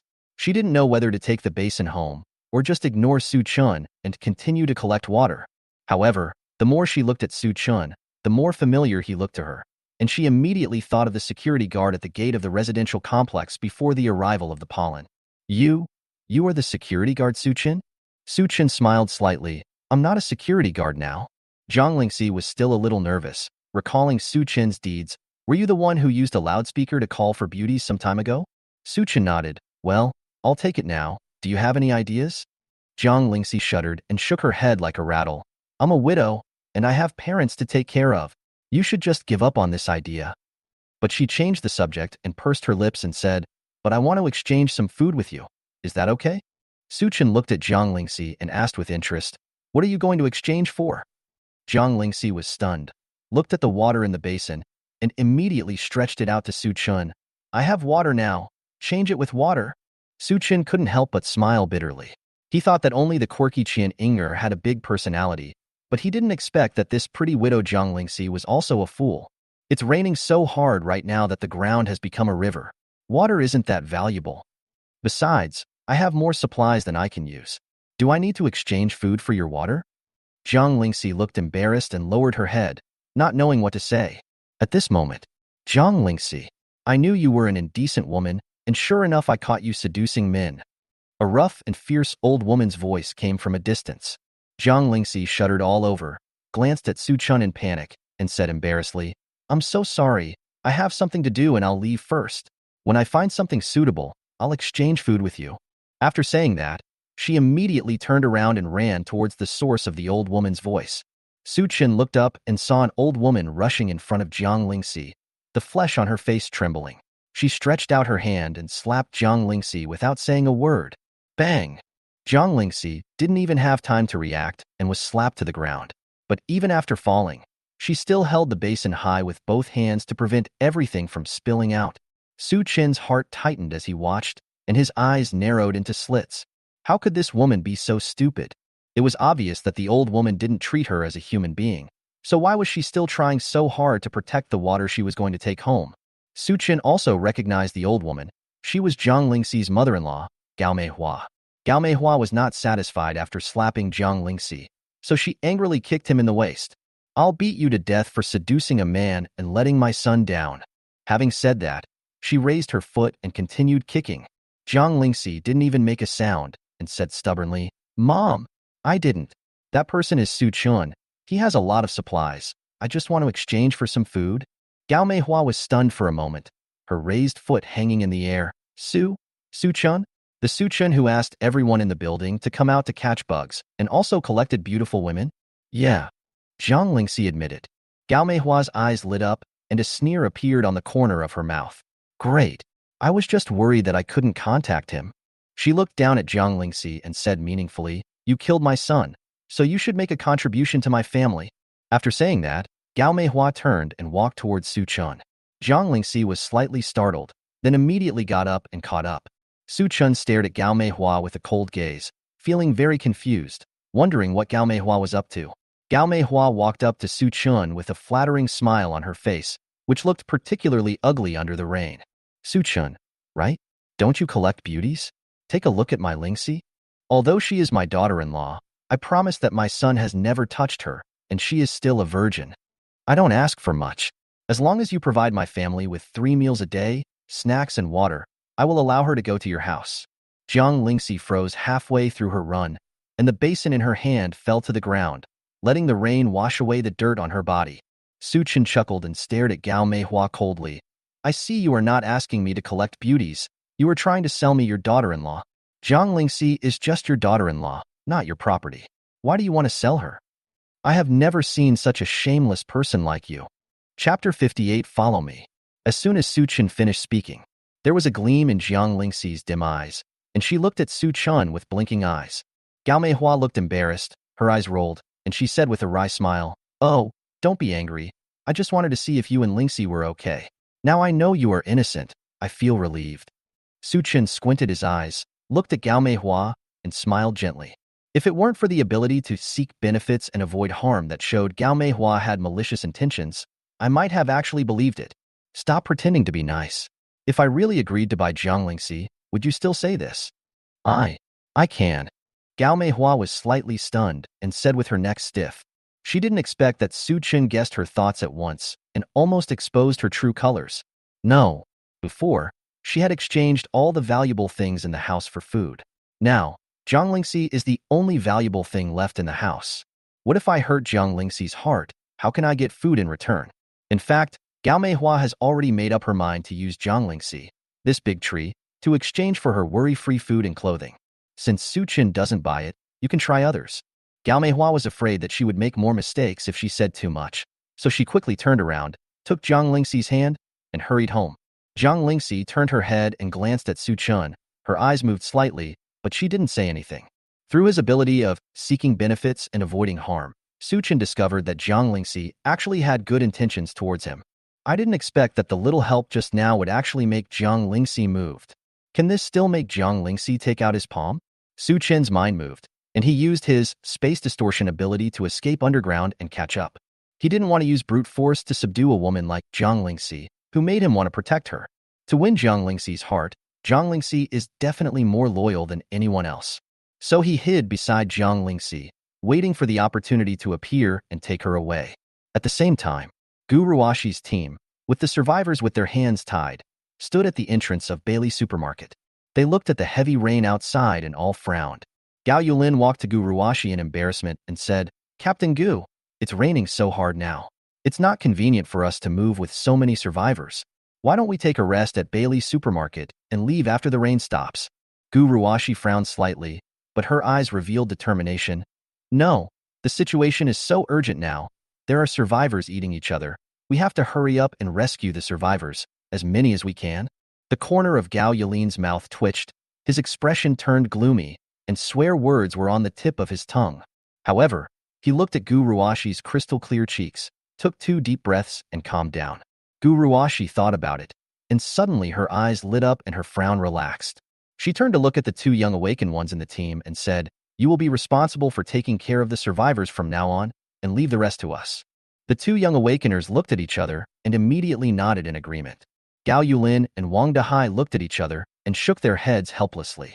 I don't know which man can control Gu Ruashi. Then, Gu Ruashi's team finished their preparations and headed towards the prison camp in the pouring rain. Every time they passed a residence, they would go in to search for survivors. However, in the last days, the land was devastated and 9 out of 10 houses were empty. Even if there were survivors, most of them gathered together, unwilling to trust the rescue team, and refused to follow to the prison camp. What's more, it was raining heavily and the water on the streets was not even above the knees. Who knew if there were any mutant creatures in there? Gu Ruashi respected their opinions and continued to head towards the prison camp. However, Gu Ruashi's team was only 3 miles away from Shenghua community where Su Chan was. Su Chan followed Jiang Lingxi and Gao Meihua until they returned to their home at 1703, Building 7. He found that no one lived next door to Jiang Lingxi's house, so he stayed next door to observe Jiang Lingxi's movements. After all, using the space distortion ability for a long time can't take it to the body. As soon as Gao Meihua returned home, she immediately yelled at Jiang Lingxi, "You slutty vixen, have you sold yourself to Su Chen?" Jiang Lingxi had her back to Gao Meihua and couldn't help but tremble all over. She turned around in shame and anger and said, "Mom, what nonsense are you talking about? Am I that kind of person? Don't call me Mom. You are not my biological child." Gao Meihua pinched her waist and said angrily, "You have been standing with that Su Chun for so long. Have you already negotiated the price? You still owe my family 100,000 yuan for the betrothal gift. Didn't you fail to pay it back before? Now that you've sold it for a good price, you must pay me back the money." "You." Jiang Lingxi stomped her feet in anger, with despair in her eyes. "Who do you think I am? I serve you with all my heart and effort, never dare to say a word to other men, get up early every day to cook for you, and carry you to the hospital when you are sick. Isn't all this worth 100,000 yuan betrothal gift? That's what you should do." There was no trace of emotion on Gao Meihua's face. "Tell the truth. How much did Su Chen spend on you?" "Not a single point." Jiang Lingxi's eyes turned red with anxiety and tears welled up in her eyes. Gao Meihua was stunned for a moment, then glanced at Jiang Lingxi's entire body, curled her lips and said, "It seems that you really didn't sell it to Su Chan." Then, she waved her hand gently and said, "Okay, you're all wet. Go inside and wipe it off. I'll go out and do something first." After saying that, she walked out of the room and actually locked the door. Jiang Lingxi got caught in the rain and fell into a mud pit. Now she feels cold and her throat hurts a little. She was afraid that she would get sick. Medicine in the apocalypse was no cheaper than food and water, and it was easy to die if she got sick. Jiang Lingxi hurried into the house to get a dry towel, not noticing that Gao Meihua had locked the door. Su Chan had been keeping an eye on them, using his ability to seek benefits and avoid harm. He felt that Gao Meihua's behavior was very unusual. It was raining heavily outside, and there were so many mutant creatures. What could he do if he went out? Su Chen immediately used the abilities of space distortion and light as a swallow to track Gao Meihua. Soon, Su Chen followed Gao Meihua to room 2104 on the second top floor of Building 7. he discovered that there were only people living on the top floor and the second top floor of Building 7, and there were one man and three women there. The configuration was almost as good as his own house. Could it be that there is also a big brother in Building 7 who dominates the entire building like him? Gao Meihua didn't notice that someone was following her at all. She straightened her clothes in front of the door, put on a flattering smile, and knocked on the door gently. Is Brother Lu Tonggan at home? I'm Gao Meihua from 1703, and I want to make a deal with you. When Su Chun heard the name Lu Tonggan, his brows couldn't help but frown. Lu Tonggan is the owner of the Tonggan boxing gym in the city. He is well connected with all kinds of people. It is even said that if someone was killed in the boxing gym, he could find someone to settle the matter. Such a person can be said to have absolute power in Building 7. Soon, a middle-aged man about 1.9 meters tall and weighing 200 kilograms pushed open the door. His face was full of flesh, and his physique was strong and powerful. You could tell at first glance that he was a good fighter. Su Chun had seen this person before. It was Lu Tonggan. Seeing Gao Meihua at the door, Lu Tonggan curled his lips and sneered, "What can you trade? It's not your daughter-in-law, is it?" Gao Meihua curled her lips and narrowed her eyes. "I really let you guess it. My daughter-in-law and my son have never had a wedding night. Are you interested?" "No." Lu Tonggan pulled up his trousers. "Your daughter-in-law is a star of misfortune. I dare not be interested in her. Those are all rumors. In fact, my son had heart disease since he was a child. He was happy that day and accidentally died of an excessive heartbeat. I have the hospital report." Gao Meihua explained quickly. Lu Tonggan's eyes lit up. "Fuck, is this true?" "Of course it's true. If you don't believe me, come to my house. The hospital report is on my bedside table," Gao Meihua said quickly. Lu Tonggan showed a wicked smile on his face, scratched his thigh and said, "Okay, come with me into the house first, and we will discuss the price." As he spoke, he put his hand on Gao Meihua's waist. Gao Meihua trembled, a lingering smile appeared on her face, and she followed Lu Tonggan into the house.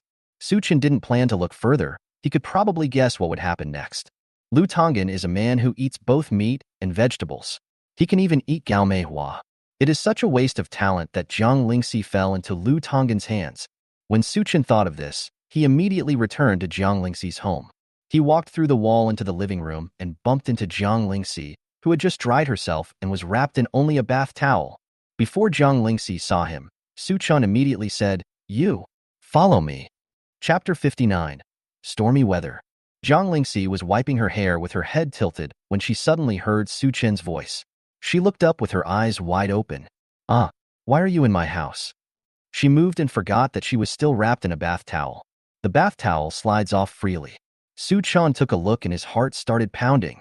As expected, she is a beauty who has passed the system review. Her breasts are really big and white. "Ah." Jiang Lingxi felt a chill on her body, and she quickly looked down and immediately screamed. Then, she squatted down as quickly as possible, picked up the bath towel, and covered herself tightly. Su Chen blinked, chuckled, and shook his head. "Why bother so much? We can see each other like this every day in the future." Jiang Lingxi frowned slightly, holding the towel tightly in both hands, and said carefully, "You? How can you do this? I won't go with you." Su Chen sat on the sofa indifferently and looked at Jiang Lingxi with interest. "You can choose not to go with me, but Lu Tonggan will come and take you away later." Jiang Lingxi looked at Su Chen in surprise and asked in confusion, "Lu Tonggan? So what if he comes? He is very superstitious and thinks I am doomed to die. He usually stays away from me." "You are not doomed to fail. Your husband died of a heart disease he had since childhood. He was too excited on your wedding day, and his heart beat faster, which led to his sudden death. It has nothing to do with you," Su Chen said calmly. "What?" Jiang Lingxi exclaimed in disbelief. "How could you possibly know this?" "Your good mother said so. If you don't believe me, you can go to her bedside table and look inside. There is a report from the hospital," Su Chen said in a loud voice. Jiang Lingxi's eyes suddenly widened, and then she quickly turned around and rushed into Gao Meihua's bedroom. Su Chen sat steadily on the sofa, waiting quietly. After a while, Jiang Lingxi, with a look of astonishment on her face, held a hospital report and walked into the living room in a daze. How is this possible? I'm not a doomed person.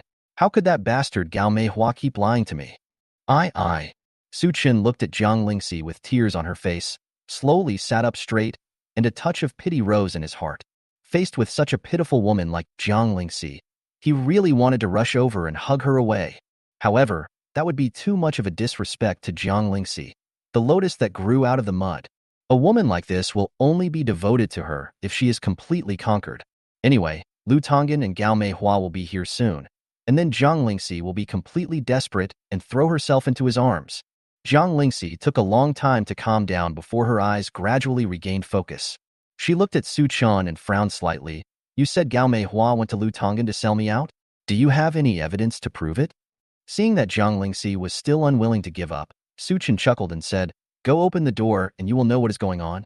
A hint of doubt flashed across Jiang Lingxi's eyes, but she still opened the door as Su Chan requested. But when she pushed the door hard, she was shocked to find that it was locked and could not be opened from the inside. She tried it twice more in disbelief, but it was still the same. There was no longer despair in Jiang Lingxi's eyes, but complete giving up on Gao Meihua. I didn't expect that this woman, Gao Meihua, is more vicious than those who are trying to survive in the apocalypse. Obviously, she did nothing wrong, but Gao Meihua left her here and tortured her. Now they are being sold as commodities. How can people be bullied like this in the world? Jiang Lingxi slowly walked to Su Chan and sat down. Now she just wanted to find a broad shoulder to lean on. So she unconsciously grabbed Su Chen's arm with her hands and leaned her head on his shoulder. Su Chen turned his head to take a look and laughed secretly in his heart. Isn't this woman already in his hands? At this moment, squeak! The door suddenly opened. Gao Meihua walked in with a tall and strong man, followed by two young guys with dyed green hair. Su Chan and Jiang Lingxi were startled and turned to look at the door. Suddenly, everyone stared at each other in amazement. The scene was so awkward that you could hear a pin drop. Su Chan was puzzled. It had not been long since he came back, so how come Gao Meihua and Lu Tonggan came so quickly? Didn't they just go into the house to discuss the price? But since Lu Tonggan is here, let Lu Tonggan perform the last scene well, so that Jiang Lingxi will be completely desperate. Gao Meihua didn't expect Su Chan to be in their house, and to be blocking the house with Jiang Lingxi. This really disappointed Lu Tonggan. She said that Jiang Lingxi was a virgin. Now a man and a woman are alone in a room. Who can believe that nothing happened? Lu Tonggan's eyes turned, his gaze passed by Su Chan and fell on Jiang Lingxi. There was an evil smile in his eyes, and he pursed his lips and said, Widow Jiang, come with me. I promise to make sure you have delicious food and drinks. Jiang Lingxi hasn't come into contact with many men, but she still knows who is good and who is bad. Although Su Chan also coveted her body, he had always been very polite, which made her trust him even more. She subconsciously grabbed Su Chan's arm and said nervously, I won't go with you. When Gao Meihua saw that Lu Tonggan was not angry, she immediately pinched her waist and glared at Jiang Lingxi, saying viciously, You money loser! It's your blessing that Brotherin likes you. Why don't you go with Brotherin? She had just entered Lu Tonggan's house. The room was full of food and drink, enough to feed the entire building for half a month. Moreover, she and Lu Tonggan had agreed on a price. As long as Jiang Lingxi could enter Lu Tonggan's house, Gao Meihua would never have to worry about food and drink. It's a pity that Su Chan had no intention of buying Jiang Lingxi, otherwise it would have been a good deal for Lu Tonggan. When Lu Tonggan heard that Jiang Lingxi was not going with him, his face suddenly turned cold and he was about to step forward angrily to take Jiang Lingxi away by force. Gao Meihua saw that something was wrong, so she quickly grabbed Lu Tonggan's arm and said, Brotherin, you said that I would have no worries about food and drink in the future, don't forget that. Lu Tonggan shook off Gao Meihua's hand and glared at her coldly, Get lost. Now don't you see who has the final say here? Gao Meihua was stunned for a moment and looked at Lu Tonggan in surprise.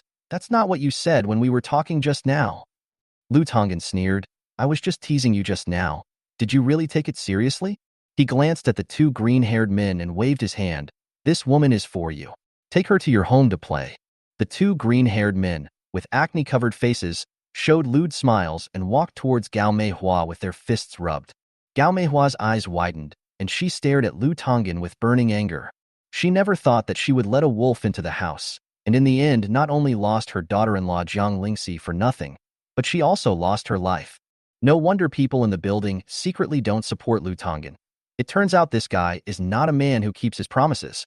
I should have known not to communicate with Lu Tonggan. There was no way Gao Meihua could resist the two young men and was led out of the house by her arms. Jiang Lingxi finally understood everything.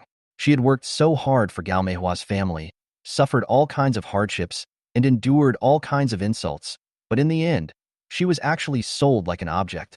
She instantly felt her heart dead, and she didn't even feel the pain from being stabbed by the knife.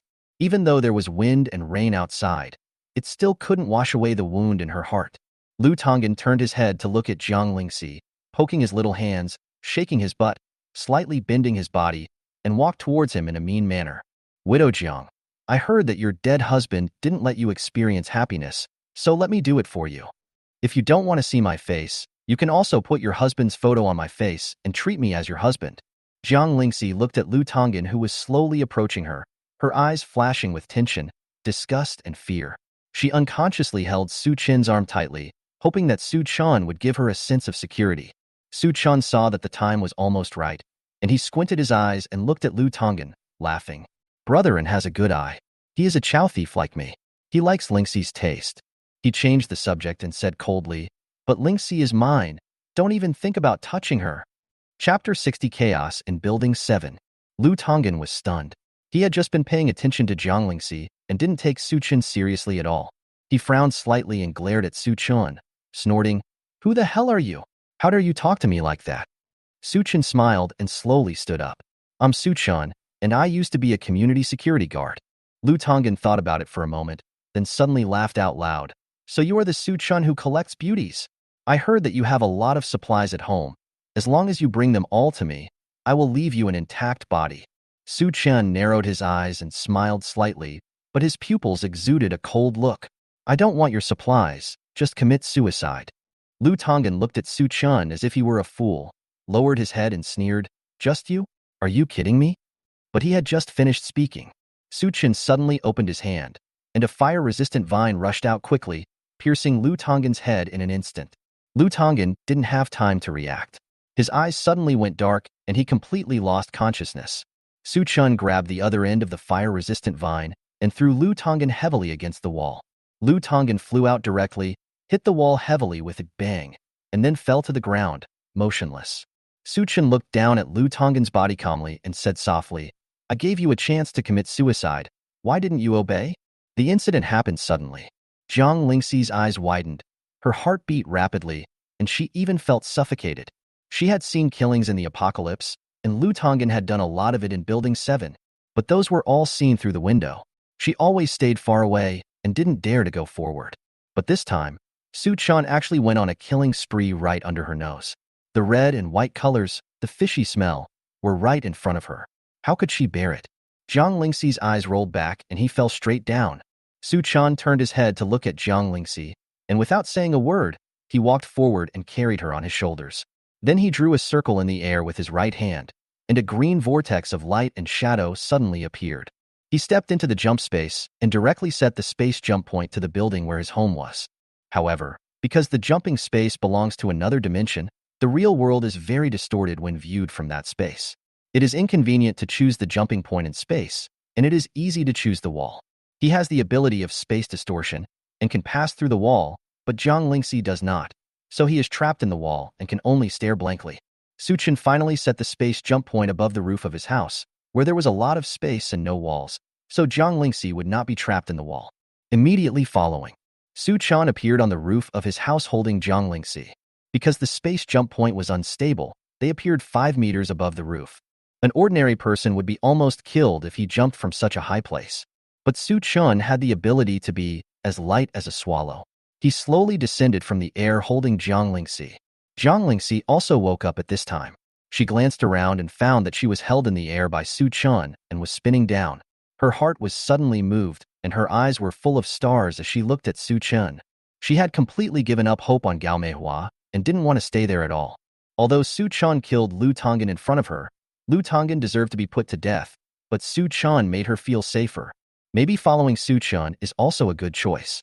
In this end times, it is such a happy thing to have a safe and reliable harbor.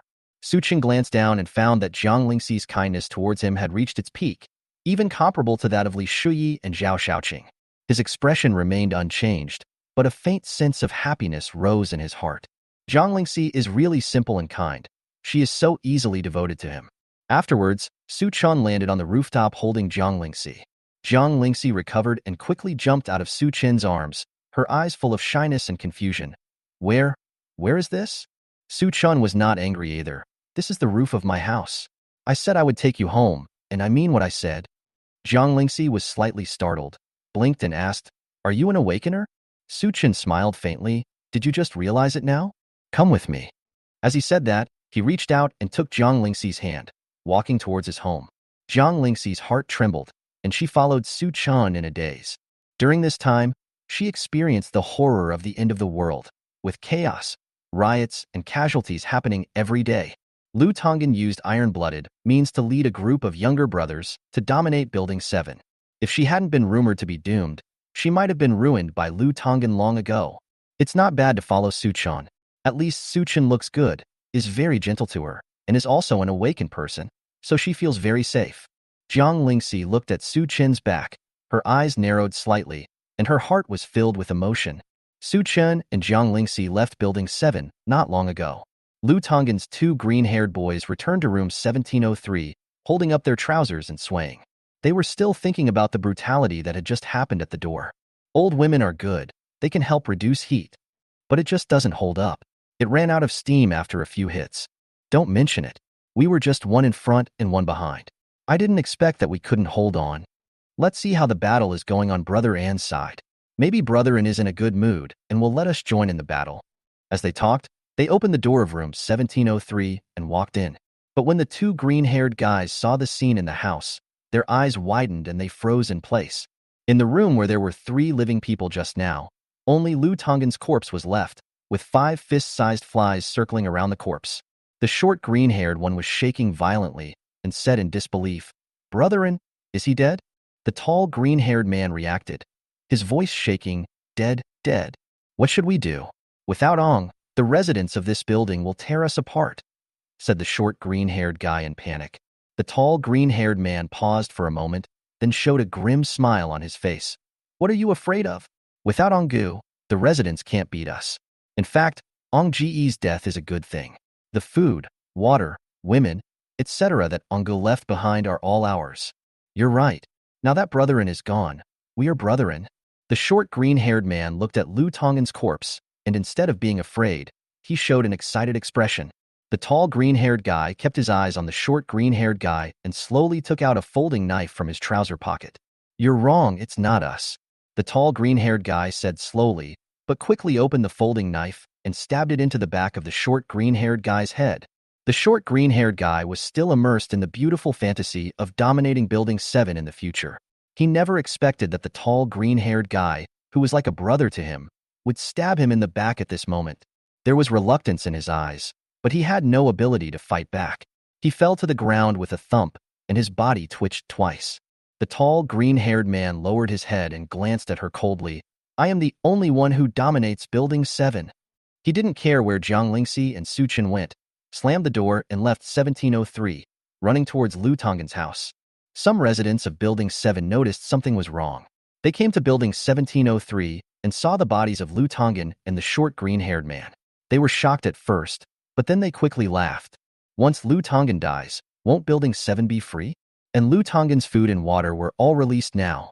Someone reacted quickly and immediately ran out and ran towards Lu Tonggan's home.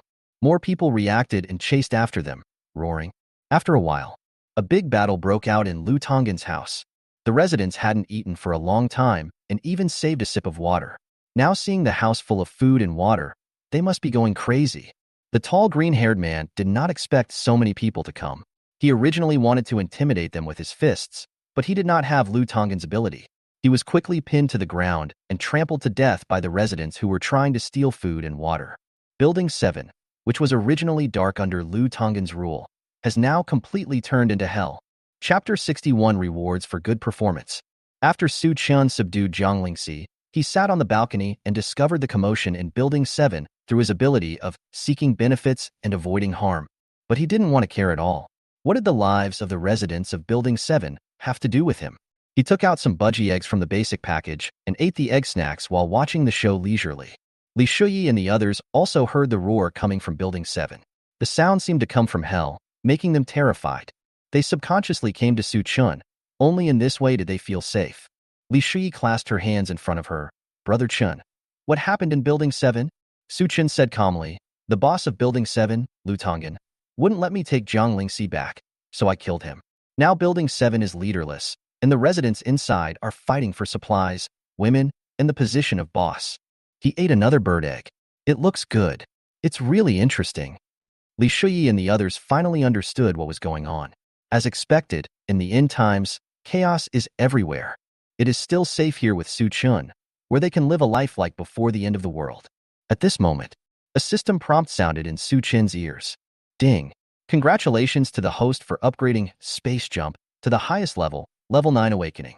The host can use the jump space to freely jump within a range of 100,000 meters. The limit is 30 times a day. You can also set 4 space jump points with no specified range in a day. Su Chin's heart trembled, and a gleam of brilliance flashed in his slightly narrowed eyes. Space jump has actually reached the maximum level. Being able to make 30 space jumps within a range of 100,000 meters means that you can go to the next city and come back on the same day. It is even faster than an airplane. This ability is terrifyingly strong. What's even more terrifying is that there is no distance limit for the space jump point. Even if he wants to go home in outer space, he can set the space jump point at home and then make a space jump to go home. The rockets don't have this strength. If previous astronauts had this ability, they wouldn't have been trapped in the space station for 2 months. There is also this space jump point. Su Chin discovered that the space jump point can be set at will. Perhaps it can be placed on a moving object. Thinking of this, he looked up and glanced at Li Shuyi and the others around him, wondering who to let be the guinea pig. At this moment, Zhang Lingxi pushed open the door and walked out. Li Shuyi and the others immediately turned around and saw through the candlelight that Zhang Lingxi was twisting her body and slowly walking towards them. When they saw Zhang Lingxi's walking posture, an expression of understanding appeared on their faces. After all, they had all experienced this. Su Chun saw this and his eyes suddenly lit up. Zhang Lingxi is new here, so it's a good opportunity for her to perform well and better integrate into this big family. Su Chun smiled and waved to Zhang Lingxi. Lingxi, come here. I need your help. Li Shuyi and the others looked at Su Chun in surprise, with some confusion in their eyes. Zhang Lingxi came over somewhat flattered. What can I help you with? I'm going to make a space jump point on your body. You go to the next door to find Shinran and I'll see if I can space jump over there. Su Chun directly expressed his thoughts. Zhang Lingxi was stunned for a moment, then a smile appeared on her face and she nodded. No problem. I can do anything you ask me to do. Li Shuyi and the others were not surprised when they knew Su Chun was an awakened person. They just looked at Zhang Lingxi with some jealousy. But Qian Inger looked at Su Chun in shock. What? You actually want to put the space jump point on a person? Su Chun didn't explain. His right hand flashed with a green light, and then he gently tapped Zhang Lingxi's forehead. A green light flashed and penetrated into Zhang Lingxi's forehead. Zhang Lingxi blinked. Why don't I feel anything? Have you placed it properly? Li Shuyi and the others had no idea what was going on and just stared at them. But Qian Inger's eyes widened. The space jump point can really be placed on a person. Why didn't I think of it before? Su Chun smiled faintly. Your spatial jump level is too low, and you are too stupid. Qian Inger pouted angrily, but it seemed like what Su Chun said. She had never thought about this question. Su Chun ignored her. His eyes fell on Zhang Lingxi, and he noticed a little green light on Zhang Lingxi's forehead.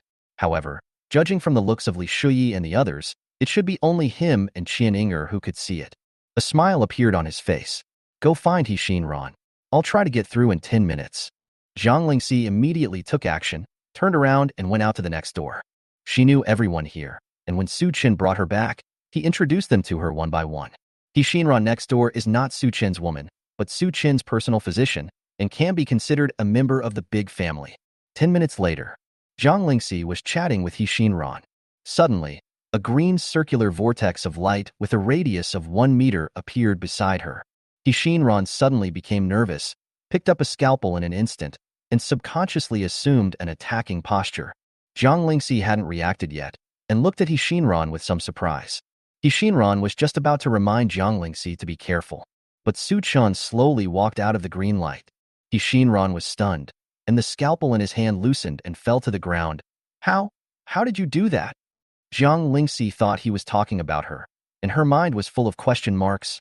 What did I do? Su Chun chuckled behind her and said, She's talking about me. Zhang Lingxi trembled all over, and then she realized that there was an extra person behind her. She quickly turned her head and blinked and asked in surprise, You? When did you come? Su Chun smiled slightly. I said I would send it over in 10 minutes, so I am here now, right? Zhang Lingxi looked at Su Chun in amazement, nodded thoughtfully and said, The awakened ones are so powerful that they can appear behind others silently. Su Chun did not explain. In fact, it was because Zhang Lingxi had a space jump point on his body that he was able to teleport here immediately. Although there is only a wall between them, it also verifies that the space jump point can really be placed on a person's body. Su Chun looked at Zhang Lingxi and suddenly remembered that he had brought back a bird egg from the exotic pet pavilion in Bailey's supermarket, but he didn't know what it was for. He narrowed his eyes, smiled, and said, "Lingxi, since you trust me so much, I will reward you with something good." As he spoke, he took out a light blue bird egg from the basic package. When Shinran saw it, he took a breath of cold air. Isn't this the bird egg that can make a person become an awakened one? How could Su Chun be so generous as to let others give the bird eggs? It's incredible.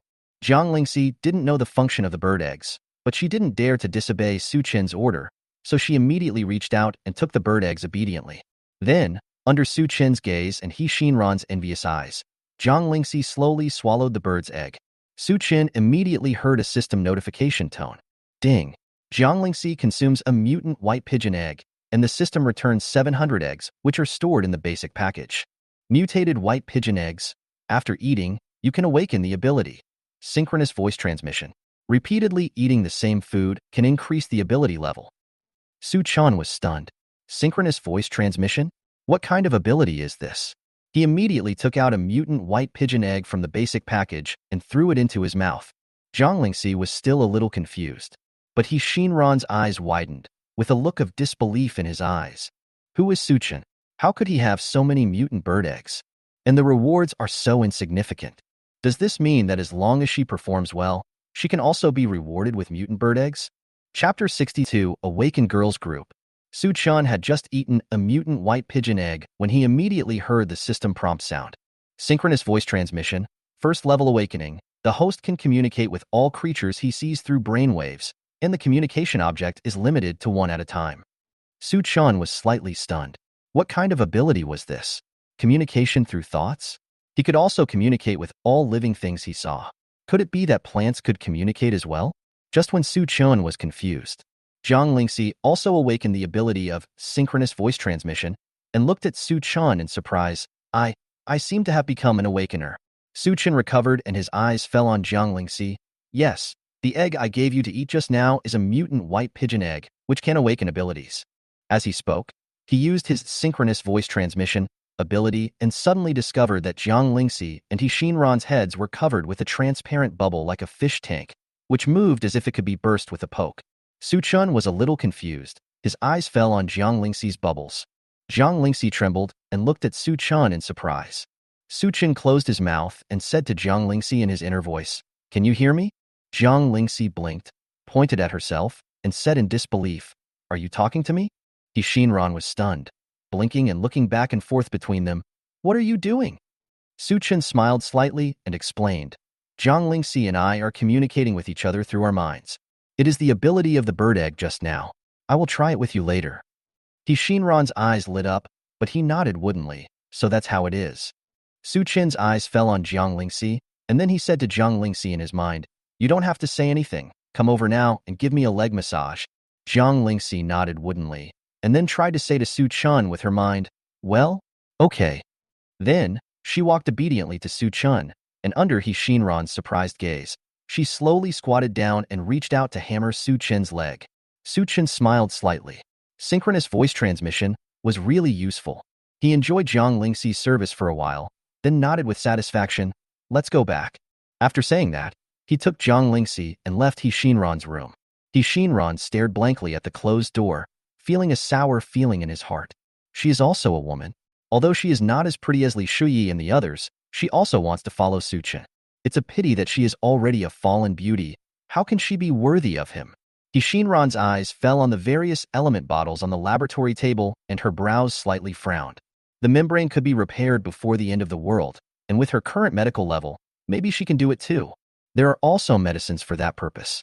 If Su Chun likes it, maybe he can accept her. Su Chun didn't know what Shinran was thinking, but through his ability of seeking benefits and avoiding harm, he sensed that Shinran's kindness had increased a lot. But he didn't think much about it, and took Zhang Lingxi back home. When Li Shuyi and the others saw Su Chun and Zhang Lingxi coming back, they immediately came over to greet them. Qian Inger asked with her big eyes flashing, "Can space jump points really be set on people?" Su Chun chuckled and responded, I'm already back. How can you not believe it?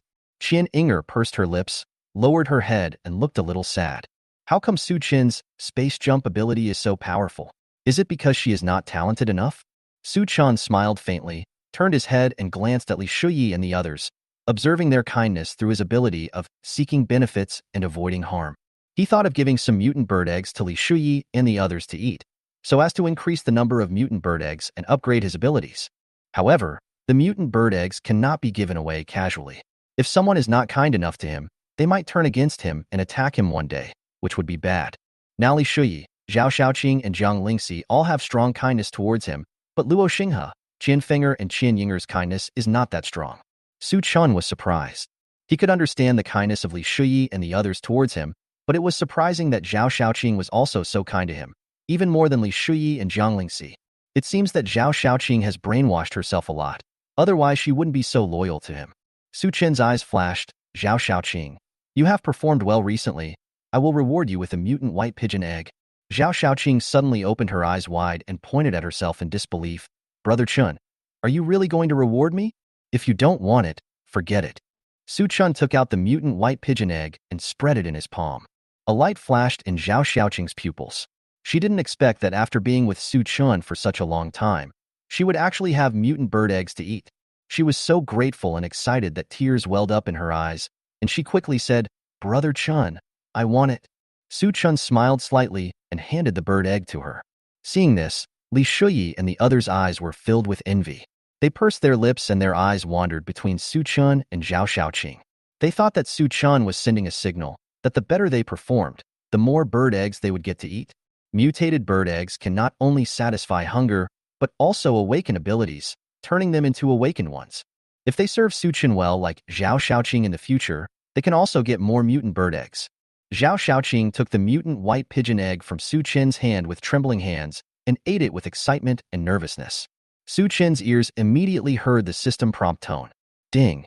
Zhao Xiaoqing consumed one mutant white pigeon egg, and the system returned 700 eggs, which were stored in the basic package. Zhao Xiaoqing quickly discovered the ability of synchronous voice transmission. She looked at Su Chen carefully and established contact with him. Brother Shin, can you hear me?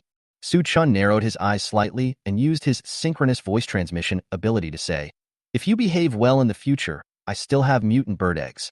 Zhao Xiaoqing immediately responded with synchronous voice transmission, I will perform well. Su Chen smiled and cut off the simultaneous voice transmission between him and Zhao Xiaoqing. He looked at Li Shuyi and the others, thinking about their current abilities. Li Shuyi possesses the most abilities, with seeking advantages and avoiding harm, and as light as a swallow, both reaching level 2. Zhao Xiaoqing and Jiang Lingxi both only have level 1 of synchronous voice transmission, and Qianinger has level 1 space jump. Qian Fenger hasn't awakened her ability yet, but it doesn't matter. When their kindness becomes stronger in the future, he will give them more mutant bird eggs, allowing them to gain more abilities and increase their levels. By then, all of his women will be high-level awakeners, and each of them will be able to destroy a camp of survivors, becoming the undisputed first awakener girl group in the apocalypse. Think of this. Su Chen suddenly had an idea and took out the mutant white pigeon egg and gave one to each of Li Shuyi and the others. I see you're all drooling with greed, so I'll give you one too. But I'll only reward you with mutant bird eggs if you perform well in the future. Do you understand? Li Shuyi and the others had been looking forward to it for a long time. When they heard that Su Chun would give them bird eggs, they immediately nodded their heads and agreed. After they ate the mutant white pigeon eggs, they quickly learned the ability of synchronous voice transmission. Especially Qian Fenger, it was her first time to awaken her ability. Her eyes were full of excitement. Is this the ability of an awakener? Like Li Shuyi and the others, she glanced at Su Chen unconsciously, thinking that she must serve Su Chen well in the future so that she could have more bird eggs to eat. Chapter 63. Water floods the first floor. When Su Chen saw how happy Li Shuyi and the others were, he just smiled. I'm so happy to give you some mutant bird eggs, but I have thousands of them. Su Chen also tested whether other abilities could be linked with synchronous voice transmission. Using the ability of seeking advantages and avoiding harm, he can now not only see how good or bad people in the range are towards him, but also see the bubbles above their heads. Using the space distortion ability, you can communicate with people even inside the wall. Using the space jump ability, he cannot contact anyone in the jumping space. After all, the jump space belongs to another dimension and has no contact with reality. Suchin finally came out of the jumping space, and he was very happy. It turns out that the various abilities can be linked to each other, which greatly enhances his strength. However, using these abilities consumed too much of his physical strength. He felt as if he had done push-ups for 2 hours and his body seemed hollowed out. Li Shuyi and her friends had overexerted themselves in their research on the synchronous sound transmission capability and ended up slumped on the sofa in the living room, unable to move. Su Chun was a little tired, but his light as a swallow ability had been upgraded to level 5, and his physical strength was not comparable to that of Li Shuyi and the others. He took 2 deep breaths and continued to look at everything around him. Suddenly he discovered that not only Li Shuyi and the others, but also the tiger parrot in the house and the fire-resistant vines in his hand had bubbles. Su Chin immediately established contact with the tiger parrot. The tiger-striped parrot immediately sensed it, blinked like a human, turned to look at Su Chun, and said with his mind, "You want to chat with me?" Su Chun was stunned for a moment. Then he realized that the budgie could speak human language. However, I didn't expect that the synchronous voice transmission ability can actually establish connections with animals. This is too powerful. Afterwards, Su Chun cut off contact with the parrot and started communicating with the fire-resistant vines instead. Su Chin used synchronous voice transmission to try to ask, "Can you understand what I'm saying?" The fire-resistant vine trembled noticeably and spoke to Su Chun in a young woman's voice. "Huh? Humans can actually talk to me?" Su Chun was greatly shocked, and his pupils trembled. He can actually talk to animals and plants. Su Chun quickly cut off the connection with the fire-resistant vines, ran to the balcony, and used his ability of seeking benefits and avoiding harm to look at all the creatures in Shanghua community. Mosquito patrolling the lower level, hungry, blood.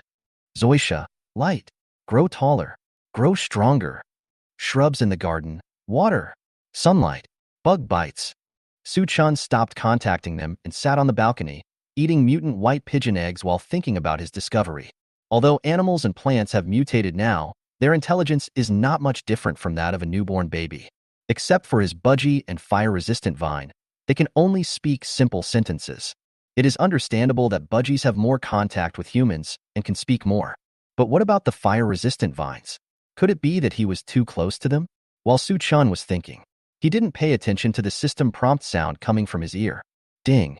Congratulations to the host for upgrading synchronous voice transmission to the 2nd level awakening. Ding!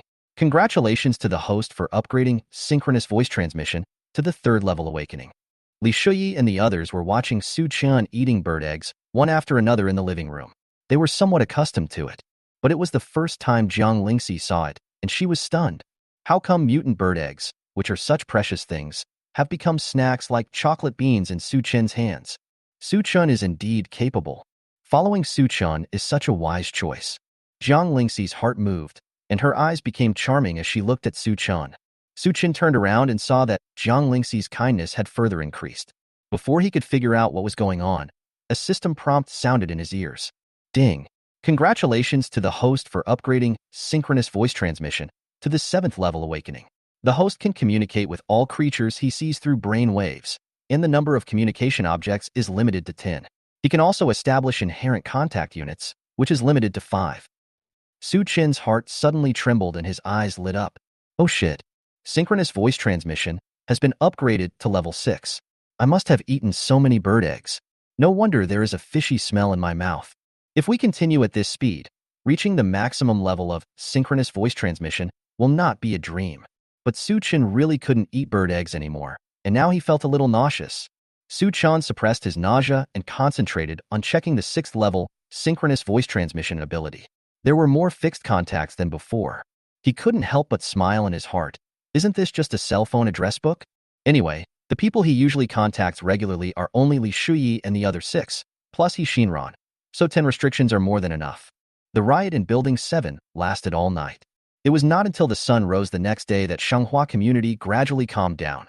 However, no one knows how many people in Building 7 disappeared that night. Su Chin didn't care at all. When Jiang Lingxi woke up, she found herself integrated into this big family, but she was still a little sad about Gao Meihua's matter. After Su Chun finished his breakfast, he went downstairs to observe the half-human-sized mosquito on the lower floor. But when he got downstairs, he found that the first floor had been flooded because of the continuous rain, and the people who originally lived on the first floor had moved to other floors. And the mosquito occupied Wu Manin's original home on the first floor. Suchin hid in the wall of Wu Manin's house. Through his ability of seeking benefits and avoiding harm, he discovered that Wu Manin's house was half flooded. Because it was indoors, the water surface was relatively calm. Mosquitoes half the size of a human were flying around the house, occasionally tapping the water surface with their tails. Suchin didn't take it seriously at first, but he immediately noticed something was wrong. There were insects the size of index fingers swimming in the water, and there were hundreds of them densely packed together. Suchan was shocked. Could these be the larvae of that big mosquito? But now we only see one mosquito. How can it give birth to so many larvae by itself? Suchin didn't think about it too much. After all, in this apocalypse, anything could happen. However, now that the half-human-sized mosquitoes have larvae, they will be even more aggressive, and people living on the lower floors will be in trouble. Moreover, the growth period of mosquito larvae is only about 10 days, and now it may be even shorter. If these larvae are allowed to grow up successfully, not only Shanghua community, but the entire Xinjiang city will probably become the world of these mosquitoes. Suchin frowned. If he wanted to continue living here, he had to find a way to deal with these mosquitoes. But none of his abilities could help him fight. When he encountered a mosquito half the size of a man, he could only run away. How could he deal with the larvae in the water? Suchan stepped out of the wall and returned home, thinking about how to deal with mosquitoes and larvae.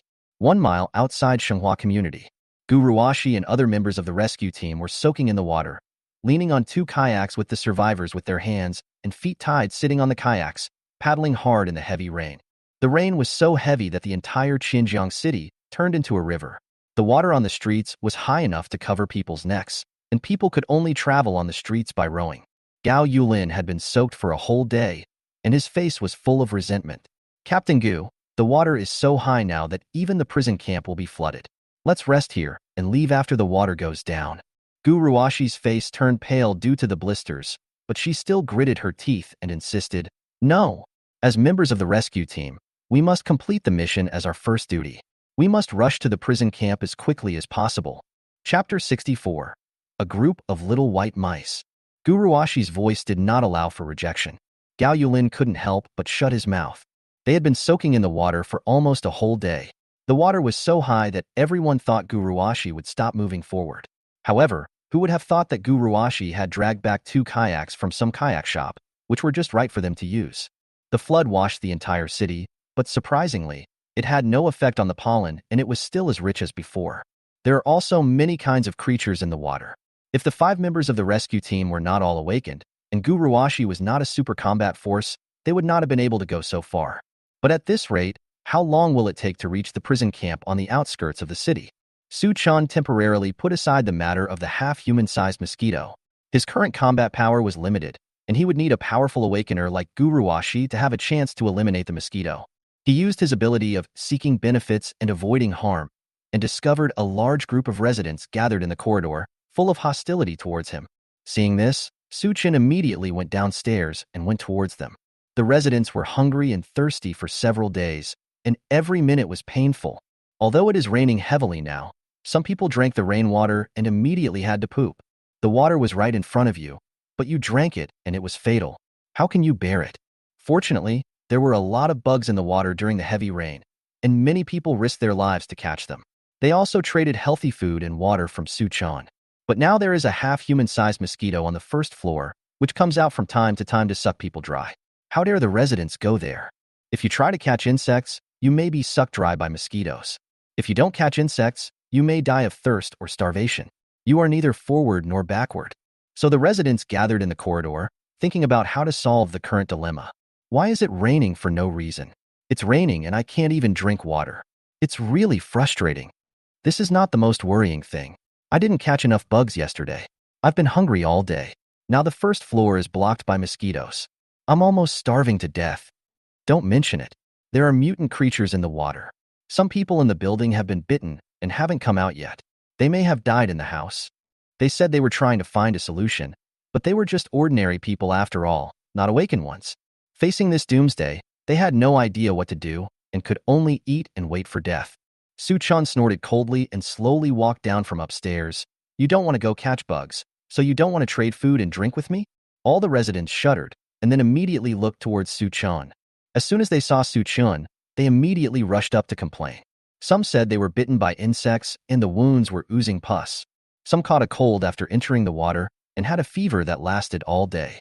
Some accidentally touched the feces of mutant creatures in the water and got red spots all over their bodies. Su Chun saw the symptoms on their bodies. His eyes narrowed into slits, and he said calmly, "Okay, I don't care what happens to your bodies. My price won't change. Either you exchange your bugs for food and water with me, or you starve and thirst." The residents looked at Su Chun with complaints, but no one dared to get angry with him. Who made Su Chun an awakened one? He kills people without blinking an eye. They dare not provoke him. Su Chun thought the time was right, and since he had already slapped her once, it was time to give her a sweet treat. He said calmly, "But you are sick, which affects the efficiency of catching insects. It just so happens that my royal physician needs to research drugs. Those of you who are sick can come and be guinea pigs." Su Chun saw Zhao Jun, who had been treated by He Shinran before, among the residents. He pointed and said, "If you have any questions, you can ask him." The residents looked in the direction Su Chun pointed and saw Zhao Jun. They all have some illnesses to some extent. These illnesses were not a big deal before the end of the world. They could be cured by taking some medicine or getting an injection. Even those with mild symptoms could be overcome by gritting their teeth. But now is the end of the world. Even a minor illness like a cold or fever is enough to take a person's life. What's more, the body has been lacking food and water for a long time, and the immunity has been greatly reduced. Otherwise, how could they be so panicked? Zhao Jun is now well and immediately praises He Shinran's medical skills. The residents were all delighted and immediately rushed to sign up with Su Chun to be guinea pigs. Su Chun showed some reluctance on his face, but he had expected it in his heart. When he went downstairs, he heard residents complaining about getting sick from the sewage, so he thought of finding more guinea pigs for He Shinran. It is the end of the world. Under the influence of pollen, animals and plants are mutating at an alarming rate, and previous major and minor illnesses have also undergone varying degrees of changes. This means that even if we have medicines from before the apocalypse, they may not necessarily be able to cure current diseases. So in order to allow his big family to survive better in the apocalypse, he needs He Shinran to develop medicines suitable for the apocalypse. Although He Shinran has awakened the ability of his body to heal people, you can't bite He Shinran every day. Su Chun agreed to the residents' request to be guinea pigs, and then brought He Shinran down to examine and treat the group of guinea pigs. He Shinran didn't expect so many people to get sick, and he was suddenly very busy. Finally, with her help, the residents' conditions improved a little, but none of them recovered completely. At night, Su Chun came to He Shinran's room. He Shinran was concentrating on writing and drawing on the laboratory table, mixing medicines in bottles and jars, and a layer of sweat appeared on his forehead. Su Chun stepped forward and asked softly, "Dr. He, have you made any progress in your research?" He Shinran continued to work woodenly, not at all surprised by Su Chun's appearance. Su Chun had shown so many abilities that she had already become numb. Besides, if Su Chun really had some idea about her, she wouldn't have time to accept it, so how could she resist? The progress is very smooth now. New manufacturing methods have been found for some commonly used medicines such as cold medicine and gastrointestinal medicine. He Shinran suddenly sighed, looked at the notes in his hand, and shook his head helplessly. "It's just that I'm short of morphine now. That stuff is only available in regular hospitals, and I can't find it in the nearby pharmacies." Su Chun asked in confusion, "Morphine? Isn't that addictive?" He Shinran looked at Su Chun seriously and said, "It is addictive, but a small amount can reduce pain for the user. Now these drugs have extremely strong side effects. Without morphine, you will faint from the pain after taking them." Su Chun blinked. "Is it that serious?" Yes. He Shinran said without any doubt. Su Chun lowered his head and thought for a while. Then a gleam of light flashed in his eyes, and he said firmly, "Okay. There happens to be a Class 2 hospital 300 meters west of the community. I will go there to look for it tomorrow." He Shinran showed a rare excitement on his face, and a faint happy smile appeared on the corner of his mouth. "Okay, thank you." Su Chun smiled slightly and didn't say much. Then, he confirmed that He Shinran only needed morphine, so he went home.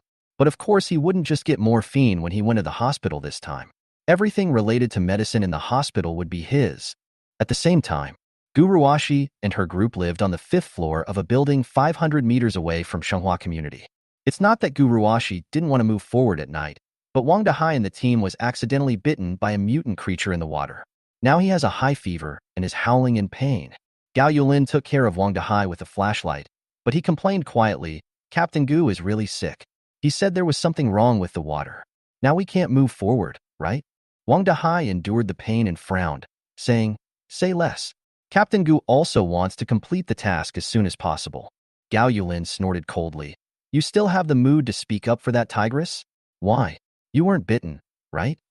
As he said that, he pinched Wang Dahai's wound hard. Hiss! Wang Dahai took a breath of cold air and then howled in pain. It hurts. It hurts so much. Guruwashi came over immediately with a flashlight in hand. Gao Yulin, get out of the way. I'll take a look. Gao Yulin didn't want to serve Wang Dahai either, so he immediately gave up his seat. Guruwashi walked forward with a flashlight and looked at the place where Wang Dahai's arm was bitten. She only took one look and couldn't help but frown. How come the wound is getting worse so quickly? It's about to fester. No, I have to go to the hospital to get some medicine. It seems there is a Class 2 hospital nearby. Guruwashi spoke to herself, her eyes looking towards the west. Chapter 65. The Invisible Rat. Guruwashi knew that treating Wang Dahai was urgent. However, it is dark now. It is raining heavily outside, and there are countless mutant creatures in the water and in the air. Going out at this time is tantamount to suicide. Even if Guruwashi was an awakened person, it would be difficult for her to make it to the hospital, let alone get the medicine back to treat Wang Dahai. When Guruwashi thought of this, she gritted her teeth and looked down at Wang Dahai apologetically. Uncle Wang, hold on. I'll go to the nearest hospital tomorrow morning to get some medicine for you. Wang Dahai forced a smile on his twisted face. Captain Gu, you don't have to worry about me. This little injury is nothing. Let's hurry up and get on with our journey tomorrow. How can that be possible? Guruwashi said firmly, you are my team member. I must be responsible for you. Wang Dahai was slightly stunned. He didn't expect that Guruwashi, apart from being a little stubborn, was also very understanding. Okay, thank you, Captain Gu. Guruwashi smiled bitterly, patted Wang Dahai on the shoulder, and turned away. Early the next morning, Su Qian did not rush to the hospital to get the morphine that Shinran wanted, but went downstairs to check on the mutant mosquitoes first. He hid in the wall and used his ability of seeking benefits and avoiding harm to see that the mosquito larvae in the water had become fat and their number had increased to more than 300. The entire surface of the water in the room was almost covered with mosquito larvae, which was very creepy. The mutant mosquito was still flying and patrolling in the house. At this moment, some residents bravely went downstairs in order to catch insects for food and drink. The mutant mosquito sensed the danger and immediately rushed out of the door and headed straight for the resident. Su Qian watched helplessly as a healthy human was sucked dry by a mutant mosquito in just a moment. Moreover, after the mutant mosquito came back, it also sensed Su Qian in the wall and used its long sharp beak to stab the wall where Su Qian was hiding. Su Qian felt the mutant mosquito's overwhelming malice, and he quickly retreated from the wall. But just as he stepped back 3 steps from the wall, the mutant mosquito's long pointed mouth pierced through the wall, just a fist's distance from the tip of his nose. Su Qian took a breath and frowned tightly. Fortunately, he reacted quickly, otherwise he would have been sucked dry instantly like that resident and became food for the mutant mosquitoes. Su Qian did not continue to observe the situation of the mutant mosquitoes. He immediately used the space jump ability to enter the jump space. Not long after he entered the jump space, he discovered that the mutant mosquito had bypassed the door and came to where he was just now. He also used his synchronous voice transmission ability to hear the mutant mosquito's inner voice. Gone? Protect the children. Then the mutant mosquito flapped its wings and flew back to the room where the mosquito larvae were. Su Qian couldn't help but smack his lips when he saw this. In the apocalypse, even if animals and plants mutated, they would still retain their original habits. As expected, reproduction is the nature of all living things, and adult organisms will unconsciously protect their young. But if all the mutant mosquito larvae grow up, it will be impossible to live here. Su Qian thought about it in the jump space. He would go to the hospital later to see if he could find some mosquito poison on the way. Think of this. Su Qian immediately found the nearby Class 2 hospital in the jump space. A green vortex of light with a radius of 1 meter appeared on the roof of the hospital. Su Qian walked out of it and used his ability of light as a swallow to slowly land on the roof of the hospital. He immediately used his ability of seeking benefits and avoiding harm, and was surprised to find that there was no one in the 5-story hospital. Su Qian was slightly startled and became alert. It stands to reason that in the apocalypse, birds and beasts occupy cities, humans are seriously threatened, injuries and illnesses are common, and many people should come to hospitals for treatment. But there is no one here now. This is so weird. However, He used his ability of seeking benefits and avoiding harm to search for a while on the rooftop of the hospital, but still did not find anything that had any ill intentions towards him. Even so, Su Chun was still cautious. He used his space distortion ability to hide in the wall and slowly search for the hospital's medicine. He entered the hospital, and the scene inside was shocking. There were piles of bones in the hospital corridors and wards. Every place with a door was filled with bed frames. There was not a single intact wall. All of them had a large hole with a diameter of 2 meters. This is not the hospital that was doing a booming business before the apocalypse. It is clearly an abandoned building that has experienced the baptism of fire. Something is wrong. Something is extremely wrong. Normally, it would be fine if there was no one in the hospital, but now flying insects, birds, and animals are the masters of the city. So why is there nothing here? Su Chan recalled the previous observation of mutant mosquitoes. The mutant mosquitoes could play dead to avoid the seeking benefits and avoiding harm inspection. Could it be that the level of seeking benefits and avoiding harm is not high enough? So some mutant creatures that can hide cannot be discovered? Su Chun did not dare to delay. He stuck his head out from the wall and took a look. He found nothing unusual nearby. Then he left the wall, took out the mutant swallow egg, and started eating it. Soon, a system prompt sounded in his ears. Ding! Congratulations to the host for upgrading, seeking advantages, and avoiding harm to level 5 awakening. The host's all-seeing eye can sense danger signals and goodwill signals within 1,000 meters, detect the energy level of the target object, and invisible units. Su Chin's eyes lit up. There really are invisible units. The mutated creatures in the apocalypse are evolving very quickly, and some of them have even evolved the ability to become invisible. The invisibility ability is too strong. Fortunately, he came to the hospital and discovered this problem. Otherwise, he would suffer a great loss if he encountered it in the future. Su Chin quickly hid in the wall, and then used his ability of seeking benefits and avoiding harm to search the hospital again. This time it's really different. In a room on the first floor of the hospital, there was a rat as big as the room hiding. This hospital is located at a relatively high altitude, and its first floor is as high as the second floor of a normal building, so no rainwater enters the first floor. Su Chin's eyes widened, and his heart trembled. Oh shit, this mouse has become a spirit. How can it be so big? No wonder there was no one in the entire hospital. There were huge holes with a diameter of 2 meters on the walls. It was probably the work of this big rat. With such a big rat hiding in the hospital, even an awakened person can't survive. And more importantly, such a big rat can actually become invisible, and even the 4th level of seek benefits and avoid harm cannot detect it. Su Chin doesn't have the ability to fight now. If he encounters this big rat, he can only run away. He thought about it and decided to secretly collect the medicines in the hospital first. Unless it was absolutely necessary, he must not provoke this god of death. Su Chin thought of this and immediately went to the hospital pharmacy. The pharmacy was also in a mess. In addition to the big hole caused by the rat, the glass counter was broken. Some of the medicines inside were also looted, and the room was covered in blood. Apparently, there was a survivor who came to the pharmacy to get medicine, but was eventually discovered by a big rat and bitten to death in the house. Su Chin didn't care about that. He immediately put the remaining medicines in the pharmacy into the basic package. However, he kept looking at the names of the medicines, but still couldn't find the morphine that he Shinran needed.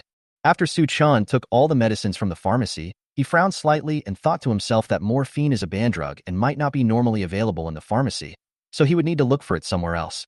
So he started from the 2nd floor and searched room by room, taking everything useful and putting them all into the basic package. I would never go to the 1st floor unless I had searched the 2nd to 5th floors and still couldn't find any morphine. Only then would I consider taking the risk and going to the 1st floor. Of course, if the big rat discovered his trail, the task assigned to him by He Shinran would have to be put on hold temporarily. Chapter 66. Facts on the desk? The first thing Guruashi did when she woke up in the morning was to check the wound on Wang Dahai's body. She felt bad when she saw Wang Dahai with dark circles under his eyes, pale face, and red, swollen and festering wounds. Uncle Wang, I'm going to the hospital to find medicine now. Wait for me to come back. Wang Dahai lay on the cold floor, coughed weakly twice, and barely raised his head. Captain Gu, you must be careful. If the hospital is too chaotic, you must come back immediately. You can't delay the mission because of me.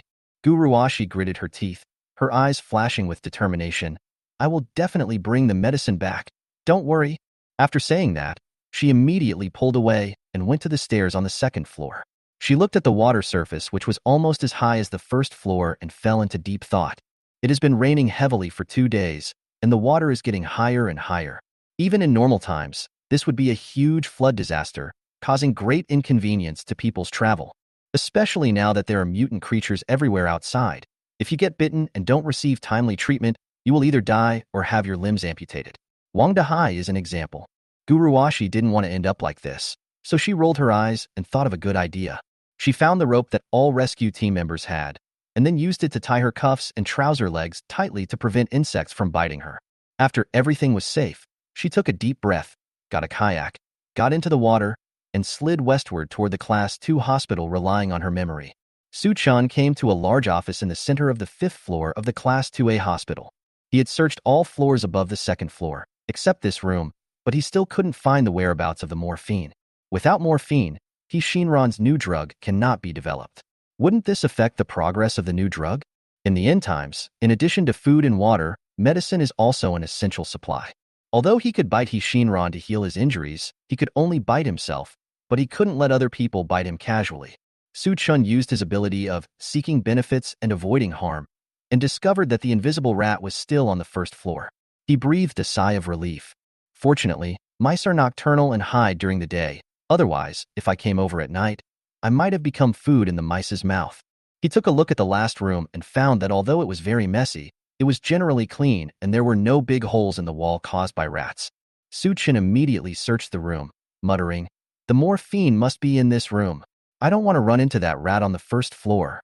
He couldn't beat the mouse, but if he used the ability of space distortion or space jump to run, no one could stop him. However, what you fear will come to you. The room Su Chun came to was the dean's office. The furnishings in the room were simple, with only a desk, office chair, filing cabinet, printer, copier, fax machine, and other office equipment. There's no place here to store morphine pills. Su Chin's lips curled up into a helpless, bitter smile. It's over. It looks like I really have to go to the 1st floor to meet that big rat. However, he adhered to the principle of, since we were here, and collected the useful supplies here. File cabinets, no, they are useless. Computer, yes. I'll get a generator later, and I can let Li Shuyi and the others play Spider Solitaire. Printing and copying machine, yes, you can print some photos. No, no desk, it takes up space. Fax machine, no. Who would send faxes nowadays? Wait, what's with the paper in this fax machine? Su Chin discovered that a fax had come out of the fax machine, but the hospital director did not take it away. Normally, the hospital is extremely busy in the apocalypse, and the dean should not come to the hospital office to work. But this fax has been on the desk for a long time and is even covered with a thick layer of pollen. Su Chen was curious, so he reached out and took the fax in front of him and wiped off the pollen on it. He glanced at the text on the fax and couldn't help but gasp. There was only one line of text written on the fax. Gather at Baifeng Airport quickly. No more waiting after the deadline. The date on the signature is the day before the pollen appears. Su Chun held the fax in one hand and touched his chin with the other, lost in thought. What a coincidence that the dean left on the day before the apocalypse. Moreover, such a big thing happened in the hospital. Why didn't the director come back? Could it be that the director of this hospital got some news and left before the pollen arrived? Su Chun wasn't quite sure, but he didn't really want to be sure either. What these senior executives know is not something he can access now. When the day comes when he truly stands at the top of the apocalypse and becomes the king of the apocalypse, all the truth will be revealed. Su Chun smiled slightly and threw the fax back onto the desk. Let's find morphine first. Su Chun muttered to himself, and then used his ability of seeking benefits and avoiding harm to observe the movements of the big rat on the 1st floor. He found that the big rat was motionless, so he used his space distortion and light as a swallow abilities with confidence, and went to the 1st floor to search and collect the rats in every room. Unfortunately, Su Chun searched all the rooms except the 5 rooms near the big rat, but still couldn't find the morphine that Shinran had bitten. Groove. Isn't it such a coincidence? Could it be that this big rat likes to take morphine? Su Chun stood in the middle of the lobby on the 1st floor, looking helplessly at the 5 rooms in front of him, a bitter smile appearing on the corners of his mouth. At this moment, the ability of seeking benefits and avoiding harm reminded him that an awakened person had entered the hospital. Su Chun used his space distortion ability without even thinking about it and sank into the ground. He found a female awakener paddling a kayak to the hospital entrance. This woman looks familiar. Judging from her awakening level, she seems to be the captain of the rescue team that I met in the exotic pet pavilion of Bailey Shopping Mall. The system has approved it, and the name is pretty nice, Guruwashi. That's right, the person who came was Guruwashi. Guruwashi rushed to get medicine for Wang Dahai and rowed the boat to the nearest hospital. She got off the kayak, dragged it to the hospital entrance, and looked inside the hospital cautiously. How come there is no one in such a big hospital? Guruwashi became extremely alert and slowly walked towards the hospital. Suchun crawled onto the ground, stuck his head out, and confirmed that the person coming was Guruwashi. A smile appeared on the corner of his mouth. It is better to arrive at the right time than to arrive early. You helped me attract the mutant lizards and spiders in the exotic pet house so that I could get the mutant pigeon eggs. Now please help me attract the big rats so that I can get the morphine. Suchin's eyes rolled, and he immediately sank into the ground again, heading towards the room next to the big rat. Guruwashi walked cautiously on the first floor of the hospital and was just about to follow the signs to find the pharmacy. At this moment, there was a bang-bang sound of knocking on the wall coming from a house not far away. Guruwashi trembled and looked over quickly. Immediately afterwards, a deafening squeak sound came from next door to the house where the knocking on the wall had just occurred. Guruwashi looked confused, not knowing what was going on. Boom!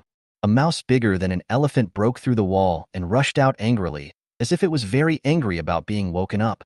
Seeing this, Guruwashi took a breath of cold air. No wonder the hospital is empty. It turns out there is such a big mutant rat. Which survivor would dare to live here? The big rat looked around, and its eyes fell on Guruwashi. It squeaked angrily, then raised its front paws and stood up like a human. Chapter 67. Guruwashi's Strength. Guruwashi looked at the big rat in front of her. Her eyelids twitched, and a sense of panic surged in her heart. She had never imagined that there could be such a big rat, and that it could even stand up. It turns out that the world in the end times cannot be judged with ordinary ideas. This place is full of danger and weirdness. But she couldn't retreat. She had to find medicine to heal Wang Dahai's wounds. Otherwise, Wang Dahai would die in pain. The gray hairs on the big rat stood up like steel bars, looking creepy. It stomped its feet on the ground, and its whole body suddenly flew into the air. The first floor of the hospital was 5 meters high. When the big rat stood up, it was almost 3 meters tall. It jumped just past the roof of the first floor, and its huge body pressed towards Guruwashi like a mountain. Guruwashi's face hardened. Without a trace of fear in her eyes, she snorted coldly and shouted, "Come on, let me see how capable you are." As she spoke, a white light flashed on her body, and her entire body of muscles bulged, making her look strong and powerful. She raised her fist and punched the big rat with a fearless attitude. Suchan searched the remaining 5 rooms on the first floor. Now that the big rat was fighting with Guruwashi, he had time to search carefully. It was he who knocked on the wall next to the big rat just now and woke up the big rat. After knocking, he used his space distortion ability to hide underground. The big rat woke up and was furious, but there was only one target outside, Guruwashi, so it took out all its anger on Guruwashi. Suchun took this opportunity to return to the room and began looking for traces of morphine. It was just as he thought. The room where the big rat is where the morphine is stored. The room where morphine is stored was originally a cold storage pharmacy. Normally, no one is allowed to approach it, and it is heavily guarded. But after the apocalypse, who cares anymore? The cold storage pharmacy was left unattended. Later, big rats appeared in the hospital and treated it as a snack room. They ate up the little humans one by one and cleaned the place up in less than a day.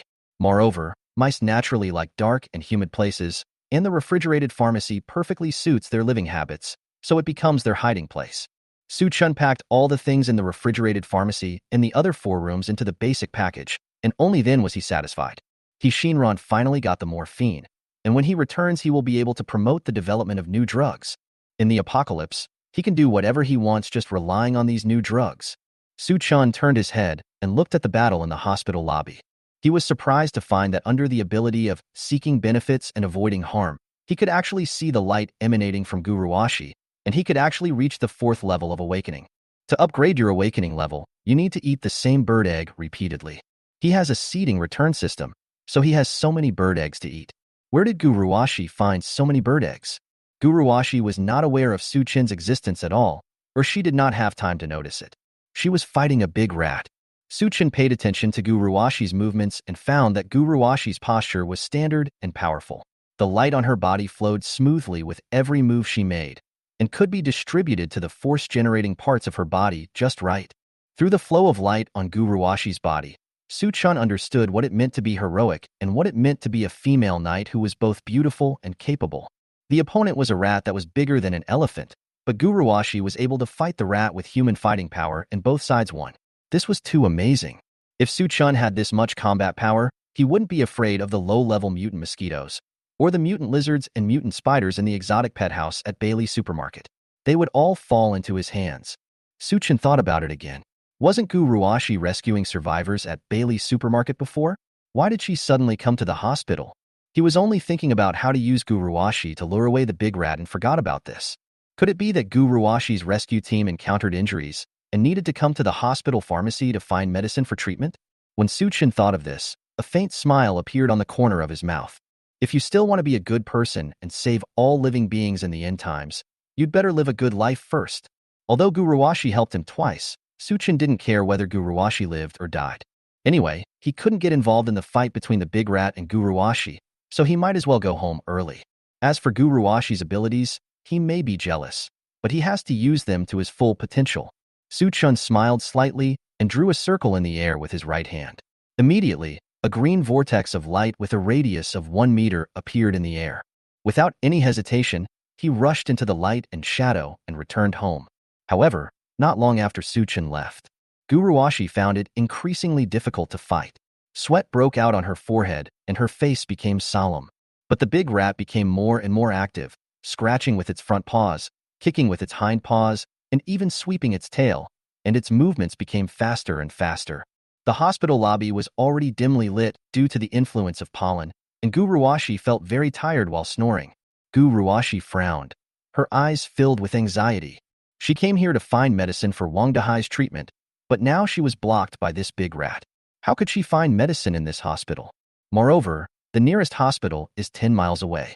The round-trip time is too long. Wang Dahai can't hold on for that long. It seems that we can only find some pharmacies nearby and get some medicine as an emergency measure, and then wait until we find a doctor or hospital to find a way to treat Wang Dahai. Guruwashi knew that she was no match for the big rat and couldn't continue fighting with it. Otherwise, she would become its food sooner or later. A cold light flashed in her eyes, and she concentrated all her strength on her right fist. She chose the right time and hit the big rat's belly. The big rat had thick skin and flesh and didn't even think about defending itself, allowing Guruwashi to hit it. Boom!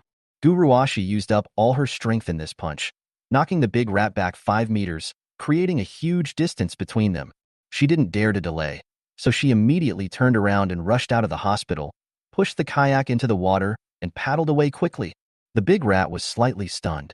It never expected that a tiny human could actually beat it back and disappear before its eyes.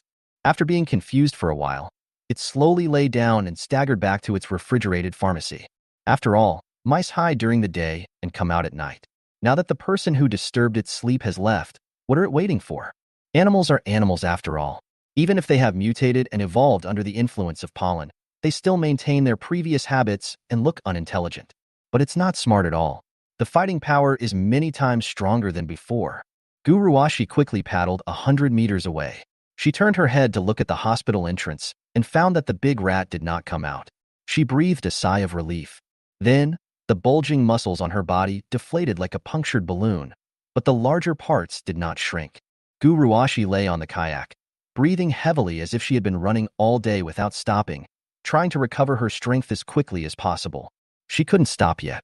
Team member Wang Dahai was still in critical condition, waiting for her to bring medicine to save his life. If she collapsed here, how would Wang Dahai have any chance of survival?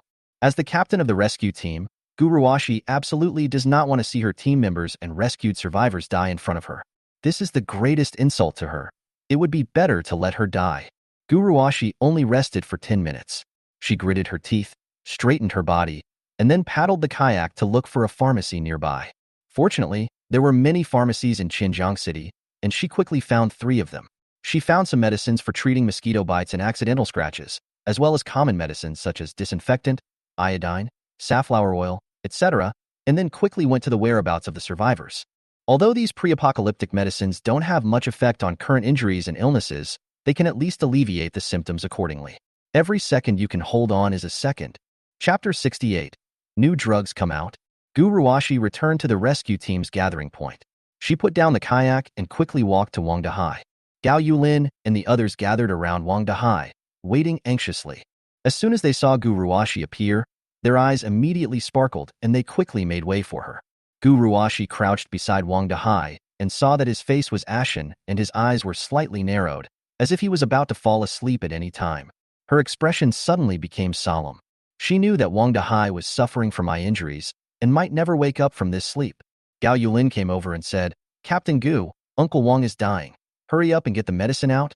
Gu Ruoshi sighed lightly and immediately took out the medicine she had collected at the pharmacy from her backpack. Gao Yulin took a look and frowned. These are all medicines from the pharmacy. They can only slightly relieve Uncle Wang's injuries, but they can't cure them at all. I know, Gu Ruoshi said helplessly. The nearest hospital has a mutant rat. I am no match for it, and other hospitals are too far away. I can only get medicine from the pharmacy. But, Gao Yulin said in embarrassment. Gu Ruoshi interrupted. Use the medicine from the pharmacy to relieve the pain first. I will go out and see if there are any doctors left to see if I can treat Uncle Wang. Gao Yulin glanced at Gu Ruoshi and sighed heavily. Gu Ruoshi took out the military knife she carried with her, then sprinkled alcohol on the knife to disinfect it, and her eyes fell on Wang Dahai. Wang Dahai was already in a state of confusion and could not hear what they had just said. Gu Ruoshi took a deep breath, recalled the rescue knowledge she had learned, and then prepared to treat Wang Dahai's wounds. At this moment, Captain Gu, the medicine in the pharmacy doesn't work at all, so don't waste your time. We were only slightly injured. You were wasting medicine on that old man. You might as well give us some medicine. No one has eaten since the morning, so please get us something to eat first. The tied-up survivors were talking in unison, without any emotion in their voices. They are used to life and death, and the death of one person is no big deal. Moreover, they have been in contact with Gu Ruoshi for such a long time, and until Gu Ruoshi took them to the prison camp, she would not do anything to them. So they were a little unscrupulous. Gu Ruoshi's hands trembled, her eyebrows raised, and she glared at them angrily. She didn't expect that the group of survivors she rescued were not only unappreciative of her rescue, but also didn't care about the lives of her rescue team members at all. I don't know whether it is right or wrong for the rescue team to rescue the survivors. Shut up, all of you. I'm probably too kind to you. Gu Ruoshi's cold eyes flashed with a heroic spirit. From now on, you stay in the water, and our rescue team will sit in the kayak. The survivors immediately became unhappy and started to clamor. Is this how your rescue team saves people? I'm going to report you. This is too much. We are just ordinary people. You awakeners will be bitten if you go into the water. We will die if we go into the water. You have such vicious hearts. We'd rather die than go into the water. Whoever wants to go can go. Gu Ruoshi's face darkened and she snorted coldly. If you don't go into the water, I will let you go now and not take you to the prison camp. The survivors fell silent. The reason why they followed Gu Ruoshi's team was that they wanted to go to the prison camp to enjoy a peaceful life. Even if they were locked up, at least they would not have to worry about food and drink and they would feel safe. If they were let go, as ordinary people, they would die horribly when facing the mutated flying insects and beasts in the city. Gu Ruoshi was satisfied in her heart, but her face remained cold. Just follow us honestly. We will protect your safety. After saying that, she turned to look at Wang Dahai's wound, cut open the blood scab, squeezed out the pus inside, and then cleaned it with alcohol. Hiss! Wang Dahai was still unconscious until the alcohol was applied, and then he groaned in pain. Pain! Gu Ruoshi's eyes suddenly lit up, and she quickly comforted him. Uncle Wang, just bear with it. It will be fine in a while. Wang Dahai finally came to his senses.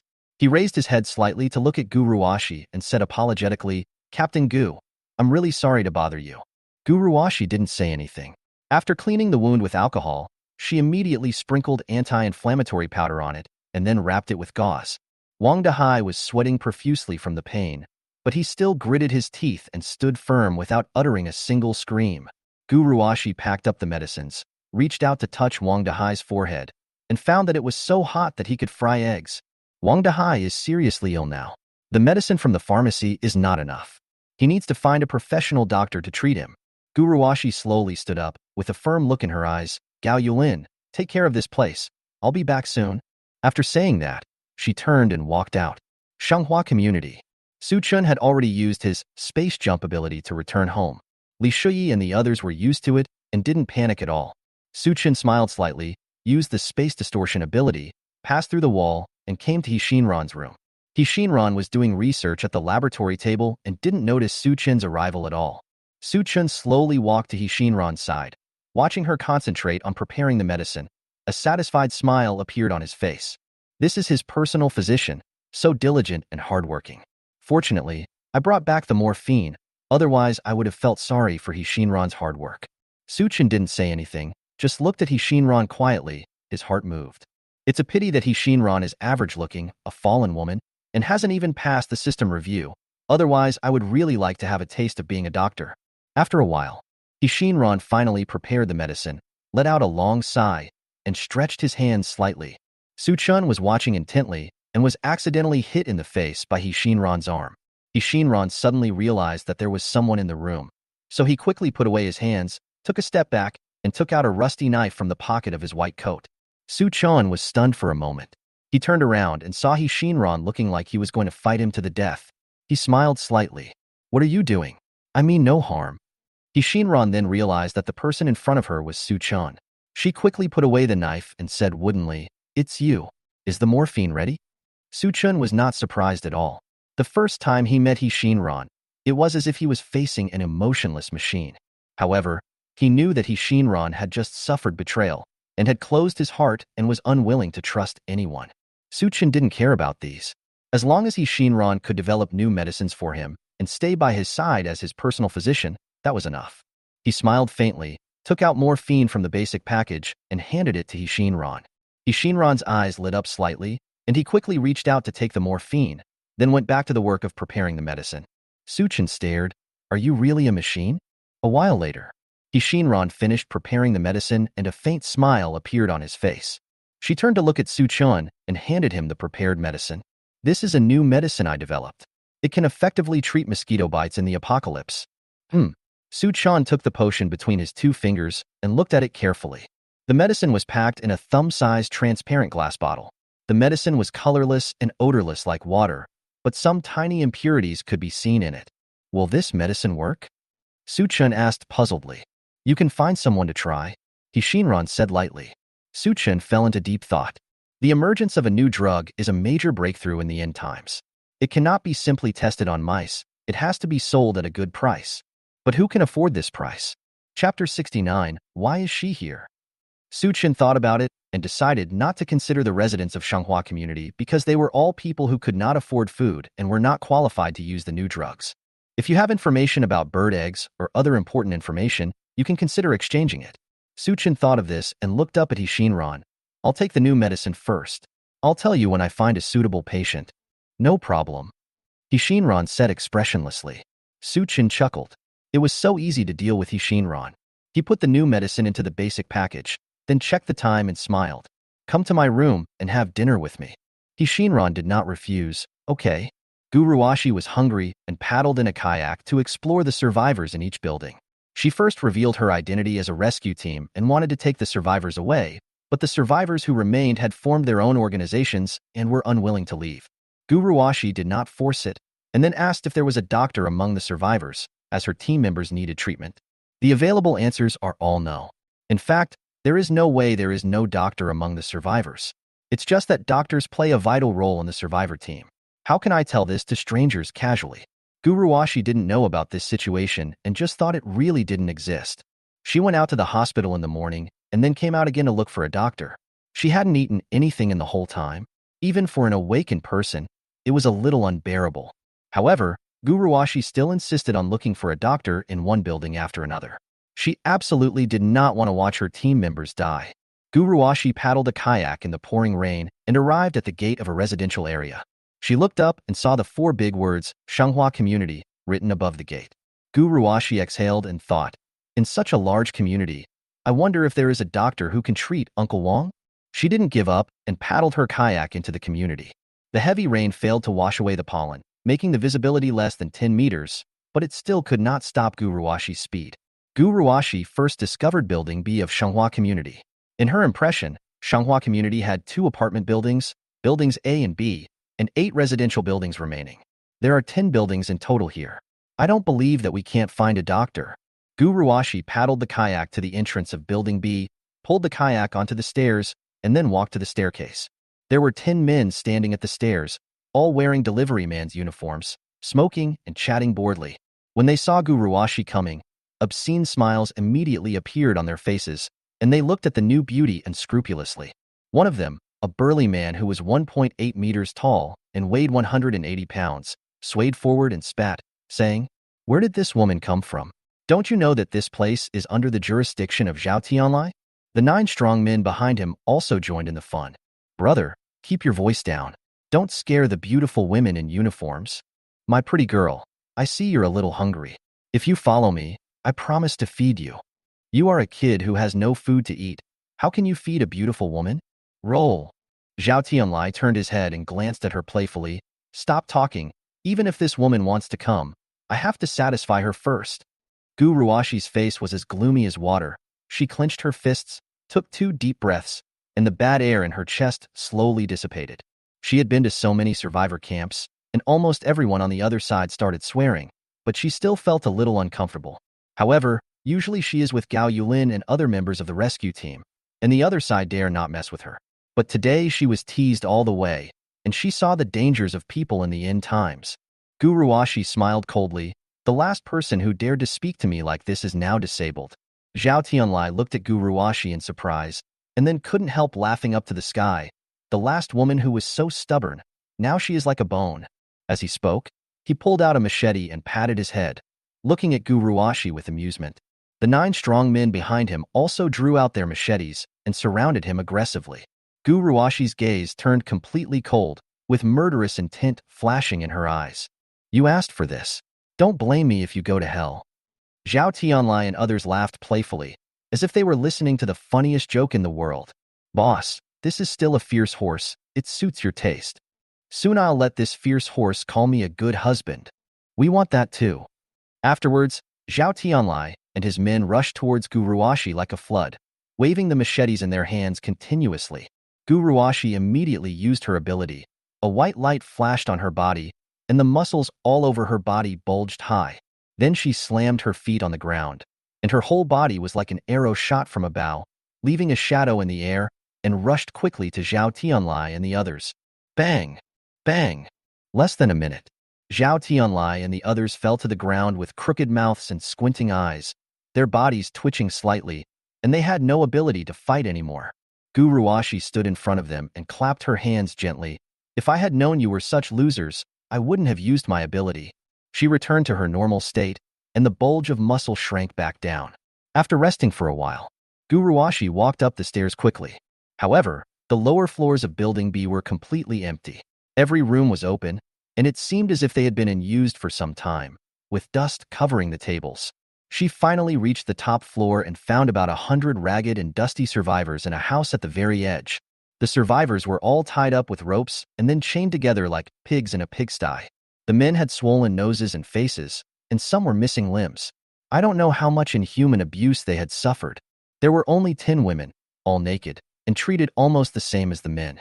But these women are in low spirits, like frightened rabbits. When Gu Ruashi saw this, endless anger appeared on her face, and her eyebrows were raised to the sky. You can guess what happened here even with your heels. Zhao Tianlai and his gang actually used force to seize all the residents of Building B as food reserves. It's okay for men, but it's miserable for women. Not only are they food reserves, but they are also toys for venting. I don't know what inhuman means. Zhao Tianlai and his men used to reduce the number of women in the entire building to only 10.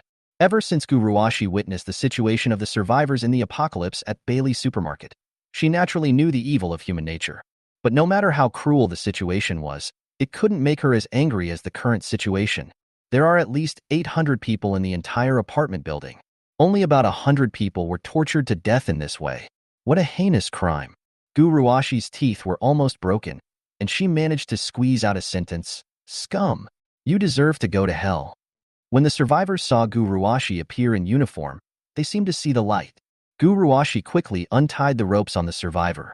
After being rescued, the survivors showed excited smiles on their faces and tears in their eyes. Those who were relatives hugged each other tightly, feeling the excitement of surviving the disaster. The naked women were also covered with clothes, but they couldn't even stand up, and it was uncertain whether they could survive in the future. Some people have even been tied up with ropes for so long that their hands and feet have become necrotic and their life is worse than death. Guruwashi pulled away and looked at the room that was like hell. She clenched her fists so tightly that her nails dug into her flesh. If you can move, follow me. I will take you to find Zhao Tianlai. The survivors responded. There were even survivors with broken legs who said that even if they had to crawl down, they would still give Zhao Tianlai and his group of demons a punch. Su Chun stood on the balcony of his home, looking at Building B with a serious look. He discovered Guruwashi through his ability of seeking benefits and avoiding harm, and couldn't help but curl his lips and said, "Why is she here?" Chapter 70 Equivalent Exchange. Li Shuyi and the others were sitting on the balcony with Su Chun. When they heard Su Chin's words, they looked confused. Li Shuyi asked in surprise, "She? Who is she?" Qin Inger asked with her big eyes flashing, "Male or female? Where are they? Let me see." Su Chin glanced at them and said, "You will know later." As he spoke, he stood up and drew a circle in the air with his right hand. Suddenly, a vortex of light and shadow with a radius of 1 meter appeared.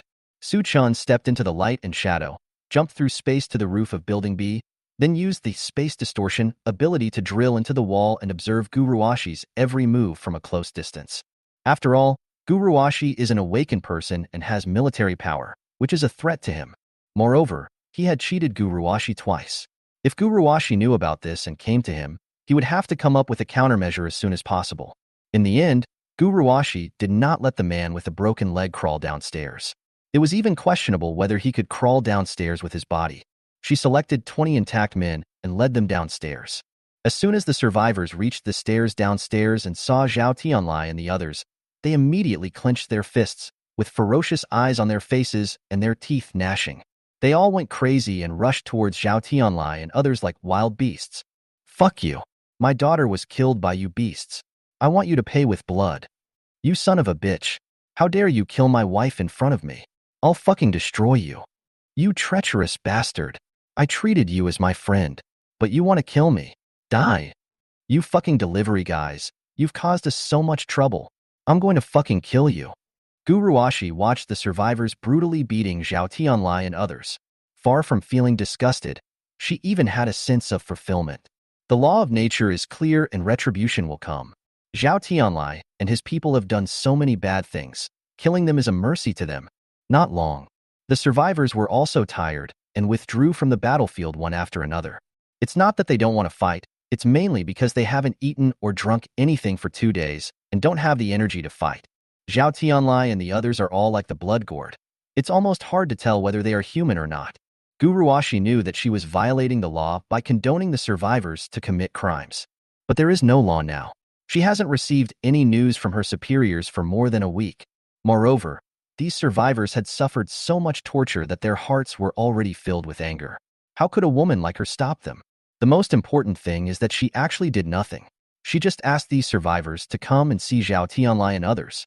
It was she who made the survivors so angry. Guruwashi sighed heavily. In the end times, how many situations like this will there be? How can I rescue all these people? She fell into deep thought. The survivors took a rest and gradually calmed down as they looked at Zhao Tianlai and others lying on the ground without breathing. It feels great to have revenged one's enemies, but the actual problem is still not solved. The current situation is that there is a lack of food and water. Just getting rid of Zhao Tianlai will not help. So their eyes fell on Guruwashi. Maybe only this woman can keep them alive. The survivors slowly walked towards Guruwashi. Guruwashi came to her senses and saw the movements of the survivors. A bitter smile appeared on her lips. She can now find Zhao Tianlai and the others food and water and distribute them to the survivors, but these food and water will surely not last long. What will these survivors do then? Moreover, most of these survivors are not in good health. It is raining heavily outside and the water level is almost 2 meters. It is unrealistic for her to take them to the prison camp.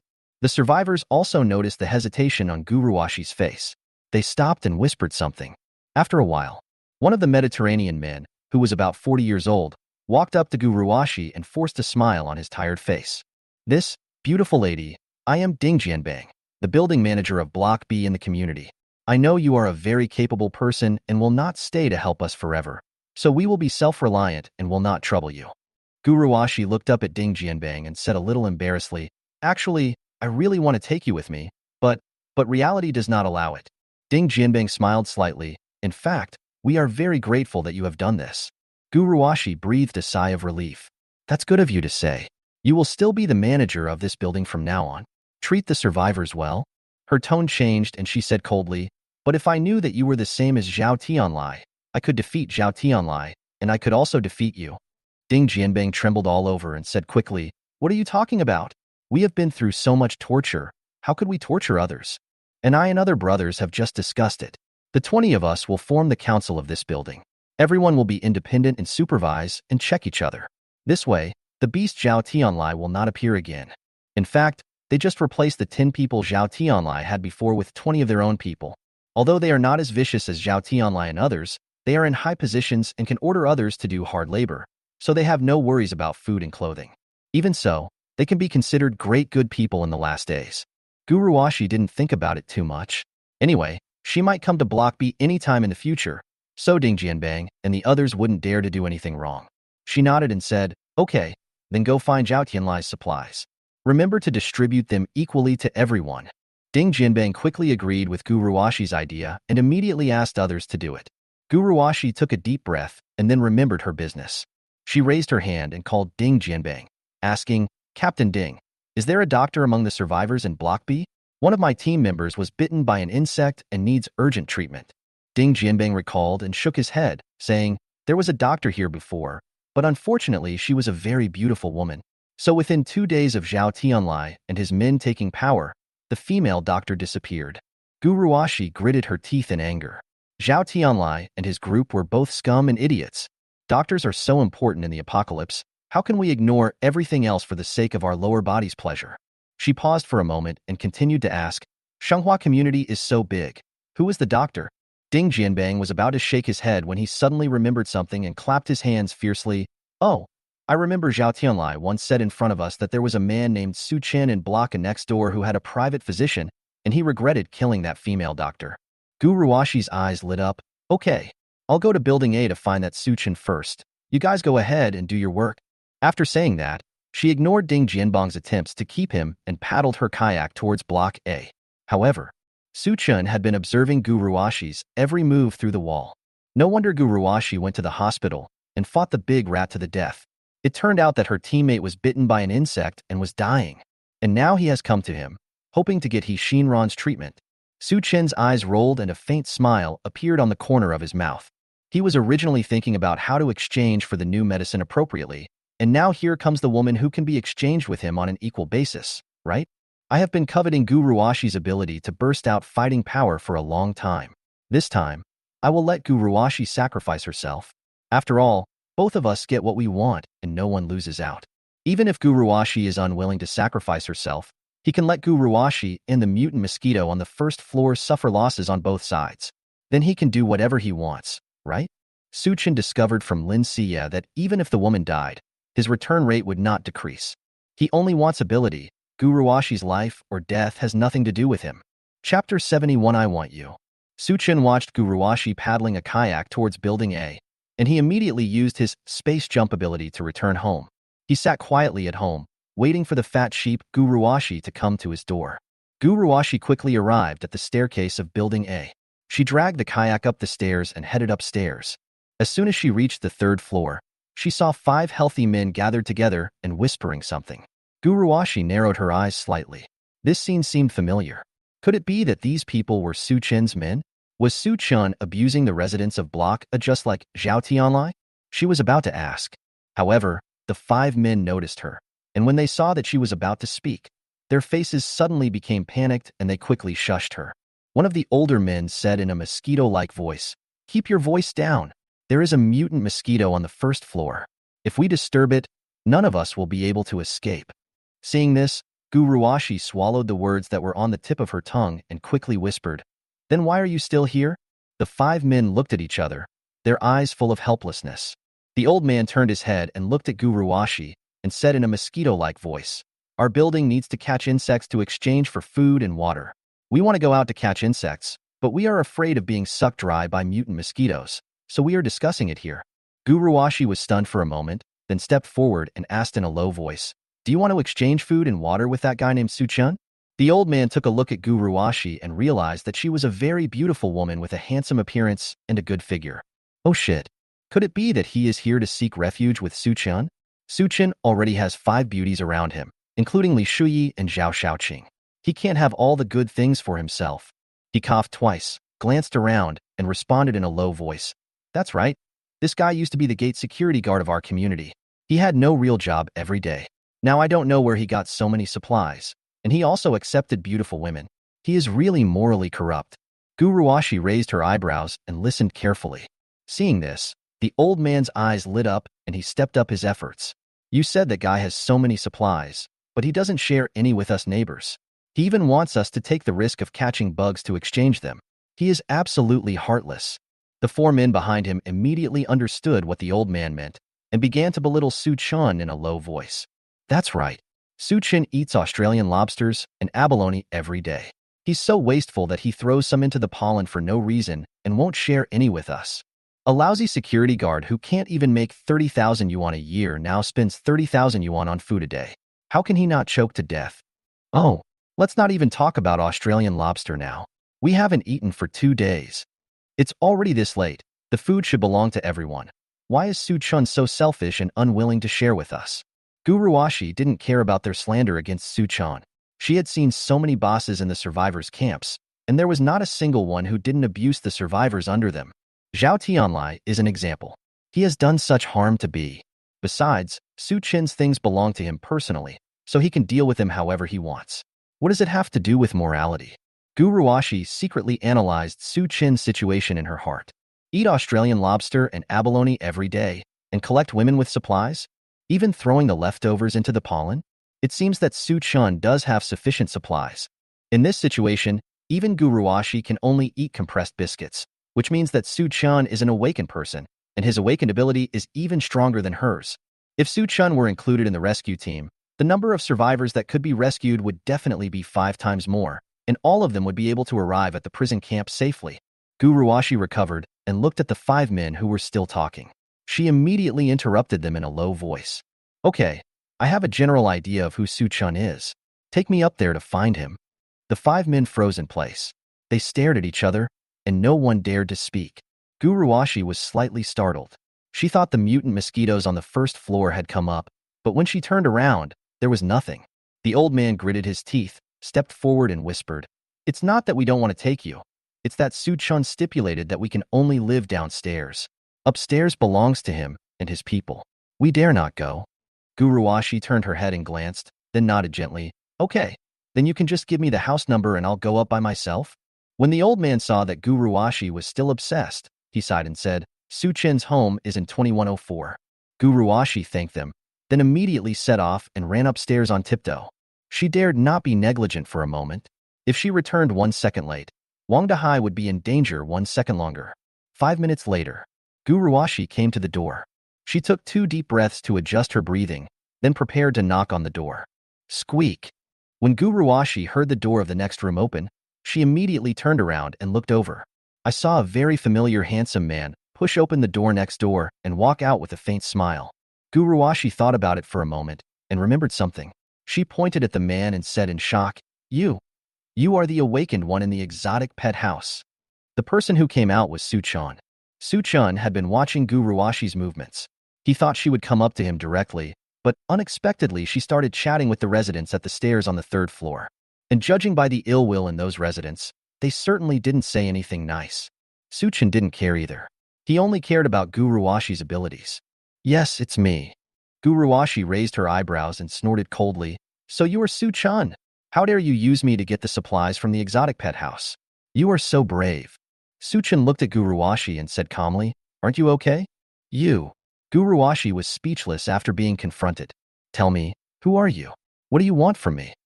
Suchun asked, not wanting to expose his system and abilities. Guruwashi reacted and realized that she had come to Suchun to ask for the royal physician to treat Wang Dahai, and she couldn't have a bad relationship with Suchun. She suppressed her anger, and her tone became much softer. "I am Guruwashi, the captain of Xinjiang City's first rescue team. One of my team members was bitten by an insect and is now seriously injured. I need your doctor to help treat him." "So you came to ask me for help?" Suchun smiled slightly, and his face suddenly turned cold. But is this your attitude when asking for help? I. Guruwashi's face changed, and she slowly lowered her head. Suchun saw this and laughed in his heart. If a woman like Guruwashi doesn't have super strong fighting power, she may not survive more than 3 days in this apocalypse. He kept a calm expression on his face and said calmly, "Actually, if you want my personal physician to come to see you, that's fine.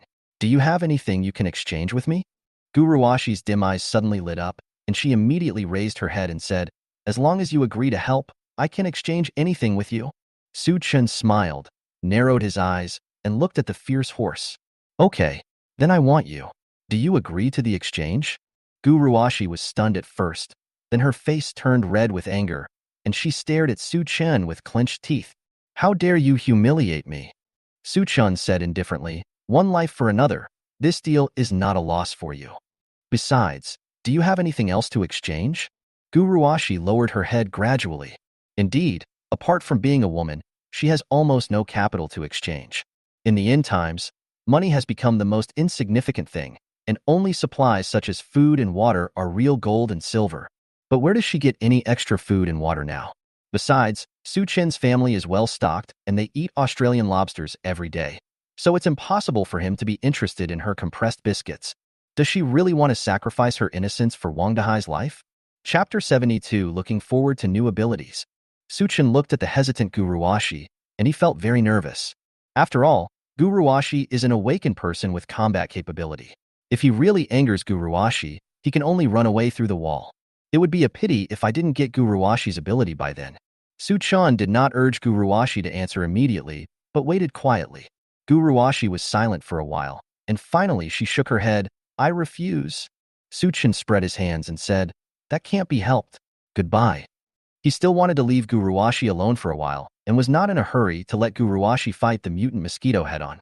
Guruwashi raised her head and glared at him, stamping her feet in anger. "You? Can't you have a little sympathy? Can compassion be eaten?" Su Chen said with a smile. "You have survived to this day in the apocalypse. You should know that most people with compassion die miserably." Guruwashi was speechless. The entire Xinjiang city is now short of food and drink. Those who are compassionate and give away their remaining supplies will eventually end up starving to death or dying of thirst.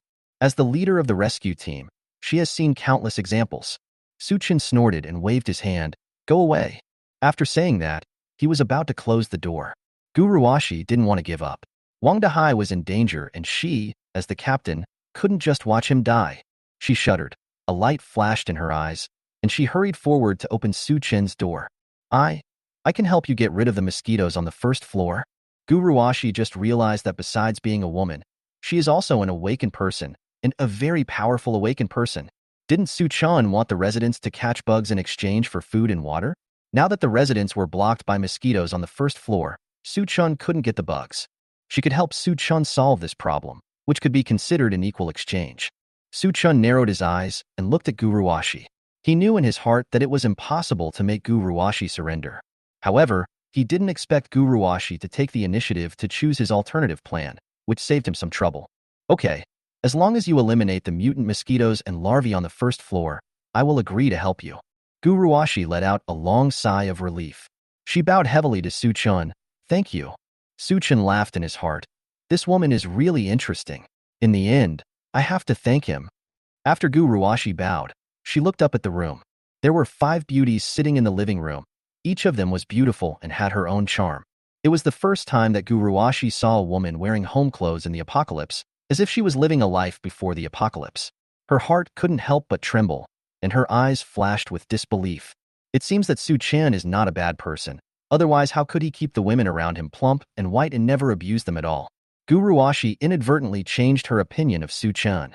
Su Chen didn't know what Guruwashi was thinking. He just saw that Guruwashi had good intentions towards him. He was slightly startled, but still closed the door.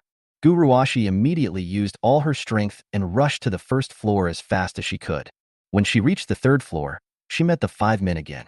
When the old man saw Guruwashi coming down in a hurry, his face was gloomy and he thought she had broken up with Su Chen. "What do you think? I told you that Su Chen is no good." Guruwashi didn't have time to deal with them and went straight to the 1st floor. The 5 men's faces suddenly changed and horror was revealed in their eyes. "Finished." How could this woman make such a loud noise? The mutant mosquitoes are about to come out to suck human blood. If they don't run away, they will die. The 5 men didn't even say hello to Guruwashi, they just crawled back home. They had said before that Su-chun was morally corrupt and had lost all conscience, but their current behavior was even worse than Su-chin's.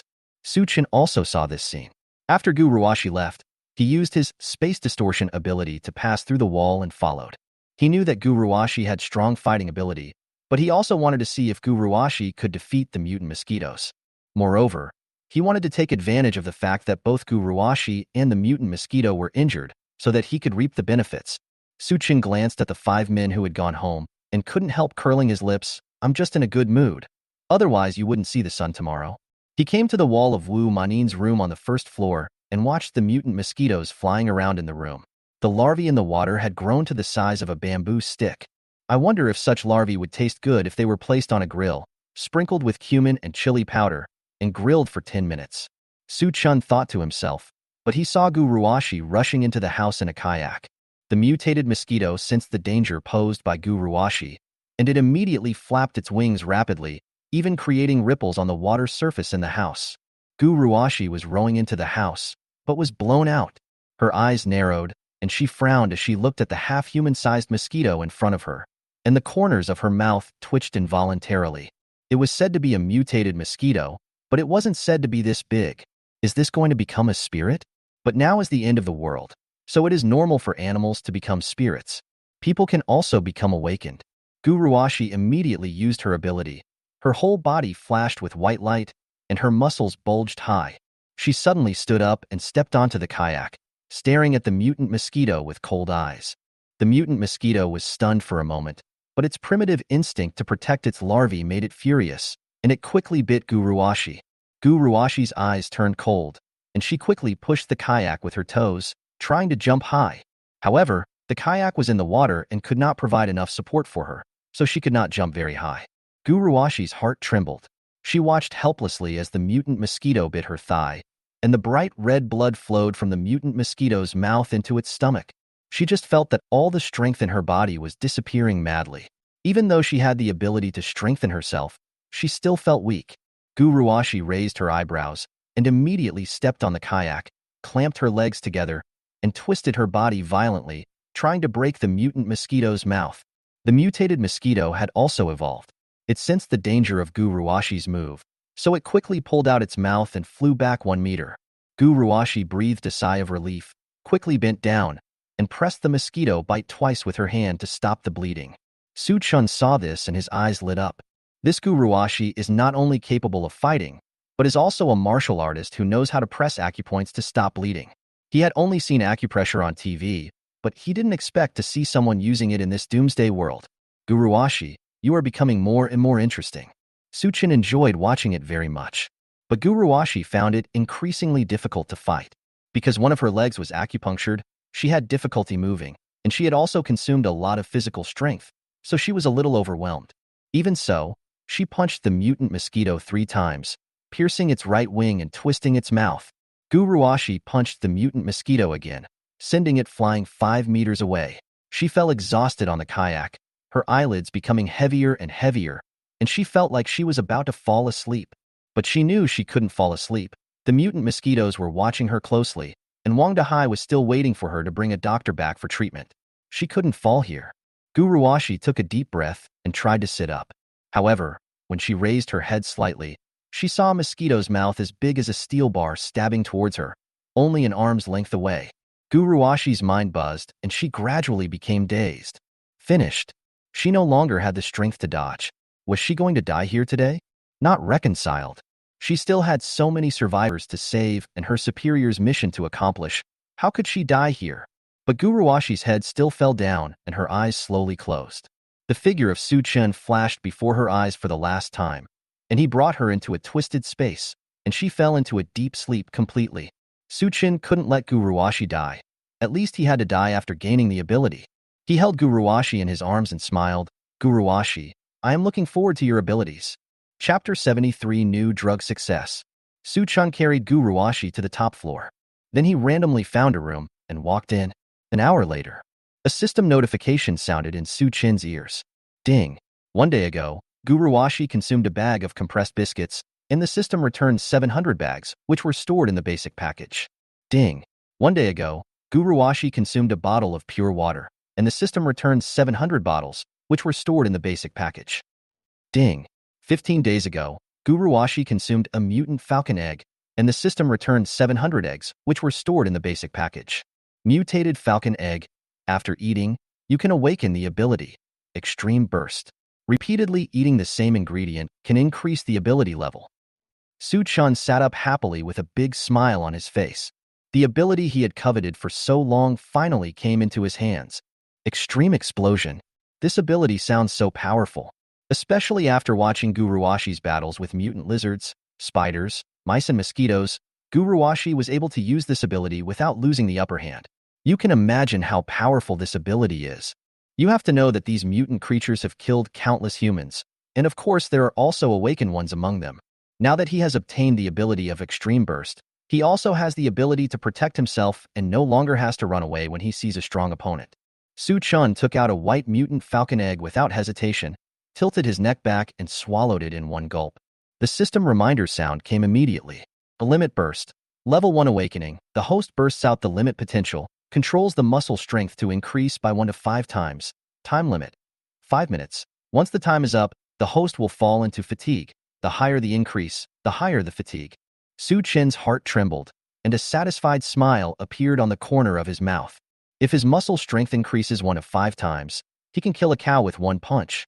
Combined with his ability of as light as a swallow and other abilities, he is the only one who can kill others, and others have no chance of killing him. Su-chun works as a security guard and exercises regularly, so his physical fitness is much better than that of ordinary people. Coupled with his Extreme Burst ability, even the Xinjiang City martial arts champion is no match for him. Su-chun stood up and couldn't wait to use his Extreme Burst ability. He first increased his muscle strength to twice that of the previous one. The muscles all over his body bulged instantly. He clenched his fists and made a crackling sound. Every punch he threw into the air was accompanied by wind. Of course, Su-chun also felt physically tired, as if he had done 20 push-ups. This is consumed quite quickly. I really can't try it lightly. Su-chun turned his head and glanced at Guruwashi, raising his eyebrows. I don't know how this woman managed to increase her strength to the maximum and still hold on. He shook his head slightly and tried a 5-fold increase. Suddenly, white light flashed on his body, his muscles bulged high, and he could win awards in any bodybuilding competition. Su-chun felt that his whole body was filled with strength. He quickly walked to the door and punched hard. With a bang, a hole was punched in the door. His mouth opened slightly in surprise, and disbelief flashed in his pupils. The doors of apartment building A are all anti-theft doors. 3 strong guys kicked the door for a whole day but couldn't open it, but he punched it through. This extreme burst is so powerful. Su-chun even had the urge to fight the mutant mosquito. He felt as if the muscles in his body were alive. With every breath he took, his muscles trembled, and the blood in his heart flowed faster, and his heartbeat quickened. However, although he felt a lot stronger, the physical fatigue made him a little unbearable. If he continued to fight in this state, let alone the 5-minute limit, even 1 minute would be enough for him to lie on the ground and rest for half a day. Su-chun quickly stopped his Extreme Burst ability, and his body shrank like a balloon, but the part that should have been bigger seemed to be even bigger than before. He stepped back and sat on the bed, breathing heavily. I am a little tired, but I am still able to fight against a strong opponent. As Su-chun spoke, he took out a mutant falcon egg from the basic package and started eating it. The mutant falcon eggs fell into Su-chun's mouth one by one as if they were free. But what surprised Su-chun was that he had been able to upgrade very quickly after eating other bird eggs before, but he almost vomited after eating the mutant falcon eggs, but still didn't hear the system upgrade sound. He resisted the urge to feel full and ate 100 mutant falcon eggs before he heard a sound in his ears. Ding! Congratulations to the host for upgrading Extreme Burst to the 2nd level awakening. The host has unleashed his ultimate potential and controlled his own muscle strength to double to 5 times. Time limit, 6 minutes. Once the time is up, he will fall into fatigue. The higher the improvement, the higher the fatigue. The corner of Su-chun's mouth twitched slightly. The ability of Extreme Burst is strong, but it is difficult to upgrade, and the improvement after upgrading is not great. Nothing has changed after upgrading to the next level, except that the time limit has been increased by 1 minute. The extreme burst already makes people feel tired, and this upgrade is almost the same as no upgrade at all. Suchun sighed softly and turned to look at Guruwashi. I don't know how you use the limit burst. He looked at Guruwashi and wondered in his heart, should he kill this woman? Guruwashi knows martial arts and uses her extreme explosive power much better than him. If she really wakes up and finds this situation, she will definitely kill him. He is no match for Guruwashi now, so he can only run away. Although it's a bit of a pity, I have already obtained the return multiplier and the ultimate burst ability, so there is no need for a living Guruwashi. After all, even if the woman who returns the multiplier dies, the multiplier will not be reduced. Suchin's eyes turned cold, and he said indifferently, Guruwashi, a woman with your personality will get into trouble sooner or later in the end times. It's better for me to help you and let you get rid of it as soon as possible. As he said this, he used his ultimate explosion ability to triple his muscle strength, and his entire body grew 5 times larger. Then, he raised his right fist high and was about to hit Guruwashi's head. Although Suchin only increased his muscle strength to 3 times, it was more than enough to smash a person's head. At this moment, Guruwashi's eyelids moved slightly, and she slowly opened her eyes. Suchin's fist stopped in midair, and his body shrank. Guruwashi looked around in confusion, and her eyes fell on Suchin's face. Then she remembered that she was almost sucked dry by the mutant mosquito, and it was Suchin who saved her. But what was going on with that distorted world? Was it because she was too tired that her eyes were blurry? But no matter what, Suchin saved her life and was able to escape unscathed from the mutated mosquitoes. He is a greater hero than her. However, when Guruwashi looked around again, she was horrified to find that she was in a mess and her steps were scattered. It was self-evident what had happened. She blinked and looked at Suchin and cursed in shame and anger, "You hooligan!" Then, she quickly curled up her body and turned her head away from Suchin. Suchin was stunned. Ever since Guruwashi woke up, she had shown some kindness towards him, without a trace of malice. And even when Guruwashi found out what happened to them, she actually showed more kindness and no malice at all. This woman likes to be abused? Or will this woman, once conquered, be submissive? You don't want to kill me? Guruwashi buried her head between her knees, not wanting Suchin to see her face, and said angrily, I have something to ask of you now. When we are even, I will make you pay. Chapter 74. The price is a bit high. Suchin looked at Guruwashi with some surprise. He didn't expect that this woman really had no ill will towards him. It stands to reason that his seeking benefits and avoiding harm has reached level 5, and he can even detect invisible rats. He should not be able to observe other people's malice towards him. Could it be that this woman really has masochistic tendencies? Guruwashi looked at Suchin looking at her. She felt a little embarrassed and said quickly, Okay, we have completed an equal exchange. You can lend me the doctor. Suchin recovered and smiled. That was the price before. Now I'm saving your life, so your price is not enough. Guruwashi glared at Suchin fiercely. If you don't give it to me, I will beat you. Suchin looked him up and down and said playfully, You are still injured. If I hadn't rescued you, you would have died. Guruwashi's pretty face turned red, and she bit her lip and said, You are taking advantage of someone's misfortune. If you fight me fair and square, you'll never be my match. Fair? Suchin laughed and said, Not to mention now, there was no fairness even in the past. Guruwashi's expression froze, and she slowly lowered her head. Suchin was right. The post-apocalyptic world was a world where the strong preyed on the weak. The awakened and capable people could occupy the top of the food chain, while ordinary people could only starve to death or die of thirst. Of course, it was similar before the end of the world, just not as extreme as it is now. Suchin was silent for a moment, then asked softly, Okay, do you really want to borrow my doctor? Guruwashi immediately looked up at Suchin and nodded, Yes, I want to save my team members. Not impossible. Suchin's eyes narrowed into a slit, but you have to answer a few questions for me first, and I'll agree to it if I'm satisfied. Guruwashi blinked, rolled her eyes, and agreed, Okay, ask. Suchin discovered that Guruwashi's kindness was growing stronger and stronger, almost catching up with Qianingers. He didn't do anything, but Guruwashi was so nice to him. Did Guruwashi really have a special hobby? If that were true, there would be no need to kill Guruwashi. Maybe she could join his big family in the future. Guruwashi has good fighting ability and is good at martial arts, which makes her qualified to serve as a bodyguard for a large family. But I still don't know what Guruwashi is thinking. I'll find out more about it later.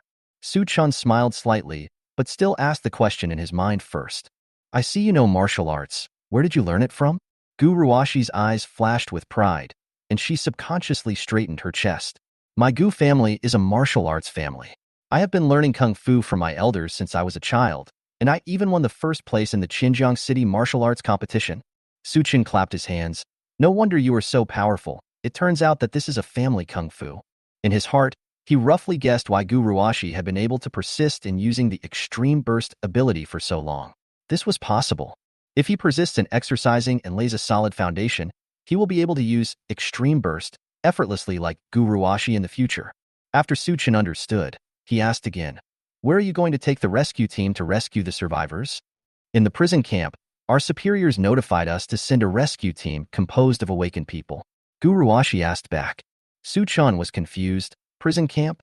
He really didn't know about the prison camp, and no one in the entire Shanghua Garden community and Bailey supermarket should know about it. Otherwise, they would have formed a team and ran to the prison long ago. But looking at Gu Ruashi's serious expression, the prison camp incident couldn't be fake. Is it possible that only the rescue team knows this news? Su Chin shuddered. If this was true, then the authorities were going to integrate the rescue team to do something big. He narrowed his eyes and thought to himself, interesting. I want to see what's going on in the prison camp. Then, Su Chin's eyes flashed as he looked at Gu Ruashi. Are you still planning to go to the prison camp after your team members recover? Gu Ruashi nodded without hesitation. As a member of the rescue team, it is my duty to obey orders. As long as you don't kill me, I will go. Su Chin smiled slightly. Okay, I agree. As he spoke, he set up a space jump point on Gu Ruashi. Su Chin looked at the space jump point and smiled with satisfaction. From now on, he will be able to sneak in anytime and anywhere through the space jump point on Gu Ruashi's body without anyone noticing. It can also monitor the movements of the people inside through this synchronous sound transmission capability. It's simply the perfect monitor. We don't know what the situation is in the prison camp yet. If we force our way in, there might be some consequences. It would be better to understand the situation inside before making a decision. Gu Ruashi was stunned for a moment and didn't notice that Su Chun had already hit a space jump point on her body. She reacted and looked at Su Chun excitedly. You are indeed a good person. Su Chun chuckled and shook his head, then reached out to take out a women's sportswear collected from Bailey's supermarket from the basic package and threw it to Gu Ruashi. Put it on quickly. If you go back like this, you will be giving benefits to your teammates. Gu Ruashi raised her eyebrows and quickly put on her clothes. Although she had a good impression of Su Chun, she still said angrily, don't think that I will obey you just because you saved me. Sooner or later, I will return your humiliation to me double. Su Chun laughed. Why? You want to be on top? Gu Ruashi's face suddenly turned red with shame, and she clenched her teeth. Su Chun saw it all, but was happy in his heart. This Gu Ruashi had no ill will towards him at all, and even had some kindness towards him. What a two-faced woman. Su Chin gradually understood that Gu Ruashi could not harbor any ill will towards him because she had saved his life. Once such a woman is conquered, she will belong to him completely. However, this woman still maintains her obedience to her superiors in her heart, and this cannot be changed in a short time. Su Chun smiled slightly and took Gu Ruashi to find Hishinran. Hishinran was straightforward and immediately agreed to Gu Ruashi's request and agreed to go for treatment with Gu Ruashi. After all, it's a trial of a new drug, and who serves as the guinea pig has nothing to do with her. Afterwards, Gu Ruashi retrieved the kayak and took Hishinran to the rescue team's camp. Su Chun used his space jump ability to follow secretly. Anyway, he was in the jumping space and Gu Ruashi couldn't find him at all. He wanted to see what the situation was with the rescue team and whether Hishinran's new medicine was effective. Rescue team camp. Wang Dahai was lying on the ground, staring straight at the stairs and asked anxiously, Captain Gu has been gone for so long. Is there anything wrong with him? Gao Yulin absent-mindedly took care of him. Women are rare in this world nowadays. Captain Gu might have been captured by some awakened one and become his slave. He has been pursuing Gu Ruashi for so long, but he has never received a good response from Gu Ruashi, and he is a little discouraged. It's just that he was afraid of Gu Ruashi's strength and didn't dare to say anything. Now that Gu Ruashi might have met with an accident, of course he wanted to separate. With his abilities, he will definitely become the overlord in Xinjiang City. Wang Dahai's face changed and he snorted coldly. A dog's mouth cannot spit out ivory. As soon as the words fell, Gu Ruashi, wearing a sports suit, appeared at the stairs with Hishinran, who was wearing a white coat. Gao Yulin was slightly stunned. with a look of disappointment in his eyes. It's over. I have to suffer with Guruwashi again. Wang Dahai saw that Guruwashi's face turned rosy and her clothes turned into fashionable sportswear, and a smile appeared on his face. I told you Captain Gu would definitely be able to bring back a doctor. As he spoke, he forced himself to stand up and wave to Guruwashi. Captain Gu, your clothes are really nice. Where did you collect them? Guruwashi looked a little embarrassed. It was given by an awakened person, and this doctor is also that awakened person. Gao Yulin immediately flattered him. Captain Gu is really amazing. Not only did he get the other awakened people to agree to send a doctor, but he also got a set of sportswear for free. Guruwashi had a smile on her face, but she was extremely embarrassed and angry in her heart. These clothes are not free. The price I paid is a bit high. She subconsciously squeezed her legs together. Chapter 75. The same old story. Su Chun watched all this in the jump space. He couldn't hear the voices of these people, but he could observe their kindness towards him. Except for Guruwashi and Shinran, most people were neutral towards him, and a small number were somewhat malicious. Su Chun wanted to listen to these people's conversation, so he quickly found a secluded corner, then went through the wall and hid in the wall behind them. He just happened to hear what Wang Dahai said, and couldn't help laughing in his heart. Isn't Guruwashi a freeloader? She didn't lose a piece of meat. At this time, Shinran said indifferently, let's start the treatment. I want to go back early. Guruwashi nodded quickly. Okay, then I'll trouble Dr. He. Shinran didn't say anything. She just squatted beside Wang Dahai and began to remove the gauze to check the wound. Wang Dahai is a little older, but he is still a man who has never experienced a woman. Shinran's fingers touched him inadvertently, and he couldn't help but feel his heart flutter and his face turned red. Shinran looked calm, as if he saw nothing and just treated Wang Dahai as a guinea pig. Guruwashi, Gao Yulin and others gathered around. It was their first time seeing a doctor treating a patient in the apocalypse, and they were all a little curious. After Shinran removed the gauze, she took out a scalpel from her pocket, disinfected it with alcohol, and then cut open Wang Dahai's wound cleanly and neatly. Although Wang Dahai's wound had been treated, a foul smell still came out and pus flowed out. Guruwashi and the others immediately frowned, pinched their noses subconsciously, and took 2 steps back. As expected, the medicine in the pharmacy is not effective. It can only temporarily alleviate the severity of the wound, but it cannot heal the wound at all. Wang Dahai bit his back teeth to pieces in pain, but he didn't want to make a fool of himself in front of the beautiful doctor, so he endured the pain and didn't cry out. Shinran acted as if nothing had happened. After all, she had even gotten out of that hell in the clinic, so this little situation was not a problem for her at all. She used the knife to remove the dead flesh with an expressionless face, and her hands didn't even shake. Wang Dahai was sweating profusely from the pain, and one of his back teeth was broken, but he still didn't utter a single cry. Seeing this, Guruwashi couldn't help but step forward and said, Dr. He, can you give my team member some anesthesia? Shinran responded without even raising his eyes, I didn't. If you want anesthesia, you can knock him out with a stick. Guruwashi was speechless after being confronted. She pursed her lips and stepped back. Su Chun had been watching the situation here from the wall, and couldn't help but laugh in his heart. Guruwashi has really met her match. Shinran was not disturbed by Guruwashi. She quickly cleaned the wound and took out the new medicine she had prepared from her pocket. She gave Su Chin a bottle of new medicine, but the formula was already firmly in her mind, and she prepared some more later. However, she did not prepare too much. She could not guarantee how effective the new drug would be, and she could not waste the morphine that Su Chun brought back. Shinran sprinkled the new medicine on Wang Dahai's wound. Wang Dahai finally couldn't hold on any longer and howled in pain. Shinran said coldly, Why have you endured for so long? You should have cried out long ago. Me. Wang Dahai looked up at Shinran, the corners of his mouth twitching slightly. He endured so much, but Shinran didn't feel anything at all. Shinran only watched the changes in Wang Dahai's wound and found that the wound was healing at a speed visible to the naked eye. Her eyes lit up. The new drug was a success. Under the influence of pollen, the world's materials have evolved to varying degrees. Originally, morphine only had an analgesic effect, but now it has developed the effect of healing wounds. This is a major technological breakthrough for her in the pollen world, and I believe no medical scientist has discovered this phenomenon yet. Shinran has always wanted to make a contribution, show up in front of Su Chun, and even enter Su Chin's room. Now that there is a new drug, maybe Su Chun will look at her differently. However, Shinran sighed lightly, with a look of loneliness in his eyes. It's a pity that she is just a fallen woman. How could Su Chun like her? He Shinran was thinking about Su Chun and didn't pay any attention to Wang Dahai, who was looking at her eagerly. Su Chun saw everything through the wall and his heart was filled with joy. If the new drug is successfully developed, then he will have a place in this doomsday. From now on, no matter if they are awakened or people of high status, as long as they are injured, they will have to come to him for medicine. And this He Shinran, why does she have such strong kindness towards him? Almost the same as Li Shuyi and Zhao Shaoqing. Su Chun was slightly stunned.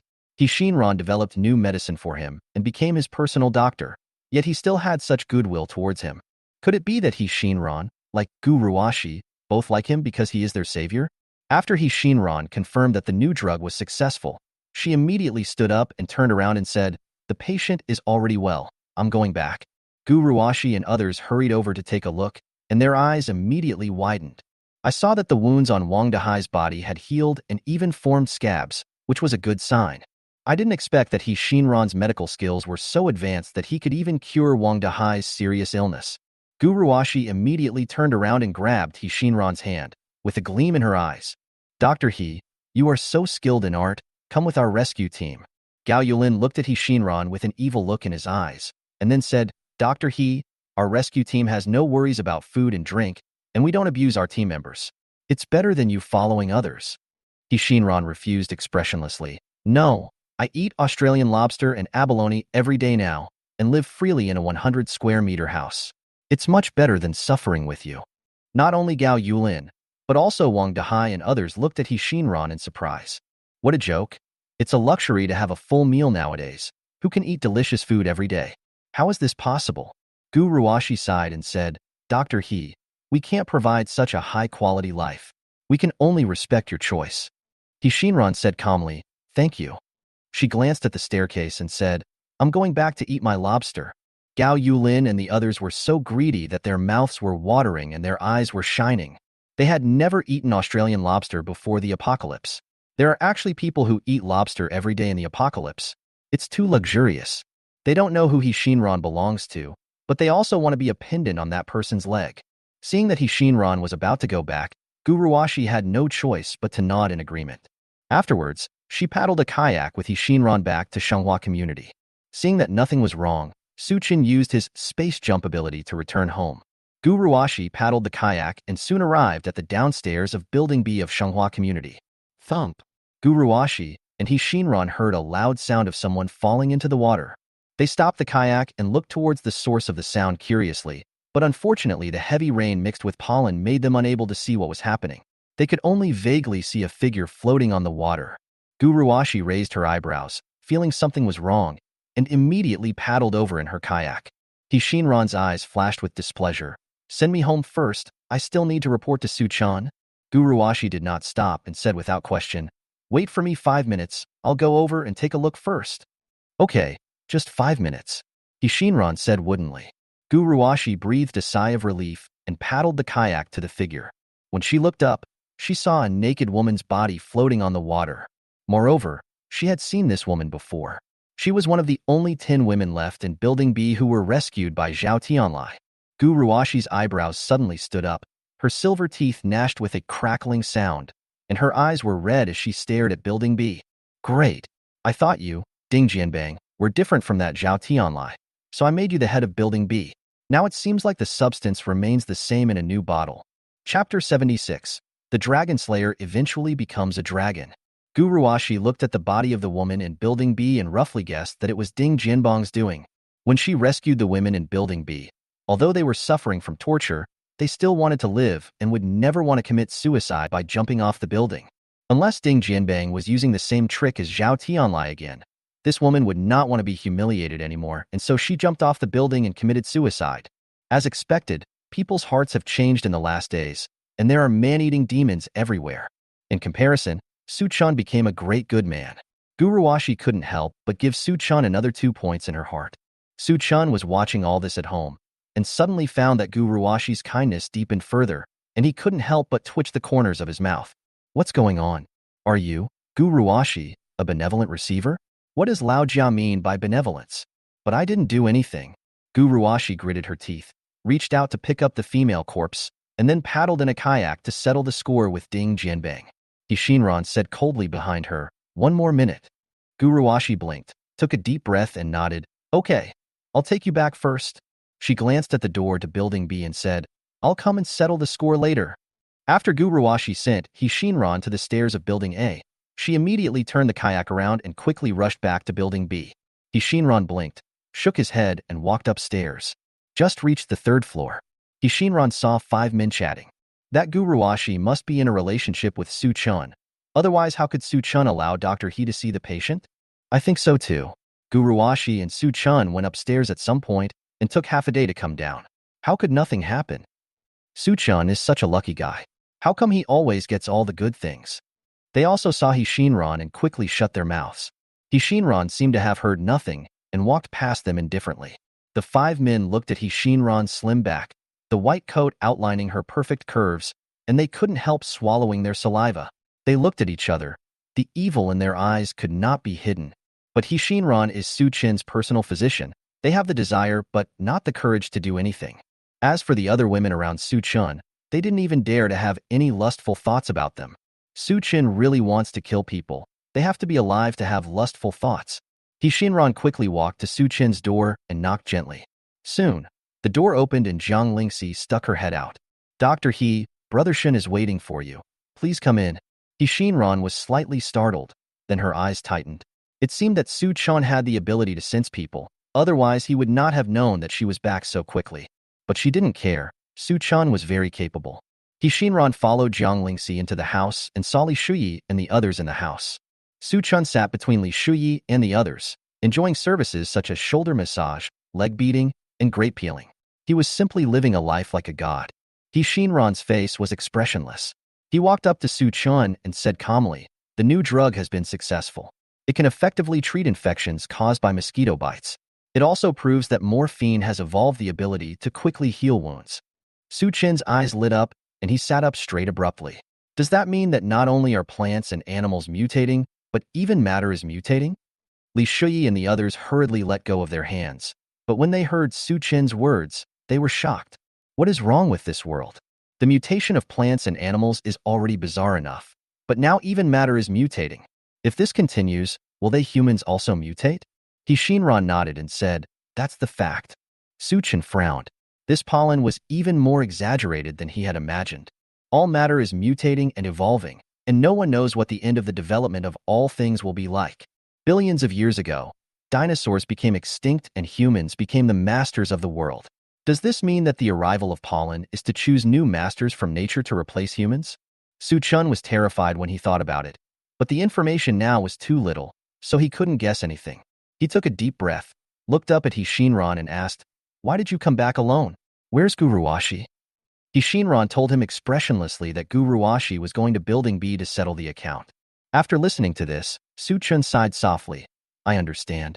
You go back first. I'll go see Guruwashi. Shinran didn't ask any more questions. She just nodded and turned to leave. Su Chun stood up and was about to use his space jump ability to go to Block B to take a look. Zhao Shaoqing stepped forward and grabbed his hand. Su Chun was stunned for a moment, then turned his head and looked at him in confusion. What's wrong? Zhao Shaoqing blinked and looked at Su Chun. What is your relationship with that Guruwashi? Do I need to tell you? Su Chun said coldly, don't ask about my affairs, or I'll chase you out to fight the mosquito on the first floor. Zhao Shaoqing trembled all over and subconsciously let go of her hand. Su Chun looked at the good and evil in Zhao Shaoqing and found that she had no ill intentions. So he did not punish her, but only gave her a verbal warning. Then, he used Space Jump to go to Block B. After Su Chun left, Li Shuyi gloated and said, Shaoqing, you are too nosy, right? We should serve Brother Shen well, so that we can have a good life. Luo Xinghe also laughed and said, I think you are just afraid that Guruwashi will join and take your place, right?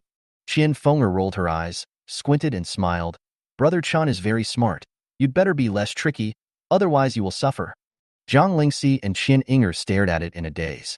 They still couldn't understand what was going on. Zhao Shaoqing lowered her head and said nothing when being confronted.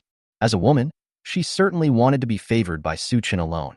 But now there are more and more women around Su Chun, and she is becoming more and more marginalized, which makes her feel very uncomfortable. This is not a solution. I have to serve Su Chun well in the future, so that I can strengthen my position in Su Chin's heart. Zhao Shaoqing didn't listen to anything Li Shuyi and the others said. Zhao Shaoqing only thought about how to get Su Chen's favor so that she could stay with Su Chen forever. Su Chen had no idea what was happening at home. He was now hiding in the wall of room 2205, Building B, watching the 20 men in the room confronting Gu Ruashi. Gu Ruashi stood at the door, glaring at the 20 men in the room, her face flushed with anger, and shouted, "Okay, Ding Jianbang, this is how you act as a building manager. Just like Zhao Tianlai, you wantonly bully the survivors here." Ding Jianbang looked at Gu Ruashi in panic, but when he looked at the 19 men on both sides, he straightened up subconsciously. He sneered, "Gu Ruashi, I didn't expect you to dare to come back. Although you saved us once, I, Ding Jianbang, have the final say in Block B now, and it has nothing to do with you." Gu Ruashi rubbed her hands and said coldly, "It has nothing to do with me? I appointed you as the building director, but now you are doing evil things like Zhao Tianlai. How can I feel at ease? Today I will teach you what it means to be a good building manager." The image of Su Chun emerged in her subconscious. Although Su Chun was not very kind to the residents of Block A, he at least gave them freedom and a way to exchange food and water. No matter what, Su Chun would never be like Zhao Tianlai or Ding Jianbang, treating human life as worthless and wantonly trampling on the lives of others. In fact, Su Chun killed so many people, and none of them was innocent and did not deserve to die. Chen Jianqiang is a thief. Lin Xie is self-righteous. The old woman is spreading rumors and misleading people, etc. If he doesn't kill them, they will be a threat to him, Su Chun.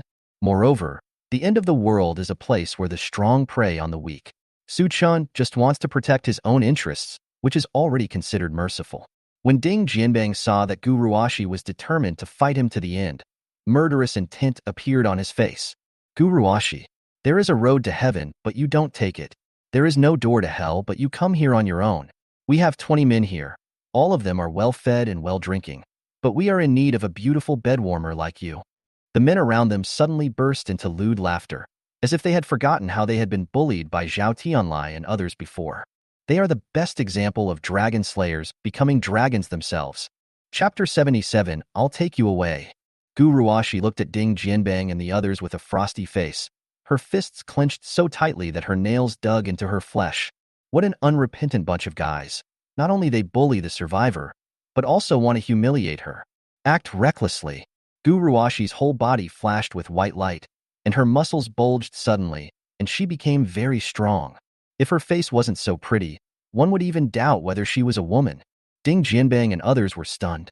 They knew that Gu Ruashi was powerful, but they didn't expect that Gu Ruashi was an awakened person and her ability was so strong. Gu Ruashi moved, leaving a shadow in the air, and rushed into the crowd like a female war god. As soon as Ding Jianbang and others recovered from their shock, they felt as if they were hit by a cannonball.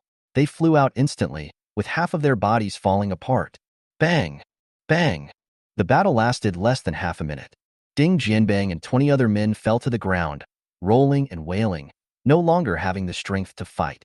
Gu Ruashi stood in the middle, looking down at them, clapped her hands gently, and the muscles in her body quickly retracted, but she didn't even breathe. Su Chun was hiding in the wall. He saw it clearly and his pupils couldn't help but shrink slightly. They both used the extreme burst, so why did he feel exhausted after using it, while Gu Ruashi was fine after using it? I have to find an opportunity to ask Gu Ruashi properly. Didn't you just say you wanted to have sex with me? Keep on being so arrogant. Gu Ruashi snorted coldly. Ding Jianbang covered his stomach, his face ashen, and he looked up at Gu Ruashi while enduring the pain. "Captain Gu, we know we were wrong. Please give us a way out. We will definitely change in the future." Gu Ruashi gave them a cold look and said, "I don't trust you. You guys can just fend for yourselves here. I want to take the survivors with me." After saying that, she turned and left the room to look for survivors. Ding Jianbang and others frowned and looked at each other. There was no repentance in their eyes, but instead they were full of ruthlessness. A skinny man grinned and said, "Building manager, if we really let that woman take away all the survivors in Building B, how can we enjoy life?" The others also looked unwilling. "We are protecting the safety of others, so they should give something in return. Why did that woman hit us? She still wants to take others away. It's so dangerous outside. She can't protect them all by herself. I don't think the others will leave. Even though our management is stricter, they will only die if they go out. It's better for them to stay here." Su Chen listened through the wall and sneered in his heart. These people really have no self-reflection at all. Ding Jianbing frowned and gritted his teeth, saying in a cold voice, "No, we can't let that woman take the people here away. After we have rested, we have to find a way to deal with that woman." His eyes rolled and he immediately said, "I've thought of a way. Wait." The other men quickly gathered around and listened to Ding Jianbang's arrangements. Su Chen looked at the surging malice in the room. His eyes narrowed into a slit, and a cold light flashed in his pupils. This group of guys not only want to deal with Guru Ashi, but also want to train Guru Ashi into their dog and finally unify the entire Shenghua community. The first target is Building A, where Su Chen is. They want to kill Su Chen and take all his women as slaves. What a courage! If I don't kill you, I will be unworthy of my name, Su Chen. Su Chen immediately came out from the wall and walked towards them with a cold look in his eyes. Ding Jianbang and others were surprised when they discovered Su Chen's appearance. Are you a human or a ghost? What the hell? How did you get out of the wall?" Su Chen sneered. "When you go to hell, you will know." As he spoke, he raised his hand, and the fire-resistant vines in his hand instantly pierced through the heads of the two people closest to him at lightning speed. Suddenly, red and white flew everywhere in the room, and a fishy smell filled the air. Ding Jianbang was very familiar with this smell. He smelled it many times when he was locked up by Zhao Tianlai. However, Su Chen suddenly appeared in front of him and killed people without any agreement. This was too scary. Ding Jianbang stared at Su Chen with his eyes wide open, his heart pounding. The more he looked at Su Chen, the more familiar he felt. His mind shuddered and he quickly said, You are the security guard Su Chen in Building B." The other men also reacted. They had all heard that Su Chen had been collecting beautiful women since the end of the world, and they had cursed Su Chen countless times behind his back. Now I understand why Su Chen dared to accept beautiful women. It turns out that Su Chen is an awakened one. Who else could appear through walls and control vines to kill people? Su Chen stopped for a moment and looked at Ding Jianbang with interest. "It will be easier if you know me. Didn't you just say you wanted to kill me, Su Chen, and also steal my woman? I had no choice but to strike first." He raised his hand again, and the fire-resistant vines successfully pierced the heads of the three men. Ding Jianbang and other survivors trembled all over, with fear in their eyes. Su Chen is not like Guru Ashi, who really wants to kill someone. And they were indeed planning to deal with Su Chen just now, but who would have thought that they were discovered by Su Chen? Now that Su Chen appeared before them as an awakened one, they could only allow themselves to be slaughtered. I really shouldn't have dreamed about people in other buildings. Now I'm in big trouble. At this moment, there was a sound of footsteps at the door, and a graceful figure flashed into the room. Su Chen, Ding Jianbang and others subconsciously turned their heads to look over. It turned out that it was Guru Ashi leading the survivors of Block B. Guru Ashi was stunned when she entered the room. She had been out for a short while, so why did Su Chen come here? Moreover, there were 5 dead people in the house, and Su Chen had a bloody vine in his hand. It was obvious that Su Chen had killed people. The survivors outside the house also gathered at the door. When they saw the tragic situation in the house, even though they had been enslaved by Zhao Tianlai for more than 10 days, they could not stand this scene and they all fled out. Seeing that Guru Ashi was unmoved, Su Chen turned his gaze to Ding Jianbang and the others. Ding Jianbang and the others seemed to have seen a savior. Ding Jianbang even cried and complained to Guru Ashi, "Help! This Su Chen is crazy. He kills people as soon as he enters the house." Su Chen looked at her and sneered in his heart. It's true that the villain is the first to complain. But Guru Ashi can't even protect herself. How can she protect you? Guru Ashi frowned slightly, looked up at Su Chen and said, "Su Chen, what's going on?" Su Chen chuckled and said, "If you believe me, you should kill Ding Jianbang right now." Guru Ashi glared at him and said angrily, "This is not a question of whether I believe you or not. Even if Ding Jianbang and the others are wrong, they should be punished by law. You can't resort to lynching." Su Chen smiled faintly. "Where is the law now?" As he spoke, he raised his hand and killed 3 more people with the fire-resistant vines. Guru Ashi frowned tightly. She knew in her heart that Su Chen was right, but she still didn't agree with it. A white light flashed on her body, her muscles bulged high, and she rushed between Su Chen and Ding Jianbang in one step. Ding Jianbang and the others looked at each other, with wicked smiles flashing in their eyes. They stood up while enduring the pain, slowly took out machetes, and approached Guru Ashi. Guru Ashi didn't pay attention to them, staring at Su Chen cautiously. "I'm here. I will never let you hurt them," she said firmly. "I will take them away." Su Chen laughed loudly and squinted at Guru Ashi. You should look behind you. Guruwashi was stunned. The long period of martial arts practice made her feel a cold wind coming from behind. She immediately turned her head and saw Ding Jianbang and others holding machetes approaching her neck. Even Ding Jianbang's knife was only a finger's distance away from her neck. Chapter 78. Spiritual Essence. Guruwashi was stunned. Her mind went blank. She was clearly helping Ding Jianbang and the others. So why did Ding Jianbang repay her with evil? Could it be that what Su Chan said was right? In the end times, people like Ding Jianbang should be killed. Can't we show mercy? Ding Jianbang had already clamped the knife on Guruwashi's neck, with a wild smile on his face. Captain Gu, you must listen to me now, or I will kill you. The other men also put their knives on Guruwashi's neck. They kept looking at Guruwashi with lewd smiles on their lips. Today's happy life is finally settled. The remaining women in Building B are all fallen women, and their quality is not high. They would be willing to live 10 years less just to sleep with a beauty like Guruwashi. Guruwashi looked down at the machete on her neck, her eyes filled with coldness. She took a deep breath and snorted. Do you think I will give in like this? Ding Jianbang pouted and laughed. Why are you so arrogant? Your life is in my hands now. As he spoke, he moved the machete in his hand, leaving a bloody mark on Guruwashi's crystal-clear neck. Guruwashi smiled coldly, and then a white light flashed on her body, and suddenly her muscles bulged high. Ding Jianbang and others were stunned. They didn't expect that Guruwashi dared to resist even when a knife was at her neck. Since you don't give in, don't blame me for being rude. Ding Jianbang's eyes narrowed, and he swung the machete fiercely. If this were an ordinary person, his head and body would have been separated, and he would have died beyond all possibility of death. But Guruwashi is an awakened one, possessing the ability of extreme burst. Even though all the muscles in her body were tense, her neck was only cut with a trace of blood by the machete. Ding Jianbang was stunned. His eyes widened, and there was disbelief in his eyes. How is this possible? The other men also reacted and yanked their machetes with all their strength in panic. However, it only added a few more blood marks on Guruwashi's neck. Seeing this, Su Chen frowned slightly and narrowed his eyes. Guruwashi's control over the extreme burst ability is so powerful that she can actually become invulnerable to swords and guns. If Su Chen were faced with this situation, he would probably have bled to death. How did Guruwashi do it? Su Chen used his ability of seeking benefits and avoiding harm to observe carefully. Guruwashi's face was gloomy. She moved her hands, turned around immediately, pushed the machete away from her neck, and then moved her body and rushed into the crowd like a ghost. Less than 10 seconds. Ding Jianbang and others who had been so arrogant just now fell to the ground again, rolling and wailing.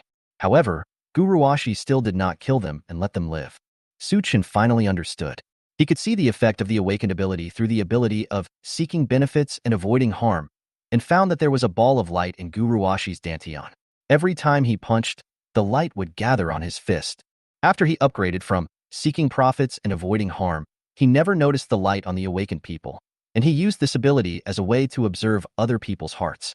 I didn't expect that the all-seeking eye of seeking benefits and avoiding harm is so powerful. But what about the light in Guruwashi's dantian? Su Chen then remembered to use his all-seeing eyes to look at his dantian, and instantly felt that his eyes were almost blind. What's going on? How could there be 6 balls of light in his dantian, and each of them was so bright that it was blinding? Does this represent his 6 abilities? Before Su Chen could figure it out, Guruwashi had returned to normal. She walked slowly to Su Chen and said a little embarrassedly, "Thank you for what you did just now." Su Chen recovered and smiled slightly with narrowed eyes. "I saved your life again, and you just said thank you?" Guruwashi blushed and pursed her lips and said, "Then what else do you want? Let's talk about it later." Su Chen didn't have any good ideas. "You, hooligan." Guruwashi's pretty face blushed, and she lowered her head and twisted her body.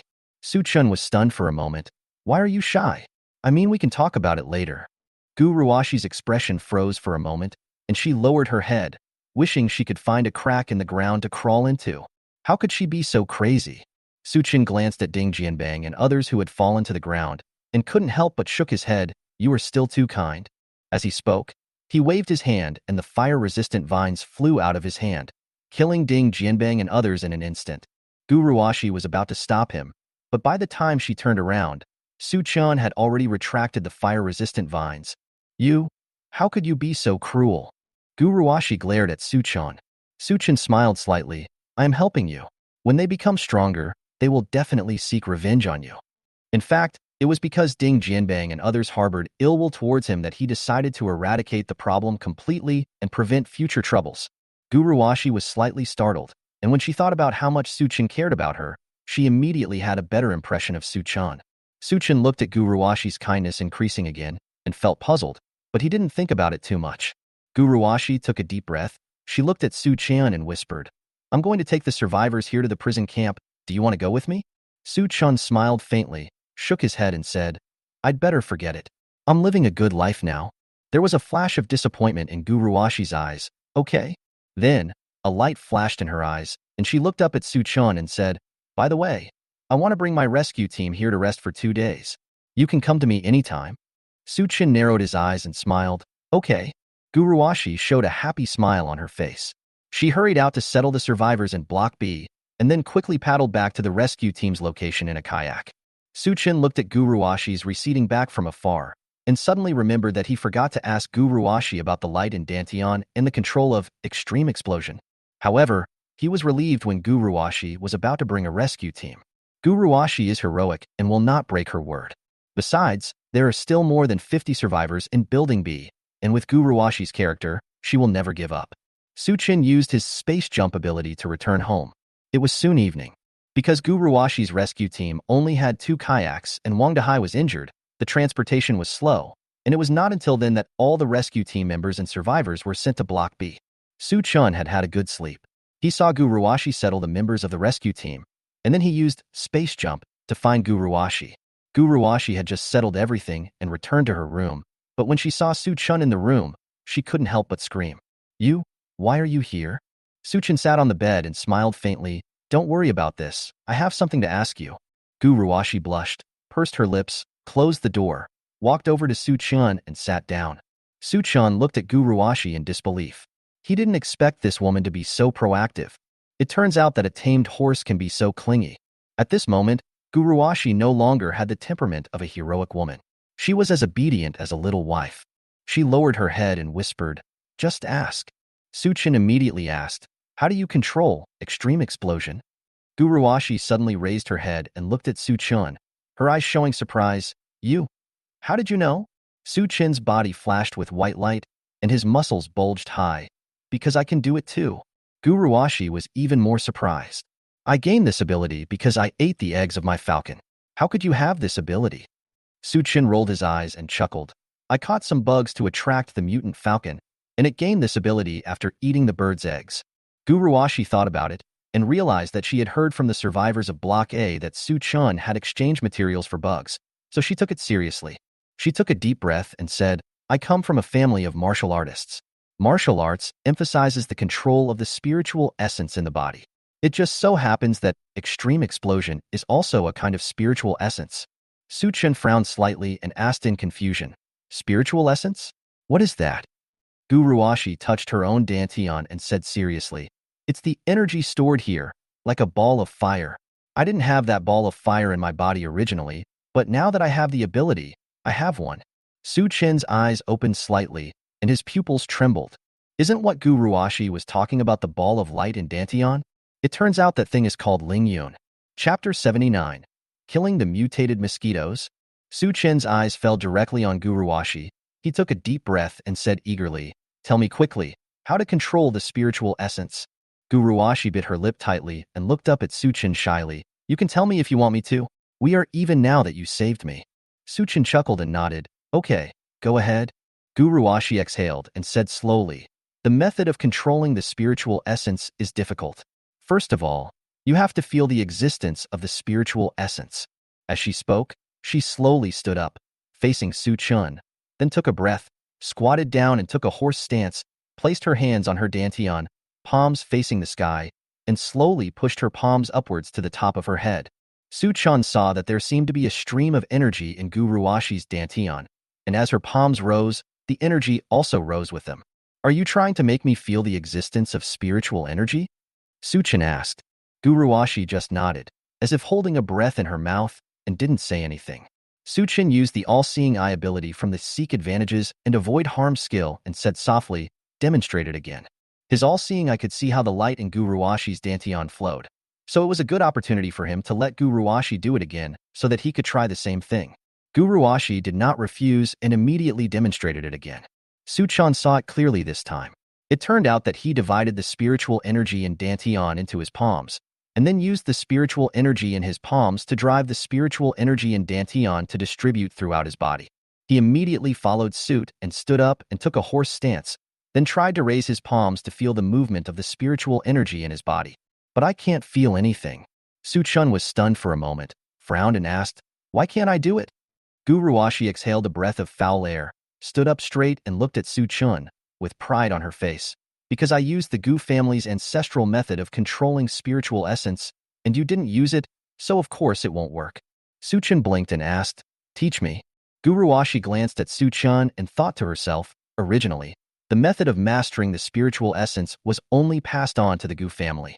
Now that Suchun and I have a real relationship, Suchun should be considered half a member of the Gu family. She bit her lip and nodded heavily.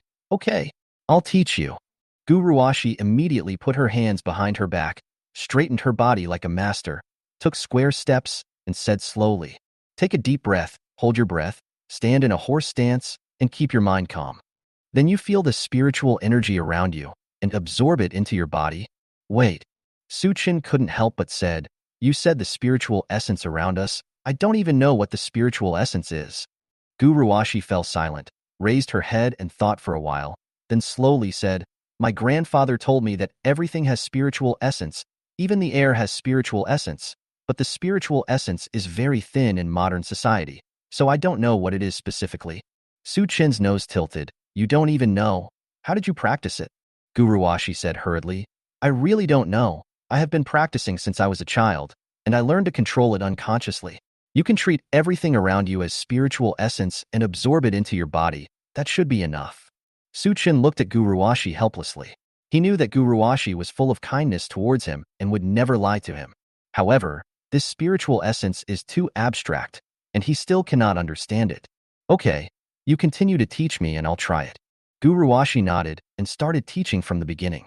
Suchun officially started trying according to Guruwashi's instructions. Guruwashi quickly taught the methods she knew to control the spirit essence, and then said proudly, "It's okay. You will definitely not succeed the first time. My grandfather said that I am a martial arts genius, but even so, it took me a year to master it." Before she finished her words, she turned her head and looked at Suchun, shock flashing in her eyes. Suchun was seen standing in a horse stance, with his hands clenched into palms and slowly pushing up from bottom to top. His whole body moved without wind, and even the corners of his clothes fluttered. This room is extremely well sealed, and the wind from outside cannot blow in at all. It is obvious that Suchun has mastered the mystery of spiritual essence.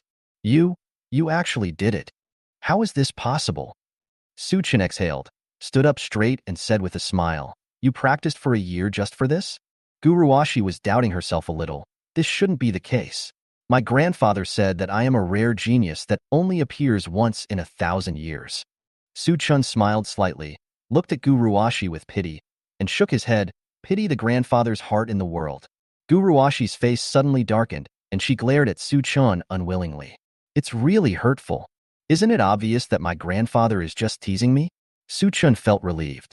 He had learned the ability to control his spiritual essence. Not only could he make good use of his extreme burst ability, but his other abilities had also improved to a certain extent. He also discovered that one great benefit of controlling spiritual energy is that it allows him to make full use of the spiritual energy in his dantian, which is the ball of light, to take his combat capability to a higher level. This way, when he uses his extreme burst ability, he won't feel like he has the will but not the strength. Suchin looked at Guruwashi, only to see that she was still lowering her head, mumbling something. "Impossible. My grandfather can't lie to me." "But what happened to Suchun?" "Oh, it's so annoying." Suchin smiled slightly. "You can stay here and let it go for now. I'm going home first." Guruwashi didn't want to do anything with Suchun, so she waved her hand in boredom. "Well, go back?" Suchin nodded, then used his space distortion ability to pass through the wall and leave. Guruwashi knew that Suchin had this ability, and she was not surprised at all. But she is still wondering whether she is a genius or not. Suchin returned to Building A and was about to go home. But when he saw the mutant mosquitoes on the first floor, he slowly stopped. I have just learned how to control spiritual energy, and it is time to find this mutant mosquito to try out its effects. After all, the mutant mosquitoes have been occupying the first floor, affecting the residents' ability to go out to look for insects. Moreover, the mutant mosquitoes have laid 3 to 500 eggs. If they are not cleared up, it will be a major disaster for the entire Xinjiang city in the future. What's more, he lives upstairs from this mutant mosquito, so how can he allow others to snore under his bed? Su Chun narrowed his eyes and immediately used his space distortion ability to get to the wall of the room where the mutant mosquito was. Through his ability of seeking benefits and avoiding harm, he saw the surging malice in the mutant mosquito, and as soon as he showed up, he would definitely suck him dry. Su Chen lowered his eyes and immediately passed through the wall and appeared on the cabinet in front of the mutant mosquito. The mutant mosquito was stunned for a moment, staring at Su Chen in disbelief, as if to say, there was no human there just now, so how come a person suddenly appeared? But it reacted immediately and decided to suck it dry first. No matter what happened, the mutant mosquito immediately flapped its wings and stabbed towards Su Chen with its sharp beak like steel bars. Su Chen raised his eyebrows. The mutant mosquito was so fast that even Gu Ruashi would be bitten by the mosquito if she reacted a little slowly. However, he has the ability of being as light as a swallow, and his agility is even better than that of the mutant mosquito. Su Chun tapped the cabinet with his toes and flew into the air. Puff! The mutant mosquito had no time to stop and its mouth pierced through the cabinet. Its steel-like mouth was stuck in the cabinet and could not be pulled out. Su Chun was delighted when he saw this, and immediately used his extreme burst ability to increase his strength fivefold. He also used the method of controlling spiritual energy taught by Gu Ruashi to gather the light ball power in his dantian into his right fist, then flew down, and his right fist smashed into the mutant mosquito's head like a huge rock. The mutant mosquito also sensed the danger, and using all its strength, it actually lifted the cabinet with its mouth and bit Su Chun. A cold light flashed in Su Chen's eyes, space distortion.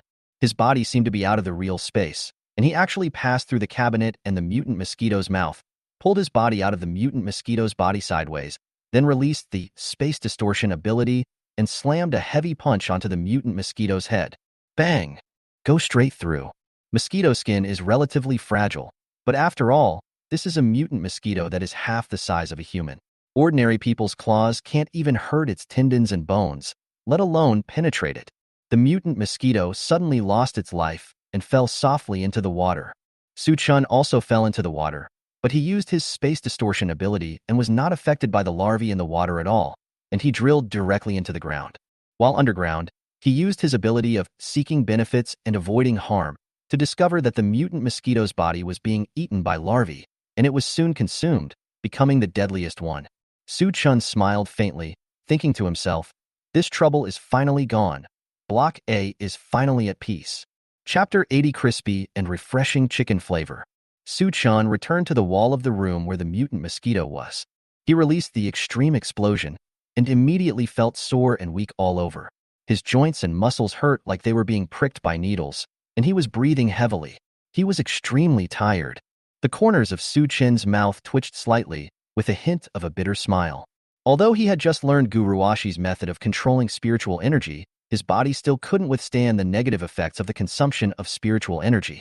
You still need to exercise more, otherwise how can you rely on extreme burst to defeat powerful opponents in the future? However, the effect of extreme burst was still very good, allowing him to easily kill the mutant mosquitoes in seconds and eliminate a scourge for Block A. Su Chun took a rest, then looked at the countless mosquito larvae in the water. His eyes narrowed into slits. These larvae are nutritious foods rich in protein and contain spiritual energy. If you catch them and roast them to eat, you might get an unexpected reward. Thinking of this, Su Chen immediately took action and caught a whole room of mutant mosquito larvae into the basic package. Early the next morning, Gu Ruashi woke up early. She ate a bag of compressed biscuits, drank a bottle of purified water, and burped comfortably. She quickly found Gao Yulin, Wang Dahai, and other members of the rescue team, and gathered in a small room to discuss leaving. After Wang Dahai was treated by Xinran, his wounds healed quickly. After just one night, he was as good as new, as if he had never been bitten by an insect. Gu Ruashi recalled that she was bitten once when she was fighting a mosquito, but now nothing happened. She thought that Su Chun might have secretly applied medicine to her yesterday. After all, Xinran is Su Chen's personal physician, and it is impossible for Su Chun not to have the medicine developed by He Shinran. Besides, she has been practicing martial arts since she was a child, and her physique is much better than that of ordinary people, so the impact of being bitten by the mutant mosquito is not that serious. Guruashi and the others sat on the sofa in the room. Guruashi cleared her throat and said, "We have wasted too much time. It's almost time to prepare to go to the prison camp." Wang Dahai immediately raised his hand to agree. "Captain Gu, I was injured before and delayed the trip. Now I am well again. I will be the pioneer." Gao Yulin's face changed slightly. He still wanted to stay in the city. After all, no one knew what the prison camp was like. He rolled his eyes and said with some embarrassment, "This is not good. The survivors in Block B are not in good health. They just rested for a day and can't stand outside for too long." The other two young awakeners followed in support. "Yes, Captain Gu, some of the survivors from Bailey's supermarket can no longer hold on. Everyone eats compressed biscuits and bottled purified water every day, and their bodies are very weak. Even so, our compressed biscuits and purified water are almost gone. As for the survivors in Block B, although they have enough water and food to last for a week, they are completely incapable of going out for adventure." Wang Dahai frowned. "If that's the case, we should take people to the prison camp as soon as possible. There might be plenty of food and water in the prison camp." Gao Yulin wanted to say something else. Guruashi interrupted and said, "That's enough. I already understand the current situation. It looks like we should prepare to leave for the prison camp." But, Gao Yulin still wanted to insist. Guruashi waved her hand with a firm look on her face. "No buts, let's rest here for a day. If there are any survivors in Block B who want to go with us, we will take them with us. For those who don't want to go, we will leave them food and water and let them fend for themselves." Wang Dahai happily supported him. "Captain Gu, you are very wise."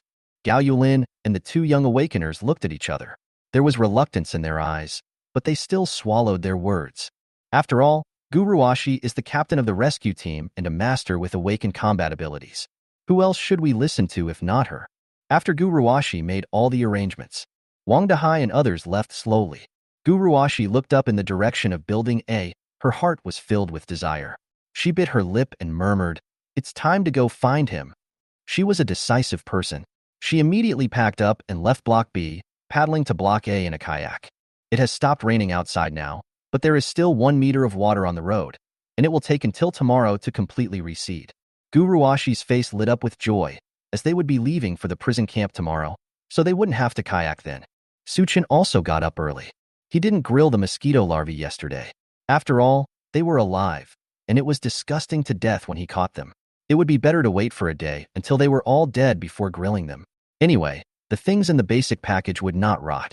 So he took Li Shuyi and the others to the top floor and started a barbecue feast comfortably under the morning sun. The basic package contains not only mosquito larvae, but also Australian lobster, fillet steak, large abalone, and other fresh foods, which will definitely fill you up. If you really can't finish it, just throw it down from the roof to the floor below.